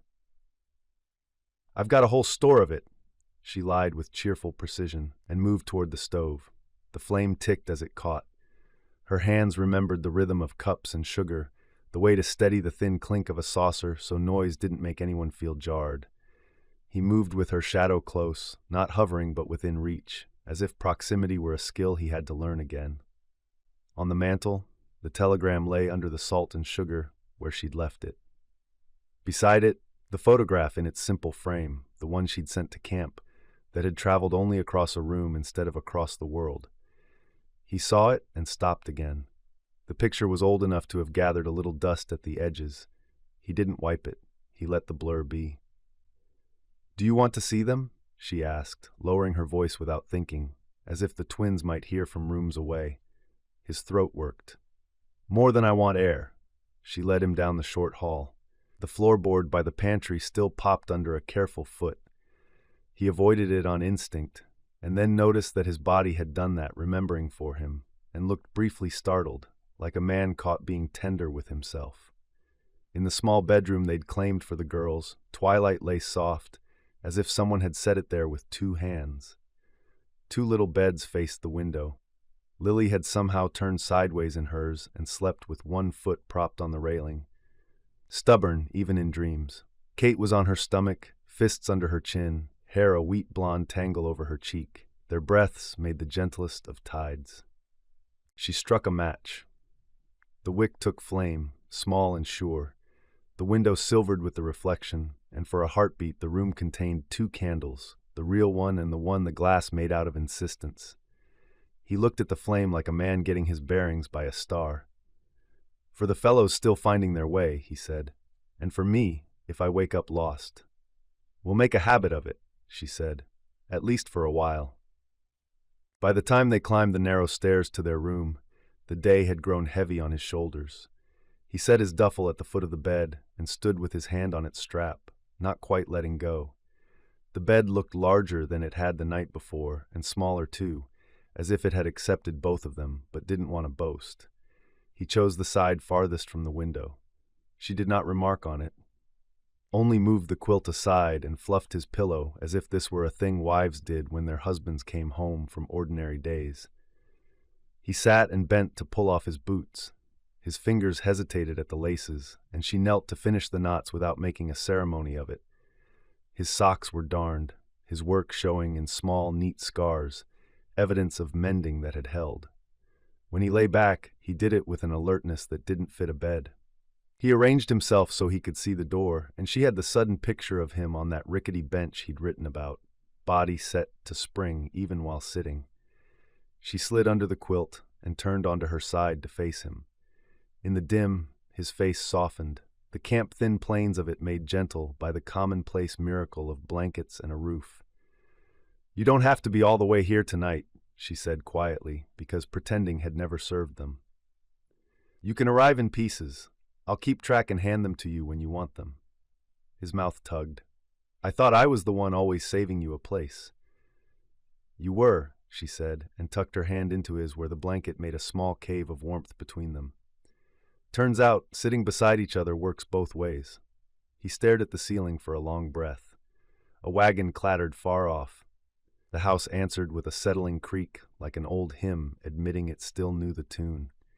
He let out air he'd been hoarding and rolled his palms so their fingers fit better.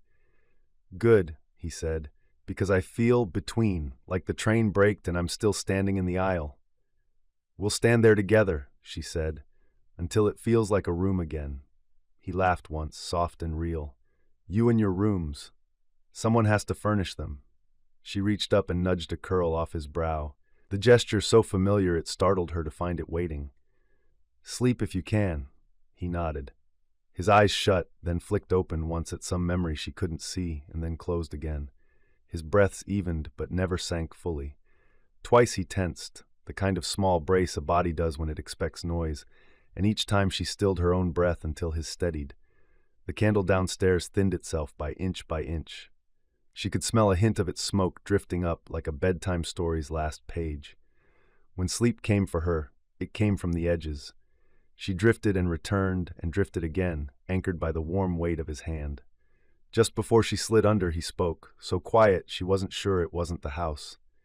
"Saved your seat," he murmured, not a joke so much as a ritual, words placed carefully in the dark where they could do their work. She smiled into the pillow. "I know," she said. "I'm in it." Outside, a car coughed and moved on. He didn't startle, not this time.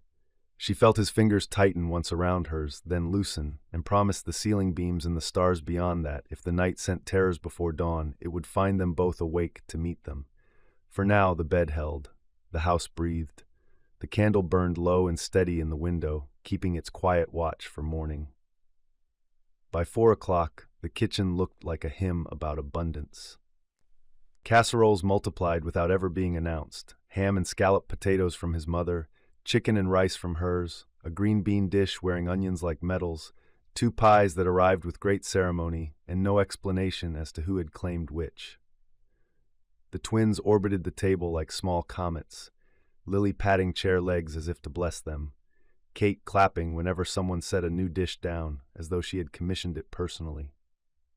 Anna had rearranged the chairs twice and then once more for good measure. She'd already learned the map of Tom's comfort in these first 24 hours home. Back to a wall, sightline to a door, noise kept to a brightness he could step away from. She switched her place card with his mother's without comment, slid his chair so he'd face the kitchen doorway and the hall beyond, and tucked his napkin on the left because he'd always reached wrong on purpose to make her laugh. Some part of her wanted to put a note on the chair, reserved, because that seemed the truest word in the room. "You're fussing," her mother said gently, arriving with a pot covered in a towel like a baby. "It doesn't need fussing." "It needs a little," Anna said, smoothing the tablecloth as if a wrinkle might trip someone she loved. "He needs places to land." Her mother's eyes softened. "Then give him yours." She kissed Anna's temple and moved into Marshall silverware with the efficiency of a woman who had served 3 funerals and 5 harvest feasts without losing a fork. Tom came down the hall at the sound of voices and stopped on the threshold, shoulders doing that square thing that wasn't pride. He had shaved after all. She could see the carefulness in the line, the way the razor had hesitated at his jaw, and he had given it time to change its mind. For a breath, his gaze skittered over the room, people, dishes, exits, then settled on her. The look was a rope thrown across a gap. She caught it. His parents were on him first, the 2 of them forming an embrace that looked like they were placing him somewhere on purpose. His mother's hands were small, fierce circles on his back. His father's grip landed on his shoulder and stayed there a second longer than casual. Anna's mother hugged him after that, saying only, "You're here," like a benediction. "Daddy," Kate announced, as if the room might be in doubt. "Home." She clapped once, hard enough to make her own eyes shine. Lily reached him slower, serious, and patted his sleeve. He went still under that small, steady hand, and when he bent to press his mouth to her hair, his breath shook. The twins took this tremble for laughter and giggled, which was as good an alchemy as any. "Come on," Anna said lightly, steering him toward the table before the swell of greeting became a tide. "Before your mother decides this is a buffet and not a supper." "That woman can outcook an army," Tom's father said, half proud, half warning. "If we linger, we lose." They bowed their heads while Anna's mother prayed. The words were simple: thanks for food, for surviving, for the work still to be done. But when she added, "and for the empty seats that are not empty because we hold them so," Anna felt Tom's thigh tighten against hers under the table. She slid her foot along his calf, steady as a spoke, and felt him exhale. "Dig in," his mother said, already ladling as if the command had been obeyed. Talk rose and braided itself automatically. Farm weather from his father, choir gossip from her mother, the mayor's new notice about ration books that nobody believed would be enforced properly. Tom smiled, nodded, asked after the west fence, as if he hadn't been halfway across the world the last time he'd seen it. He ate like a man who remembered how to be grateful and was teaching his body to act accordingly. Small bites, careful chews, cup lifted in a rhythm that didn't startle his own hand. Twice he reached for his spoon and found it not where he expected. Twice he covered the pause with a joke about the kitchen elves moving things in the night. The table laughed. He flushed, then didn't. It was work to be ordinary. "Save some of that ham for the veteran," his father said, when Kate made a land grab across the platter with her fork like a pirate. "The man needs a second round to convince himself this isn't a dream." "Third," Anna said. "The first 2 rounds are for me and the twins." "Fair," Tom said gravely. "I've been gone a long time. My claims are junior." A plate slipped in the dish rack behind Anna, jumped free, and shattered against the sink. The sound cracked the room. Tom's chair scraped hard, his jaw cinched. His eyes went to the back door, then the window, then the hall. 3 points staked like a map he could run if he had to. Conversation faltered. Anna felt the table tilt as if the house itself had braked. She reached across the small gulf between her chair and his and got her hand around the back rung of his. Pulled, not much, just enough so that his chair bumped hers and the wood knocked softly as if greeting an old friend. She leaned until her shoulder brushed his. "Saved you a seat, soldier," she said, tone warm as bread. "You don't have to go anywhere." Laughter, quick and uncomplicated, went around the table, his mother's first, then her mother's, then his father's low chuckle like a bass note. Tom's breath let go at the edges. He unclenched his jaw 1 notch, then another, and set his palm flat on the table, not fisted. He looked at Anna with a gratitude that made her want to cry. "Clumsy old rack," his father said, rising to sweep the shards. "Been threatening to quit since 32. "You said that about the mayor, too," Anna's mother said, and the room tipped back toward its usual weather. The twins rescued the moment fully by discovering a pea on the floor and treating it as if it were a rare bird. Lily patted it solemnly. Kate applauded its existence. A second wave of laughter made the kitchen feel like a place a man could stay. Anna kept the talk moving, not bright exactly, but steady. "Mrs. Albright has decided we need 2 altos for every soprano," she said, which drew the expected groans. "The elm lost a branch in the last storm. Mr. Harrison says it was showing off anyway." She gave Tom easy questions he could step into without tripping. "Tell Ma how to make that camp coffee that eats spoons. She's been trying to perfect it." "It requires a bench that's at least part splinter," he said, deadpan, "and a man named Hobbs to sneer at anyone who adds sugar." "Hobbs," his father repeated, rolling the name like a marble. "He British?" "Extraordinarily," Tom said, and the table took extraordinarily as a toast and lifted cups. He lifted his with them, his smile a little straighter this time. "To Hobbs," he added, "and to the bench that tolerated us." "To benches," Anna echoed softly, letting the word do its quiet work. His mother watched him with a love that had learned not to press. "We'll send a package to your Hobbs," she said. "What do the British like?" "Winning," her mother said, "and jam." "Jam we have," his father said, which was almost true. "Winning we'll see to." They ate pie. Tom took the smallest slice and then a second, equally small, at his mother's insistence. When a fork clattered too near his ear, his shoulder jumped and then settled immediately, as if he'd rehearsed that calming. He kept one hand on the table's edge now and then, fingertips pressing and releasing, like a man testing whether a thing would hold. Every time his touch tightened, Anna's knee found his, and each time the pressure in his jaw unwound a turn sooner than the last. "Will you come Sunday?" her mother asked, and Anna opened her mouth to intercept the question. Give him time. Don't ask him to be seen. But Tom answered before she could. "Yes," he said simply. "If I'm late, it's because I'm trying to find the right door. I hear the place saves seats." His mother's eyes filmed. His father cleared his throat. Whole PEWS been practicing for months. When the twins' patience wore thin, signaled by Kate applauding nothing in particular and Lily patting her own face as if to keep it from falling off, Anna stood. "Bedtime for the sovereigns," she announced. Tom pushed back his chair instantly, then hesitated, as if crossing the room in front of this many eyes required permission. She offered it with a nod he didn't need and handed him Lily. He cradled his daughter as though the air had thickened so she wouldn't break, and Lily, satisfied with the physics of this arrangement, patted his cheek twice in approval. Kate clapped like a conductor bringing the symphony in on time. Upstairs, murmurs, the quiet thunder of water in the basin, small feet resisting sleep on principle. Downstairs, the kitchen changed pitch. His mother and hers moved with a well-practiced economy, covering dishes, sorting leftovers into repurposed jars. His father stacked chairs with the reverence of a man who understood how a day sat down when it was done. The house exhaled. When Tom came back, he paused in the doorway, hair mussed by tiny hands, a damp crescent on his shoulder where someone's goodnight had been industrious. He looked younger by a year and older by 10. Anna passed him a towel without fuss, and he took it the way he took everything tonight, with thanks he didn't make a speech of. "You all right?" she asked, not as a test but like a shelf you set a mug on to see if it wobbles. He considered. "Working on it," he said. "The work, it helps when there's a seat with my name on it."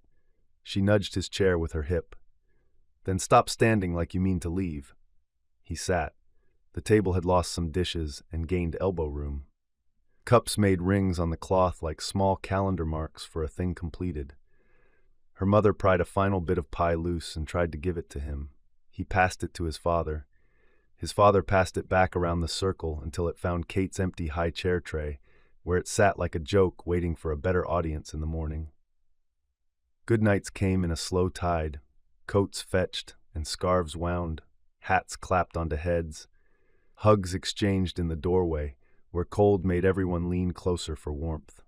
Tom's mother pressed a peppermint into his palm like she had in church. His father's hand on his shoulder said the things he wasn't ready to yet. Anna's mother kissed his cheek and whispered something that made his eyes blink faster, then kissed Anna's too and pressed her forehead to hers for a second longer than usual. When the door closed and the quiet found them, Anna stayed where she was, palms flat on the table.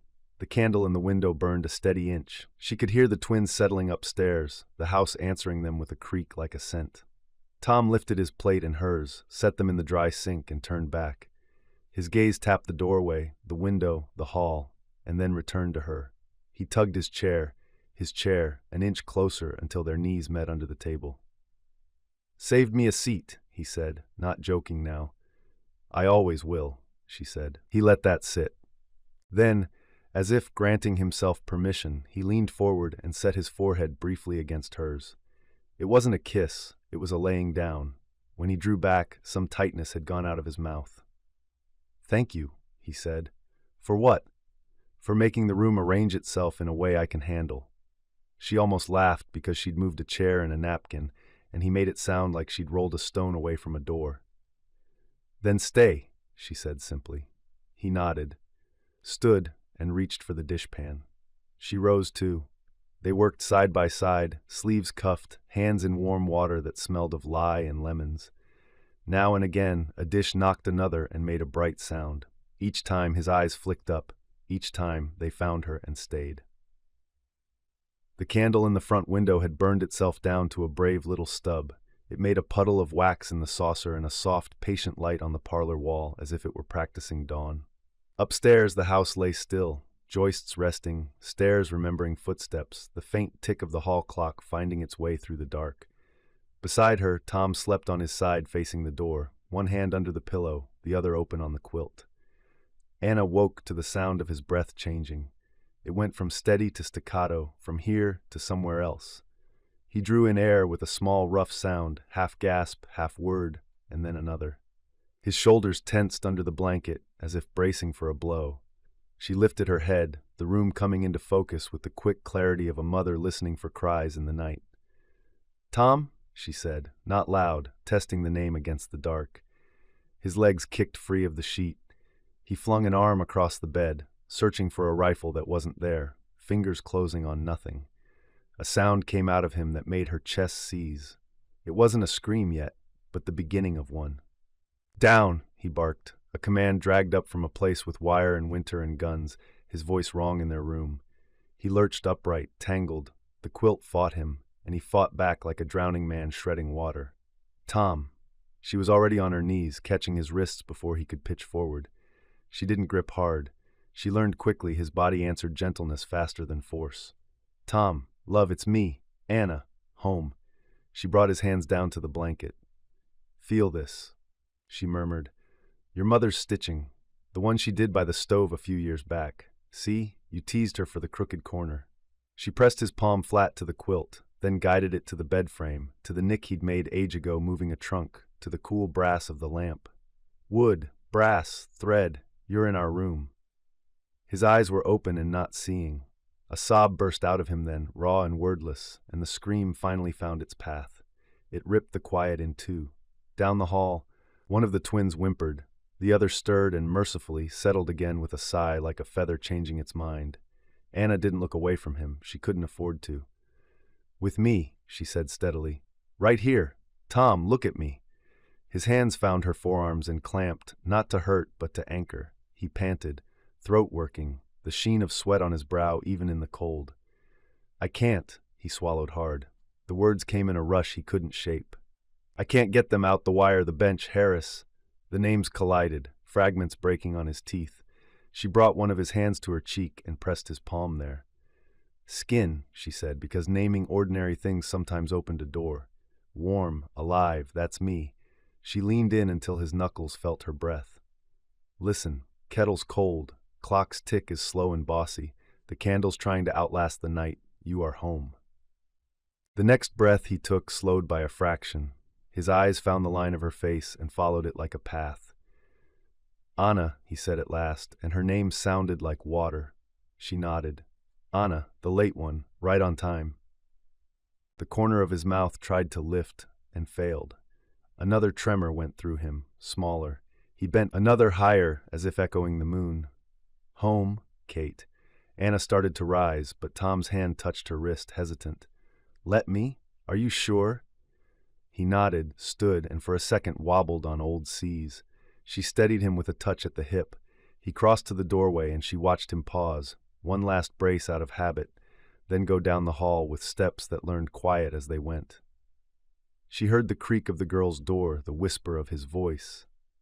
It was a bad dream, Bugs, he murmured, the nickname falling out of him like it had been waiting behind his teeth. I had it, not you. A small pat, Lily, she knew it without seeing, then a soft, delighted clap from Kate, muffled by blanket.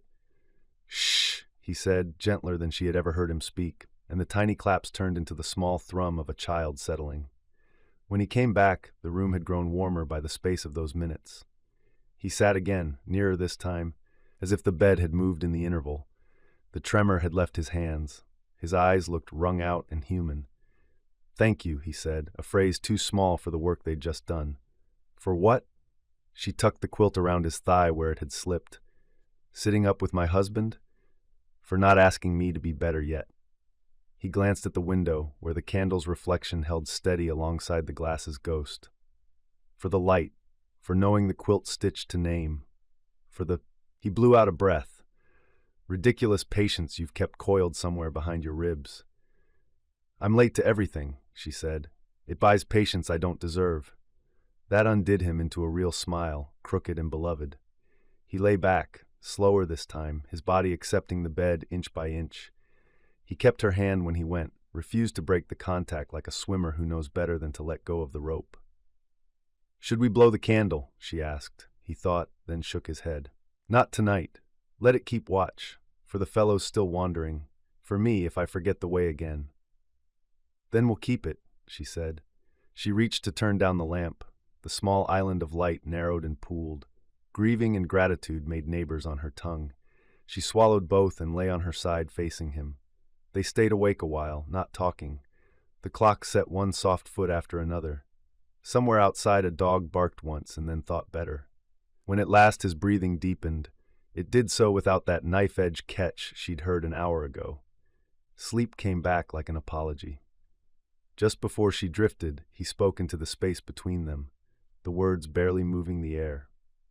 Saved your seat, he murmured, and for the first time since he'd come home, It sounded less like a defense and more like a vow he could keep without fighting anything. "I'm in it," she answered, the old answer finding its new use. She did not pretend the night would never bring terrors again. Morning would find them walking because movement sometimes taught the body it had crossed a border. Maybe to the old bridge over the creek where boards talked underfoot and water made a sound like thinking. For now, the house breathed. The candle burned to a faithful nub, and two people lay within reach of each other, saving the other's place until the light arrived in the morning. They left the twins with his mother after dinner. 2 kisses each, one for each cheek, and a promise that if Kate applauded bedtime, Grandma would clap along and call it a triumph. The afternoon was already pulling itself thin toward evening when Anna and Tom stepped off the road and followed the rutted path toward the creek. Frost laced the grass where the sun couldn't quite reach. The sky looked scrubbed, more bone than blue. They walked without talking for a while.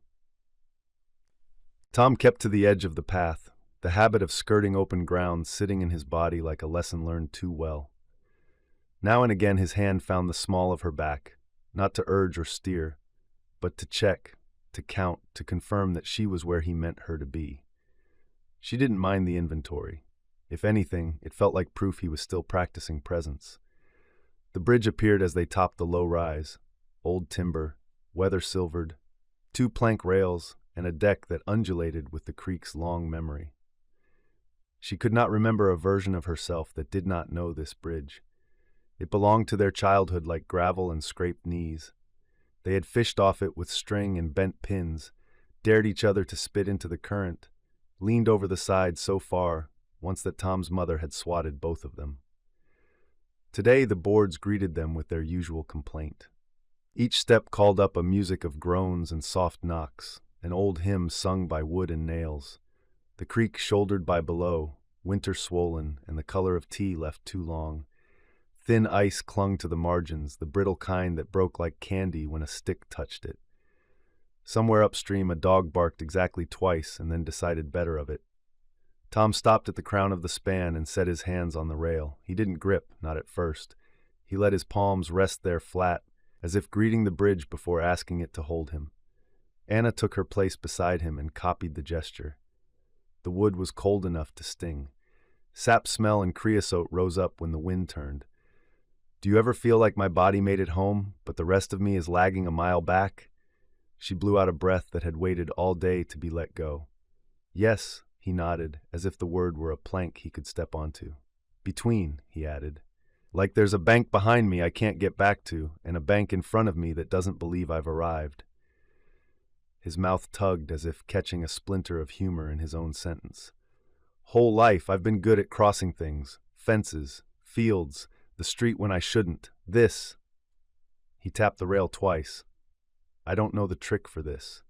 She kept her gaze on the water for a few beats. The current made a kind of thinking sound as it shouldered a fallen limb. A leaf spun in a small eddy, considering its options. "I don't know the trick either," she said at last. "I wish I did. I can't drag you. I tried pulling, letters and prayers and pies and cleaning, and—" She shook her head, a small embarrassed laugh escaping. "Turns out there isn't a rope long enough." He huffed, and the sound warmed the air between them.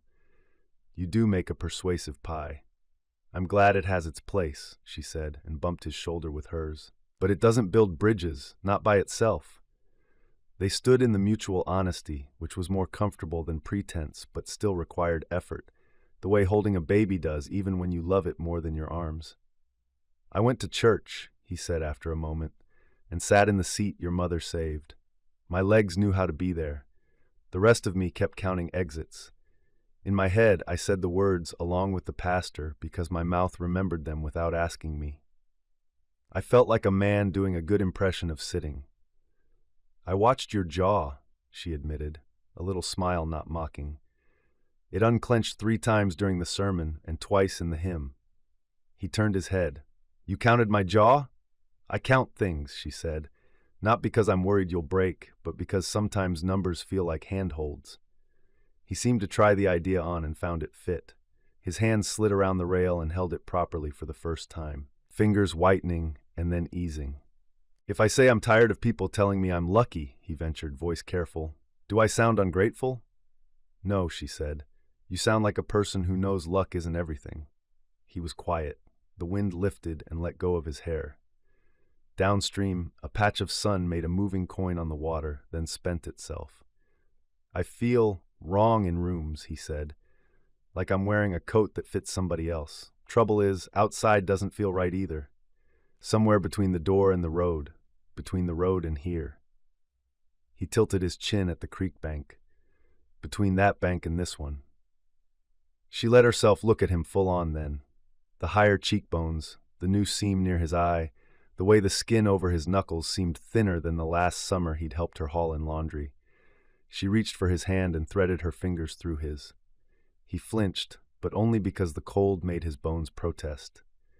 Then he held back with his whole palm, persuasion and plea. I can't promise to pull you across, she said. If I yank, we both fall in, and then your mother will get the switch she saved for our childhood and prove it still works. That won the smallest grin, which she wanted very much to count. But I can stand with you. As long as it takes, I won't let go.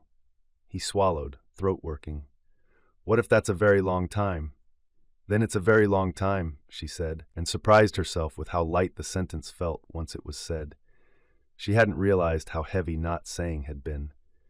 We have candles and kettles and 2 small girls who believe clapping cures most ills. We'll be late to the crossing if we must, but we'll arrive together.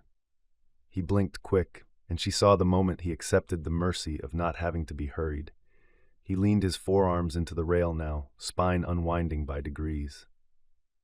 I don't know what you need from me, he confessed. I don't know what husband looks like anymore. The one in my head feels like a story. She let the words move through her and settle, then answered the only way she knew to be fair. I need what is, not what was. She gestured toward town, small under the winter light. The roof leaks on the north side, the elm will want pruning, the twins will learn to jump and break jars and also hearts when they sing off-key in the kitchen. They need the person who will be with us in all that. If his shoulders are square at first and his eyes check the door and he likes to sit where he can see the room, then that's the seat we save. Save me a seat, he said softly. Reflex and vow nodded together.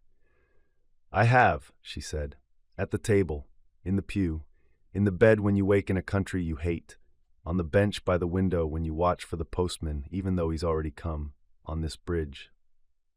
He turned his hand to lace their fingers tighter. The bridge answered with a long, approving creak. You always were good at saving places. I had excellent training, she said. There was a boy who did it for me until it became habit. The dog upriver tried one bark more and gave up. The day leaned closer to evening. The cold sharpened until it drew a pink at the tip of her nose. She tucked her free hand into her coat pocket and found, as if by enchantment, a smooth acorn and a peppermint. Kate's generosity, no doubt. Lily's too, if praise could be shared backward. She set the candy on the rail between them without remark. He noticed, smiled a little, and did not take it. Not yet. It was enough that it waited. When the car backfires, he said, voice leveler now, my body does what it was taught. Then my mind tries to catch up. Sometimes I can make them agree. Sometimes I can't. I don't want the girls to see the wrong one. They'll see both, she said. And they'll learn the difference the way children do, by laying their hands on things and hearing what sound they make. Lily will pat your cheek when it goes iron. Kate will clap at you for doing nothing at all and call it a show. We will tell them what the sounds mean. She touched his sleeve. We will tell you too when you forget. He pressed his lips together, then let them soften. Sometimes I'm angry, he said, pushing the confession across the rail like a coin. At nothing and at everything, at soup too hot and at kindness that makes my skin itch, at benches, at wire, at the shape the past makes in a man. Okay, she said. I can be angry at soup with you. I can take turns with the itch. I can glare at a bench until it behaves. She tilted an eyebrow toward the planks under their feet. This one knows my look. That coaxed a genuine laugh out of him, quick and surprised, like a fish showing silver before it goes under again. She kept her face turned to the creek so he wouldn't feel observed. The sound drifted down the water like a thing with business of its own. They fell quiet again. A small flock of starlings stitched itself across the sky and then unstitched into the hedge. The light did that winter trick of seeming to dim all at once. She felt him shift, a half step toward the town, as if testing whether his legs understood the direction. "Shall we?" she asked. He looked downriver, then upriver, then at her. She watched the inventory happen and did not rush it. Finally he nodded. "One board at a time," he said. "One board," she echoed, and moved with him. The first 3 planks groaned more than the rest. Always had. He placed his feet with care on them, almost ceremonious. At the 4th, the sound mellowed. At the midway seam where the bridge's 2 halves met, he paused. She waited, warmth traveling from her hand to his, the way heat seeps into a cup. He shifted his weight forward, and the old timbers sang their assent. When they stepped off onto solid ground, it felt less like arriving and more like accepting that arriving can be practiced. They didn't let go of each other on the path back. He didn't walk the edge this time. He kept to the center with her. When the lane came into sight and a car rattled by at a distance, he only flinched the smallest amount. She counted and did not say the number out loud. At the gate to his parents' yard, the kitchen window glowed square and honest. Inside, 2 small heads bobbed by the table, one patting the air for practice, one clapping refractory goodnights into shape. The candle in their own window a street over would already be lit, the way it had been and would be until it didn't need to be. Tom stopped with his hand on the latch, looking back toward the bridge as if to make sure it hadn't slid downstream while he wasn't watching. It stood where it always had. He took a breath. "Thank you for the walk," he said, "and the standing." "Any time," she said. "I'll be late to some of them." He smiled, small and true. "Then I'll wait." Chapter 13. The shadow between us. The whistle blew before he reached the gate. Tom had timed his walk to arrive a few minutes early. Habit from days when getting there first meant an extra breath before the shift, but the shriek split the morning apart anyway. It was only the factory whistle, high and thin and ordinary as a kettle. His chest locked as if a wire had drawn tight through his ribs. He stood there with his lunch pail swinging dumbly at his side until the sound wound down and left only the dull clatter of men's boots and the clink of someone's thermos against a belt buckle. "Lieutenant," called Hank Miller from the gatehouse, tipping his cap like a salute. "Good to see you back." Tom forced his mouth to shift into something that looked like thanks. "Morning, Hank." The word lieutenant hung there between them like something shiny in a window. Hank had never called him that before the war. None of them had. Now the town had it for him the way they had a nickname for the butcher or the mailman.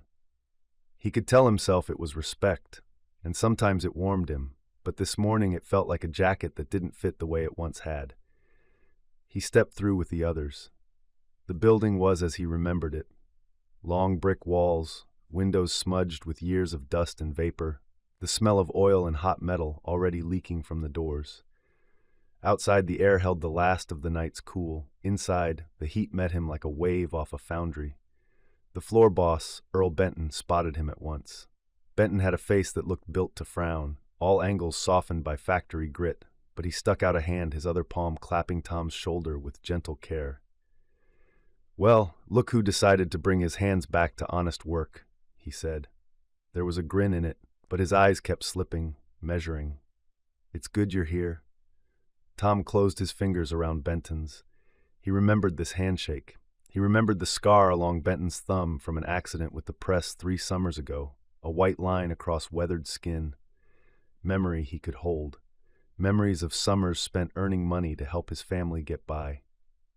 "Good to be back," Tom said. They walked together to the line.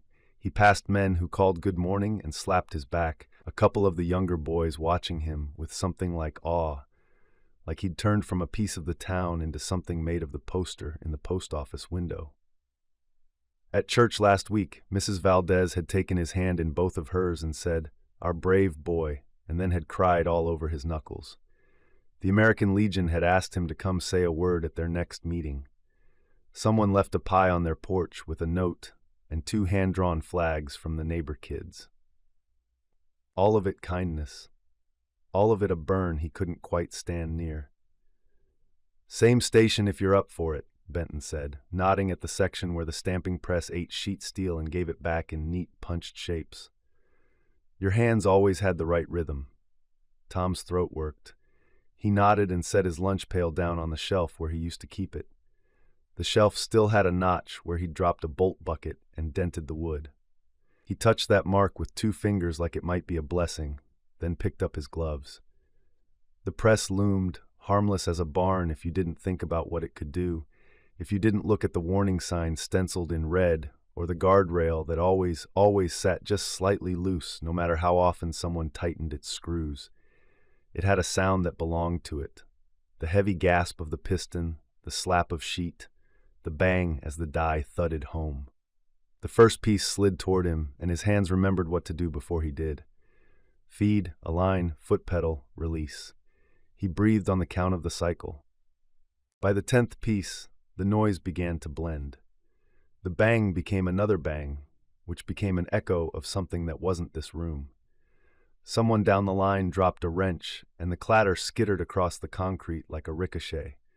The smell of oil was layered with the sharpness of hot metal, and then with something else, acrid, smoke-thick, a memory that didn't belong here at all.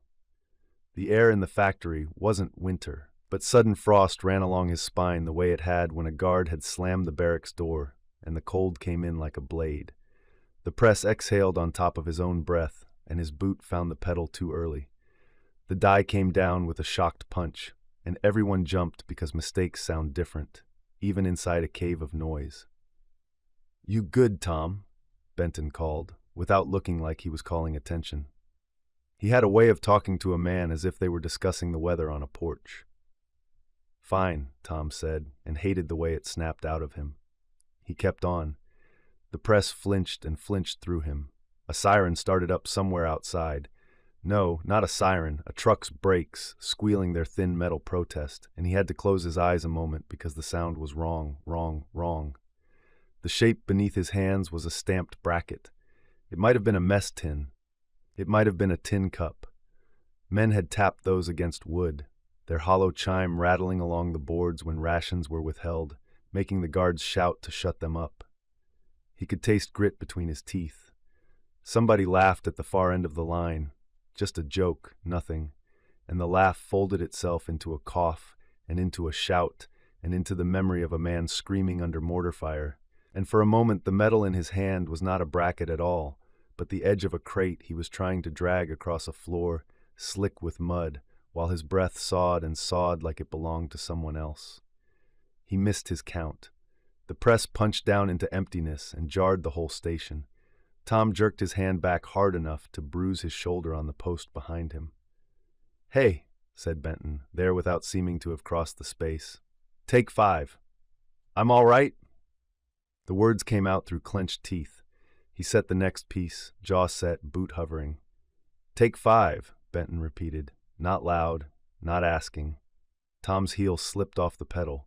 He stepped aside and stripped his gloves. They left his hands pale at the knuckles. He heard himself breathing in the old rhythm used to keep the panic a thumbprint smaller than it wanted to be. In for 4, out for 6. He could do that. He could walk that line in the dark and not trip. The door out to the yard was a rectangle of blue morning at the far end, little bits of dust in the air catching the light. He headed for it, keeping to the wall where the vibrations were less, counting his steps because numbers were safer than thoughts. Outside, the world looked too bright, like someone had scrubbed it with lye. He leaned his palms on the cool iron of the stair rail and let his head drop. The air tasted of autumn and coal smoke from the yard across the way where they kept a pile for the boiler. A train whistle far off played one long note. He felt it go through him like a low beam vibrating a floor. "Tom," Benton again. He had the gift of appearing without urgency, boots quiet on concrete, voice the same as when he asked a man if he'd tried the peach pie at Wilma's. "Thought I'd step out too," Benton said, coming to stand beside him, not crowding. He took a tin of tobacco from his pocket, turned it in his hands without opening it, put it back. Noise can get to a man, always could. Tom nodded, the lie already on his tongue.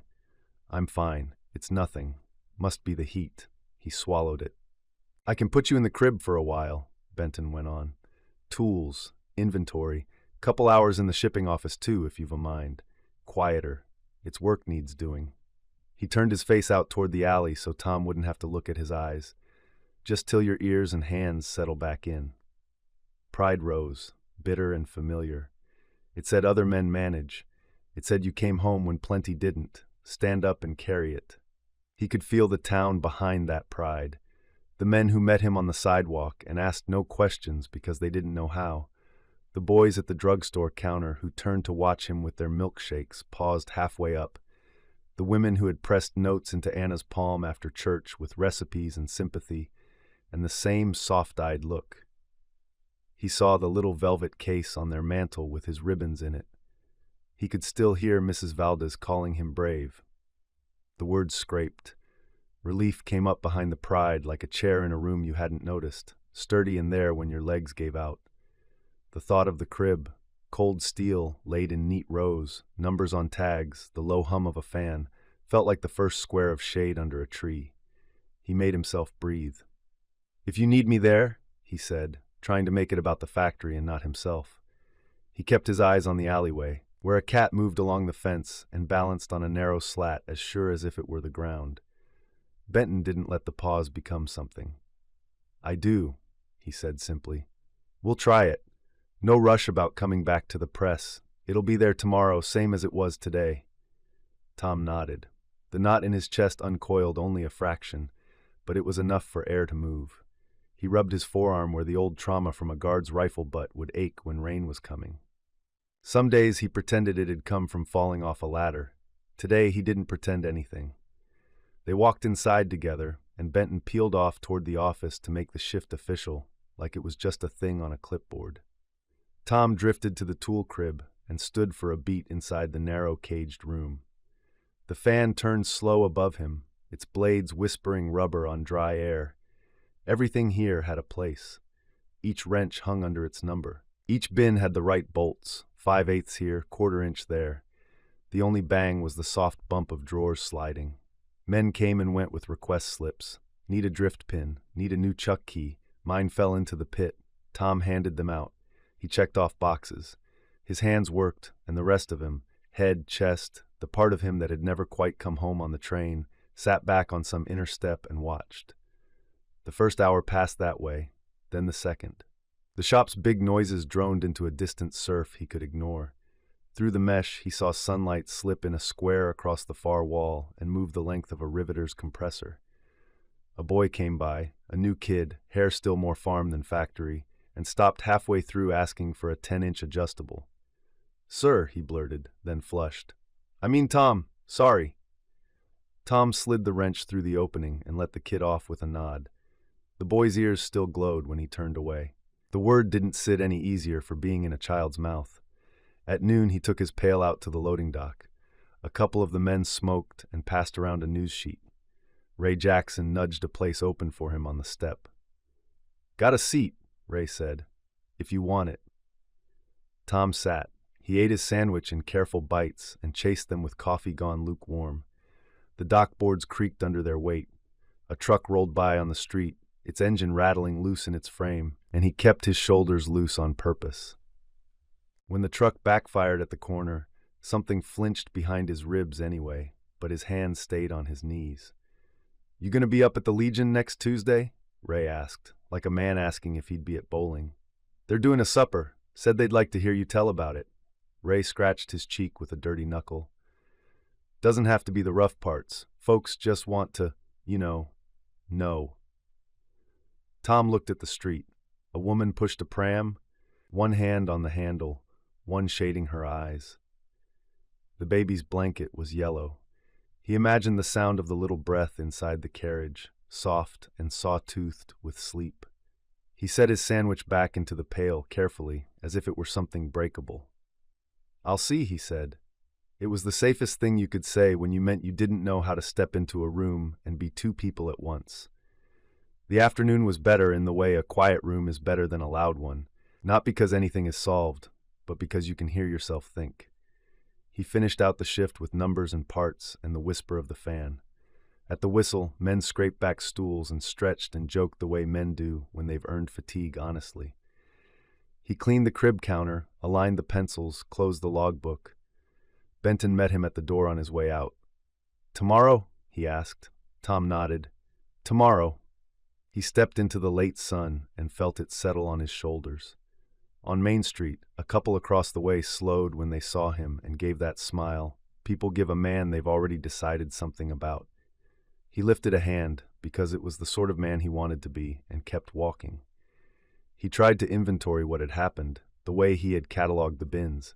A whistle, a flare in the chest, an hour of drowning, 2 hours of breathing. He had not run. He had stepped outside. He had said yes to a smaller noise, even when the larger one called him coward. He counted those not as victories. Victory felt like the wrong word for anything these days, but as marks in a ledger he'd keep for himself and for the ones waiting at home. The town might have its stories about him, with medals and brass and words polished to a shine. He had his own, a man who sorted bolts and did not leave when a truck backfired. A man whose hands still remembered work, and whose feet could find the door before the room swallowed him whole. At the corner, he paused, looking toward the street that would take him past Wilma's diner and the barber and the post office with its posters about war bonds that no one had bothered to take down yet. He could feel in his bones the weight of a chair at his kitchen table, the scrape of it across the floor as it moved nearer another. He drew one long breath and let it out. Then he set his lunch pail swinging and took the turn toward home. Sunday morning broke with the faintest warmth of spring pressing against the windows, though Tom felt none of it. He had been awake since before dawn, body restless in the stillness of the house. The twins' soft breathing carried down the hall, but even that comfort only deepened the ache inside him. He had tried the factory, tried to step back into the rhythm of pounding hammers and shrieking saws, and the sound had buckled his knees. A foreman's pitying look still burned behind his eyes. War hero, they whispered in town. Brave soldier, a man who came home with ribbons. But in the factory yard he had been nothing more than a trembling shadow of himself. Now the church bell tolled, heavy and sure. The sound rolled across town like a command. He rose, dressed, and walked alone, needing the distance. The streets were hushed, save for the scuff of his shoes. He passed shop fronts with flags hanging limp, doorways where neighbors sometimes called out greetings. Today they only nodded, glances flicking to the metal pinned at his chest as if it explained him, as if it made sense of the hollow that had come home in his place. He slipped into the church before most. The air smelled of beeswax and pine, pews lined like soldiers in review. He chose the back row near the door, where no sudden noise could trap him. His hands found each other, clenching so tight the knuckles blanched, as though he could hold himself steady through grip alone. His eyes moved, restless, stained glass, pulpit, rafters. Every creak of the building prickled his nerves. The congregation trickled in. Voices rose. Children shuffled. Hymnals thumped. He kept his eyes down, but he felt the weight of their stares. Returned veteran, Anna's husband, the man who survived. Some offered nods, a few smiles, one or two whispered, "Welcome home." He gave short jerks of his head, too brittle to risk speech. And then, predictably, she was late. Anna hurried in with the girls, cheeks flushed, hair slightly out of place from the rush. Lily clutched her hand. Kate tugged impatiently at her skirt, both craning their necks to find him. He saw them before they saw him, his 3 anchors in a stormed sea, and the tightness in his chest shifted, painful but grounding. Anna's eyes found his. She gave a quick, apologetic smile and ushered the girls down the aisle. When they reached the back, she paused, whisper breathless, "Saved me a seat?" He swallowed, nodded once, and slid a fraction to his right. The words jammed in his throat, but she seemed to hear them anyway. She settled beside him, smoothing her dress, and the girls climbed between, small knees knocking against the wood, their weight pressed into him, warm, alive. For a fleeting instant, it felt almost like before. The preacher, Reverend Carter, raised his voice above the rustle of the room. Tom tried to listen, tried to let the rhythm of Scripture steady him, but every cough, every shuffle of boots, every squeak of a pew hinge snapped him taut. His shoulders coiled, eyes cutting to each sound. When a baby let out a sudden cry, his heart lurched against his ribs. Beside him, Anna's hand slipped across the bench, brushing his. not grasping, not demanding, just present. He flinched at first, then stilled, letting her palm rest against his fingers. The warmth spread slowly, like light through shutter cracks. The girls fidgeted. Lily leaned against his arm. Kate whispered questions about the hymn number. Their presence pulled him into the moment. He bent slightly, whispering back, "Page 63. His voice rasped, barely audible, but Kate beamed at the secret exchange as though it were treasure. Around them the service carried on. Parishioners glanced back now and then, eyes full of recognition or curiosity. Some, he knew, saw him as a badge of pride for the town, a proof their boys could fight and return. Others perhaps wondered what shadows he dragged with him. He kept his gaze forward, jaw clenched, refusing to let them see the tremor in his hands. When the congregation rose to sing, he stood stiffly. The hymn's opening chords rolled from the organ, rich and swelling. He opened his mouth, but no sound came. Words tangled in his throat, drowned by memories of shouted orders, of voices crying out in languages broken by pain. He stared at the page, letters blurring. Anna sang softly beside him, her tone imperfect but steady, guiding the girls. Her voice, fragile and firm all at once, was the only thing that didn't set him on edge. He forced breath through his lungs, shaping a single line. The note cracked, but Lily glanced up at him with wide eyes, and he tried again. By the second verse, he managed a low hum. It wasn't much, but it was more than silence. As the sermon began, he lowered himself back into the pew, grateful for the chance to sit. Reverend Carter spoke about healing, not just bodies, but souls. About scars carried unseen, the kind that weighed more than broken bones. Tom's chest tightened. He wondered if the words were chosen with him in mind. Perhaps they were. The Reverend had always been kind, but pity threaded kindness too easily, and Tom could not yet tell one from the other. He felt Anna shift closer, her shoulder brushing his sleeve. "Saved me a seat," she whispered again, so quietly only he could hear. This time he managed the ghost of a smile. Not wide, not easy, but real enough for her to see. The rest of the sermon passed in fragments. He caught phrases, grace, endurance, hope, but the details slid past. His mind snagged on images, barbed wire fences, the rattle of boots, faces gaunt with hunger. He squeezed his hands together harder, grounding himself in the press of her beside him, the warmth of their children leaning against his side. When the final hymn rose, he stood with them. His voice stayed locked inside, but his lips shaped the words. Anna's voice carried the space between. And when the benediction ended, he waited a moment longer before moving, unwilling to jostle through the crowd.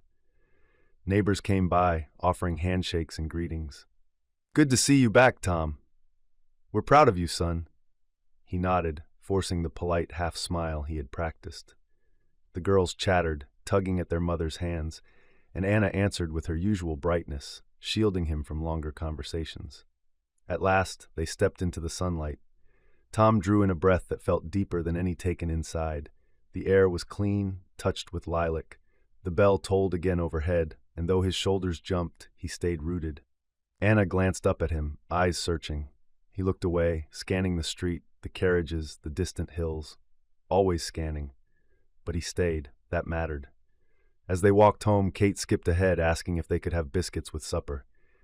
Lily trailed closer, slipping her hand into Tom's. He looked down at her small fingers, soft and certain, and for a moment the tightness in his chest eased. Behind them, Anna smiled faintly, as though she knew the fragile victory this morning had cost him. And though he couldn't yet say it aloud, Tom knew she had been right. He had saved her a seat. Not just in the pew, in all the broken places where he still needed her to sit beside him. Evening settled across the house with the quiet rhythm of home. The supper dishes had been cleared, the twins were in their nightclothes, and Anna hummed softly as she tucked them in. Tom stood by the window, hands in his pockets, watching dusk bleed into night. The day had gone better than some. He'd endured church, managed a few polite conversations without fleeing. By rights, he should have felt steadier, but beneath his skin, something still pulsed too fast, too loud, like a drum no one else could hear. The twins spilled into the sitting room a little later, chasing each other with the careless energy of children who should have been asleep already. Kate had snatched up a toy truck from the floor, its tin wheels rattling as she held it high out of Lily's reach. They laughed, a sound pure and ordinary. But when Kate dropped it, the little truck struck the wood with a sharp metallic clang. The sound ripped through him like shrapnel. Tom flinched hard, heart leaping to his throat. His breath caught, chest seizing. The crash of metal wasn't a toy anymore. It was a mess tin clattering against concrete. It was a rifle butt slamming against bars. It was 1,000 sharp noises that meant danger, hunger, punishment. His vision tunneled, edges gone dark. "Stop it," he barked. His voice lashed through the room harsher than he meant, breaking the laughter clean in two. Both girls froze. Kate's eyes widened, bottom lip trembling, while Lily's small hand slipped instinctively into her sister's. The truck lay on the floor, harmless, yet Tom's fists were still clenched as though the noise itself had been an attack. He saw their faces, the sudden fear there, the way they looked at him not as father but as something unpredictable, someone to tiptoe around. The sight landed heavier than any blow he'd ever taken. His throat closed on the words. He turned abruptly, pushing past the doorway into the porch, needing air, space, distance from the looks in their eyes. The night met him cool and damp. He gripped the railing, knuckles whitening, and dragged breath after breath through his lungs. Inhale, exhale, count. He could still feel the echo of the clang inside his skull. He told himself it was nothing, just a toy dropped, just the sound of home, not war. But his body didn't believe him. His body had never come back. Behind him, the door creaked. Anna stepped out, shawl wrapped loosely over her shoulders. She didn't come close at first, only leaned against the frame, arms crossed, watching him. "You scared them," she said quietly. Not an accusation, just the truth laid bare. He shut his eyes. Shame pooled deep. "I didn't mean to. I know." Her voice softened but didn't lose its edge. "But they don't." The porch boards creaked as she moved nearer. He felt her presence at his side, close but not touching. For a moment they stood like that, silence between them heavy with the sound of crickets and the faint rattle of wind through leaves. "I'm trying," he said at last, words dragged from somewhere raw. "God knows I'm trying. I believe you." She drew the shawl tighter. "But trying isn't enough when they're looking at you like that. When I'm—" Her voice faltered. She turned, eyes on him now, unflinching. "I need a husband, Tom. Not a ghost pacing through the house. Not a man who jumps at every shadow and shouts at his children." Her words struck like hammer blows because they were true. He wanted to argue, to tell her she didn't understand, that she couldn't possibly know the grip of memories that didn't let go. But the fight drained out before it began. His shoulders slumped, the railing taking more of his weight than he wanted to admit. "I don't know how to be either," he whispered. The confession scraped raw as it left him. "Not the soldier they praise in town, not the husband you need. I don't know what's left of me to give you." Anna's eyes softened, though tears glinted in the porch light. She reached out then, fingertips brushing his arm, grounding him. "Then start with what you do have. Sit with us at supper without snapping. Walk with me to church even if you can't sing. Hold your daughters without looking like you're afraid of yourself. That's all I'm asking." He shook his head, jaw tight. "It sounds so simple when you say it." "It isn't simple," she answered, voice steady now. "But it's living, and we're still here. We're waiting for you to come back to us, however long it takes." For a long while he couldn't answer. He stared into the darkness beyond the yard where fireflies blinked and faded. Inside he heard the twins murmuring, their voices small, cautious. That hurt most of all, that they had to be cautious around their own father. At last, he turned back to Anna. "I'll try again," he said. The words felt thin, but they were all he had. She searched his face a moment longer, then nodded. "That's all I ask tonight." They stood there until the crickets grew louder, until the air cooled enough to make her shiver. He draped his arm around her shoulders, hesitant, unsure if he still had the right. And when she leaned into him, even just slightly, the tension in his chest loosened by a thread. But when they went back inside, the toy truck still lay on the floor, and the sight of it twisted something inside him. A reminder that the cracks were there, spreading through glass that might never be whole again. The screen door's spring had a way of singing when it closed, 3 thin notes and a sigh. Tom oiled it that morning anyway, as if smoother metal might smooth the rest of him. The twins were out front chalking suns on the walk.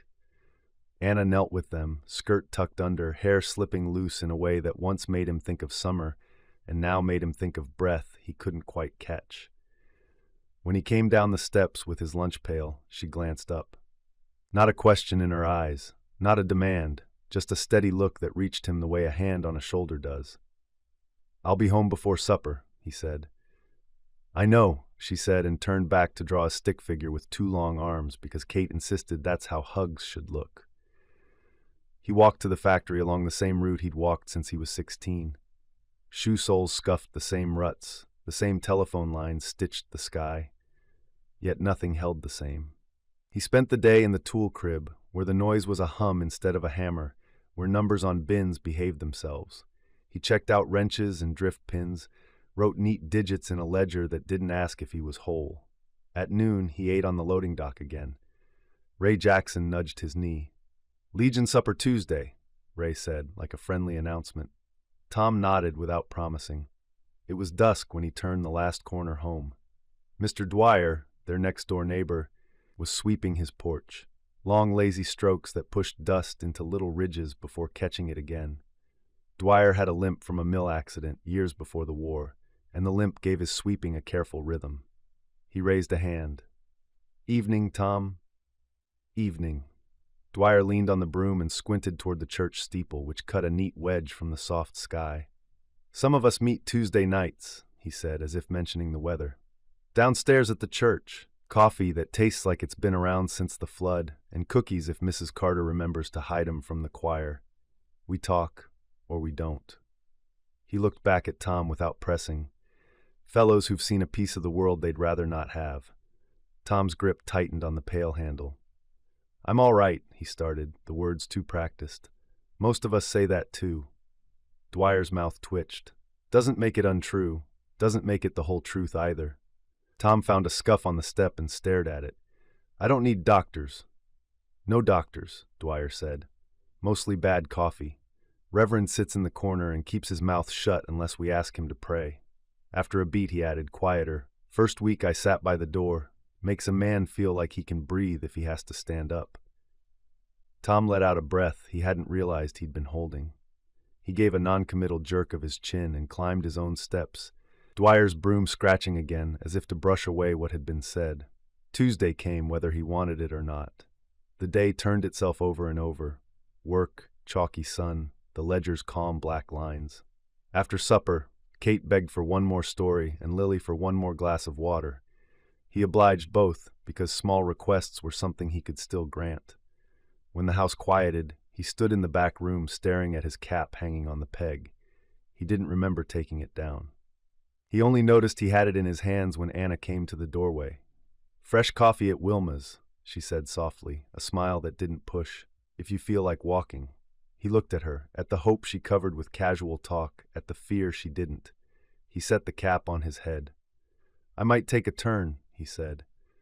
He passed Wilma's without going in, watched the curve of steam inside the window, the soft rise and fall of voices. The church stood a block farther on, red brick dull in the evening. Down the side stairs the air grew cooler. Down the last step it smelled like mop water and old paper, and something sweet like the tail end of last Sunday's fellowship hour. Voices murmured, not many. He could leave. He could tell Anna the coffee had been closed up early, that he'd tried. The basement door was propped open with a brick. That made it worse. No barrier to push, but also no excuse. Inside, folding chairs formed a loose circle, cheap metal catching the light.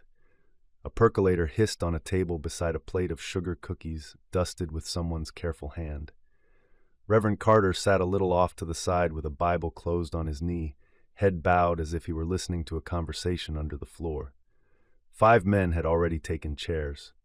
He knew 2, Sammy Marks from the grain elevator, smaller than Tom remembered him, and Earl Benton's cousin, Walt, who had once run track and now had a cane leaned between his knees. The others wore the look Tom recognized from a mirror, a face learning how to hold itself. Dwyer glanced up and tipped his chin at the empty chair nearest the exit. "Evening," he said, nothing in his tone that would have scared a rabbit. Tom sat.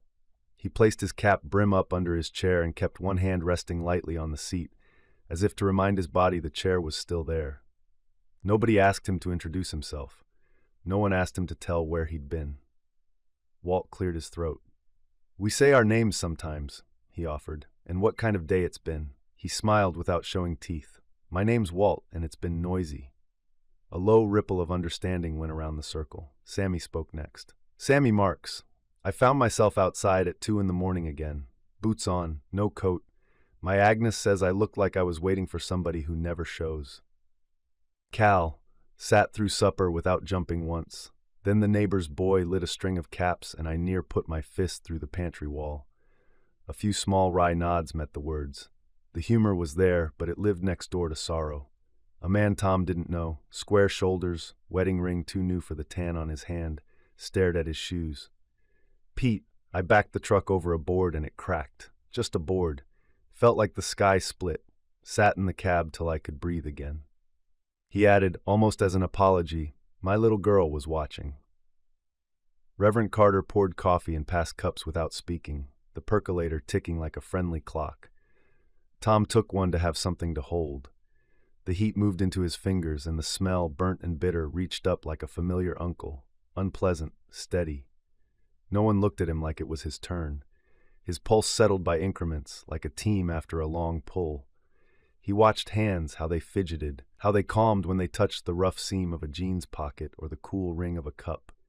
He watched how men set their feet, wide, as if for balance, or tucked under, as if ready to run. Walt tapped the cane with a forefinger rhythm, slow. "Daylight can feel worse than night," he said, staring somewhere past them. "At night a man expects to be jumpy. Daylight is supposed to be safe, and then a door slams and your bones know different." Sammy nodded. "Wind rattled the tin roof today. Took me all the way back to shells hitting the barracks. My ma's been gone 10 years, and I still wanted to shout her name." They kept going, never in a straight line. Someone talked about not being able to eat when silverware clattered. Someone said he had to sit where he could see the exit at the picture show. Dwyer admitted he still woke to the smell of smoke that wasn't there. Every few minutes, the percolator sighed and the room shifted together. One man reaching out to refill a neighbor's cup like a small, ordinary act could keep the floor beneath them solid. Tom's throat hurt, though he hadn't said a word. He stared at the rim of his coffee and saw a different tin cup, dented, the one he'd tapped on a splintered table in a place where tapping bought you nothing but trouble. His hand tightened. He forced it to relax and raised the cup to his lips. Bad coffee, blessed coffee. At some point Carter spoke, not to teach, but as if to add another chair to the circle. "You can tell the worst thing here or you can never tell it," he said. "Both are all right." Silence stretched. It wasn't an empty kind.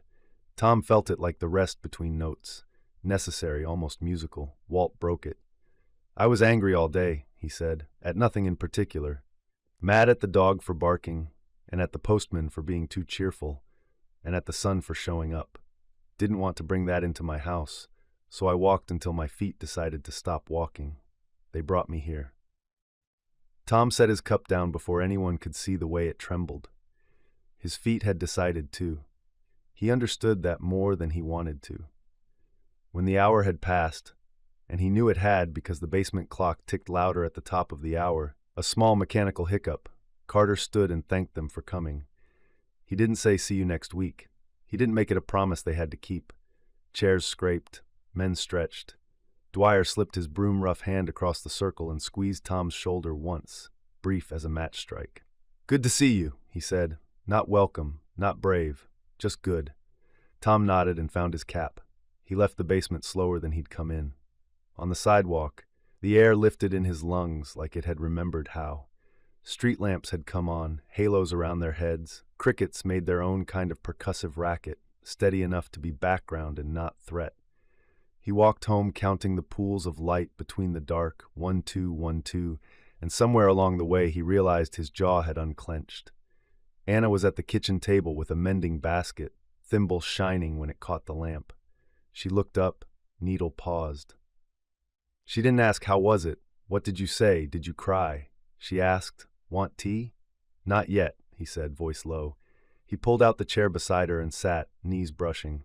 The scrape of wood on wood made the smallest sound. It didn't make him jump. "There were 6 of us," he said, surprised to hear the words move without sticking. 7, counting the Reverend. She nodded, eyes on his face, not the needle. "Did you?" He shook his head. "Listened." "That's a start," she said. She threaded the needle again, and without looking, nudged his chair an inch closer with the side of her foot. It was the smallest of moves. It changed the whole room.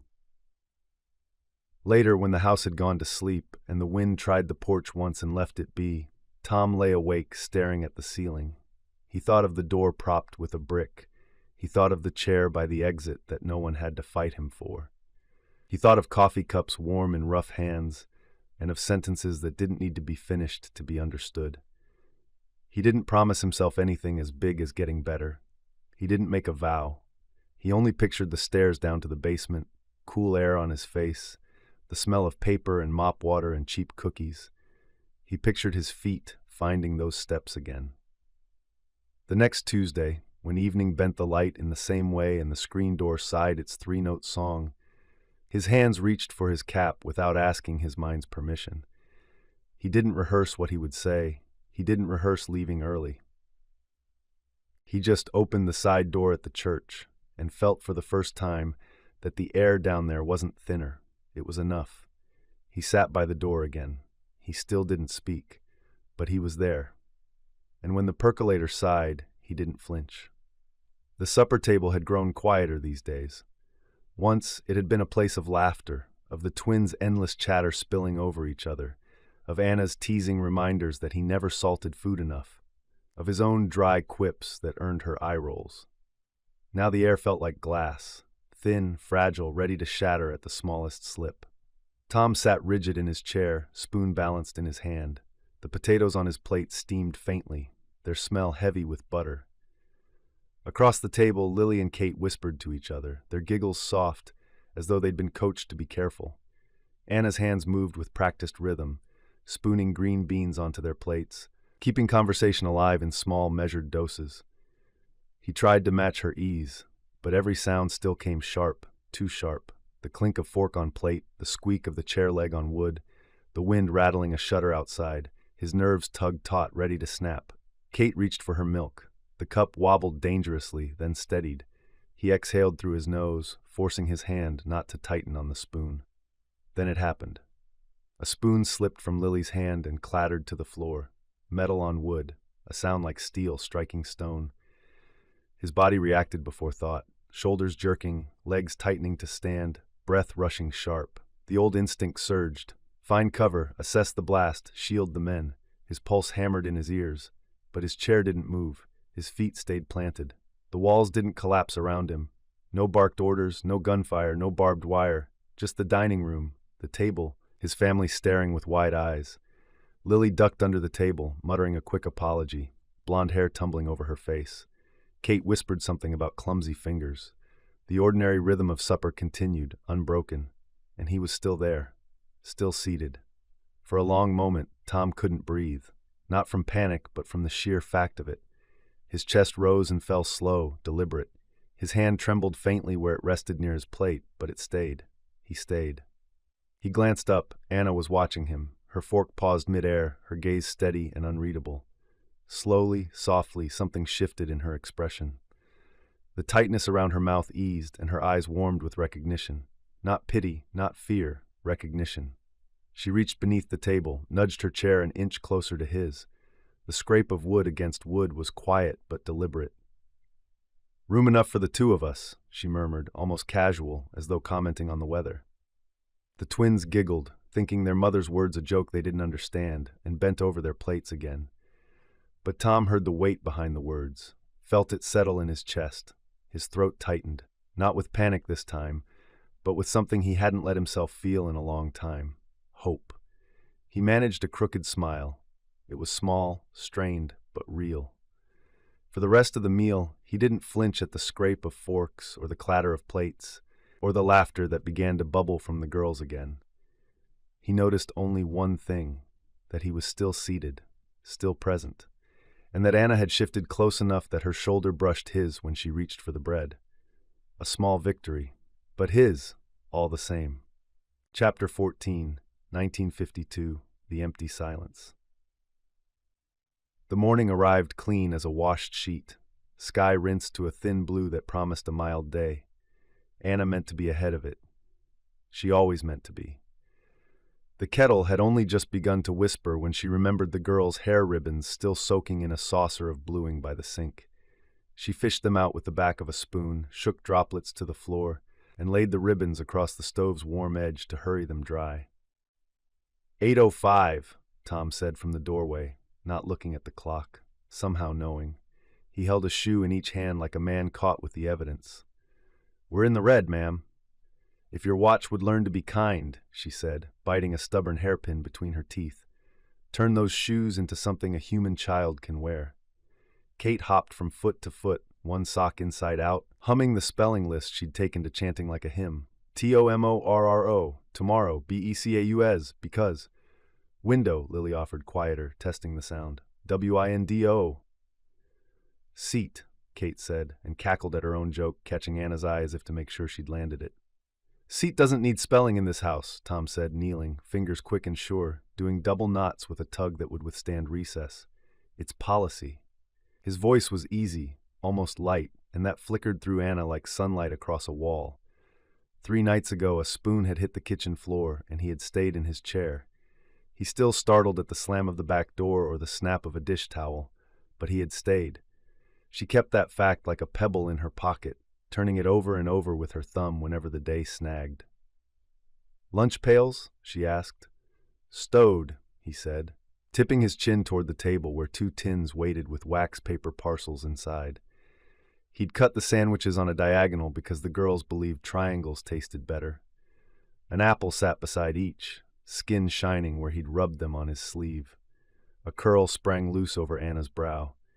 She licked her thumb and tamed it, then whisked the barely dry ribbons from the stove and tied Lily's first, blue on blue, fingers smoothing the bow until it mirrored itself. Lily squinted up at her, solemn. "Will Miss Jarvis call on me for because if I don't raise my hand?" "She calls on everyone," Anna said, softening the answer with a smile. "But you have because, down to its bones." Kate, already tied and tidy, bounced in place. "Mr. Halcombe lets us sit up front if we wave big enough," she announced, as if this were news. "Second row is fastest. It's also least likely to make you seasick on that old bus," Tom said, standing. He brushed a thumb along Anna's cheek where flour had ghosted her skin. She hadn't even noticed it there. "You've got bread on you, Baker." "I'm multi-purpose," she said, tugging his cuff straight. His eyes held hers a second too long, a small acknowledgement passing between them that the morning was behaving, that nothing in the walls was rattling. She pretended not to see the way his gaze still flicked. Clock, doorway, window, back to her, as if counting exits had become a kind of prayer. "Coats," she said, clapping twice. "Books. Teeth." "We did teeth," Kate said, indignant. "We shined them with toothpaste until they squeaked." "They squeaked," Lily confirmed, serious. The kettle finally found its voice. Anna poured a splash into a cup for Tom, too hot to drink, the way he liked it if he couldn't have strong.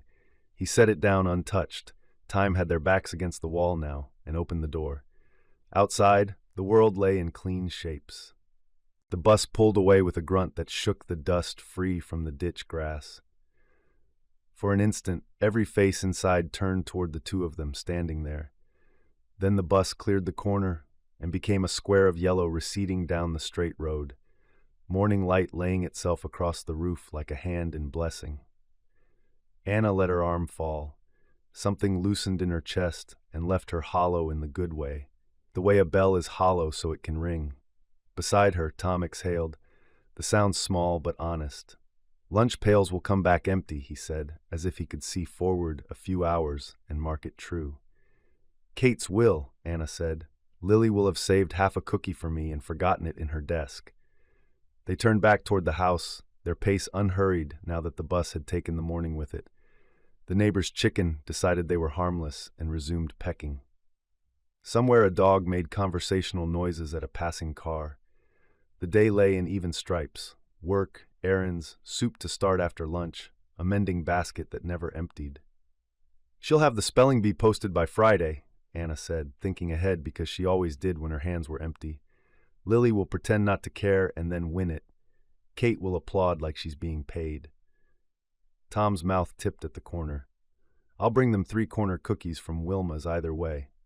Insurance against injustice. Bribery, Anna said, mock stern. We're raising statesmen. Then we should start small. He bumped her shoulder with his. Coffee before you go conquer the world? Laundry mountain first, she said, picturing the basket like a small, surly hill in the back room. Then conquer, maybe. They climbed the porch steps. The screen door made its 3-note song and a sigh. Tom steadied it with his hand without thinking so it wouldn't slap. She saw that, tucked it with the pebble in her pocket. The kitchen smelled of toast and the honest labor of mornings. She rinsed 2 cups, set the kettle on again, and watched the thin thread of steam take its time. Tom pulled the note from the icebox, Anna's list written last night when sleep was a stranger, and read it like orders. Starch at the dry goods, eggs if Mrs. Valdez's hens were generous, a stop by the post to see if a letter had come from Helen about that second-hand coat. He folded the paper once and tucked it into his breast pocket. I'll come by at noon, he said. Tool crib's quiet today. I can steal 15. Steal 20, she said. I'll pretend I didn't see. He kissed her temple, brief, almost formal. She leaned into it anyway. When he'd gone, the house felt too big for a moment, all its corners showing. Anna moved through it with her sleeves rolled, making order because order made the next breath easier. Beds smoothed, crumbs lifted from under the toaster with a damp finger. The table wiped in long, patient strokes. The hair ribbon's ends curled as they cooled where she'd left them by the stove. She coiled them around her finger and thought about how the girl's bows would be crooked again by the first recess bell. On the back stoop, she pinned a row of small socks to the line, each clipped heel a flag. The sky went on being blue in that thoughtless way skies have. A crow scolded from the elm and then thought better of it.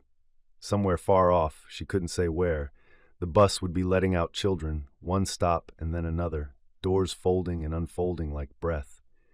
She stood with the basket's rim pressing into her hip and told herself the same simple thing she'd been telling herself for months now, a sentence she wore thin with use. Ordinary is a gift. Don't apologize for wanting it. The kettle had just begun to shriek when the pounding came at the door. At first Anna thought it was the girls, forgotten something, maybe a reader or their lunch pails. She moved quickly across the kitchen, smiling, ready to tease them for their scatterbrained rush. But when she pulled the door open, it wasn't Lily or Kate. It was Martha Lane from down the road, apron still dusted with flour, her face ashen beneath the brim of her bonnet. "Anna," Martha gasped, clutching the doorframe as though it might hold her steady. "There's been, oh Lord, there's been an accident. The bus, out on the county road." The words refused to settle into sense. Anna's breath caught, her fingers frozen on the doorknob.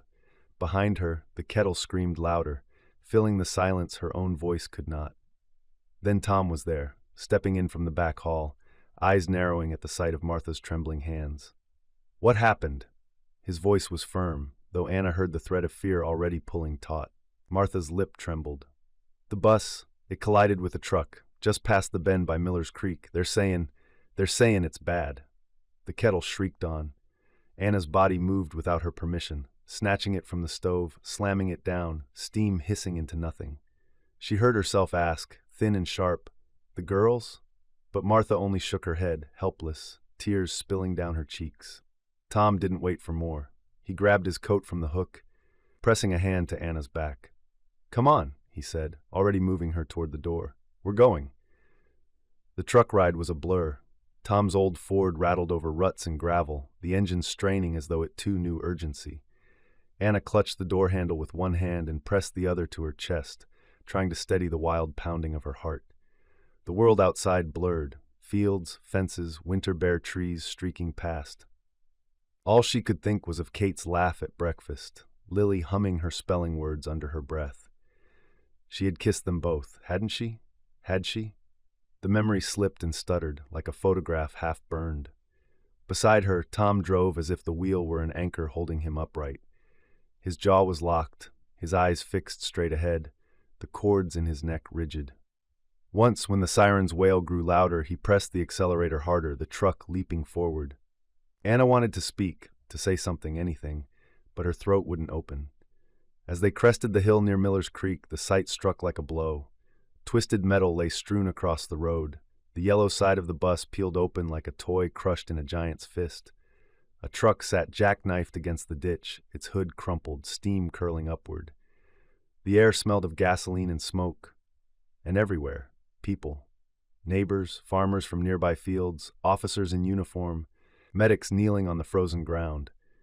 Sirens blared from the ambulance wagons, red lights flashing against the gray afternoon. The sound split Anna's ears, unnatural in their quiet countryside. Tom pulled the truck to the side and leapt out before the wheels had stopped turning. Anna followed, her legs buckling as her shoes hit the gravel.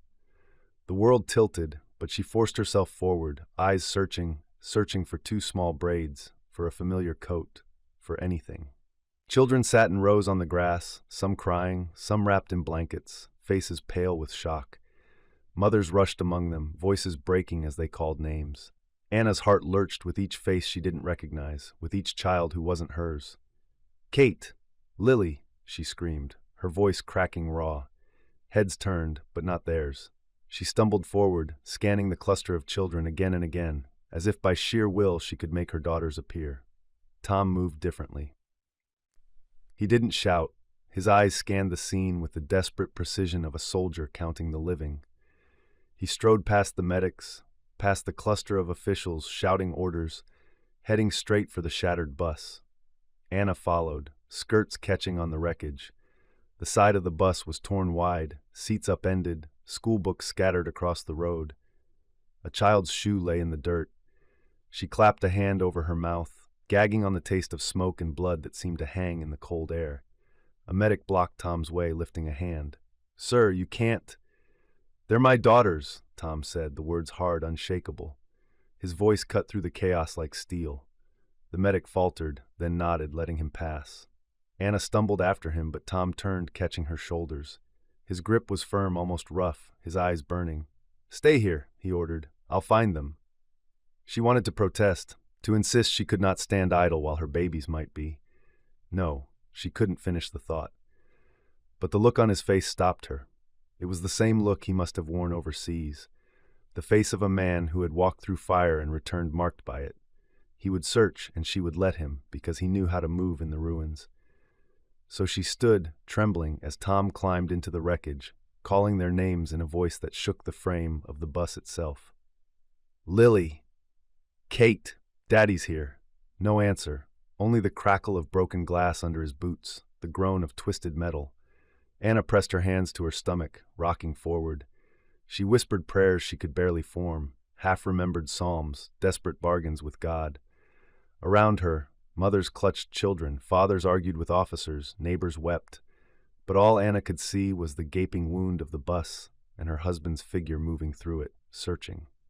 When he emerged, his face was ashen, jaw clenched so tight it seemed he might shatter his own teeth. He shook his head once, only once, and Anna felt her knees give way. Martha Lane caught her before she struck the ground, holding her upright as the sirens wailed on. Tom's eyes met hers across the chaos, and for the first time since the neighbors' pounding on the door, she saw fear. Not the battle-ready steel of a soldier, but the raw, desperate fear of a father who had not found his children. "Keep looking," he roared to the men around him, his voice breaking. "Don't stop until—" His words caught. He couldn't finish. Anna clung to Martha, the world tilting, the sirens splitting her skull. Somewhere in the din, she thought she heard Kate's laugh, Lily's hum. She spun, searching, but it was only the wind moving through the wreckage. At last, one of the medics hurried over, his hands raised to steady Tom, his voice pitched low but urgent. "Sir, ma'am, they've already been moved. 2 girls, fair hair, second-row seats. Alive when we pulled them out. They're on the way to County Hospital now." Anna's breath came in a sob that bent her double.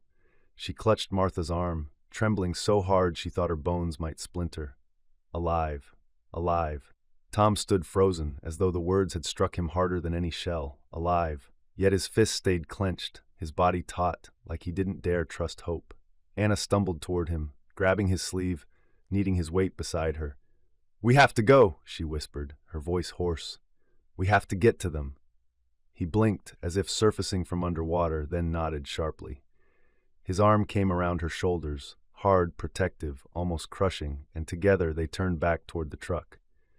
The road to the hospital stretched ahead like a gauntlet. The sirens still wailed behind them, but Anna no longer heard them. All she heard was the medic's voice repeating in her mind, the words she clung to like a lifeline. "Alive when we pulled them out. Alive." The county hospital sat square and sensible at the edge of town, red brick shouldering a white-painted portico. Tom pulled up crooked beside the emergency entrance and killed the engine before the truck finished shaking. The doors burst open on their own hinges, as if the building itself were bracing. Inside, the air smelled of carbolic and steam. A radiator hissed along the wainscoting. Somewhere deeper a bell rang, sharp and insistent. Light hummed overhead, a faint electrical singing that made the corridor feel longer than it was. A nurse in white stepped toward them, hands lifted to slow what she must have seen 100 times, parents arriving with the look of people running without moving. "2 girls," Tom said, voice even and too calm, like he was reading a report. "Fair hair. Second row, as if the detail could conjure them. Lily and Kate." The nurse's eyes flicked to Anna. "Come with me, ma'am." To Tom she added, softer, "You too, sir." She did not say if you wait or please sit. She turned and they followed, shoes whispering over scuffed linoleum. The hallway opened into a holding area where the world separated into bright and dim. On the bright side, swinging doors, a blur of white coats, the wet squeal of a wheel, a clatter of metal basins. On the dim, rows of wooden chairs, a table with yesterday's paper folded to the sports page, a clock ticking with an indifferent hand. The nurse directed them to the chairs. "We pulled names from lunch pails," she said, as if handing them a mooring line. "Your girls came in together." She stopped herself there, lips pressing closed around whatever came next. "The doctor will speak with you." Anna sat because her knees had become unreliable. Tom remained standing, hands on the back of the chair beside her, as if he could hold it down and keep the room from lifting, tilting, floating away. He stared through the swinging doors at motion cut into pieces. An elbow, a flash of hair, a tray. Anna wanted to stand with him, to match his height against whatever came, but the seat beneath her felt like the only solid thing in the building. A boy came through the doors on a rolling gurney, eyes glazed, a blanket pulled to his chin. His mother hurried beside, murmuring his name over and over as if repetition could braid him back together. A nurse guided them past. Behind, a smaller child clung to his father's pant leg, thumb planted in his mouth, eyes big as coins. Anna thought, inanely, we should tell him thumbs carry germs, because the mind does what it can to keep from falling. The clock on the wall stuttered forward and stopped and stuttered again, time unthreaded into string she could not gather. A janitor passed with a mop and a bucket, his expression deliberately neutral. Somewhere a door shut softly, as if the hand that closed it had mercy. Tom shifted, and the chair under his grip creaked. He leaned down just enough that she could hear him. "Alive when they left," he said, repeating what the medic had given them like a verse he refused to let slip. "We'll hold to that." She nodded because there was nothing else to do. A doctor appeared, moving with the efficient slowness of a man who knows his words will break something. He was clean-shaven, a gray thread at his temple, his white coat sleeves rolled once at the wrist. There were faint red marks where his gloves had been. He looked at Tom, then at Anna, and his kind eyes confirmed what his hands already had. "Mr. and Mrs.," he said, and Anna was grateful he didn't try a last name. In a town like theirs, he likely knew it. Mercy was in not using it. "I'm Dr. Keene." "Lily and Kate," Anna said. The names came out without breath. She tacked them to him like labels, toy brave. "They sit second row. Lily has a cowlick here." She touched her own hairline. "Kate's ribbon never stays." Dr. Keene's mouth tightened, not with impatience but with tenderness. He knelt beside Anna's chair so his face would be level with hers. "They were brought in quickly," he said. "You're older," he paused, measuring, then let that go. "Your Lily came with a head injury. We took her straight back. Kate had injuries to her chest.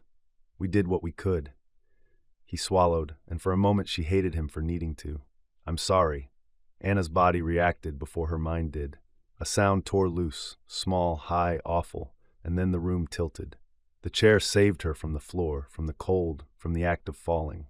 She folded forward, pressing her palms over her mouth, because to let the sound keep going would pull the walls down. She heard Tom say nothing. The quiet in him was not emptiness, but force.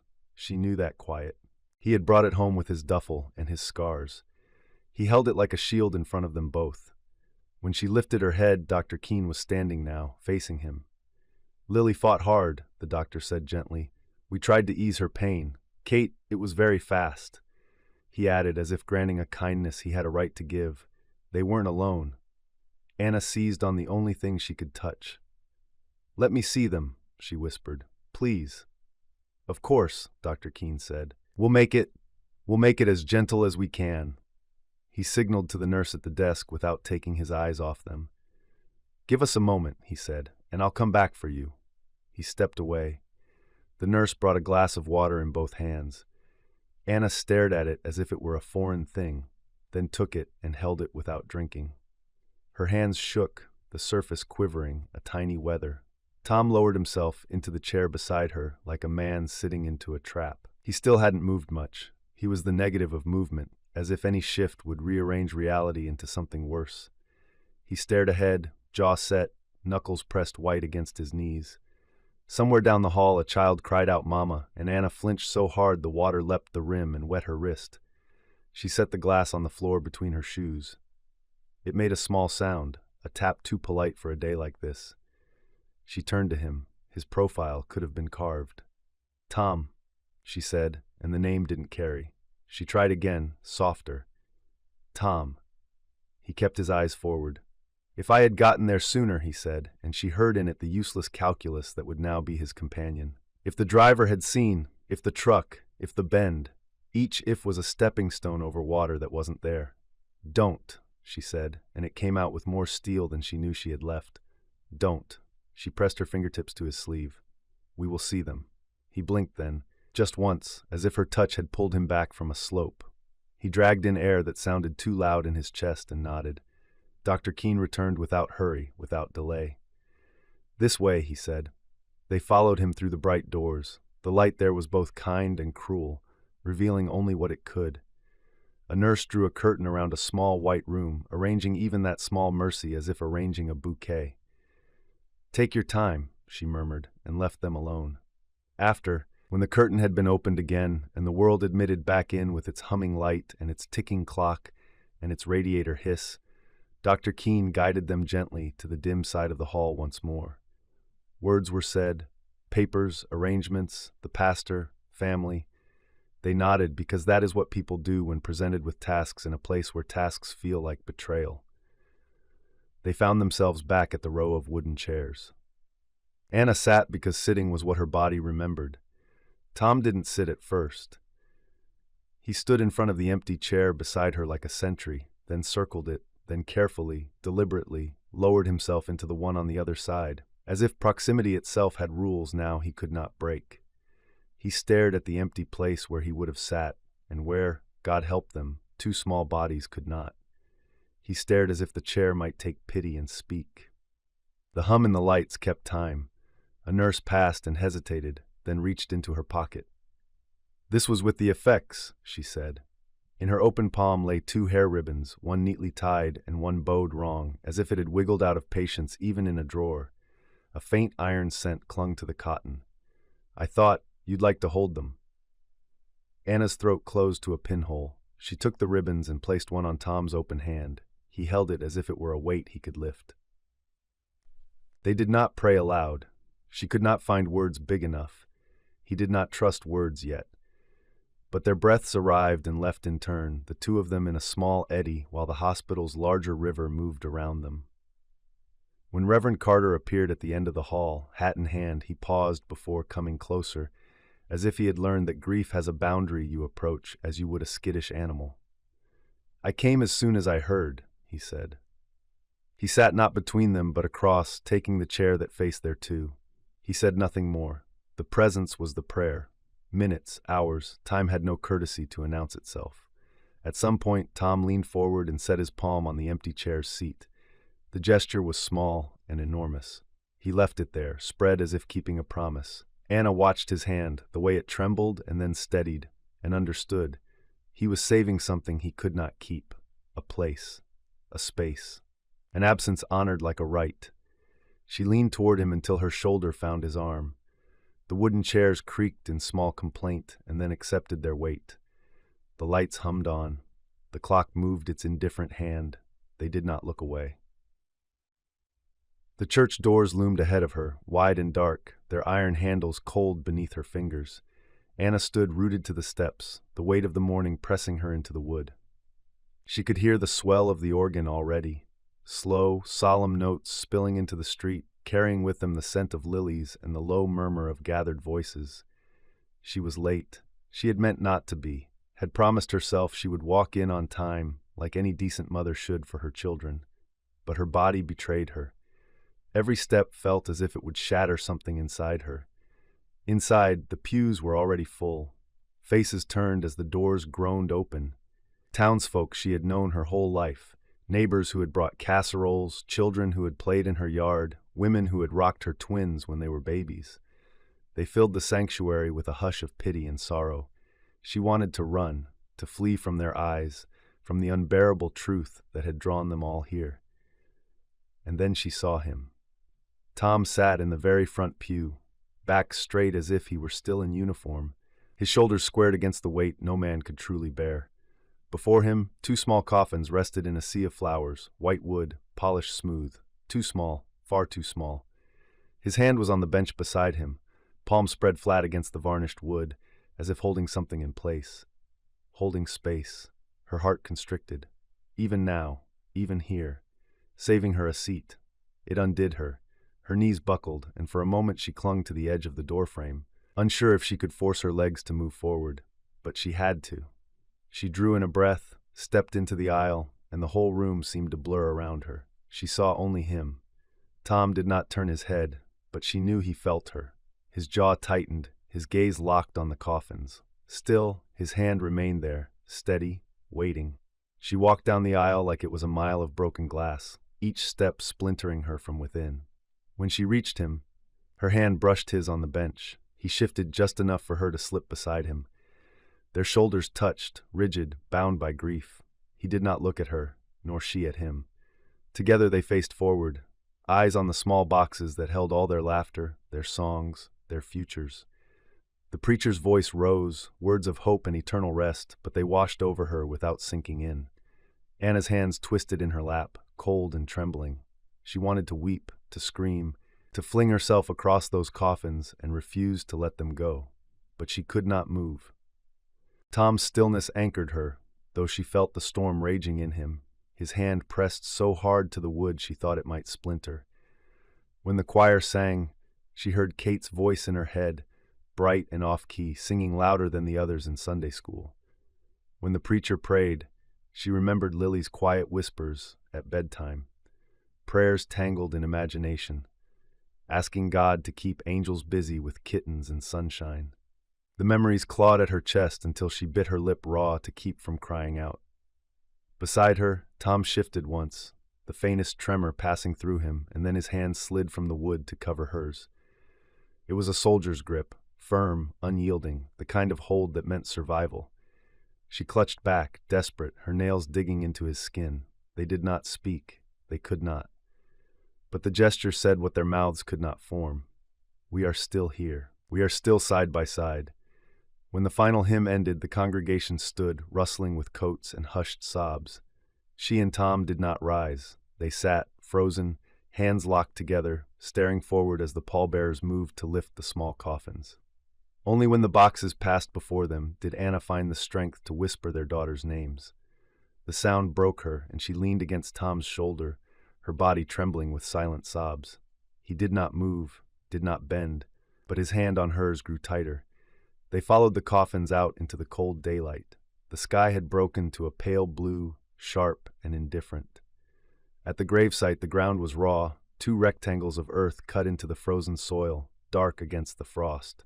The smell of turned dirt mingled with lilies carried from the church. Anna's breath puffed white as she stepped closer, her legs nearly giving way at the sight. 2 small holes side by side, waiting. Her girls had once shared a crib, then a bed, then a pew, always shoulder to shoulder. Now even in death they would not be parted. Tom stood tall, his coat collar turned up against the wind, his face unreadable stone. Only his hand found hers again, anchoring her in the bitter air. Reverend Carter spoke softly, his Bible pages trembling in the breeze. Anna caught little of it. Psalms, assurances, promises of reunion. The only words that cut through were the ones he spoke directly over the coffins.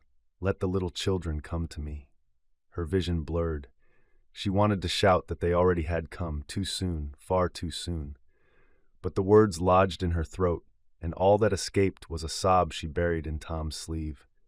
The ropes groaned as the coffins were lowered. The white lids slipped from view, swallowed by the earth.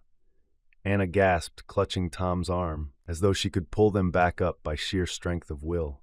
He didn't move, didn't cry, but his jaw was clenched so tightly she thought it might break. His silence was the sound of a man at war with himself. When the first clod of dirt struck wood, Anna's knees buckled. Tom's arm circled her waist before she could fall, holding her upright. He didn't look down at her, but his grip told her he would not let her go. Not here, not now, not ever. Neighbors stepped forward to lay flowers, the girl's Sunday school teacher leaving 2 worn hymnals, the covers soft with use. Anna barely saw them. All she saw was the dark earth rising, the white disappearing. At last the crowd thinned. Only family, the preacher, and a few close friends remained. The silence grew wide, broken only by the scrape of shovels. Tom's hand stayed locked in hers, stiff and unyielding. When it was done, when the ground was smoothed and the markers placed, Anna knelt. She pressed her palm to the cold mound, whispering their names again, softer this time, like a lullaby. Tom stood behind her, his shadow long across the graves. After a long silence, he lowered himself beside her. His hand, rough and scarred, came to rest over hers on the earth. Together they stayed like that, side by side, the whole town watching but invisible. For the first time that day, Anna turned to look at him. His eyes were red-rimmed, his face hollow, but he met her gaze. No words passed between them. None were needed. 2 seats had been taken from their table. 2 voices gone from their house. 2 lights snuffed out. But for this moment, with hands pressed to the same ground, they clung to the one thing left, each other. They lingered until the last shovel had stilled and the last mourner's footsteps faded down the cemetery path. Cold seeped through Anna's coat as she knelt by the mound, her hand pressed flat to the earth as though her touch could warm it. Tom's hand stayed over hers until, finally, he rose and drew her gently with him. The walk back to the truck was silent. Neighbors glanced at them, some with wet eyes, some with helpless looks that begged permission to say something, but no one spoke. People knew there were no words big enough for the day. The drive home was worse. Gravel spat beneath the wheels, the engine throbbed in the cold, and every bump on the county road jolted Anna's body as though grief had moved into her bones. She stared out the window, watching fence posts blur by. Tom drove stiffly, both hands locked on the wheel. Not once did he reach across the cab to touch her hand as he used to on long rides. By the time they reached the house, the sun was low, painting the windows orange.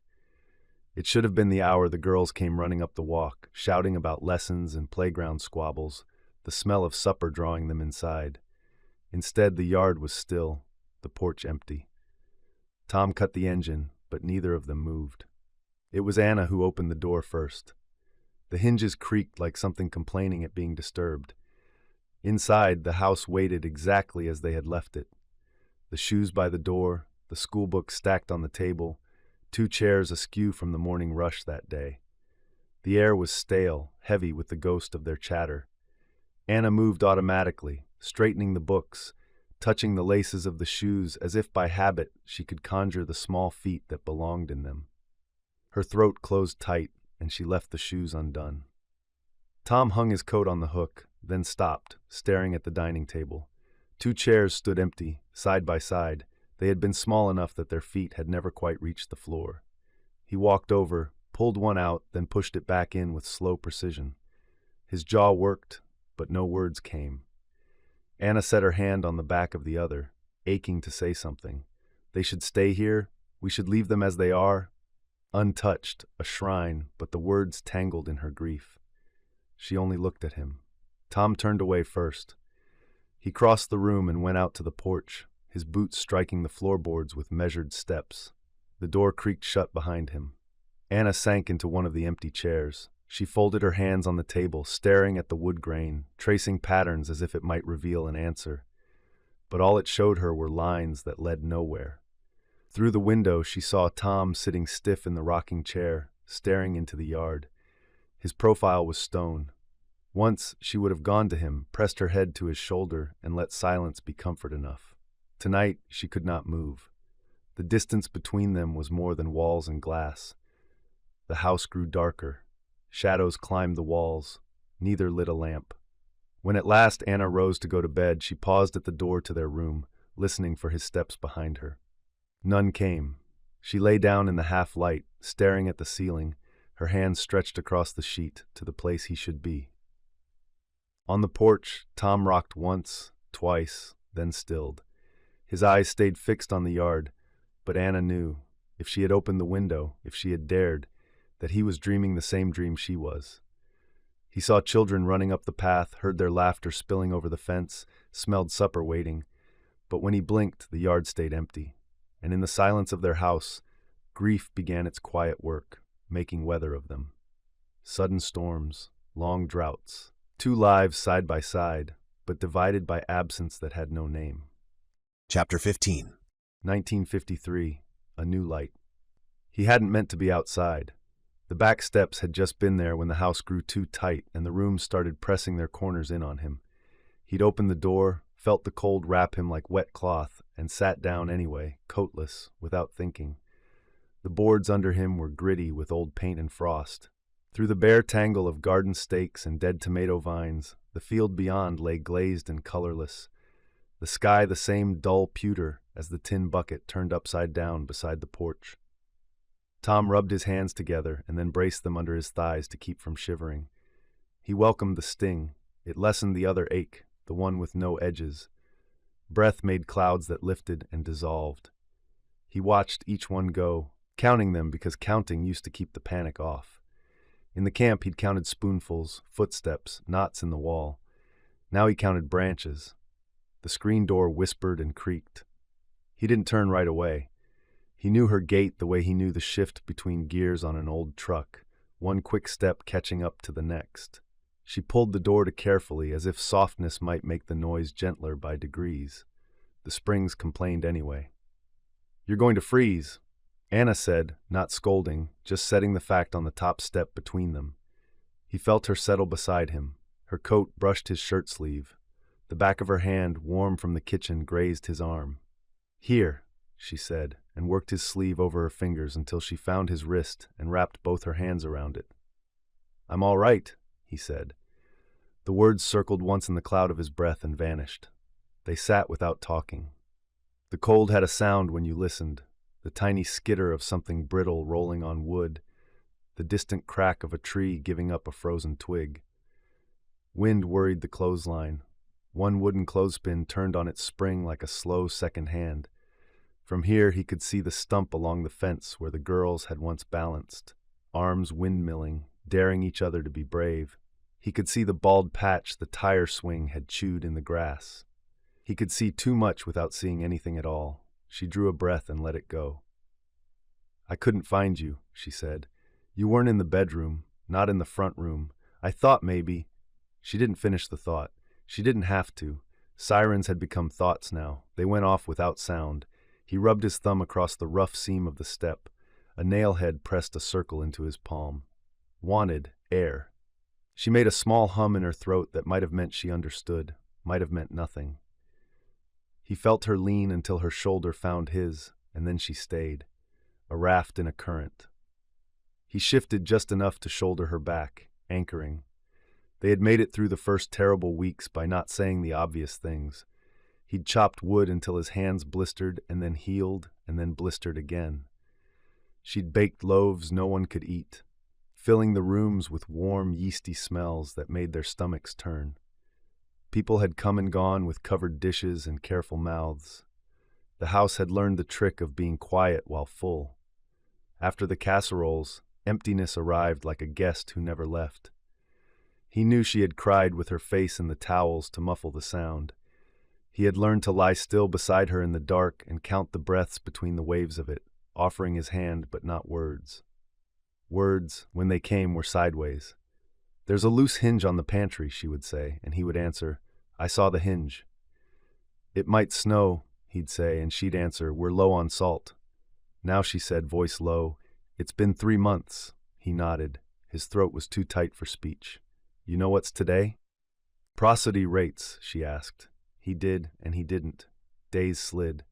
Some mornings the calendar was a wall he couldn't climb. He swallowed. "Tell me." Her gloved thumb rubbed the inside of his wrist, a small sparking warmth. "Today the school would have hung the winter drawings," she said. "The ones with chalk snow and the coal for eyes. Miss Avery always puts them in the hall. I ran into her at Canfield's. She said there were 2 blank spaces. She left them. On purpose."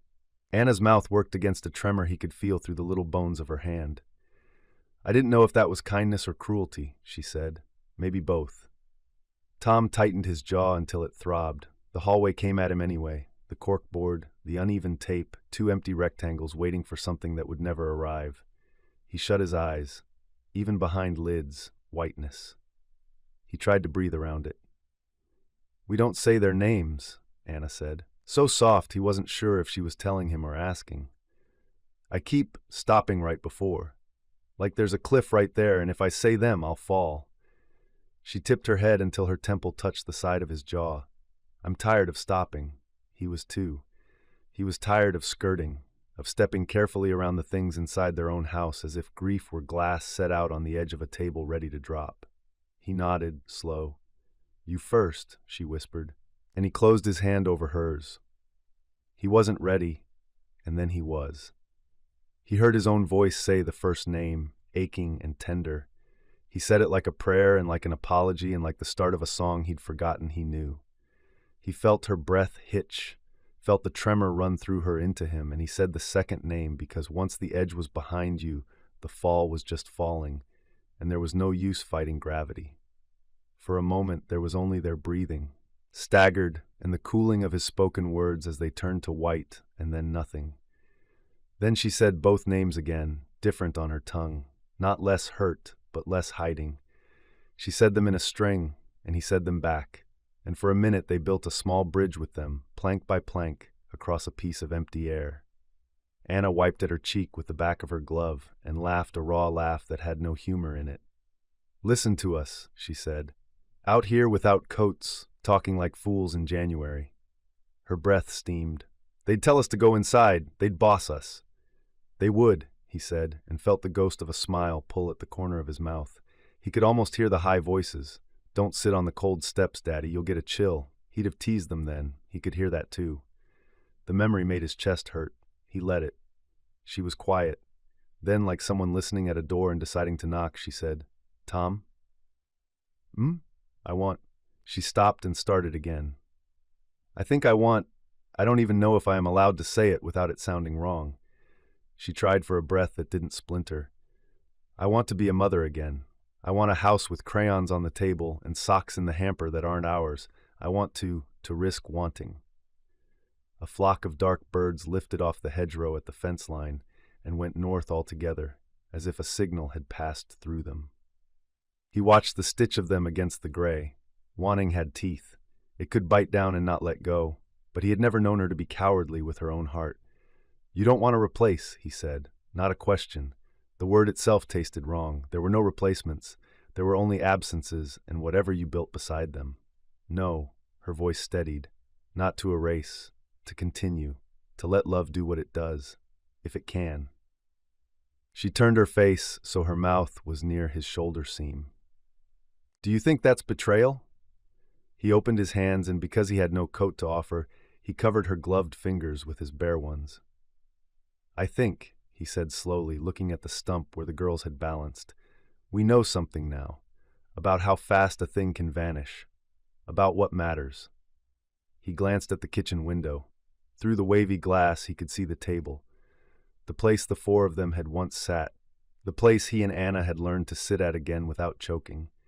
I think wanting another life to sit with us isn't betrayal, he said, and felt the truth of it as he said it, felt the way the words arranged themselves inside him and made a little space.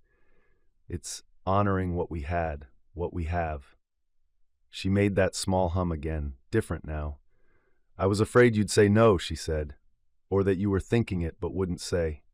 And then we'd start to harden around the not saying. He thought of the camp again, how the men who hardened most completely turned brittle and broke. He thought of wood in winter, how the ones that flexed survived the storm. I don't want to harden, he said. I've been trying not to. She drew back enough to look at him. Her eyes were red at the rims. She had flour on her sleeve. He noticed absurdly that she must have wiped her hands there without thinking. He wanted to put his thumb to that spot and rub it into the cloth like a blessing. Then we'll be brave, she said, and foolish probably, and terrified most of the time. He huffed something that was almost a laugh. That sounds like us. He glanced toward the yard and then down at their feet, side by side in the dusting of frost on the step. It looked like a chalk outline of a plan. We can see Dr. McKay, he said, the practical part of him rising the way it always did once a decision's shape came clear.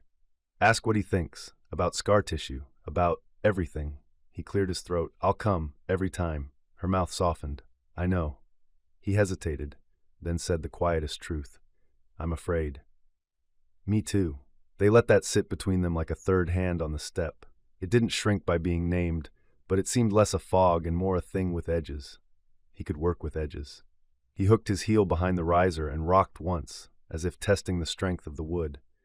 If it doesn't happen, he said, surprised to hear the words before they were fully formed, we'll still have done this wanting together. We'll still have kept the door open. She nodded, a movement he felt in his own neck through the places they touched. We'll open it, she said, and keep it open. He slid his hand under her arm. Come inside, he said. You're shaking. You are too, she said, and pressed close as they stood. She tugged at his shirt sleeve, and he let himself be tugged, first one step, then the next. The screen door sighed them through. Warm air and the smell of something faintly sweet, maybe the last of the apples they'd tucked away in the pantry, met them. He shut the door behind them, this time on purpose. In the kitchen he paused. The table sat square and patient, chairs tucked in neatly, the two chairs against the wall where they'd moved them, unable to look at the emptiness it suggested. He left his hand on the back of the nearest chair and felt the worn groove his palm had made over years of sitting. Anna unwound her scarf and set it on the table, eyes moving over the room like someone reading. He pulled the two chairs out and turned them back toward the table. The scraping sound was small and enormous. He could feel her looking at him. He didn't look up right away. He put his hand on the top rail and let his thumb find the old nick where a plate had dropped years ago. Not because we're certain, he said, because we're willing. She came to him then and put her hand over his on the chair. Because we're willing, she echoed. The words were an answer and a vow and something like relief. Outside, wind rattled the clothespins again. Inside, the house felt as if someone had pushed a stuck window up a little and let in air. Tom stood with his hand under Anna's hand and let the feeling come. Terror, hope, a braided rope.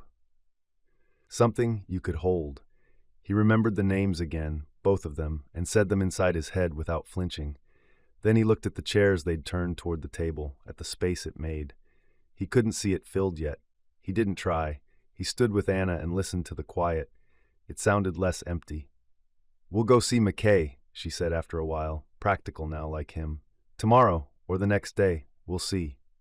We will, he said. She leaned her head briefly against his shoulder, the weight of it familiar and new all at once. Thank you. For what? For saying their names, she said. For saying yes. He nodded, feeling the tightness in his chest shift and loosen. The decision didn't erase anything. It didn't even dull the edges. It just placed something alongside the sharpness, something that might grow. Tea? He asked. Tea, she said. He found the kettle and filled it and set it on, and while the water thought about boiling, he set 2 cups on the table side by side and left a space for another. Not a promise, a possibility, a place to set something down when it arrived. The years slid past with a kind of weary patience, calendar pages filling and falling as though the seasons were carrying them forward without asking. Tom marked them anyway, each square crossed in his careful hand. He was never one to keep a journal, but the act of tracing the days became its own steadying ritual, as if counting them might soften the ache of waiting. The doctors had said it sometimes happened, that grief and time could leave a body reluctant, that they might never hold another child. For a long while it seemed true, and then almost when they had stopped expecting, it didn't. Anna's pregnancy came like a fragile miracle, a tangle of contradictions, every laugh laced with fear, every quiet moment shadowed by memory, and yet underneath it all, a trembling, stubborn hope. He went with her to every appointment. He didn't trust himself not to. Each time she shrugged into her coat, tugging the buttons as though she could make herself look composed, and each time he was already waiting at the door with her scarf in his hand. In the clinic's narrow waiting room, he stood when she stood, sat when she sat, holding her coat over his arm like it was his post. He memorized the doctor's words with a soldier's precision, the measurements, the warnings, the flicker of heartbeat heard through a machine that made Anna's eyes widen with something between terror and awe. She reached for his hand then, every time. Her grip was fierce, and he never flinched. At night, the stillness of the house pressed hardest. He had taken to setting out 2 chairs in the kitchen before bed, one for Anna in case she couldn't sleep and wandered down for tea, and one more he placed deliberately beside hers. Sometimes he rested a hand on the empty seat back before going upstairs. "It's waiting for you," he whispered once, half to Anna, half to the unseen life they prayed would make it here safely. Some nights she followed him down. He would find her bent over the table, elbows propped, face in her hands. "I can't breathe right," she confessed once, voice ragged. "Feels like if I hope too much, I'll lose it." Tom pulled a chair beside her, the new chair, the one he'd been saving, and sat without a word. Silence stretched between them, not heavy this time, but sheltering, like the hush of snow before dawn. At last he said, "Then don't hope for everything. Just hope for this breath. Then the next one. I'll hope for the rest." Her laugh trembled, half a sob, but her shoulders eased. She leaned into him, and he wrapped an arm around her, steady as the oak beams above their heads. As months passed, the townsfolk noticed. Old Mrs. Carver at the market patted Anna's arm, whispering prayers. The preacher shook Tom's hand longer than usual, saying, "You'll be a fine father again." Tom nodded, throat tight, because again was the hardest word. In the quiet afterward, when neighbors drifted away, he would catch Anna's eyes. They didn't speak of it, but both knew that joy carried a shadow behind it. The twins' names lingered at the edges of every conversation. Sometimes, as Anna folded a tiny blanket gifted by her mother, Tom saw her lips move soundlessly, as if speaking to girls who weren't there. One night, he found her on the porch steps, the air sharp with spring chill. She was barefoot, staring at the yard as if expecting 2 small figures to dart across it with laughter. "Do you think they'd want this?" she asked, voice small. He sat beside her, drawing her feet into his lap to warm them. "I think they'd want us to keep going." Her eyes shone, tears not falling. She nodded, pressing her lips together, and rested her head on his shoulder. They stayed there until the stars blurred. And when he carried her back inside, tucking the quilt around her on the couch, he noticed the 2 chairs still waiting in the kitchen. He left them there, side by side, the promise of a family not replaced, but continued. The storm broke the same night Anna's labor did. Tom woke to the sound of thunder rolling so close it rattled the window glass, and Anna's hand clutching his, her breath coming sharp and fast. "It's time," she whispered, her face pale and determined all at once. For a moment he just looked at her, disbelief rooted in him. Then the truth surged through, and he was up, fumbling for her coat, though she waved him off, insisting she wouldn't wear it. The midwife had already been warned. Clara Hayes arrived not long after, her cloak dripping with rain, face calm as if she'd walked through storms all her life. The night stretched into something outside of time. Each contraction bent Anna forward, her hair damp with sweat, her fingers gripping the edge of the bed. Tom knelt beside her, counting with her, breathing with her, grounding himself in the rhythm because it was something he could do, something he could fight alongside her. "You're stronger than the storm," he murmured once, brushing back her hair. She squeezed his hand hard enough to make his knuckles pop. Hours blurred. The lamp hissed low, thunder groaned beyond the shutters, and Clara's steady voice kept them both tethered.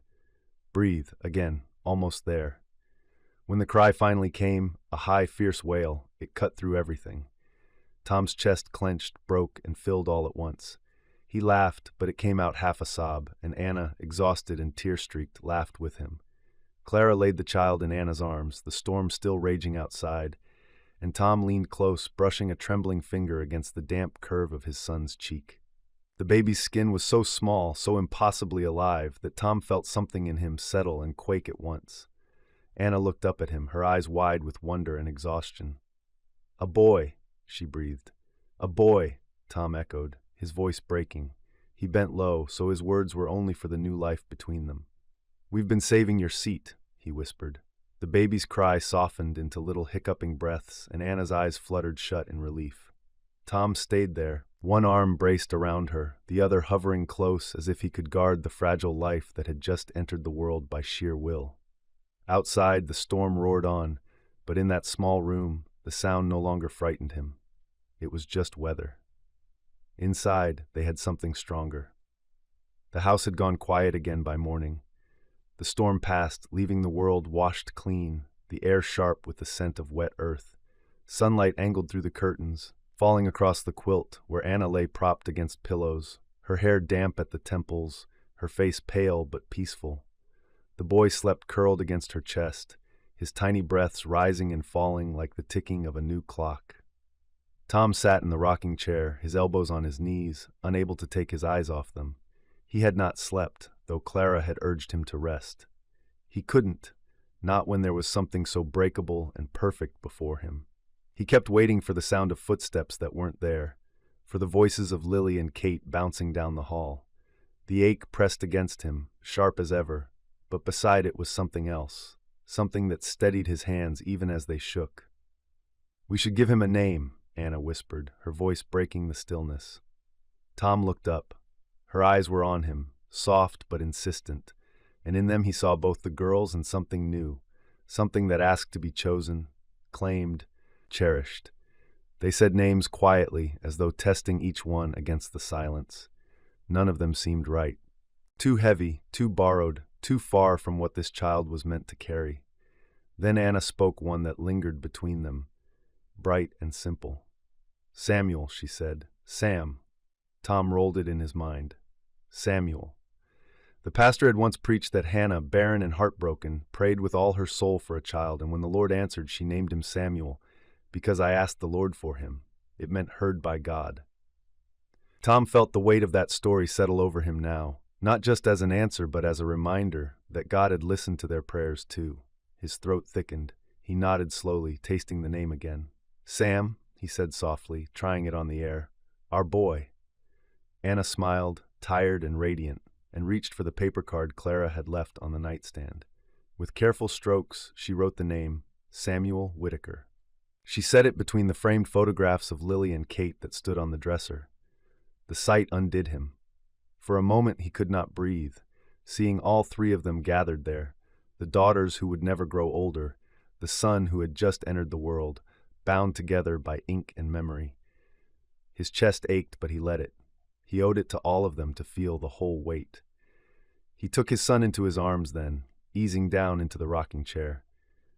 The boy stirred, lips puckering, and Tom whispered to him words that came without rehearsal.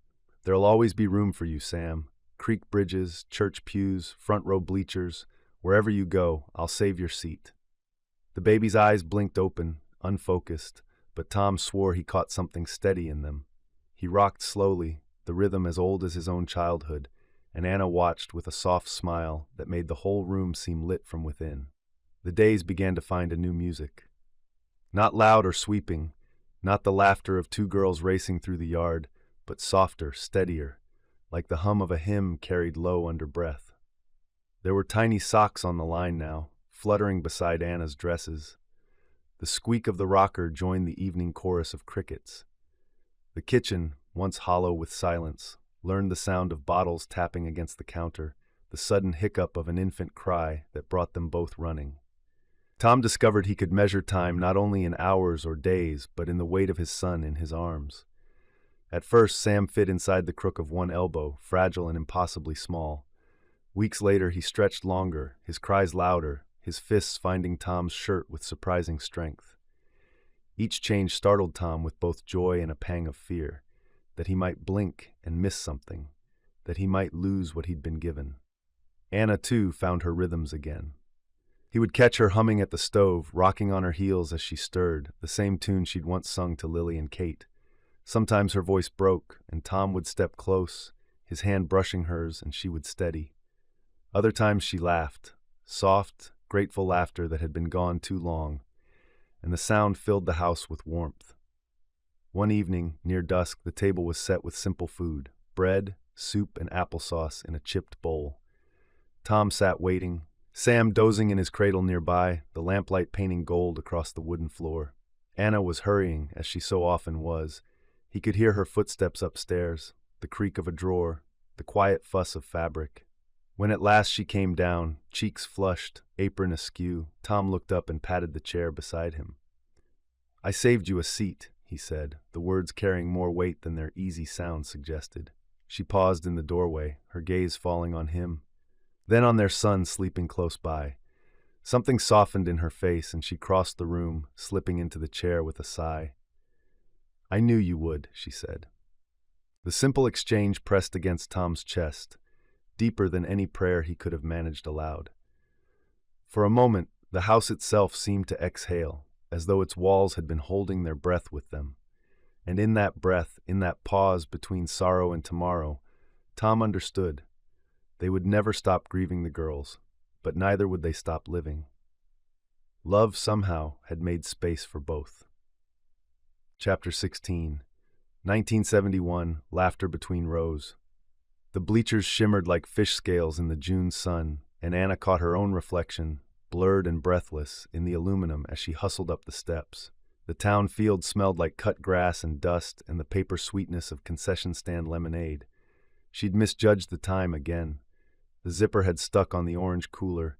Then Mrs. Hafford had waved her down by the mailbox to ask about church potluck pies, and the truck had taken 2 tries to wake. Each small delay had stacked like chairs until her chest felt tight with the old, foolish worry. What if he looks for me and I am not there? On the infield, a line of boys in loose jerseys kicked at the chalk, caps askew, knees knobby and brown from summer. The number 7 on the back that belonged to their son jerked like a second heart when he bounced on his toes and scanned the stands with a serious, searching face. Anna felt the years compress, the too quiet house at noon, the ache of empty bedrooms, the careful hope of later years, into that one motion of a child looking for his people. Tom stood near the top row, hair gone silver at the temples in a way that still surprised her in the right light, and patted a space on the bleacher between a folded sweater and a scorecard. He didn't raise his voice. He didn't need to. His smile was easy, his hand warm against the cool metal. "Saved you a seat," he said when she slid beside him, the words soft enough they were meant for her alone. Her apology rose and died on her tongue. He reached for the strap of the cooler and set it at his feet, as if he'd been waiting to do that too. Down on the field, number 7 saw them. His shoulders dropped, his mouth opened with a grin, and he lifted his glove in a broad wave that made 2 of the smaller boys turn to see what he'd seen. Anna lifted her hand back, palm stinging with a relief that felt like a small prayer answered. "Made it before the first pitch," Tom murmured, a smile pinning the gentleness to his face. "By my count, that's early." She bumped him with her shoulder and squinted toward the diamond. The home ump stood crisp in a black cap. Coach Nolan hunched over in the third base box, hands on his knees. The far fence bore a faded sign advertising a mechanic who retired 15 years ago and never replaced the board. The public address system crooned into static. "Welcome to opening day, folks. Let's keep it friendly." The hum of the crowd, 30 people who had been at each other's weddings and funerals and knew which kids still put sugar on their tomatoes, rose like a patient tide. "You drove slow?" Tom asked it lightly, but she heard the check underneath. "I did," she said. She always did now, past the bus stops and the curves and the intersection out near the nursing home where the county road slung its shadow long in late afternoon. The habit sat in her bones. Some days it felt like a blessing, other days like a rasp. He reached down and squeezed her hand, thumb tracing the ring he'd slid there decades ago in a church full of borrowed flowers and summer heat. The batters took their practice swings. Wood popped against air and echoed against the tin roof of the dugout. Tom's hand stilled at the sound, just a breath catch, nothing he couldn't move through. And Anna let her fingers rest over his woth, so the sound had to pass through both of them to reach his mind. They counted the strikes together, the way they had learned to count hard moments without giving them more weight than they deserved. "Number 7, called the announcer, and their boy stepped to the plate, tapping the bat once against the toe of his cleat, like Coach had taught him. He was all elbows and concentration. He tugged his cap brim down and looked, not at the pitcher, not at the catcher's mask or the umpire's chest, but toward the bleachers, toward them. She watched the way his jaw worked, hinged like he was biting back something he wanted to tell them. The boy had always been that way, full of a feeling he needed to share before it grew too big inside him. "You've got this," she whispered, knowing he couldn't hear it but saying it anyway. Tom didn't speak. He had always saved the right words for when they could be used, and instead nodded as if he were sending strength down the line painted in chalk to their son's small, serious bones. First pitch. The boy didn't swing. The catcher popped up like a cork. The ump's hand stayed low. Ball 1. The second came inside, and he flinched, polite about it, like he didn't want to inconvenience the baseball by getting in its way. She saw the pinched look starting around his mouth, the one that said he understood he was small, and the world liked to call that a problem. Anna curled her fingers into the hem of her skirt to keep from standing, to keep from racing him out of every too small moment. Tom leaned in. He'll settle. She trusted that voice more than she trusted her own heart. It had learned how to be calm on nights when the nightmares came like trains that never ran on schedule. It had learned patience sitting up with fevers and bad colds, and one long, slow recovery he never asked her to name. It had called her back to herself when grief would have emptied her until there was nothing left to set on a chair. Strike 1. The bat flashed too late, a bright idea chased down by reality. Number 7 stepped back, lifted his chin toward the stands the way the brave do when they are trying not to be small. The third pitch came true, waist high and honest. He swung and met it clean. The sound wasn't loud, but it was correct, and the ball skittered sharply past the mound. Coach Nolan's voice broke like a young man's on the word go, and their boy ran. The throw came on, then tailed. The first baseman stretched too soon. The ball pinballed off leather and rolled under the bench. A tangle of cheers rose that sounded to Anna like water finding a place to go. Safe. She exhaled, and her laugh felt like it had dust in it. He did it! Tom grinned, lines bracketing his eyes. He didn't shout. He cupped his hands and called, "Good eyes!"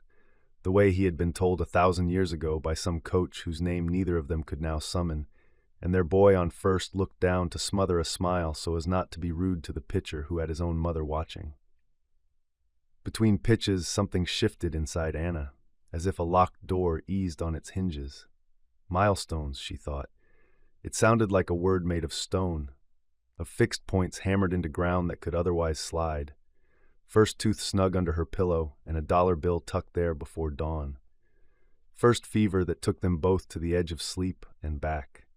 First morning he fell asleep in church, head tipped onto her shoulder, strands of his dark hair damp against her blouse. First day of school when he had turned to look for them at the doorway, and she had been late. She'd arrived in time to catch his second glance, and Tom had touched the small of her back and said easily, "There you are." They'd waved together. He had loosened his little grip on the lunch pail and gone inside. Today felt like that, like catching the second glance and making it count. "Coach'll send him," Tom said, watching the measured lead their boy took off first. "He's quick." "He still trips over the laundry basket," Anna said. But she could see it, the spring in the legs that had spent afternoons in the yard turning base paths into chalk ghosts. Tom had hammered stakes into the dirt for pillowcase bases, and the boy had run figure eights until they all forgot how to measure time in anything but circles. The pitcher threw to the plate. Their boy broke for second, a little late because he double-checked the sound of their voices the way children sometimes do, trusting that sound more than signals. He launched anyway, cap bouncing, knees flashing white. The throw came, true this time. He slid, awkward, hopeful, sending dust up in a brown halo. Safe again. He popped up and brushed dirt off his jersey with an earnestness that hurt. "He's going to be filthy," Anna said. "He's going to be proud," Tom answered. He was, and his pride, shy but thick as the river in flood, turned what might have been a small thing into something that moved the shape of the whole day. Between innings, a cluster of boys trotted toward the foul line to toss the ball in lazy arcs. Number 7 peeled off and jogged to the chain link where parents leaned. He stopped just shy of the metal, mindful of rules he respected when a coach might be watching. "Ma," he called, not loudly, but like the syllable carried his whole life up to this day inside it. "You brought the water?" She held up the bottle, already unscrewing the lid. "Of course." He reached through the diamond of fence and took it, his fingers cool and grubby and real against hers. Up close, she could see the patch of dust on his cheekbone, the run of freckles like someone had tapped him there with the head of a paintbrush, the seriousness that lit and went soft when he looked at her. There were moments she saw the shadow of 2 other faces in his, traces of a future that wasn't and a past that insisted on being remembered, yet the boy in front of her drew the world to a point where it fit her hand. "You made it," he said, a quiet statement that was not accusation but tally. Then, because he had inherited goodness from somewhere, he added, "Thanks for coming." "I always will," she said, and believed it with a tenderness that made her throat ache. She tucked a stray curl back under the bend of his cap. "Play hard. Have fun." "Don't overthink it," Tom put in, the corner of his mouth quirking like a man who was quoting advice he'd learned the cost of. Their boy nodded like he was collecting sentences in a pocket and jogged back to warm-ups, lips moving as if he were saying them to himself. They settled again on the bleacher. The metal held the memory of the morning's cool. The light slanted, brushing the field with long shadows that made the bases look like white islands in a shallow sea. Somewhere behind them a baby cried, milky and outraged. 2 girls shared a paper cone of popcorn and argued in whispers about whose turn it was to hold the napkin. A father tried to make his laugh quieter out of respect for the other team. "How's your heart?" Anna asked without moving her gaze from the diamond. "Good." Tom's answer was plain. He didn't make promises he couldn't keep, not to her and not to himself. "Better when you're here." "You're sweet," she said. He made a rough sound that meant thank you in Toad. That's enough at the same time. And she smiled because she knew all the translations. In the 3rd, their boy fielded a grounder at second that came at an odd hop and looked like trouble. He trapped it to his chest, fumbled, gathered, and still had time to flip to first with a flourish that made his own knees knock. The dugout exploded in a cheer so big it needed to go somewhere, and it came running toward the stands. Tom slapped his palm lightly against his knee, as if to meet it halfway. Anna laughed and put both hands to her mouth in a shape that tried to hold the sound. "Look at him," she said, eyes wet for no good reason except every good reason. "Look at him." "I am," Tom said. "I am." He would not be little for long. She knew this like she knew every corner of the house without looking. There would be other fields and bigger crowds and late nights that weren't about fever but about keys and curfews and the complicated ways a boy pulls away to test the stretch of love. There would be disagreements and apologies, the whole choreography of family as the years tilt. But today, on a small-town field with a scoreboard that flickered, a boy in a too large cap found second base and his way around to home by way of the people who had promised him a chair and kept the promise. When the inning ended, number 7 jogged toward the dugout, glanced up, and lifted his glove again in a quick salute. The sun caught the bill of his cap and lit his face, and Anna thought, without fanfare or fear, we are still here. Tom shifted his scorecard and nudged her elbow, eyes crinkling. "You know," he said, easy as a sigh, "if you keep arriving like this, Folks will talk. Oh, they already do, she said, reaching for his hand and not pretending otherwise. Let them. We've got our place. He squeezed back, and for a moment she felt the old train of memory run through, the one with the two bright windows and the things they had lost, and then it was gone, swallowed up by the field and the boy and the chair that had waited for her, warm from the afternoon and from the man who kept saving it, an ordinary kindness, a milestone you could sit on. Below them the ump called, "Play!" and everything small and large began again. The sun had already climbed high by the time Anna pulled on her gloves and knelt by the garden rows. The earth here was darker than the fields, rich and stubborn, smelling of rain even though the last shower had passed days ago. She tugged at a sprig of crabgrass tangled between the tomato vines and felt the familiar tug in her back, a reminder that the years wrote themselves in muscles long before they showed up in hair or skin. Behind her came the steady tap of a hammer striking wood. Tom's rhythm had changed with age, less urgency, more deliberation, as if he meant to converse with the fence post instead of conquer it. She could hear him counting under his breath, the way he always did when he lined things straight. Each blow was measured, followed by the scrape of the nail box and the faint grunt when he shifted his weight. "You know," she called without looking up, "you missed your window to hire a young man to do that." "Why would I?" Tom answered, his voice carrying over the yard like it always had. "What would I do with myself if I wasn't out here proving I still can?" Anna yanked another weed free and held it aloft like a trophy. "You could sit on the porch and tell me where I missed spots. That's what most husbands your age do." The hammer paused. She imagined him squinting at her with that half-smile that had outlasted war and work and worry. Then the strike came again, clean, final. "And deny you the joy of my company out here? I wouldn't be so cruel." She snorted, tossing the weed into a growing pile. "Joy," he says. "I can think of other words." His laugh rolled toward her, warm and easy. She heard the fence creak as he leaned his weight on it, testing its hold. A pause followed, then the crunch of boots on gravel as he walked closer. When he stopped beside her, his shadow fell across the tomatoes, stretching long and thin. "Need a hand?" he asked. She squinted up at him, one brow raised. "With pulling weeds? You'd last all of 2 minutes before you decided hammering was better." "Maybe," he admitted, crouching down anyway. His knees cracked loud enough to make them both wince. "But I'd look noble trying." Anna passed him a cluster of dandelions. "Noble isn't the word." They worked side by side in companionable silence. Bees hummed at the edges of the patch, darting among the blossoms. The air carried the faint tang of manure from the neighbor's pasture, undercut by the sweetness of basil she'd planted near the back row. The soil warmed her palms through the thin cotton of her gloves, grounding her in a way no sermon ever had. When Tom finally spoke again, his voice was lower, thoughtful. "Remember the first year we planted this garden? How could I forget?" She brushed dirt from her knees.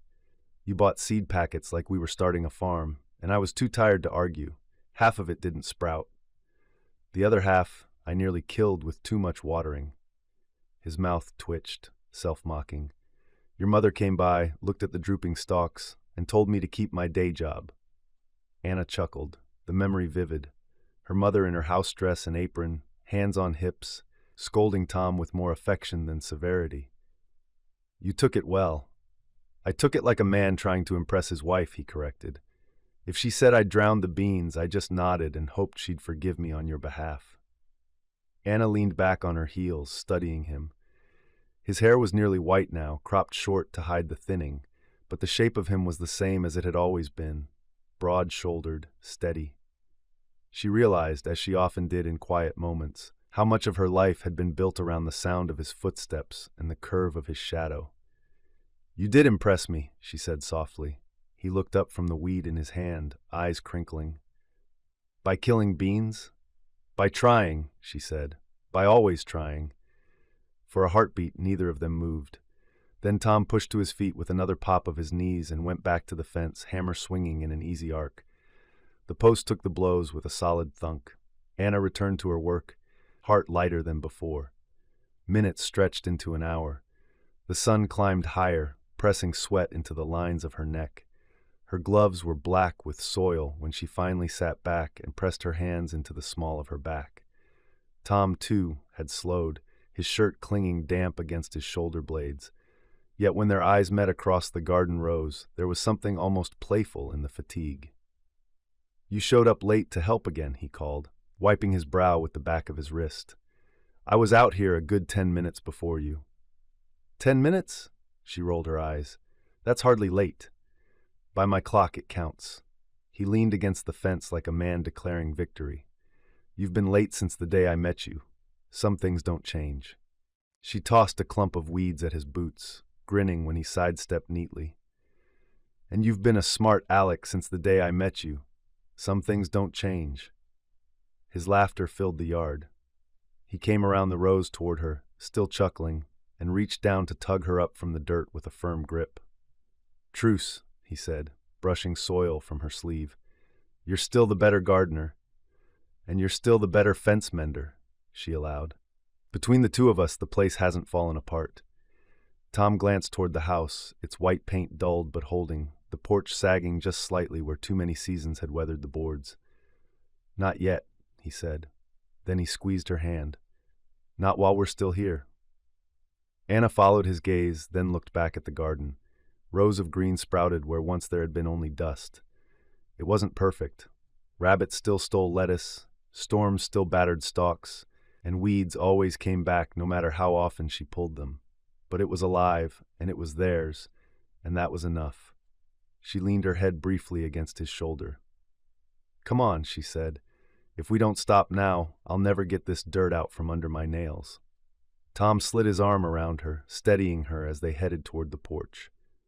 "Saved you the best spot on the swing," he teased, and she swatted him lightly with her hat, laughing as the garden lay quiet behind them.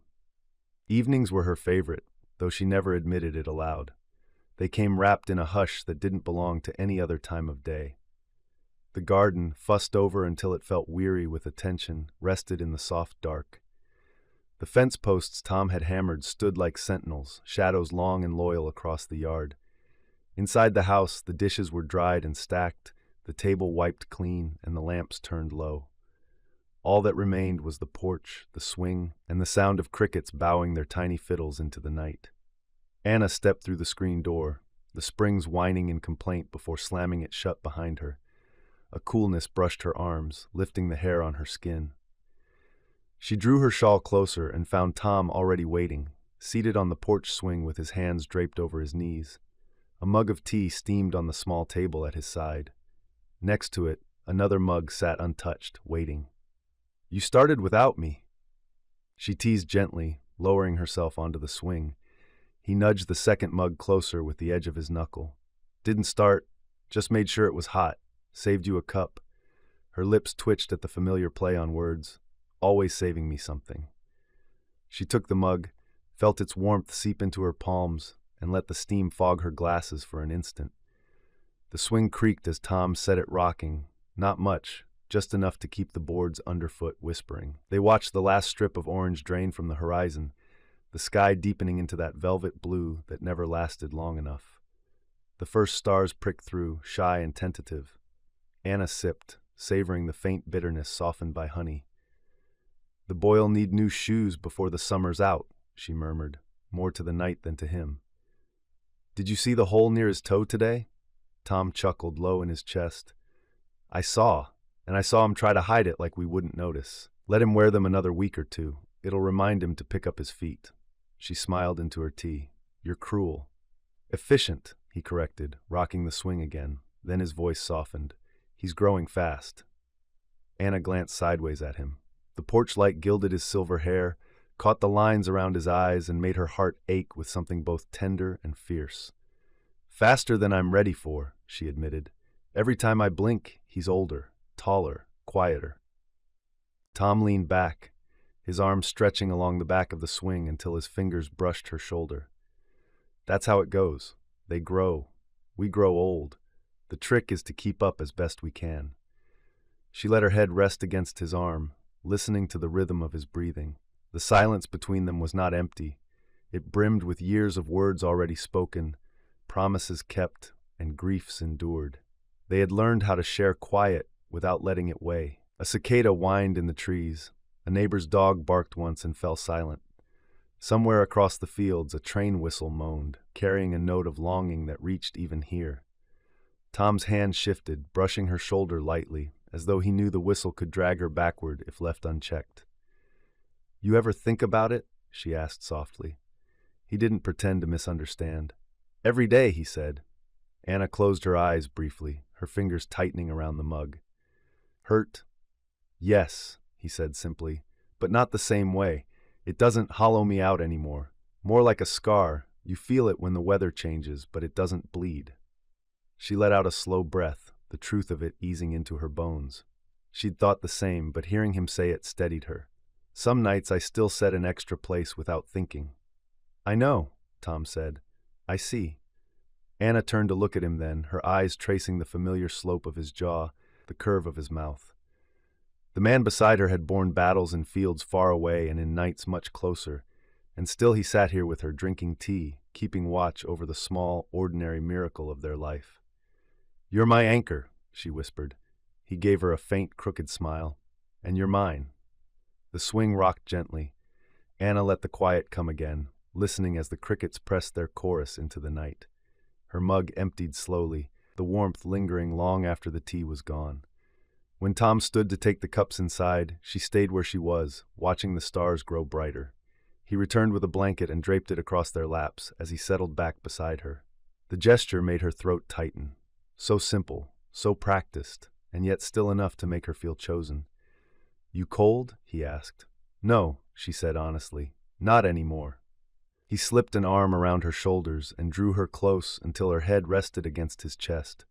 His heartbeat was steady beneath her ear, a rhythm she had carried with her since youth.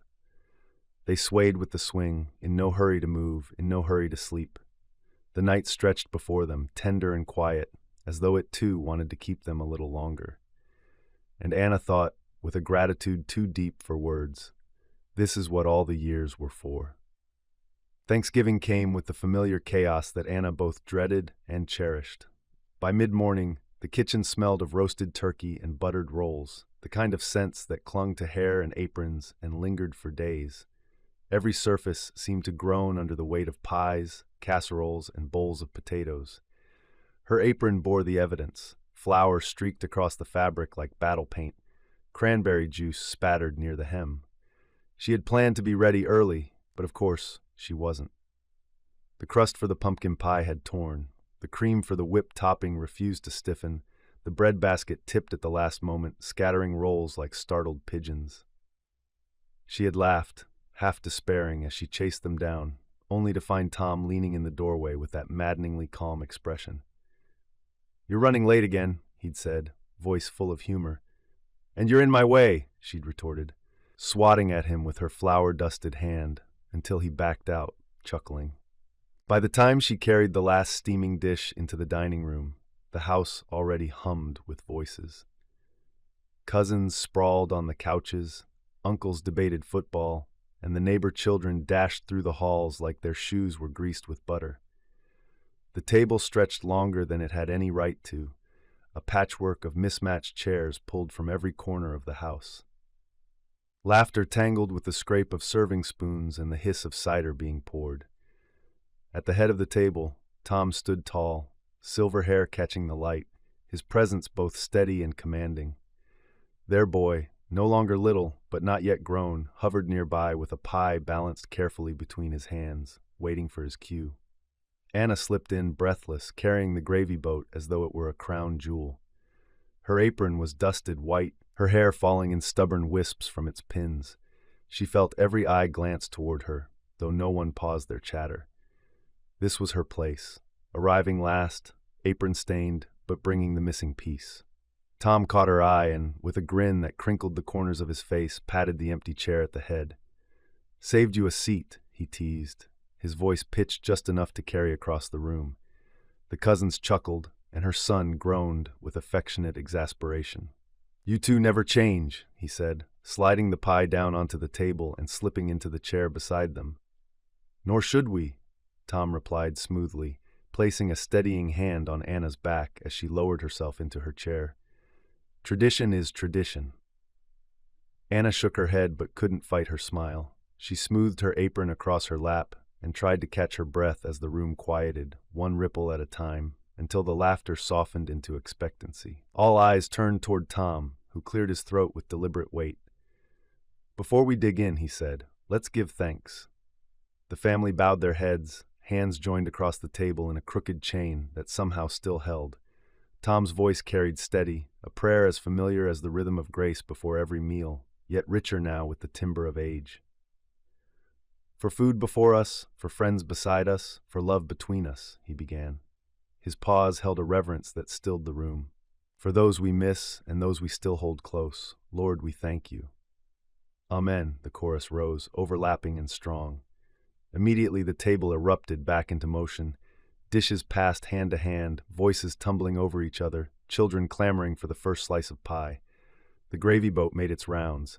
Someone spilled cranberry sauce and blamed it on the dog, who was indeed lurking beneath the table in hope of scraps. Anna leaned back slightly, taking it in. The chaos, the noise, the small messes. It was all a kind of music, a testament to survival.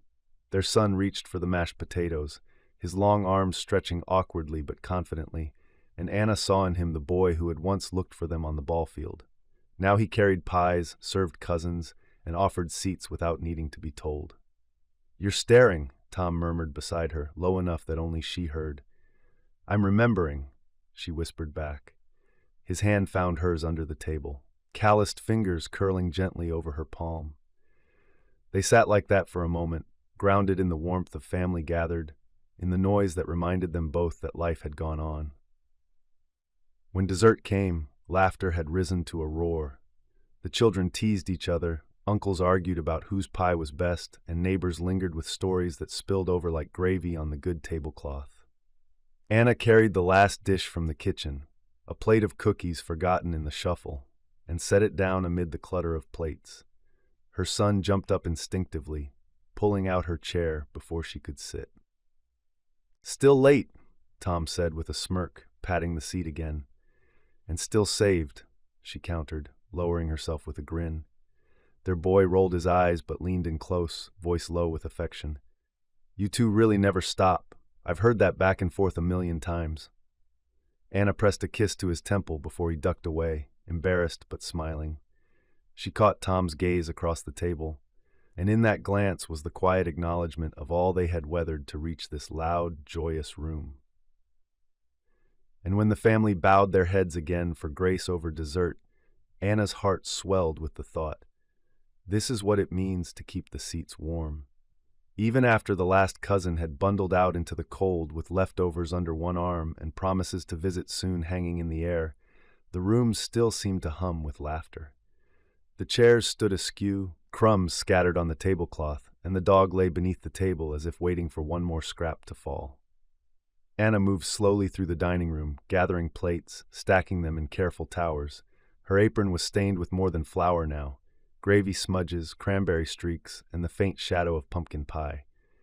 She felt bone-tired in the pleasant way only holidays could bring. "Leave it," Tom's voice came from the doorway. His jacket hung open, his tie loosened, his hair ruffled from grandkids' hands. He looked like the picture of a man whose day had been well spent. "If I leave it," she said, setting another plate on the stack, "I'll dream of dirty dishes chasing me down the hall." He chuckled. "Then I'll guard the hall." Relenting, she set the last plate down and untied her apron. "Tomorrow, then." "Tomorrow," he agreed. He held out a hand. "Come sit." She let him lead her to the living room, where the fire had burned low but still glowed in the hearth. On the coffee table sat a stack of photo albums, old leather spines, edges softened by years of hands flipping through them. Tom had already set two open, their pages catching the lamplight. "I thought we'd end the day with company we can handle," he said, lowering himself into his chair with a small groan. He patted the cushion beside him. "Saved you a seat." She sank down beside him, curling her legs beneath her, and laid a hand over the nearest album. The leather was cracked, faintly warm from his touch. She opened to the first page and was met with the faded photograph of two girls sitting cross-legged in the yard, hair ribboned, grins wide enough to spill out of the frame. Her breath caught, as it always did, but the sharp edge of grief had dulled with time. Now it came softened, carrying both ache and gratitude. She touched the picture lightly, fingers hovering just above the glossy surface. "They were so small," she murmured. Tom leaned close, his arm brushing hers. "Smaller than I remember most days." He traced the outline of one girl's cheek, then the other's, as though memorizing them again. Anna turned the page slowly, her hand trembling just slightly. More photographs, birthdays, school days, summers at the creek. Each face seemed frozen in a kind of endless joy. She felt the pull of memory, but let it come. Let it rest beside her instead of crushing her. "They'd have loved today," she said softly. "They would," Tom agreed. His voice thickened, just for a moment. They lingered on the pages longer than they needed to, not out of sorrow but reverence. When finally they turned to the next album, the shift was gentle but profound. Baby pictures of their son. Chubby fists curled tight, eyes wide, mouth open in a half-formed smile.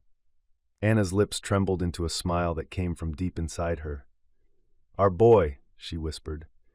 Tom's hand rested on hers, steadying her as she brushed her finger over the photograph. "He saved us," he said simply.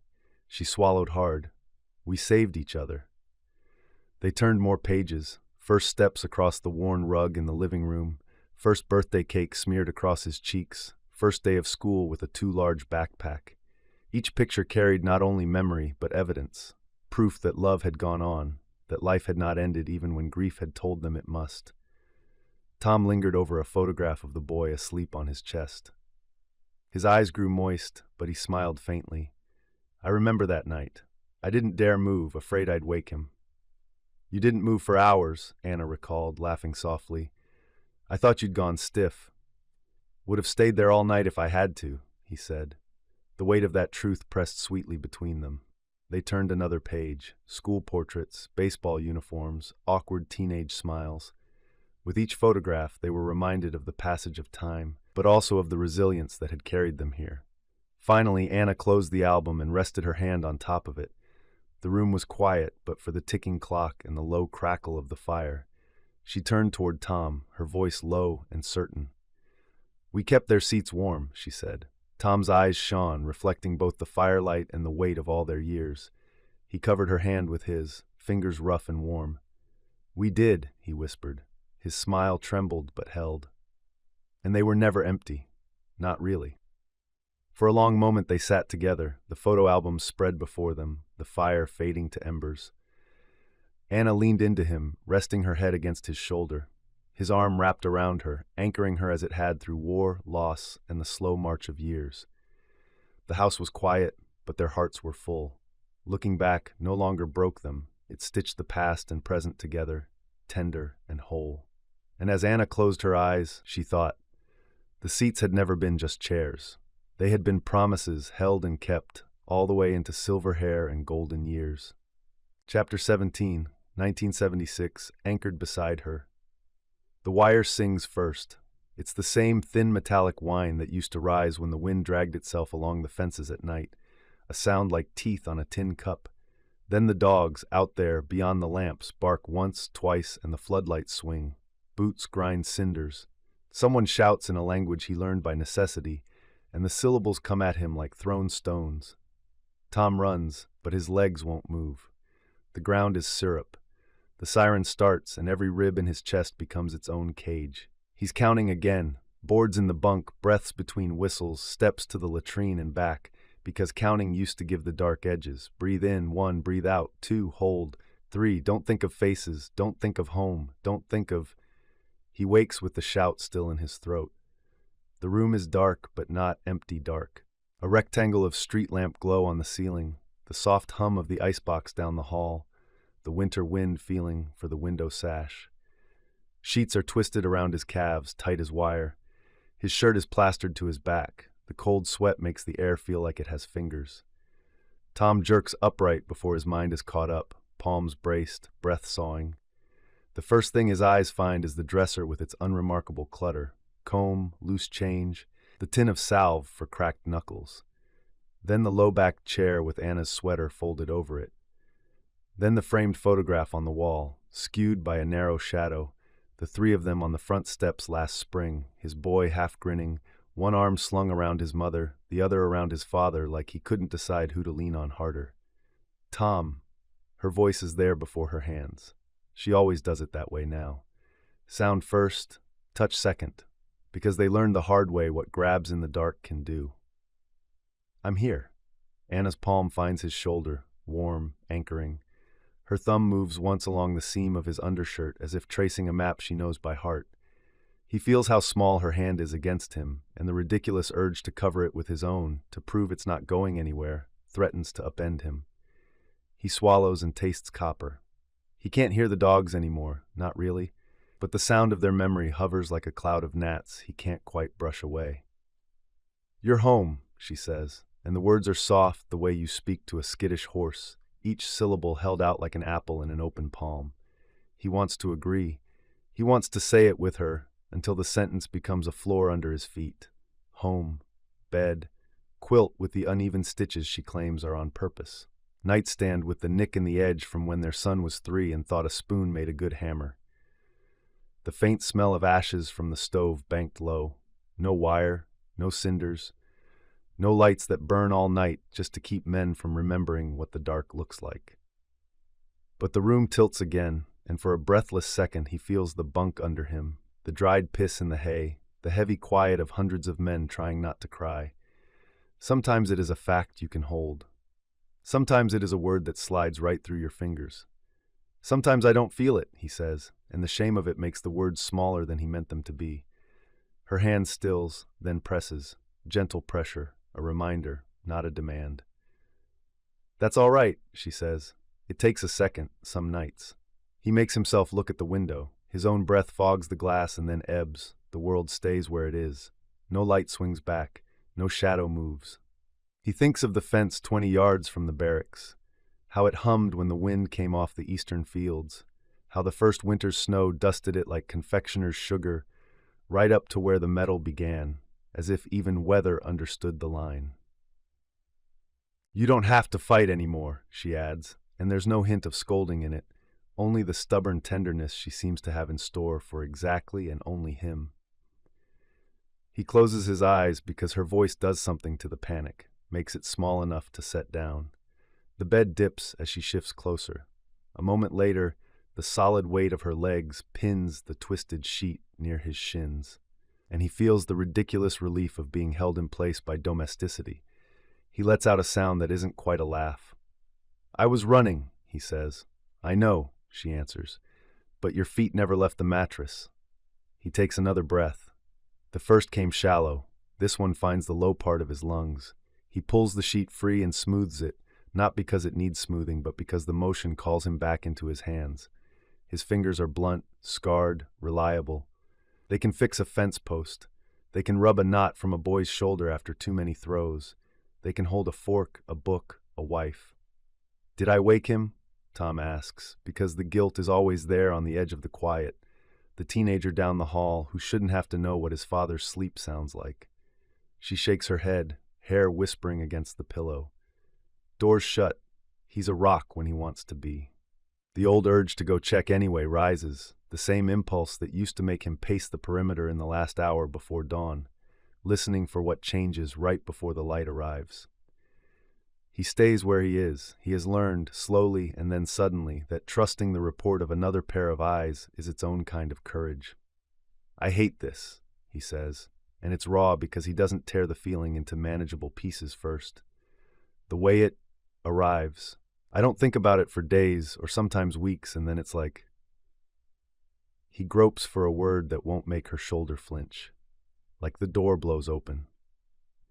Anna's fingers curl at the base of his neck, the way she used to do in the church vestibule when the crowd pressed too close after service and his back began to see the exits. It doesn't mean you're back there, she murmurs. It means your mind is trying to hand you something it can't carry alone. He breathes. The clock on the dresser ticks. 2 houses over, a dog answers a different dog, and the conversation drifts away. His heart slows enough that he can feel individual beats instead of a single panicked rattle. He opens his hands and then closes them again. The skin sticks a little where sweat cooled. I heard the wire, he says, half to fix the memory in place, half to shrink it. It always starts with the wire. She's quiet for a moment, as if choosing carefully among 1,000 possible replies. "Then let's give it a different sound to follow," she says at last, so matter-of-fact he almost smiles. "Count the things you can hear now." He huffs a breath that's a shade from laughter. "The clock, your breathing, the wind whirring the window, He tilts his head. "Is that the icebox?" "Mm-hmm." "And the house settling," he adds, because there is a particular creak in the second beam when the temperature drops, and he knows this house like he knows his own hands. "What about the thing you can't hear?" she asks. He knows what she means. He waits for the floodlights hum, for the guard's boots, for the dogs. They don't come. He nods. The nod seems silly in the dark where she can't see it, so he says, more clearly than he feels, "It's quiet." "That's right." Her palm slides to his sternum, firm. "Then we give your bones permission to believe it." If a chaplain had said the same words in a circle of men, he would have rejected them as too neat. Out of her mouth they are simply true, as if she has rewired the sentence in her own hands until it matched something she could give him. He thinks of the chair by the bed that she always keeps clear, the one she uses to sit and pull on socks in the morning when the floor's too cold. She never piles clothes on it. It is a small discipline she wouldn't call by that name. It matters. It says, "There is a place to sit down in this room that isn't the edge of the bed where you might have to stand up again fast." "Do you need water?" she asks. "A light?" He shakes his head and then, because talk helps, adds, "No. If I turn the lamp on, I'll see the wire anyway." "All right." She shifts again so her shoulder fits more cleanly under his arm. "Then we'll stay in the dark together." He lets himself sink back against the headboard. The wood is familiar against his spine, nicked where he once swung his belt buckle too wide, still varnished smooth in the center from years of use. He tries out the sentence she gave him earlier, tastes it again, this time on purpose. "I'm home," he says. "Yes," she answers. "You're home." He takes the risk of turning his head and pressing his mouth to her hair. It smells like the cheap shampoo she favors over anything that pretends too hard. He breathes it until his chest expands without catching. The picture on the wall glows faintly in the corner of his eye. The three of them on the steps, his son's shoulder a fraction higher than his own, Anna's hand on the boy's back, his own hand on both of them. He imagines that hand now, set not as guard but as anchor. "Go back to sleep if you can," she whispers, as if rest is a place he could choose to travel to. He doesn't trust sleep, not completely. It has tricks. It drags him places he didn't buy a ticket for. But he trusts the weight of her thigh over his shin, the steadying line of her arm across his chest, the way her breath feathers his collarbone and marks time better than any second hand. He nods, a movement he turns into a yawn so he won't have to see her wince at the way the admission feels. "If it comes back," he says, the words thickening as the first drift tugs at him, "wake me sooner." "I will," she promises. "And if you wake first, wake me. You don't have to stand at the door by yourself." He lies there listening, not to wire, not to dogs, but to house and woman and winter. His mind makes one last small inventory, the chair, the photograph, the nicked headboard, and then something else he didn't know he was holding loosens. He will tell her more in the morning. He will try to use plain words and not make a map out of distance. He will sit on the porch with coffee and say out loud that sometimes the light in their kitchen looks like the floodlights, and sometimes it doesn't, and not feel foolish either way. He will stand in a circle in the church basement soon and test whether saying the same things to men who have their own wires helps. He will be a father that a boy can hear and not be afraid of. For now, there is the quiet. For now, there is the simple, inadequate sentence that holds anyway.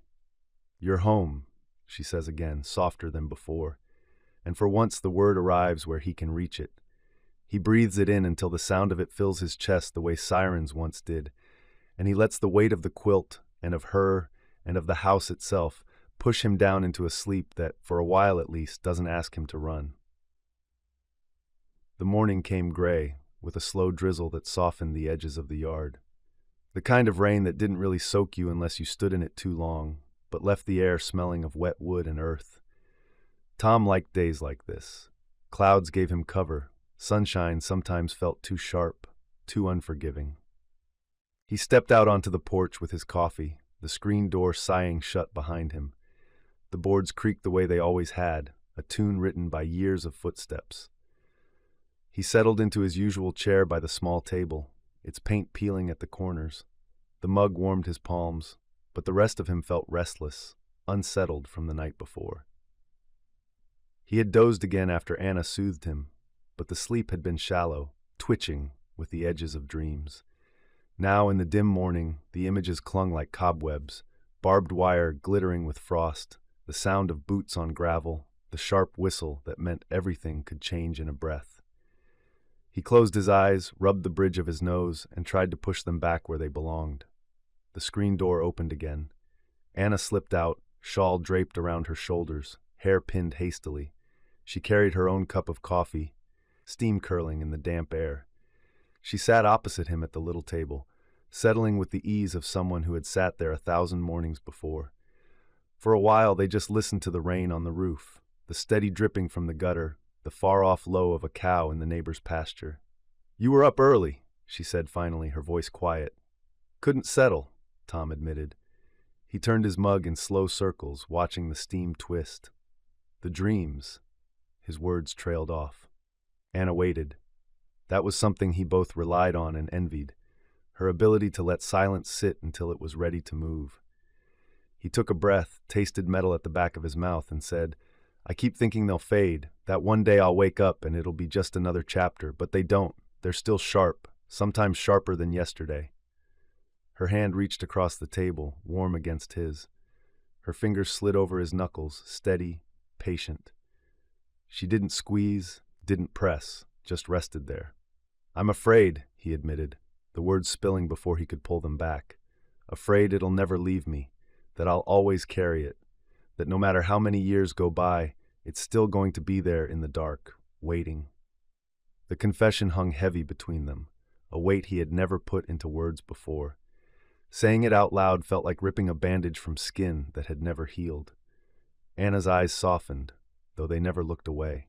She brushed her thumb lightly against his hand, as if to remind him she was flesh and bone and here. "That's all right," she said, her voice sure in a way his could never be. "You don't have to get rid of it. You don't have to be rid of it to live. I'll be right beside you, no matter what you face." Something in him wanted to protest. He wanted to argue that she didn't understand, that he didn't want her burdened by ghosts that weren't hers. But another part, the deeper, more honest part, knew her words weren't empty. They were the same vow she had made decades ago, at an altar when the war hadn't yet carved its marks. She had never broken it. He looked at her across the worn little table, at the steam rising from her cup, at her hair gone silver at the temples, the woman who had laughed with him in youth, wept with him in loss, held him through nights when he clawed at shadows. Her words weren't just comfort. They were the ground under his feet. "I don't want you carrying it," he said hoarsely. "I'm not carrying it for you," she corrected gently. "I'm walking with you while you carry it. That's different." He swallowed hard, his throat tight. Rain pattered on the roof, the rhythm steady as a heartbeat. The fear didn't vanish, not at her words, but it shifted, less a monster crouched in the dark, more a shadow that could be named. He let her thumb trace another small circle against his skin, and something in his chest loosened. "I'm so tired," he whispered, more to the rain than to her. "I know," she said. "Rest when you can, and when you can't, I'll sit up with you." For a long time they just sat there, rain misting the edges of the porch, their hands joined across the worn little table. The world outside their yard might have gone on in noise and hurry, but here it slowed, quieted. Here, his confession didn't make him weak. It made him less alone. He lifted her hand to his lips, pressed it against the rough stubble of his cheek. She didn't flinch at the dampness that rose in his eyes. Her words stayed with him, not just as comfort, but as anchor. "I'll be right beside you, no matter what you face." The house was dark again. Rain had cleared in the afternoon, leaving the night brittle and cold. The wood stove in the kitchen ticked as it settled, and somewhere upstairs a board popped like an old man's joint. Tom lay on his side, eyes open, staring at the faint outline of the dresser. He had tried reading before bed, the book slipping from his hand as drowsiness came, but sleep had turned treacherous again. It had ambushed him with flashes of wire and boots, then abandoned him half-shaken. He must have cried out. He felt the soreness in his throat now, the echo in his chest. Beside him, Anna's hand had already found his arm, grounding him in that quiet, wordless way she had perfected. "You're home," she had murmured again, voice low, and eventually he had steadied enough to breathe. But a sound in the hallway caught him. The faintest scuff, a pause, then another step. He knew it instantly, the sound of someone trying not to be heard. "Come on in," Tom said quietly, his voice rough. The door creaked open a fraction. His son stood there, a lanky outline against the spill of moonlight from the hall window. Barefoot, hair sticking up from sleep, the boy looked at once too young and far too old. I heard you." His voice cracked like he hadn't meant it to. "You were shouting." He stopped, glanced at his mother, then back at his father. "Are you all right?" Tom sat up slowly, pushing a hand back through his damp hair. Anna's hand lingered on his shoulder, but she didn't speak. She just gave him that look, gentle but expectant, that told him this was his moment. "I'll be all right," Tom said. His own words sounded thinner than he wanted. He rubbed his palms together, trying to gather something truer. "It's not gone, son. The things that happened, they don't vanish, not even after years. Sometimes they come back when I close my eyes." The boy stepped inside, the floor cold enough to make him wince. He leaned against the doorframe, arms folded across his chest like a shield. "But it's over. The war. All of it. Why does it still?" "Because scars don't ask your permission to stay." Tom's voice grew steadier as he spoke. He had never said it so plainly, not even to himself. "The body heals, but the mind remembers. Sometimes louder than I'd like." His son's brow furrowed, eyes dark with worry. "Does it hurt?" Tom thought of wire humming, boots pounding, voices barking in the dark. He thought of nights waking with his heart galloping and no clear path back to calm. Then he thought of mornings on the porch with coffee, of Anna's hand across his, of his son's grin at second base, dirt smudged across his cheek. "Not the way you think," Tom said. "It's not pain like a broken bone. It's more like a shadow. It falls across me when I don't want it to. Some nights it feels like I'm back there, even though I know I'm here." The boy shifted, bare toes curling against the floorboard. "Will it ever stop?"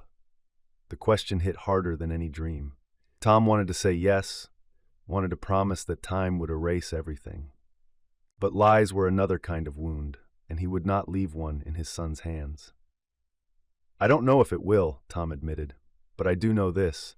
It won't beat me, and it won't take me from you. I'm here. I'll always be here." The boy's throat worked as he swallowed, his gaze darting toward Anna, who nodded softly, as if confirming the words. He let out a shaky breath. "It's just, I've never heard you like that before. I didn't know it was still so bad." Tom patted the edge of the bed. "Come here." The boy hesitated, then crossed the room and sat, lanky knees jutting. Tom rested a hand on his shoulder, felt the tension in it, the youth and strength still coiling beneath the boy's skin. "You don't have to be afraid of it," Tom said gently. "I don't want you thinking your father's broken beyond repair. I've got scars, yes, but scars mean you've healed too. They tell the truth. Something happened, and I lived through it." The boy looked down at his own hands, turning them as though expecting to see something etched there. I don't want it to come for you again." Tom's chest tightened at the rawness of it, the love hidden inside the clumsy phrasing. He squeezed his son's shoulder. "It won't. Not the way you fear. It's only memory now. Loud sometimes, but just memory. And you need to know this. No matter what, you'll never have to carry on alone. You'll always have me right beside you. Seat saved, always." That earned the faintest ghost of a smile. The boy ducked his head, embarrassed but warmed. "Even when I'm late," Tom chuckled, the sound low but real, especially then. From behind them, Anna shifted, her face softened in the lamplight. She didn't add words, she didn't need to. The sight of her, steady and patient, stitched the moment together. The boy yawned then, sudden and wide, betraying his age. Tom ruffled his hair, feeling the damp heat of sleep still clinging to him. "Back to bed, son. Morning comes early enough." The boy lingered, eyes searching his father's face one more time, as though memorizing it in this moment of raw honesty. Then he nodded, slipped off the bed, and padded toward the door. Before he stepped into the hall, he turned back. "I'm glad you told me." Tom swallowed against the lump in his throat. Me too. The door clicked softly shut, silence returned. But it was different now. Not the heavy silence of shame, but the lighter quiet of something released. Tom lay back down, Anna curling close against him. Her whisper came like a thread through the dark. "You did right." "I hope so," he murmured. "You did," she said again, her hand resting over his heart. For the first time in a long while, Tom believed her. The church basement still smelled the way it always had, like old coffee and floor wax and hymnals that had soaked up a century of winter coats, cinder block walls, fluorescent lights that hummed in a way he didn't love, though he'd learned to let the sound pass through him. Folding chairs made a circle on the scuffed linoleum. Someone had set out a plate of store-bought cookies, fig bars and lemon wafers, and the metal coffee pot on the card table sent steam into the cool room. "Evening, Tom." Walt raised 2 fingers from where he sat, his knuckles swollen around a cane. Earl nodded without looking up, the brim of his cap shadowing his eyes. A younger man, Larry, hovered by the bulletin board, pretending to read the flyer about coat drive drop-offs. "Evening," Tom answered, taking the chair he always took, 2 seats left of the door, back to the wall. Habit, not fear, he told himself, though he knew the line between the two could be thin as twine. The circle settled. Pastor Dan cleared his throat. "Same as always, no pressure to speak, coffee's hot, we're here for one another." He let the words rest. No one came to this room for speeches. Walt started. He always did. "Had one of the night ones this week," he said, voice gravel and smoke. "The kind where I can't move and there's a siren but I can't tell if it's here or there. Doris woke me with a wet rag on my neck. I told her I was fine. She said I was lying and brought the rag anyway." A ripple of understanding rolled the circle. Walt swallowed. "I took the rag." Larry spoke next, quiet but fast, as if the words might outrun his nerve. "I drove past a field the other day, frost on the wire fence. Looked like." He let it trail off. No one asked him to finish. Pulled over and waited it out. Felt stupid after. Felt better, too. Earl said nothing, but when he leaned forward, one large hand braced on his knee, Tom saw the glint at the corner of his eye. Earl didn't cry, not in public, but his body sometimes confessed on his behalf. Tom kept his gaze on the coffee urn and counted the breaths between the sputters. The first time he'd come to this room, he'd said exactly 2 words. "I'm Tom." The second time, none. He'd kept coming anyway. He figured showing up was a kind of truth-telling. "I am still here. The dark didn't take me. I intend to keep going." Pastor Dan let the quiet breathe, then glanced around. "Anyone else?" Tom felt the room tilt the way it had tilted the night before when he woke, the way it did on mornings when the light from the kitchen hit wrong, and for a second his mind misfiled it. He had promised himself a kind of honesty after that first porch coffee with Anna, the one where she took his hand and refused to let him call survival a failure. The promise had sat on his tongue all day, heavy as a coin. He set his cup down. His hands looked old around it, broad and scuffed, a constellation of small scars across the knuckles. He folded them together so they wouldn't fidget. The first word snagged. He cleared his throat. "I think I will." Chairs creaked as men resettled, not leaning in, not crowding him, just making space the way you do for a person stepping onto an uncertain plank. "I don't talk much about it," Tom said. Not the part after. I say I was away, and that's true enough. I say I came home, and that's true too."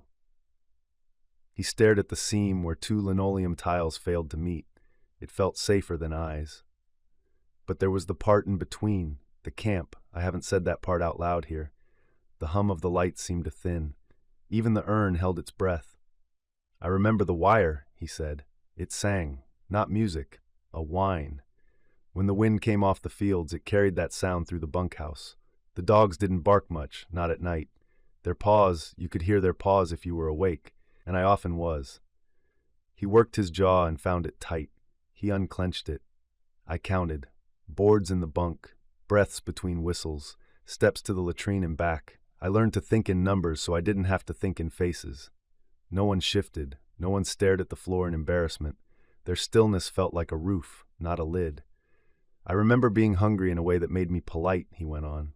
"Funny thing, I didn't have room for anger about it. Anger takes energy.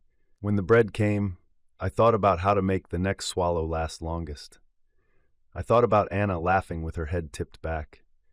I thought about a chair by the window in our kitchen, the one from the kitchen set that my parents gave us when we got married.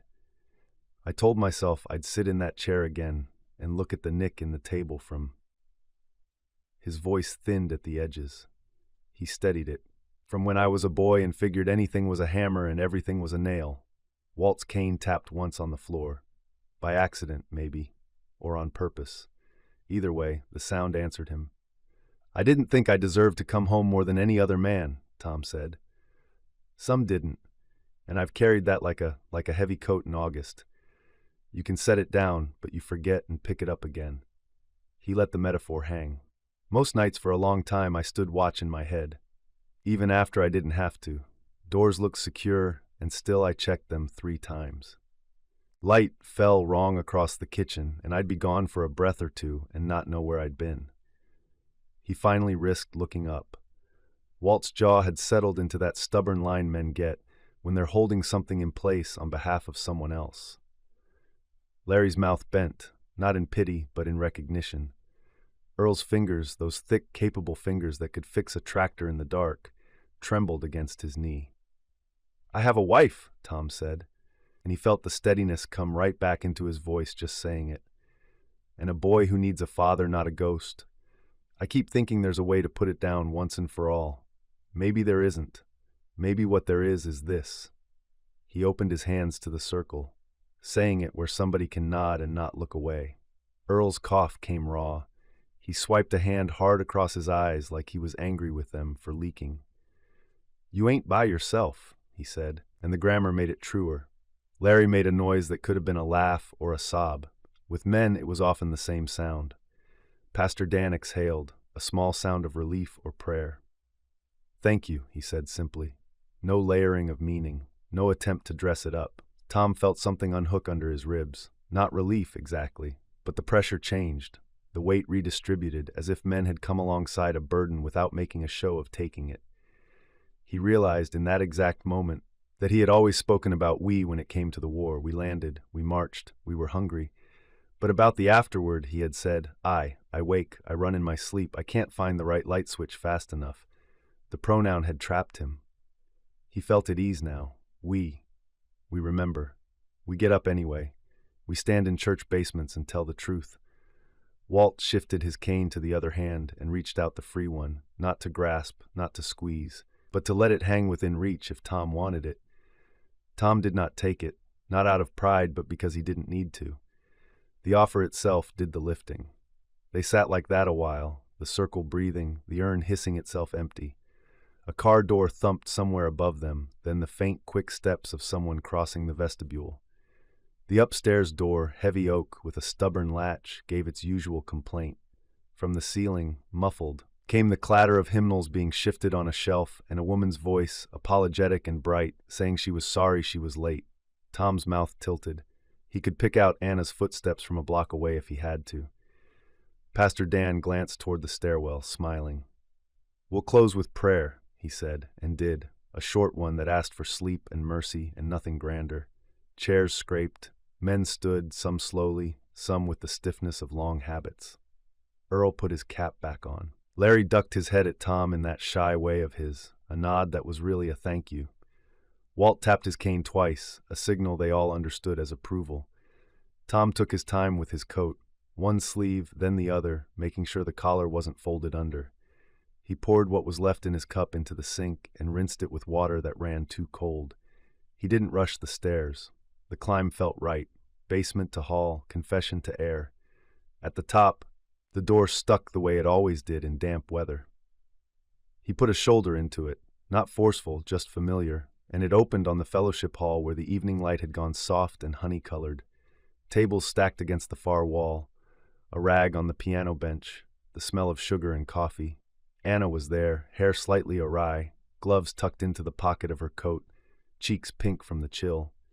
Late as ever, but smiling like she hadn't missed a thing. How'd it go? She asked, not breezing over it, not tiptoeing either. He didn't answer right away. He just looked at her and felt, with a clarity that surprised him, how the room had changed by the fact of her standing in it. The heaviness in his chest didn't vanish, but it found a place to sit down. "I said it," he told her. "About the camp. Not all of it. Enough." Her mouth softened, pride warming her eyes. She reached for his hand, and he gave it, palm to palm, cold fingers finding heat. "Good," she said. "Let's go home." He glanced back down the stairwell, where the murmur of men drifted up like a low tide. Then he looked at the woman in front of him. Late, yes, but exactly on time for what mattered. He felt the smile come without effort. "Lead the way," he said, and when she turned toward the door, he fell in step beside her. The space at his right filled in the simplest, surest way he knew. Chapter 18. Nana's 1979. Quiet house, full hearts. The kitchen clock ticked like a gentle scold, while the oven breathed heat into the late afternoon. Anna moved between stove and counter in the old dance of 3 steps here, 2 there, checking the roast chicken, basting the carrots, wiping at a spill that kept reappearing as if the counter had decided to sweat with her. The potatoes were nearly done. The rolls demanded 5 more minutes, and exactly 5 more minutes would turn into 12 if she didn't mind them. She had planned to be early, to have the table laid and the candles set and the lemonade cold, to create an hour in which time could act like something obedient. But then the note she meant to tuck into their son's suitcase went missing, and the thread knotted when she tried to sew the loose button on his good shirt, and Mrs. Hafford caught her at the mailbox to press a quilted potholder into her hands as a going-off gift.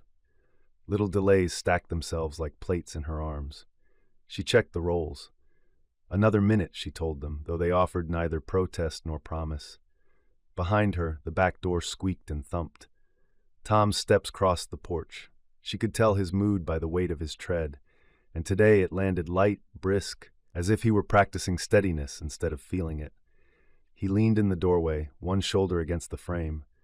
The shirt he'd chosen for supper was the blue one that made his silver hair look intentional, like something a man put on. "You're cutting it close," he said, smiling so the words couldn't prick. "He's been peeking at the clock like it might give him an extra hour if he stares hard enough." "I know," she said, more breath than voice. The rolls, the note, the button. She lifted the needle left on the counter to show her evidence and pricked her thumb with the point. "Ow." Tom crossed to her, took her hand, and looked at the tiny bloom of red as if it were a field injury. He set her finger under the faucet and twisted the handle with his other hand. Cool water ran over skin and worry alike. "We won't start without you," he said, simple as a weather report. She nodded, letting the faucet run a second longer than necessary, because the sound called a little order into the room. When she shut it off, the kitchen returned to its familiar noises, the hum of the refrigerator, the clock's patient counting, the scrape of a chair against wood from the dining room where their son was, no doubt, rearranging placemats to bleed off nerves. "Take the chicken," she said, slipping a mitt over his hand and opening the oven. Heat shouldered out. Tom reached in and set the roasting pan on the stove with a care that would have made a surgeon nod. "I'll get the rolls." He stood guard over the bird while she slid the tray of brown circles onto the stovetop. They gleamed with butter like small suns. "Smells like home," Tom said. "It is home," she answered, and felt a small shock at how the words landed. True, immediate, and already a little tender with loss. She wiped her hands on her apron, smoothed her hair, and walked the plates to the dining room. Their son stood by the sideboard, pretending to examine the salt shaker, as if it had plans he needed to approve. He dressed in the shirt with the mended button and slacks that didn't quite fit yet. Too long by a whisper, the hem just above the ankle, the way boys wear them at the edge of becoming men. His hair wouldn't lie flat no matter how he bullied it. On the chair near the door sat a pair of bags already zipped, the luggage like animals that had been tamed. "Looks good," he said, meaning the table but glancing toward the kitchen. "Thank you," she said, meaning everything else. They sat, each in the usual place, Tom at the end near the window so he could see the yard, their son facing the hallway as if he might need to jump up for one more thing, Anna opposite Tom, where she could catch both of their faces like light, 2 empty chairs holding memories of the past.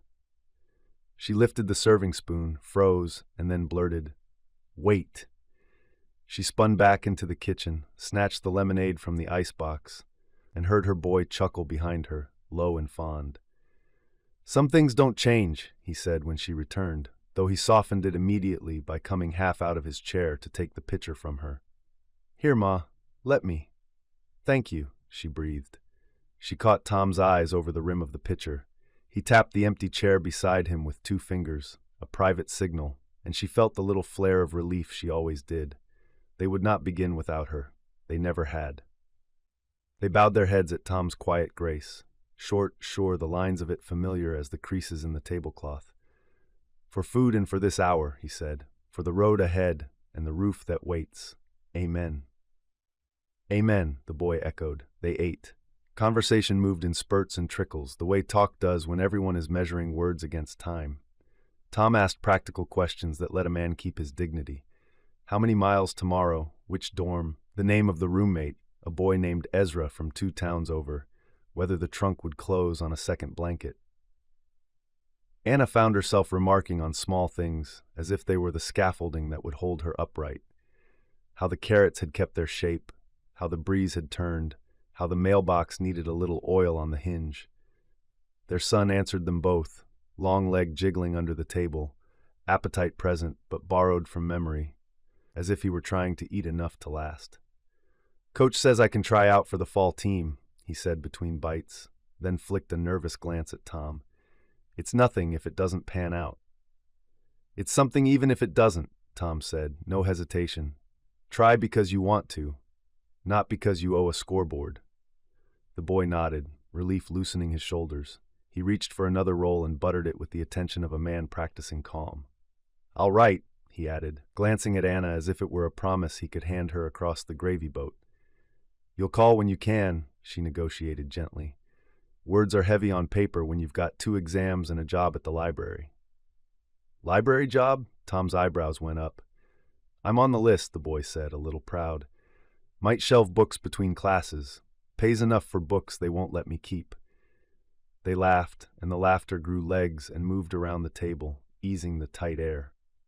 Anna watched her son's face, how it still held the curve of boyhood at the cheeks even as the jawline sharpened, how his eyes flicked quickly between them like a swimmer checking his bearings.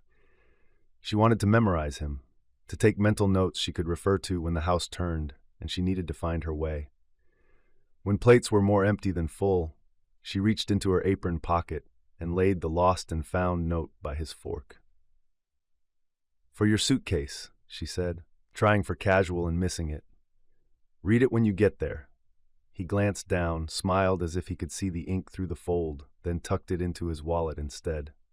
"That way I won't lose it," he said, showing her he had inherited at least one useful sense.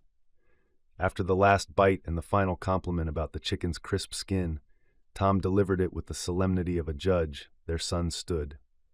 "I'll load the car," he said, and the sentence ran a finger along the edge of the moment, making it sharp.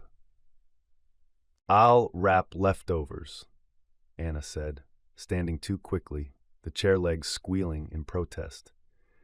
"You'll want a bite when you get there." They moved in a practice choreography through the kitchen. She slid cooled chicken into containers, he labeled with tape and pencil. Their son ferried foil-covered parcels to the porch like a courier delivering peace. When the last dish was stowed and the kitchen had been coaxed back into order, the 3 of them stood for a breath in the doorway, unwilling to fracture the small circle they made. "Time," Tom said quietly, not hurrying it, only naming it. Out at the car, the evening air held a breath of cut grass and far-off rain. The trunk took the suitcases with a metallic sigh. Anna fussed with an invisible thread at the hem of his sleeve. He endured it with the patience of a good son at a threshold. "Call when you arrive," she said, "and if the roommate snores—" "I have earplugs," he grinned. "You already put them in the side pocket." She had. She had also tucked in extra socks, a tin of salve, a photo of the 3 of them from last spring, and one of the girls taken on a sunny day years ago. She hadn't told him about that last one. Some things were better found on a second day when homesickness folded itself neatly and slid into a drawer. Tom clapped the boy's shoulder, pulled him in with that quick, fierce motion that men use when words would embarrass them both. "Work hard. he said into his son's hair. "Remember who you are." "I will." The boy's voice wobbled and then steadied. He hugged his mother longer, her cheek pressed against the place where his heartbeat ran strong. "I'll be back before you miss me," he tried, and then, more honestly, "I'll miss you before I leave the driveway." She laughed and swallowed tears and straightened his collar one last time. "We'll keep your room the way you left it," she said, as if that could hold him here by a sleeve. "Mostly." He opened the driver's door, then paused, half in and half out, as if caught between two clocks. "You sure you don't want me to wait till you're seated?" he teased, nodding toward the porch. Tom answered for her, voice light but lined with the old pledge. "Don't you worry, son. I've got a seat saved for her." The boy's smile spread. Recognition but not repetition. A new chapter written in the same hand. "Right," he said softly. "I know." He got in, turned the key. The engine caught, a sound that felt both faithful and disloyal. He rolled down the window, hand lifted in a wave that trembled at the edges.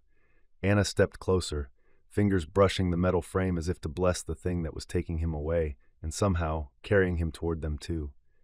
"Go on," she said. "Go make us proud, and if you can't, come home and let us feed you." He laughed, and the laugh stayed in the air after the car had turned at the end of the drive, and the taillights winked past the hedge. They listened until the sound thinned, and then dissolved into the crickets and the far-off train that always blew its lonely note toward evening. Back inside, the kitchen held the ghost of heat and the smell of lemon from the wiped counters. 3 plates sat by the sink. She washed 2. The third she dried slowly and set back in the cabinet, leaving a space on the rack as if the plate itself had gone to college and would be back at holidays. The table looked too big. The silence felt like a room making room. Tom came up behind her, slid his arms around her waist, and rested his chin on her shoulder. "Emptier," he said into her hair. "And richer," she answered, surprised at how true it sounded in her mouth. Pride had weight you didn't expect. It sat in the chest like a full bowl. They stood like that until the clock ticked them forward.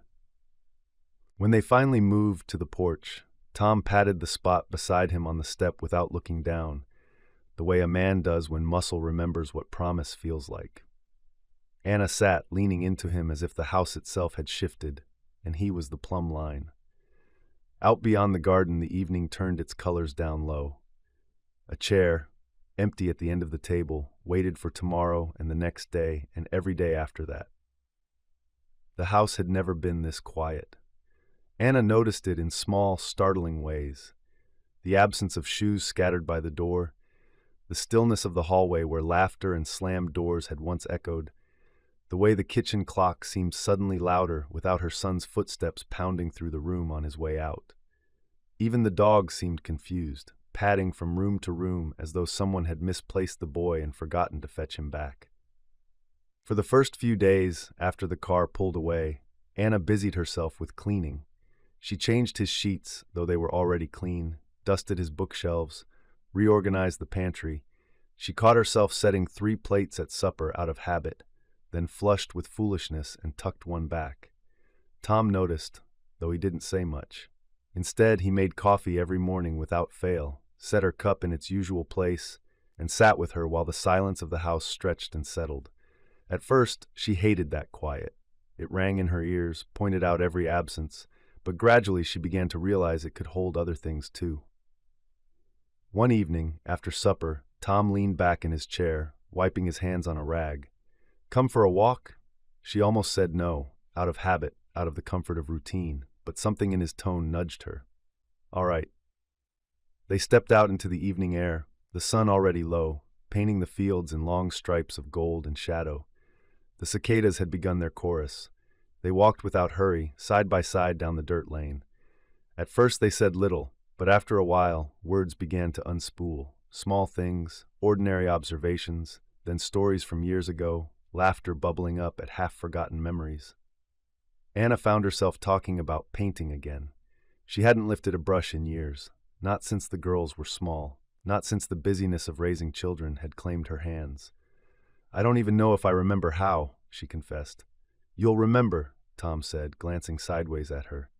"It's like riding a bike." She gave him a look. You haven't ridden a bike in 30 years. You'd fall flat on your face. He grinned.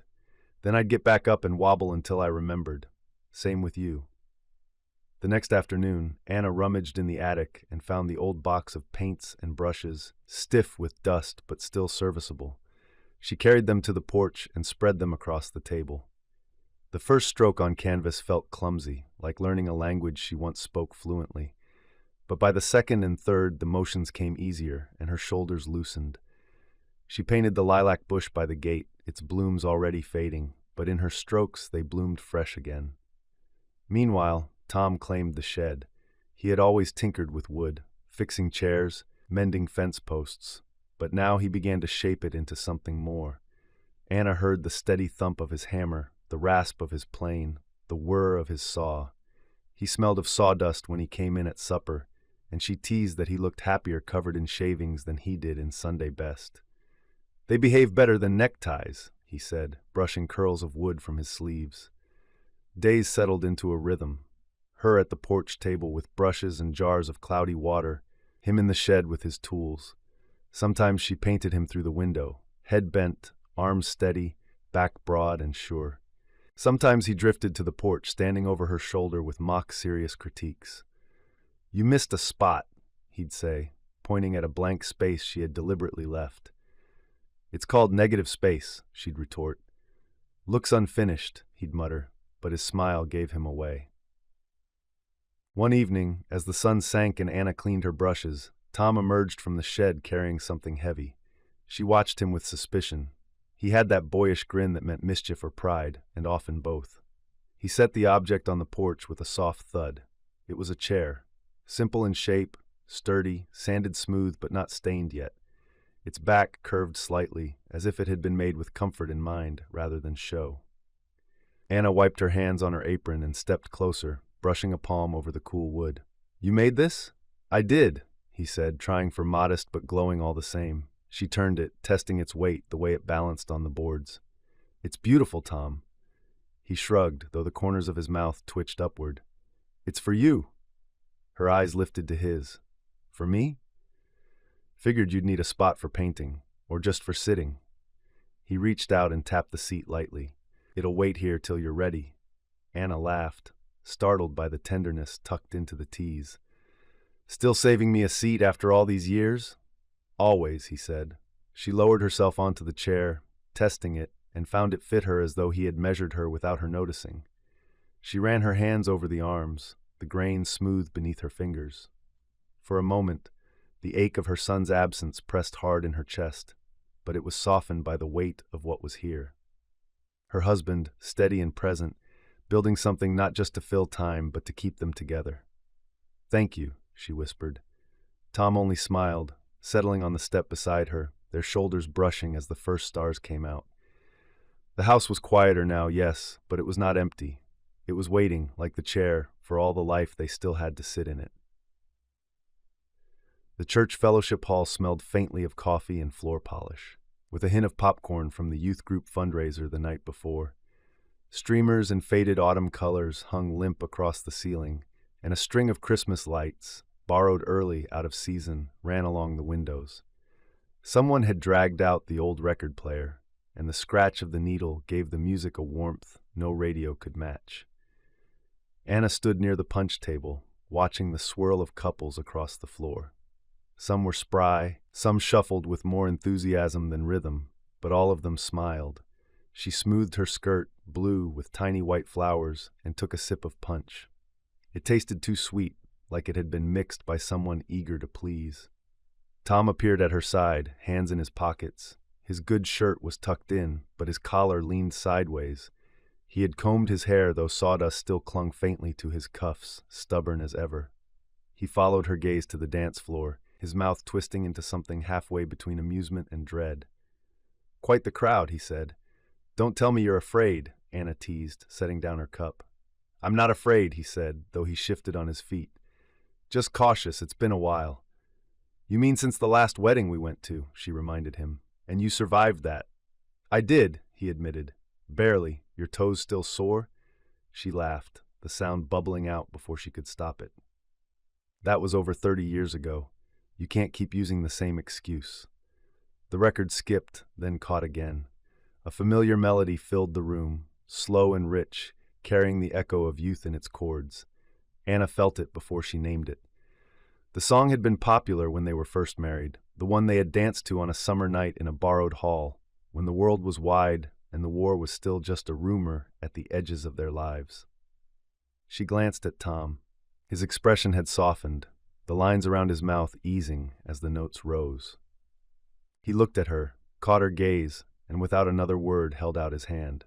Her heart stuttered in her chest. He hadn't asked her to dance in years, not like this, not with that deliberate tilt of his chin. She slipped her hand into his. His palm was rough, familiar, and warm. "Come on," he said, "before I lose my nerve." The floorboards creaked underfoot as he led her to the center of the room. Couples shifted to make space, smiling as they passed. Anna tried not to think of who might be watching, tried not to count the ways her body had changed since those early dances. But when Tom turned to her, his hands settling gently at her waist, she forgot all of it. The music wrapped around them, steady and sure. Tom's steps, however, were less so. He started too big, then too small, nearly tripping over his own boots. Anna bit her lip to stifle a laugh. "You're hopeless," she whispered. "I warned you," he said, grinning sheepishly. "Rusty hinges." "Rusty," she echoed. "You sound like the barn door." "Better than sounding like the mule," he shot back, and she laughed. They swayed more than they danced, but the rhythm found them anyway. She rested her cheek against his shoulder, breathing in the faint scent of soap and sawdust. His hand at her back was steady, his grip on her hand firm, and though his steps faltered, his presence did not. The record hissed, spun, and carried them around the room in a slow, imperfect circle. Anna closed her eyes. For a moment, she could almost see the younger versions of themselves. The boy with sharp shoulders in an ill-fitting suit, the girl with a ribbon in her hair, both of them so eager to believe in forever. "You know," Tom murmured, his lips brushing her temple, "after all these years, I'm still saving your spot on the dance floor." Her throat tightened, tears pressing at the corners of her eyes. She tilted back just enough to meet his gaze. "You're still terrible at it," she whispered. He chuckled, his laughter vibrating against her. "That's true, but at least I showed up." She shook her head, smiling through the blur in her eyes. "Early, as usual." "Maybe," he said, leaning closer so only she could hear, "but I always wait for you." The song wound to an end, the last notes trembling into silence. The couples around them clapped politely, then turned to laugh and talk. Tom squeezed her hand, guiding her gently off the floor. Anna's heart was still racing, not from the clumsy steps, but from the simple, stubborn truth of him, showing up, waiting, saving her place. She looked at him as they walked back toward the punch table, and for the first time since their son left, the quiet waiting at home didn't feel empty. It felt like a room waiting to be filled with this: laughter, music, the steady, awkward rhythm of love still alive. The cemetery always seemed quieter than the rest of town, even when the wind blew hard through the trees. Anna supposed it was the way the land sloped, the stone markers absorbing sound instead of throwing it back. She carried the basket of flowers carefully in both hands, their colors muted by the gray sky, mums mostly, sturdy enough to last in the autumn chill.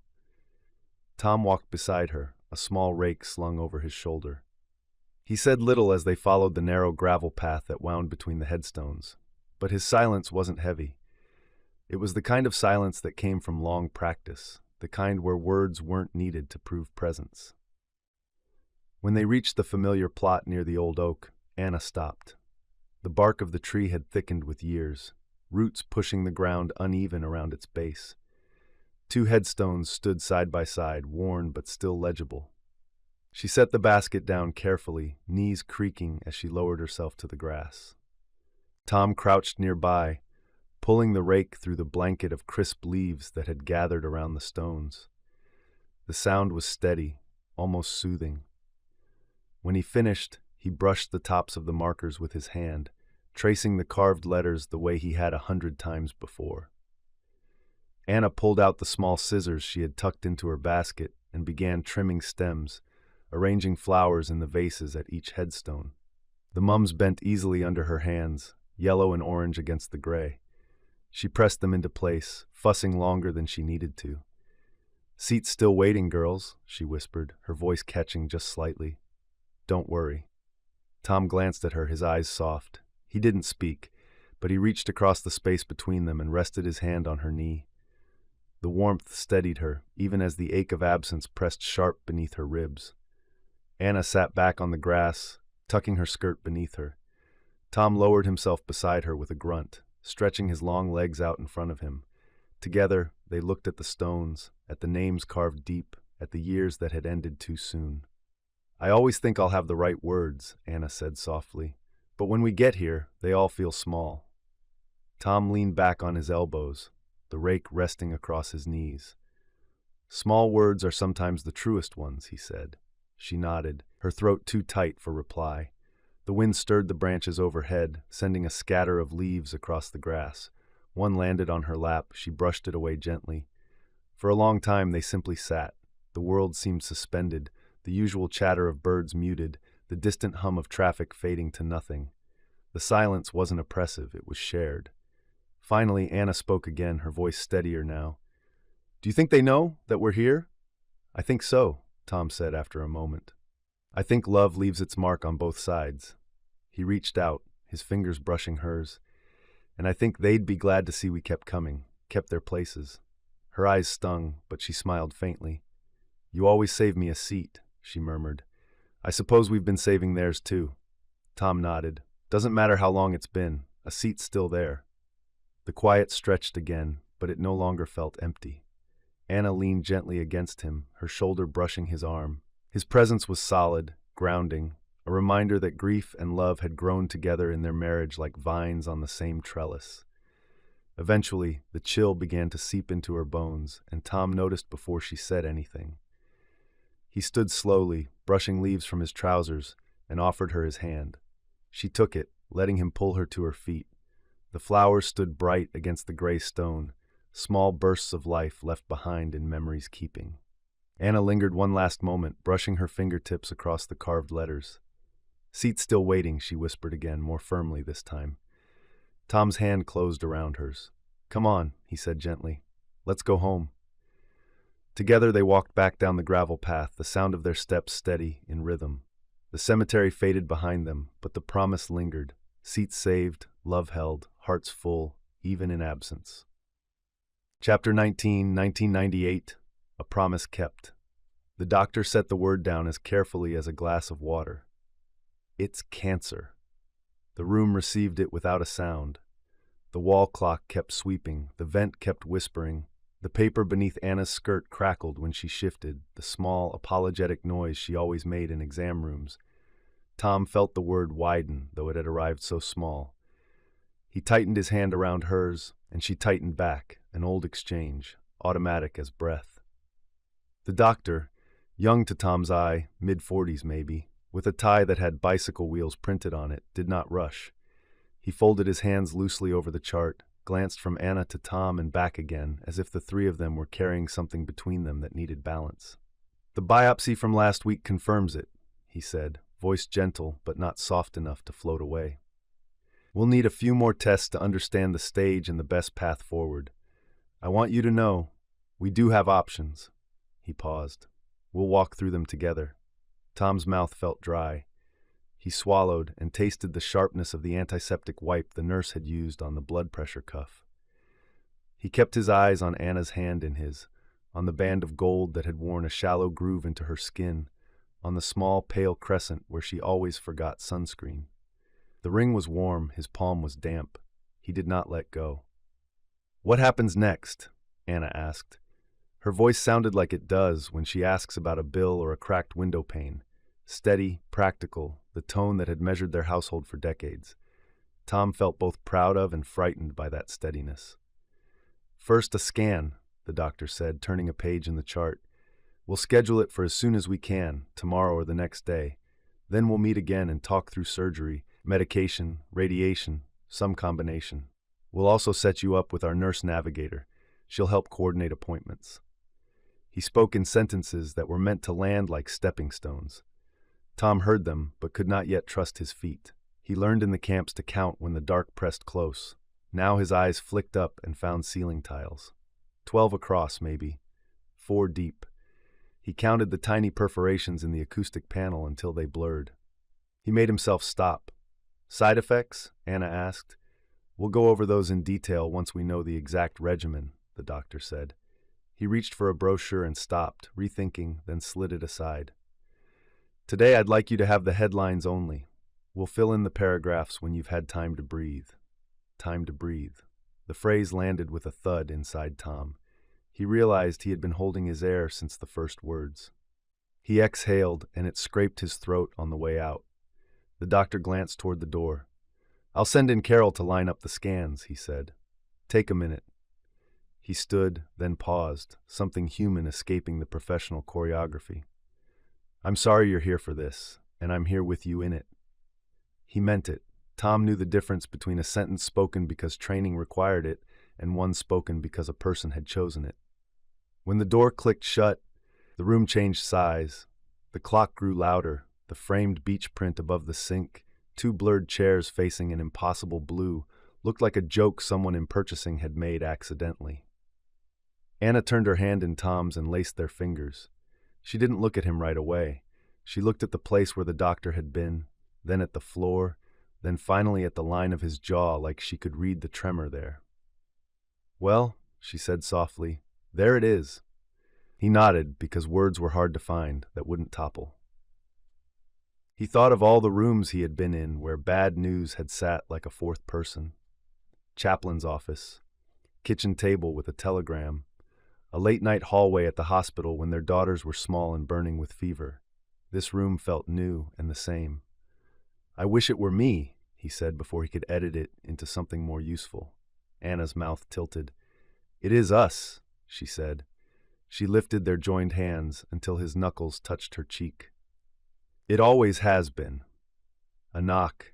The nurse slipped in with a clipboard and a practiced smile that was not bright enough to offend. She moved gently, as if the air were fragile, and spoke in a low, efficient voice about appointment times and prep instructions. Tom wrote them down even though she handed them copies. Anna nodded at intervals, asking 2 questions Tom would not have thought to ask, and one he would have but could not catch hold of. Do you have someone to drive you tomorrow? The nurse asked. I do, Anna said. In the hallway, the world resumed its usual noise. Phones rang, shoes squeaked, a child somewhere laughed and then complained about a sticker. Tom guided Anna with a hand at the small of her back. He still did that, even though she knew the way. The woman at the front desk spoke the language of co-pays and calendars. Tom stood a half step behind and tried not to read pity in her careful tone. He failed. He let it go. Outside, the late afternoon had gone thin. Early fall, the kind of day that looks warm through glass and then bites your wrists bare between sleeve and glove. The parking lot glittered with mica in the asphalt. Tom thumbed the key fob and the car blinked twice like it was sorry to be included. They did not speak until they were both inside. He helped her with the seatbelt even though she could do it herself, the small click more ceremonial than necessary. His hands shook, just enough that he had to try twice with the buckle, and he was grateful the dash vents blew warm air that he could pretend was the reason. He didn't start the car. They sat, side by side, the center console between them with its pile of coins and old receipts, and a pencil that had chewed marks on it from a time 2 summers ago when the radio had been broken and his nerves had needed something to do. A line of sparrows hopped under a bush near the curb. Beyond the lot, the world continued with people picking up dry cleaning, a bus wheezing to its stop, a teenager dragging a trash can to the curb with all the drama of youth. Tom felt suspended, as if their car were a snow globe someone had just set down after shaking. I keep thinking I'm supposed to say the right thing, he said at last, and all I have in my mouth are the wrong ones. Anna turned in her seat to face him more fully. The light caught the silver in her hair. Her eyes were clear. Then don't say them, she said. Sit with me instead. I can do that, he said. He could. He put his hand out and she put hers into it without looking. He held it the way you hold something that will not break but feels like it might slip if you're careless. He stared at the windshield and saw his own face faint in reflection. A man older than he thinks he is, Jaw set in lines he didn't choose, eyes alive and frightened. He forced himself to look at the real world beyond it. A lanky man in scrubs jogged across the crosswalk. A woman ran after a paper bag that had decided on flight. It struck Tom that the ordinary had not been altered by their news, only their address inside it. "How scared are you?" he asked, because honesty had become a discipline between them, learned the hard way and kept because it worked. "Yes," she said, and that was somehow better than a number. "And not," she let out a breath. "I'm scared of hurting. I'm not scared of being loved through it." He made a noise he didn't recognize, half laugh and half ache. "I can do that," he said again. "I can love you through it. I know." She reached with her free hand and tapped his wrist where the pulse stood. "You already are."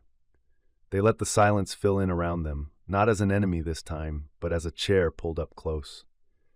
Tom thought of the guys in the church basement, of how saying a thing aloud did not erase it, but rearranged its weight.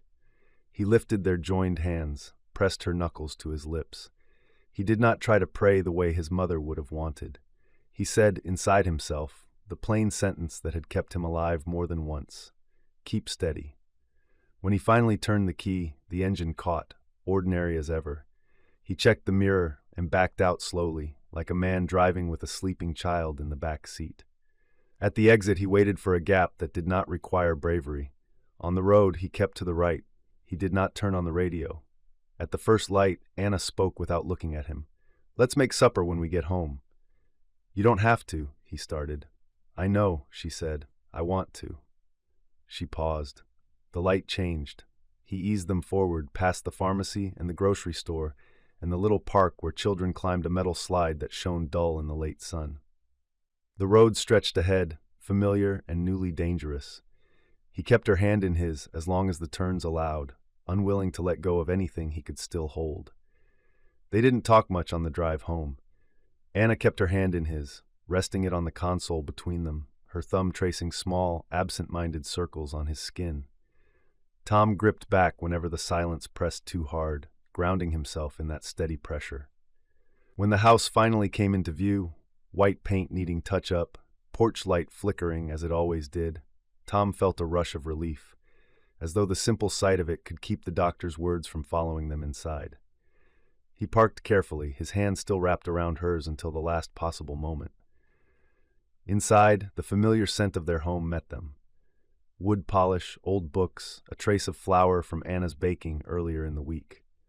The place looked unchanged, and yet everything felt altered, as if the walls themselves had overheard the diagnosis. Tom set her coat on the hook by the door, but Anna was already moving toward the kitchen. "You sit," he said quickly. "Let me—" "No." She turned, her eyes steady, her voice firmer than he expected. "I'll make supper." "Anna," she shook her head, cutting off his protest with a look he knew too well. The one she'd used when their boy was small and Tom had doubted she could lift the heavier bucket, or when neighbors whispered after the accident with the girls. It was the look that said, "I'm not asking." Tom's throat tightened. "At least let me help." "You can sit," she repeated gently. "That's helping enough." And she meant it. She wanted to keep the rhythm of their life steady, at least for tonight. He obeyed, though it felt wrong. He lowered himself into the chair at the table, the one with the slightly uneven leg he'd meant to fix for years but never had. From there, he watched her move about the kitchen. She tied on her apron, humming under her breath, the tune wavering but determined. Her hands worked automatically, chopping onions, pulling meat from the refrigerator, setting a pan on the stove. Tom watched the curve of her shoulders, the surety of her movements, and something inside him ached. The doctor's word, cancer, still echoed, but here she was, setting out plates as if the only battle tonight was against undercooked potatoes. He blinked hard, suddenly aware of the heat behind his eyes. Anna glanced back over her shoulder. "What are you looking at?" "You," he said simply. She gave a soft laugh. "Well, don't look too hard. You'll see how badly I chop these carrots." But she smiled as she said it, and that smile steadied him more than the strongest prayer. The room filled with familiar sounds, the sizzle of meat hitting the pan, the scrape of the spoon, the tick of the clock. Tom felt time slow, each small sound grounding him. reminding him of how many evenings had passed in just this way. He thought of all the times he had taken it for granted. He promised himself he would not again. Anna moved deliberately, not quickly. It took longer than usual. She fumbled once with the salt, and the pan smoked more than it should, but she didn't let it rattle her. She carried each dish to the table one by one, placing them with care. When at last everything was ready, Tom reached automatically for his fork. But Anna held up a hand, eyes mischievous, though her cheeks were flushed from the stove. "Wait," she said, feigning seriousness. "I know I'm late setting it all down." She patted the edge of his plate. "But I saved you some. Don't worry." The words landed heavier than a jest should, threading back through years of their rhythm, of chairs and promises and saved seats. Tom let out a breath that was half a laugh, half a sob. He reached for her hand across the table, squeezing hard. "You always do," he said, voice rough. For a moment, neither of them moved. The plate steamed between them, but their eyes held. Tom wanted to memorize the sight of her right then. Apron wrinkled, hair coming loose, determination and tenderness mingled in every line of her face. Finally, she nodded toward the food. "Eat," she said. "It won't taste any better for waiting." They bowed their heads as they always had. Tom spoke the prayer this time, though his voice shook. "For this food, for this home, for the hands that made it. Thank you." "Amen," Anna whispered. They ate, slowly, quietly, with pauses that were not quite comfortable but not unbearable either. The stew was too salty, the carrots uneven, the bread a bit hard on the edges, but Tom thought it was the best meal he had ever tasted. Afterward, when Anna stood to clear the plates, Tom rose too. She tried to wave him back down, but this time he didn't listen. He gathered dishes and scrubbed while she dried, the two of them moving shoulder to shoulder at the sink the way they always had. When the last plate was put away, Tom turned to her. He wanted to speak the fears that knotted inside him, wanted to say, "I can't lose you," wanted to promise her more years than either of them could guarantee. But she leaned lightly against his arm, tired but smiling. "See," she murmured, "we're still us." And somehow, in that small kitchen, with the scent of stew still clinging to the air and their hands damp from dishwater, Tom believed her. The house had not been this loud in years. Boots clattered in the entryway, small voices shrieking at the dog, coats piling into a heap that would take all evening to untangle. Tom stood in the doorway to the living room, half amused, half dazed, as his son shepherded his brood inside. "Shoes off. No, not in the middle of the rug. Hang on. Yes, you can pet the dog, but don't pull his tail." Two little girls darted past Tom, pigtails flying. A smaller boy toddled after them, his hands sticky with something, gum, maybe, or candy, and Tom stepped back just in time to avoid a smear across his trousers. Their son caught his eye and grinned, the same grin Tom remembered from years ago when he'd swung a bat too hard and sent the ball flying into the neighbor's window, sheepish and proud at the same time. "Sorry, Dad," he said, breathless as he set down a bag of groceries. "We come with noise, whether we mean to or not." "Noise is fine," Tom said, and meant it. From the kitchen, Anna's voice carried. "Bring them in. Bring them all in. Supper's nearly ready." She was in her chair by the window now more often than not, her strength already flagging some days, though she tried to hide it. Tonight, though, she was bright-eyed, apron-tied, cheeks flushed with excitement. Tom knew she had been planning this visit for days, setting out the chipped but favorite plates, folding napkins, cutting extra slices of bread. The children barreled toward her. She opened her arms, and they crashed against her knees with the force of small, devoted hearts. Tom watched the light on her face as she smoothed their hair, kissing one forehead, then another. For a moment, the word cancer felt far away, crowded out by squeals and questions. "Grandma, can we sit by you?" one of the girls asked. "Of course," Anna said, patting the chair beside hers. "Seats all waiting." Tom swallowed hard. Their son came up beside him, clapping him gently on the shoulder. "She looks good," he said quietly. "She's stronger than I am," Tom admitted. Dinner was chaos. Bread passed too quickly, spilling crumbs everywhere. The little boy tipped his cup, and Tom was out of his chair in an instant, catching it before juice spread too far. His son laughed, shaking his head. "Still quicker than me, Dad?" Anna just smiled, spooning potatoes onto the children's plates. "Don't worry. We've got plenty more." Tom sat back for a moment, watching. The table was full again. The chairs creaked under shifting bodies, voices overlapped, and the air itself seemed thicker with life.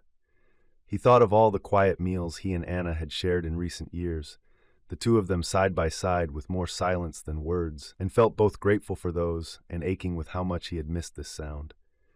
"Tell us about school," Anna urged the girls. "Do you sit in the front row? Do you save seats for each other?"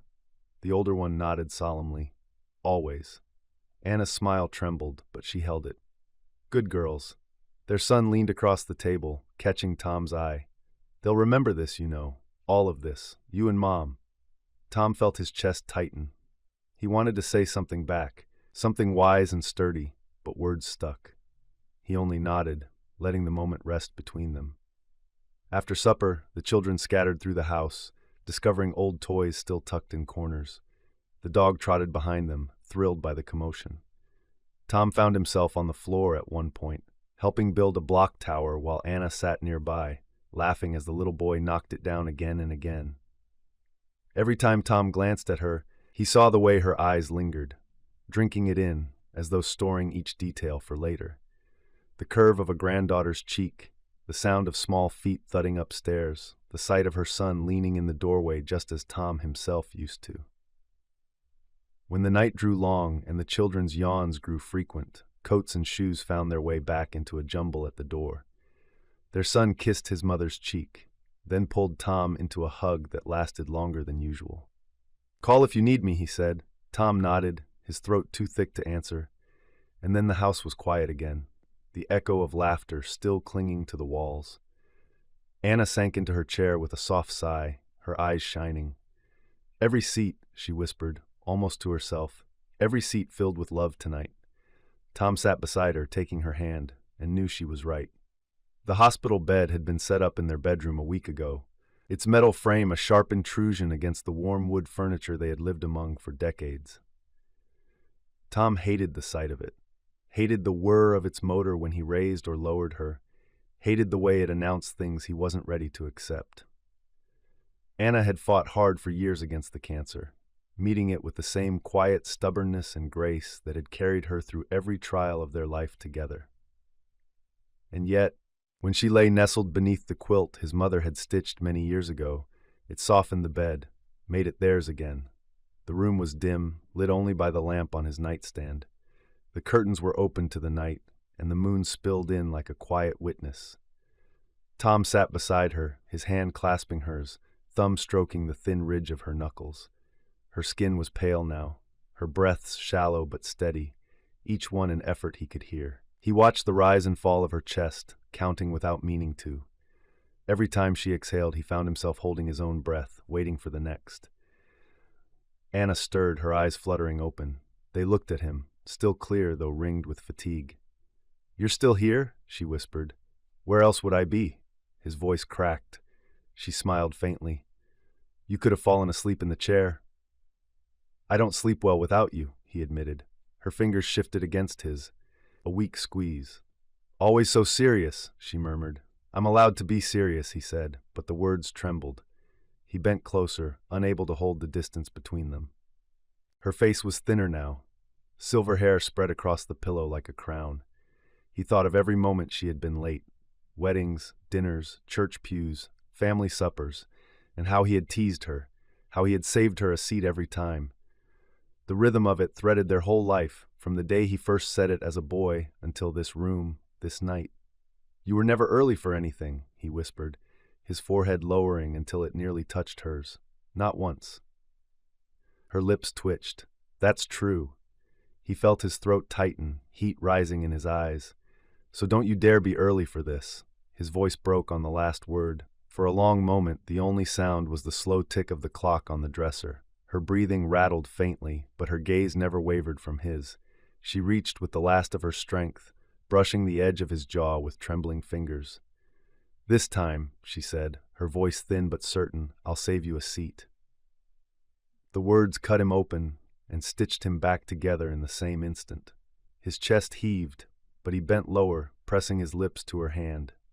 Tears slipped freely down his cheeks, dampening her skin. He wanted to argue, wanted to beg her to stay, but the words wouldn't come.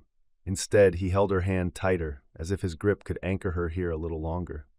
They stayed like that, his forehead against her knuckles, her hand resting in his, the night stretching quiet and fragile around them. Tom thought of every seat they had saved for each other, every place they had filled together. He thought of how even in this, she was still keeping her promise, still finding a way to meet him at the end of the row, smiling, waving him over. He whispered her name into the hush of the room, a prayer, a plea, a vow. And she smiled, weak, fleeting, but real. Her smile lingered only a moment before her eyelids drifted shut again, as though even the effort of holding them open had asked too much. Tom didn't move. His forehead rested against her hand, his fingers clasped tight around hers, as if loosening his grip would be the same as letting her slip away. The clock on the dresser ticked steadily, indifferent. Outside, the branches of the oak scraped lightly against the window. A train horn carried faintly through the night, long and low, like someone calling a name across a distance too wide to close. Anna's breathing was softer now, shallow, each rise and fall of her chest more fragile than the last. Tom listened to it with a soldier's vigilance, every exhale a relief, every pause a knife in his chest. He had lived through nights when he wasn't sure dawn would come, when silence meant death just beyond the wire. But this silence he feared most of all. "Stay," he whispered, his lips brushing her knuckles. "Just stay." Her hand lay small in his, skin paper-thin, warmth fading. He lifted it against his cheek, cradling it there, rocking gently though he didn't mean to. His tears dampened her palm, tracing lines into the quilt beneath. The minutes stretched. Sometimes her chest rose, sometimes it seemed to hesitate before remembering. Tom leaned closer, his mouth near her ear, his words tumbling out in broken fragments. "Do you remember our first dance? I stepped on your shoes. You laughed so hard we had to stop. Do you remember the church potluck when you made me carry 3 pies because you swore one wouldn't be enough? Or the time you ran so late for the bus that I shouted I'd save you a seat, and you still made me wait another 5 minutes before you came running? You were always late, Anna. Always." His voice cracked. "Except this. Don't be early for this." Her lips parted slightly, a shallow breath stirring. Her eyes flickered open, only for a heartbeat. He saw it, the faintest curve, a whisper of the smile that had been his compass all their years. Then, with a sigh that sounded almost like a word, his name, maybe, or just the exhale of release, she was gone. The room didn't change. The lamp still glowed, the clock still ticked, the oak still brushed the window pane, but something in the air shifted, subtle and vast, as though the center of it had quietly slipped away. Tom stayed seated, their hands still joined. He didn't flinch at the stillness, didn't let go when warmth left her fingers. His thumb kept moving over her knuckles, slow and steady, as if he could coax life back by refusing to admit it gone. He whispered into the hush. Old promises, old words that had carried them through decades. Tears blurred his sight until the room swam.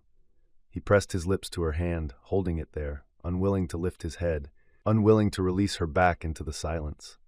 Hours might have passed, he couldn't tell. The house remained still, the night deepening beyond the windows. Only when the first gray hint of dawn edged the curtains did Tom finally stir. He drew in a shaky breath, lifted her hand to his lips once more, and laid it gently back upon the quilt. But he did not stand. He remained seated beside her, whispering into the quiet, keeping vigil with love and grief woven together. Unwilling to leave the place he had promised her all along. The seat beside her was his, always had been, always would be. Chapter 20.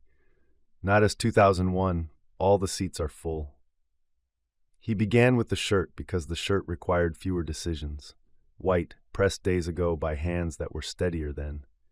He eased his arms into the sleeves and felt the cotton cool against his skin, a small mercy on a morning that had woken heavy and close. The button at his collar balked. He worked it through with his thumbnail the way he'd done for years. Then stood a long moment with his fingers at his throat, not ready for the tie. The mirror over the dresser gave him the man the town would see, tired around the eyes, jaw set from too much clenching, hair thinned to a soft, stubborn halo of silver. He lifted the comb and drew it through what was left, then returned to the dresser top where items had gathered like quiet witnesses. His watch, the wedding ring he rarely took off, a handkerchief folded small, Anna's brush with 3 strands of silver still caught in it. He touched the brush with the back of his fingers and felt the breath catch high in his chest, too thin to be useful. The tie lay there, the navy one with small wheat sheaves stitched along it, her birthday present to him the year their boy left for college. "For Sundays," she'd said, pressing it into his palm like a joke that was also a blessing. He looped it, went through the familiar motions, and then, as always, got the second pass wrong. The knot sat crooked and off-center, a small, ridiculous failure that would have drawn her to him from across a room. "Hold still, soldier," he heard, the memory voice as clear as if she were standing on tiptoe behind him. He saw, with the cruel fidelity of the mind, her hands, sure and quick, between his collar and his throat. The flip, the slide, the slow tug to snug it down. She would smooth it with her knuckles and step back, chin tilted, inspecting the whole man like a project she'd decided to keep. "There," she'd say, "now I can be seen with you." Tom tugged once, trying to recreate her pressure. The knot straightened enough to pass. He slid the watch over his wrist. The leather had molded to him over decades, creaking faintly, and tucked the handkerchief into his pocket. He almost took her brush and then didn't. He was afraid of dislodging those strands. In the kitchen, the light fell in a pale square across the table, and for a moment he stood with his hand on the chair she favored, thumb worrying at the nick near the front edge where a plate had landed hard the night their bread burned, and they'd laughed until their ribs hurt. He could hear it still, that laughter, as if the house had kept it in the rafters for mornings like this. He put the kettle on out of habit and then turned it off before it woke the place with a whistle. He wasn't strong enough for that memory sound yet. He moved slowly through the motions because slowness was a way of saying the day would not rush him.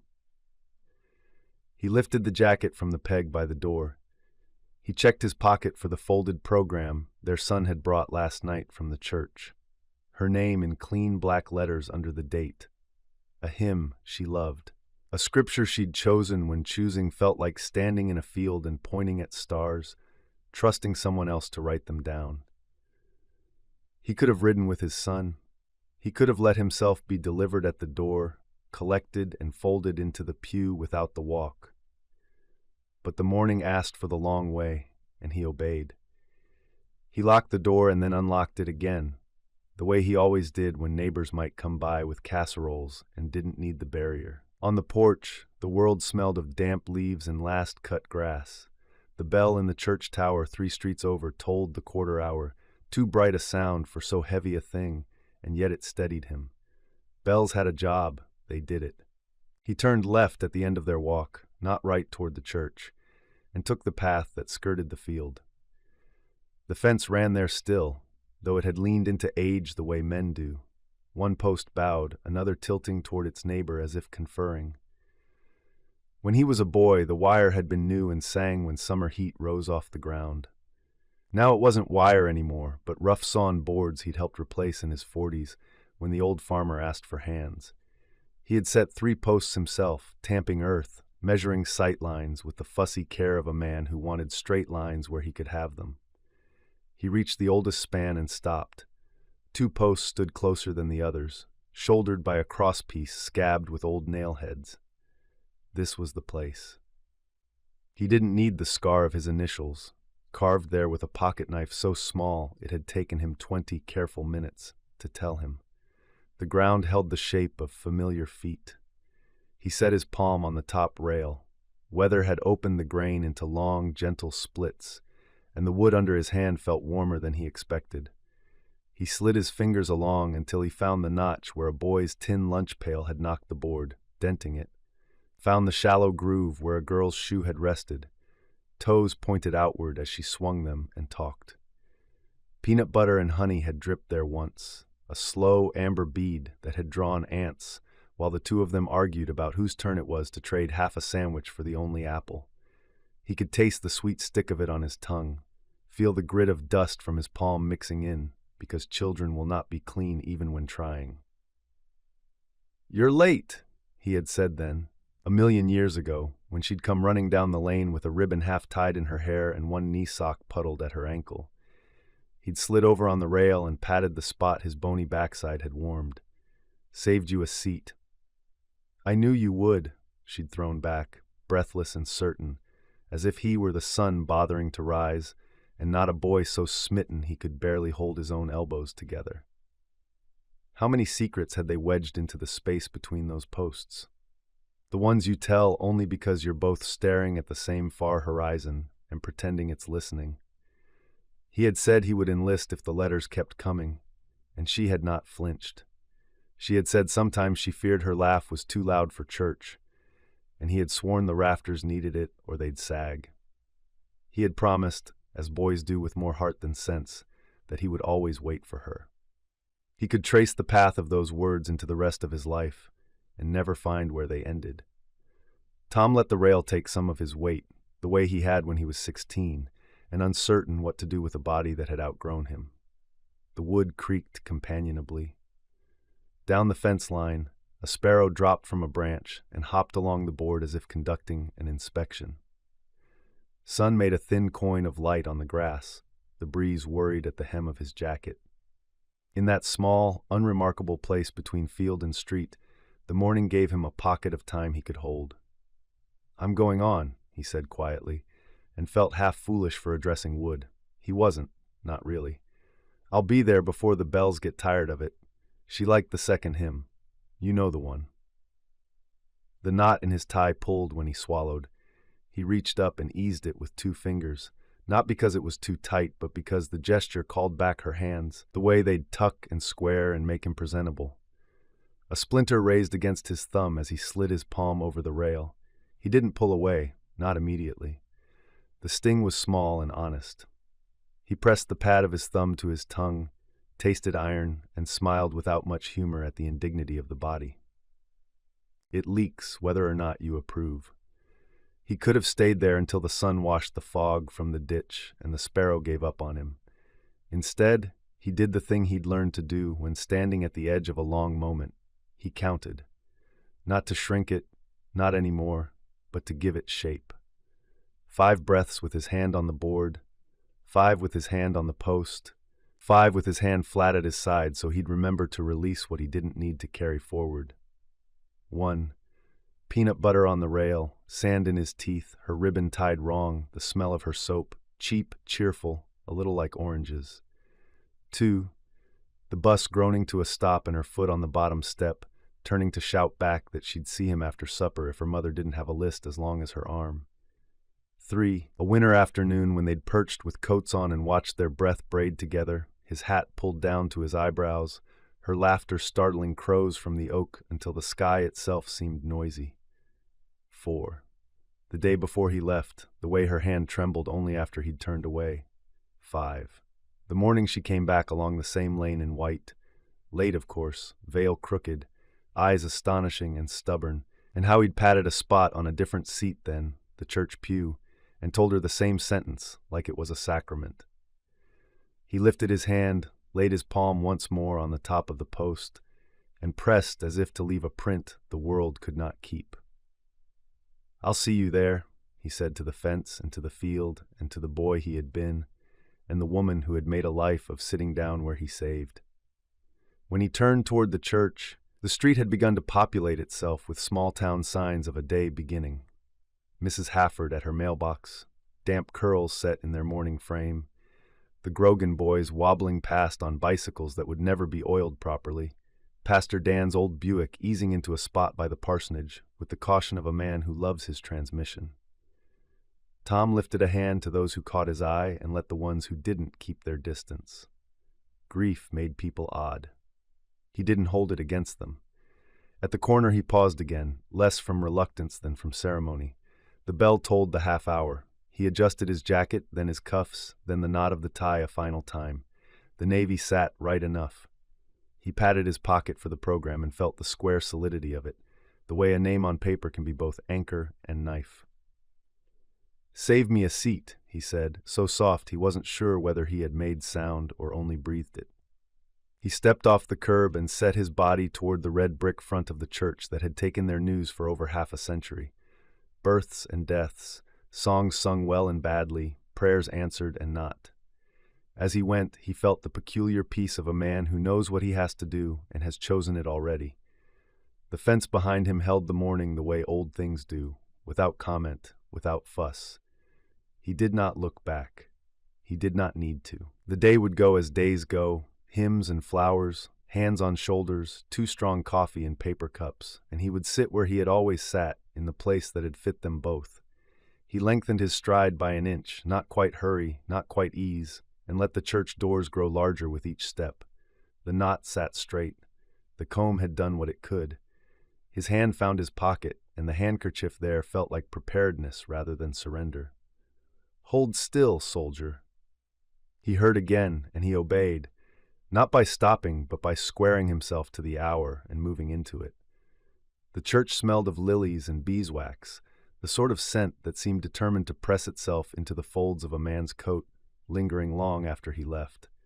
Tom stepped inside slowly, as though the very air were thicker here. His shoes echoed faintly against the wood floor, but even that seemed too loud, too out of place for the hush that had settled over the sanctuary. Anna's casket lay at the front, polished oak with soft white roses nestled atop. It was strange how a box could command such gravity, how its presence could draw every gaze, still every movement. Tom's eyes fixed on it the moment he crossed the threshold, his throat tightening until he had to swallow against the ache. She should have been sitting beside him. That was the thought that pressed hardest against his ribs as he made his way down the aisle. For decades, they had walked this very stretch together. Sunday mornings, weddings of friends, christenings, funerals. Her arm would loop through his, sometimes gently tugging when his stride grew too long. She had always insisted he walked too quickly. Now, without her, every step felt too slow, like he was dragging the weight of his life behind him. Their pew was waiting, 3 rows back on the right-hand side. Not claimed, not reserved, but theirs all the same. Everyone in the congregation knew it. He reached the spot and lowered himself carefully, his joints stiff, his breath uneven. The cushion sagged beneath him, creaking with a familiarity that nearly undid him. His hand drifted instinctively to the empty place beside him. The smooth wood of the pew felt cool against his palm, but in his mind it was warm. Warm with the weight of her skirts brushing against him. Warm with the press of her shoulder whenever she leaned close during sermons to whisper some half-teasing comment. She had never quite mastered whispering. Her voice always carried just enough to earn a look from the preacher. He could almost hear it now. The first hymn began, voices rising around him, filling the vaulted ceiling with sound. Tom tried to join in, but the notes caught in his chest. His voice broke halfway through the first verse, and after that he let the others carry it.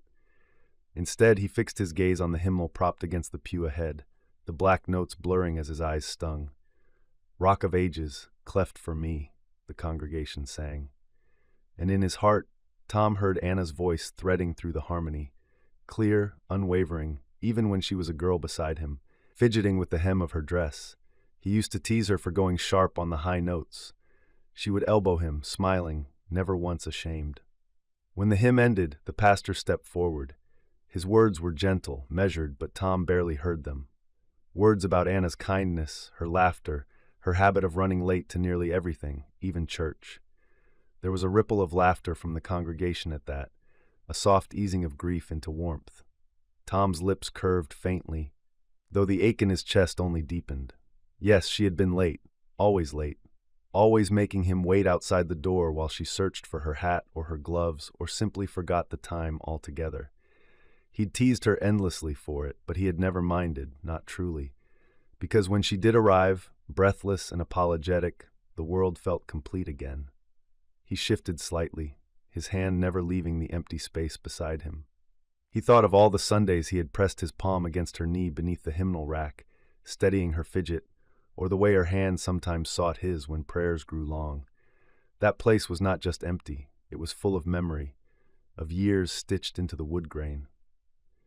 His son sat farther down the pew, close enough to keep watch, but not close enough to crowd. The boy, no, the man, though Tom still caught glimpses of the child he once was, leaned forward at one point, as if to ask if his father was all right. Tom gave a small nod, though the truth was more complicated. He was not all right. He doubted he ever would be. But he was here. The service wound on. Prayers, scripture, stories told by friends.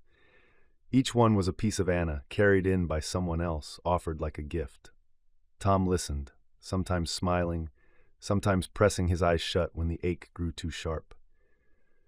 When a neighbor spoke of Anna's hospitality, of the way she never let anyone leave her table hungry, Tom saw her in the kitchen again, apron dusted with flour, laughter spilling as she scolded him for sneaking biscuits before supper. He nearly chuckled aloud at the memory, catching himself just before the sound escaped. When another recalled how she had comforted a grieving widow years back, sitting beside her in the pew for weeks on end, Tom's throat burned. That was Anna. She never let anyone sit alone. She always saved a seat. The final hymn rose, "It is well with my soul." Tom closed his eyes, letting the words wash over him. He could not sing, but he mouthed the chorus, lips shaping the truth he longed to believe. It is well with my soul.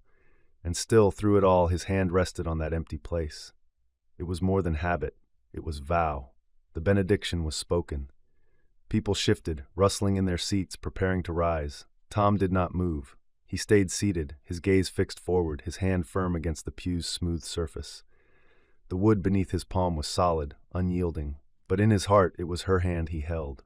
Her presence, her promise, the life they had woven together across years too full to number.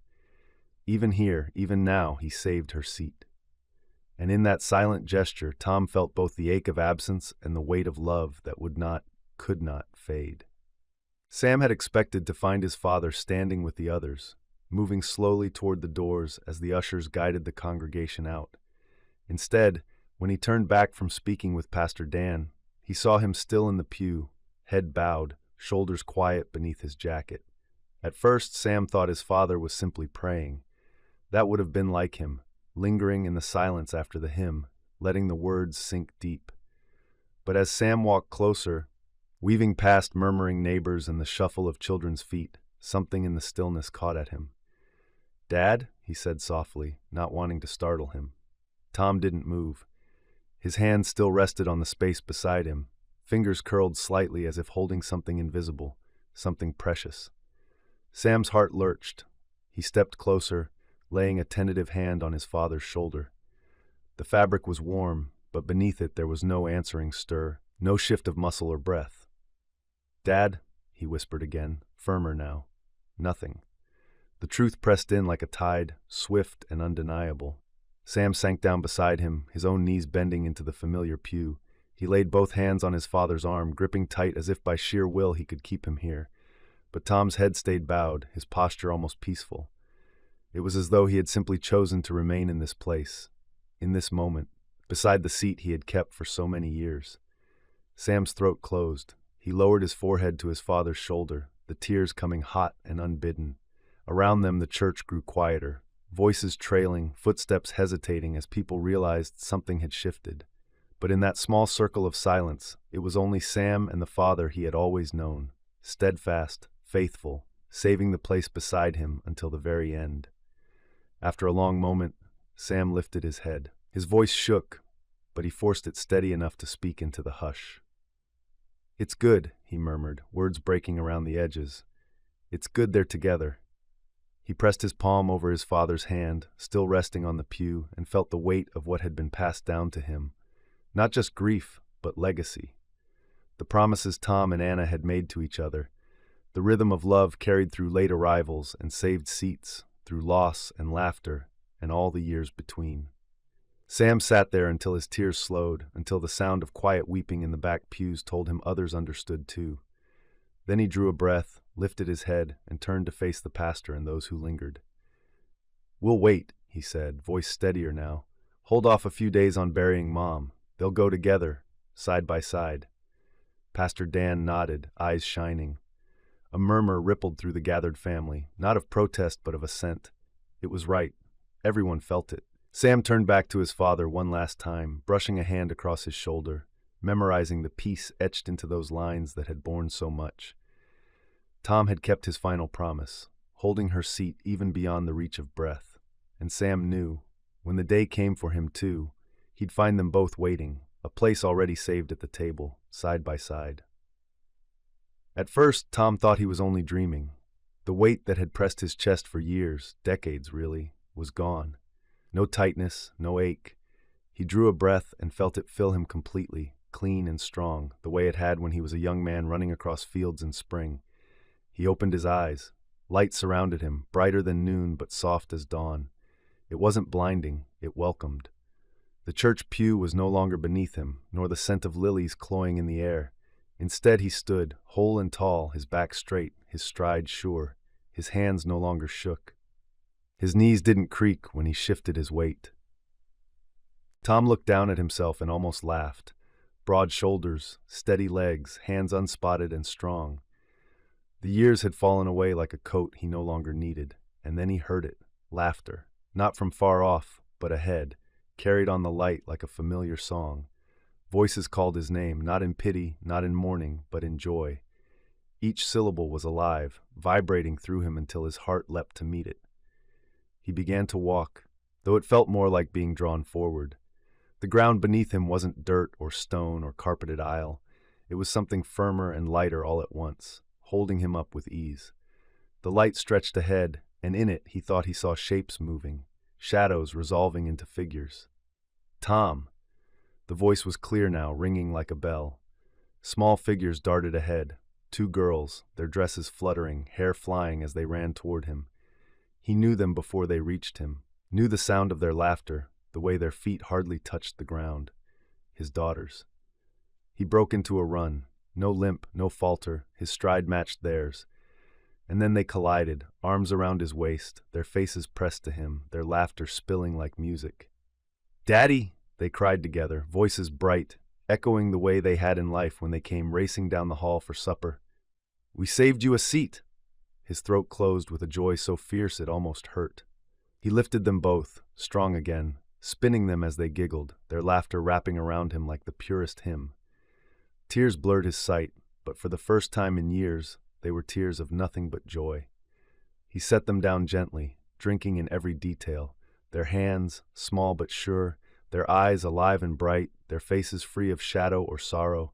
They tugged at his arms, leading him forward, their voices tumbling over each other in excitement. "Come on, Daddy!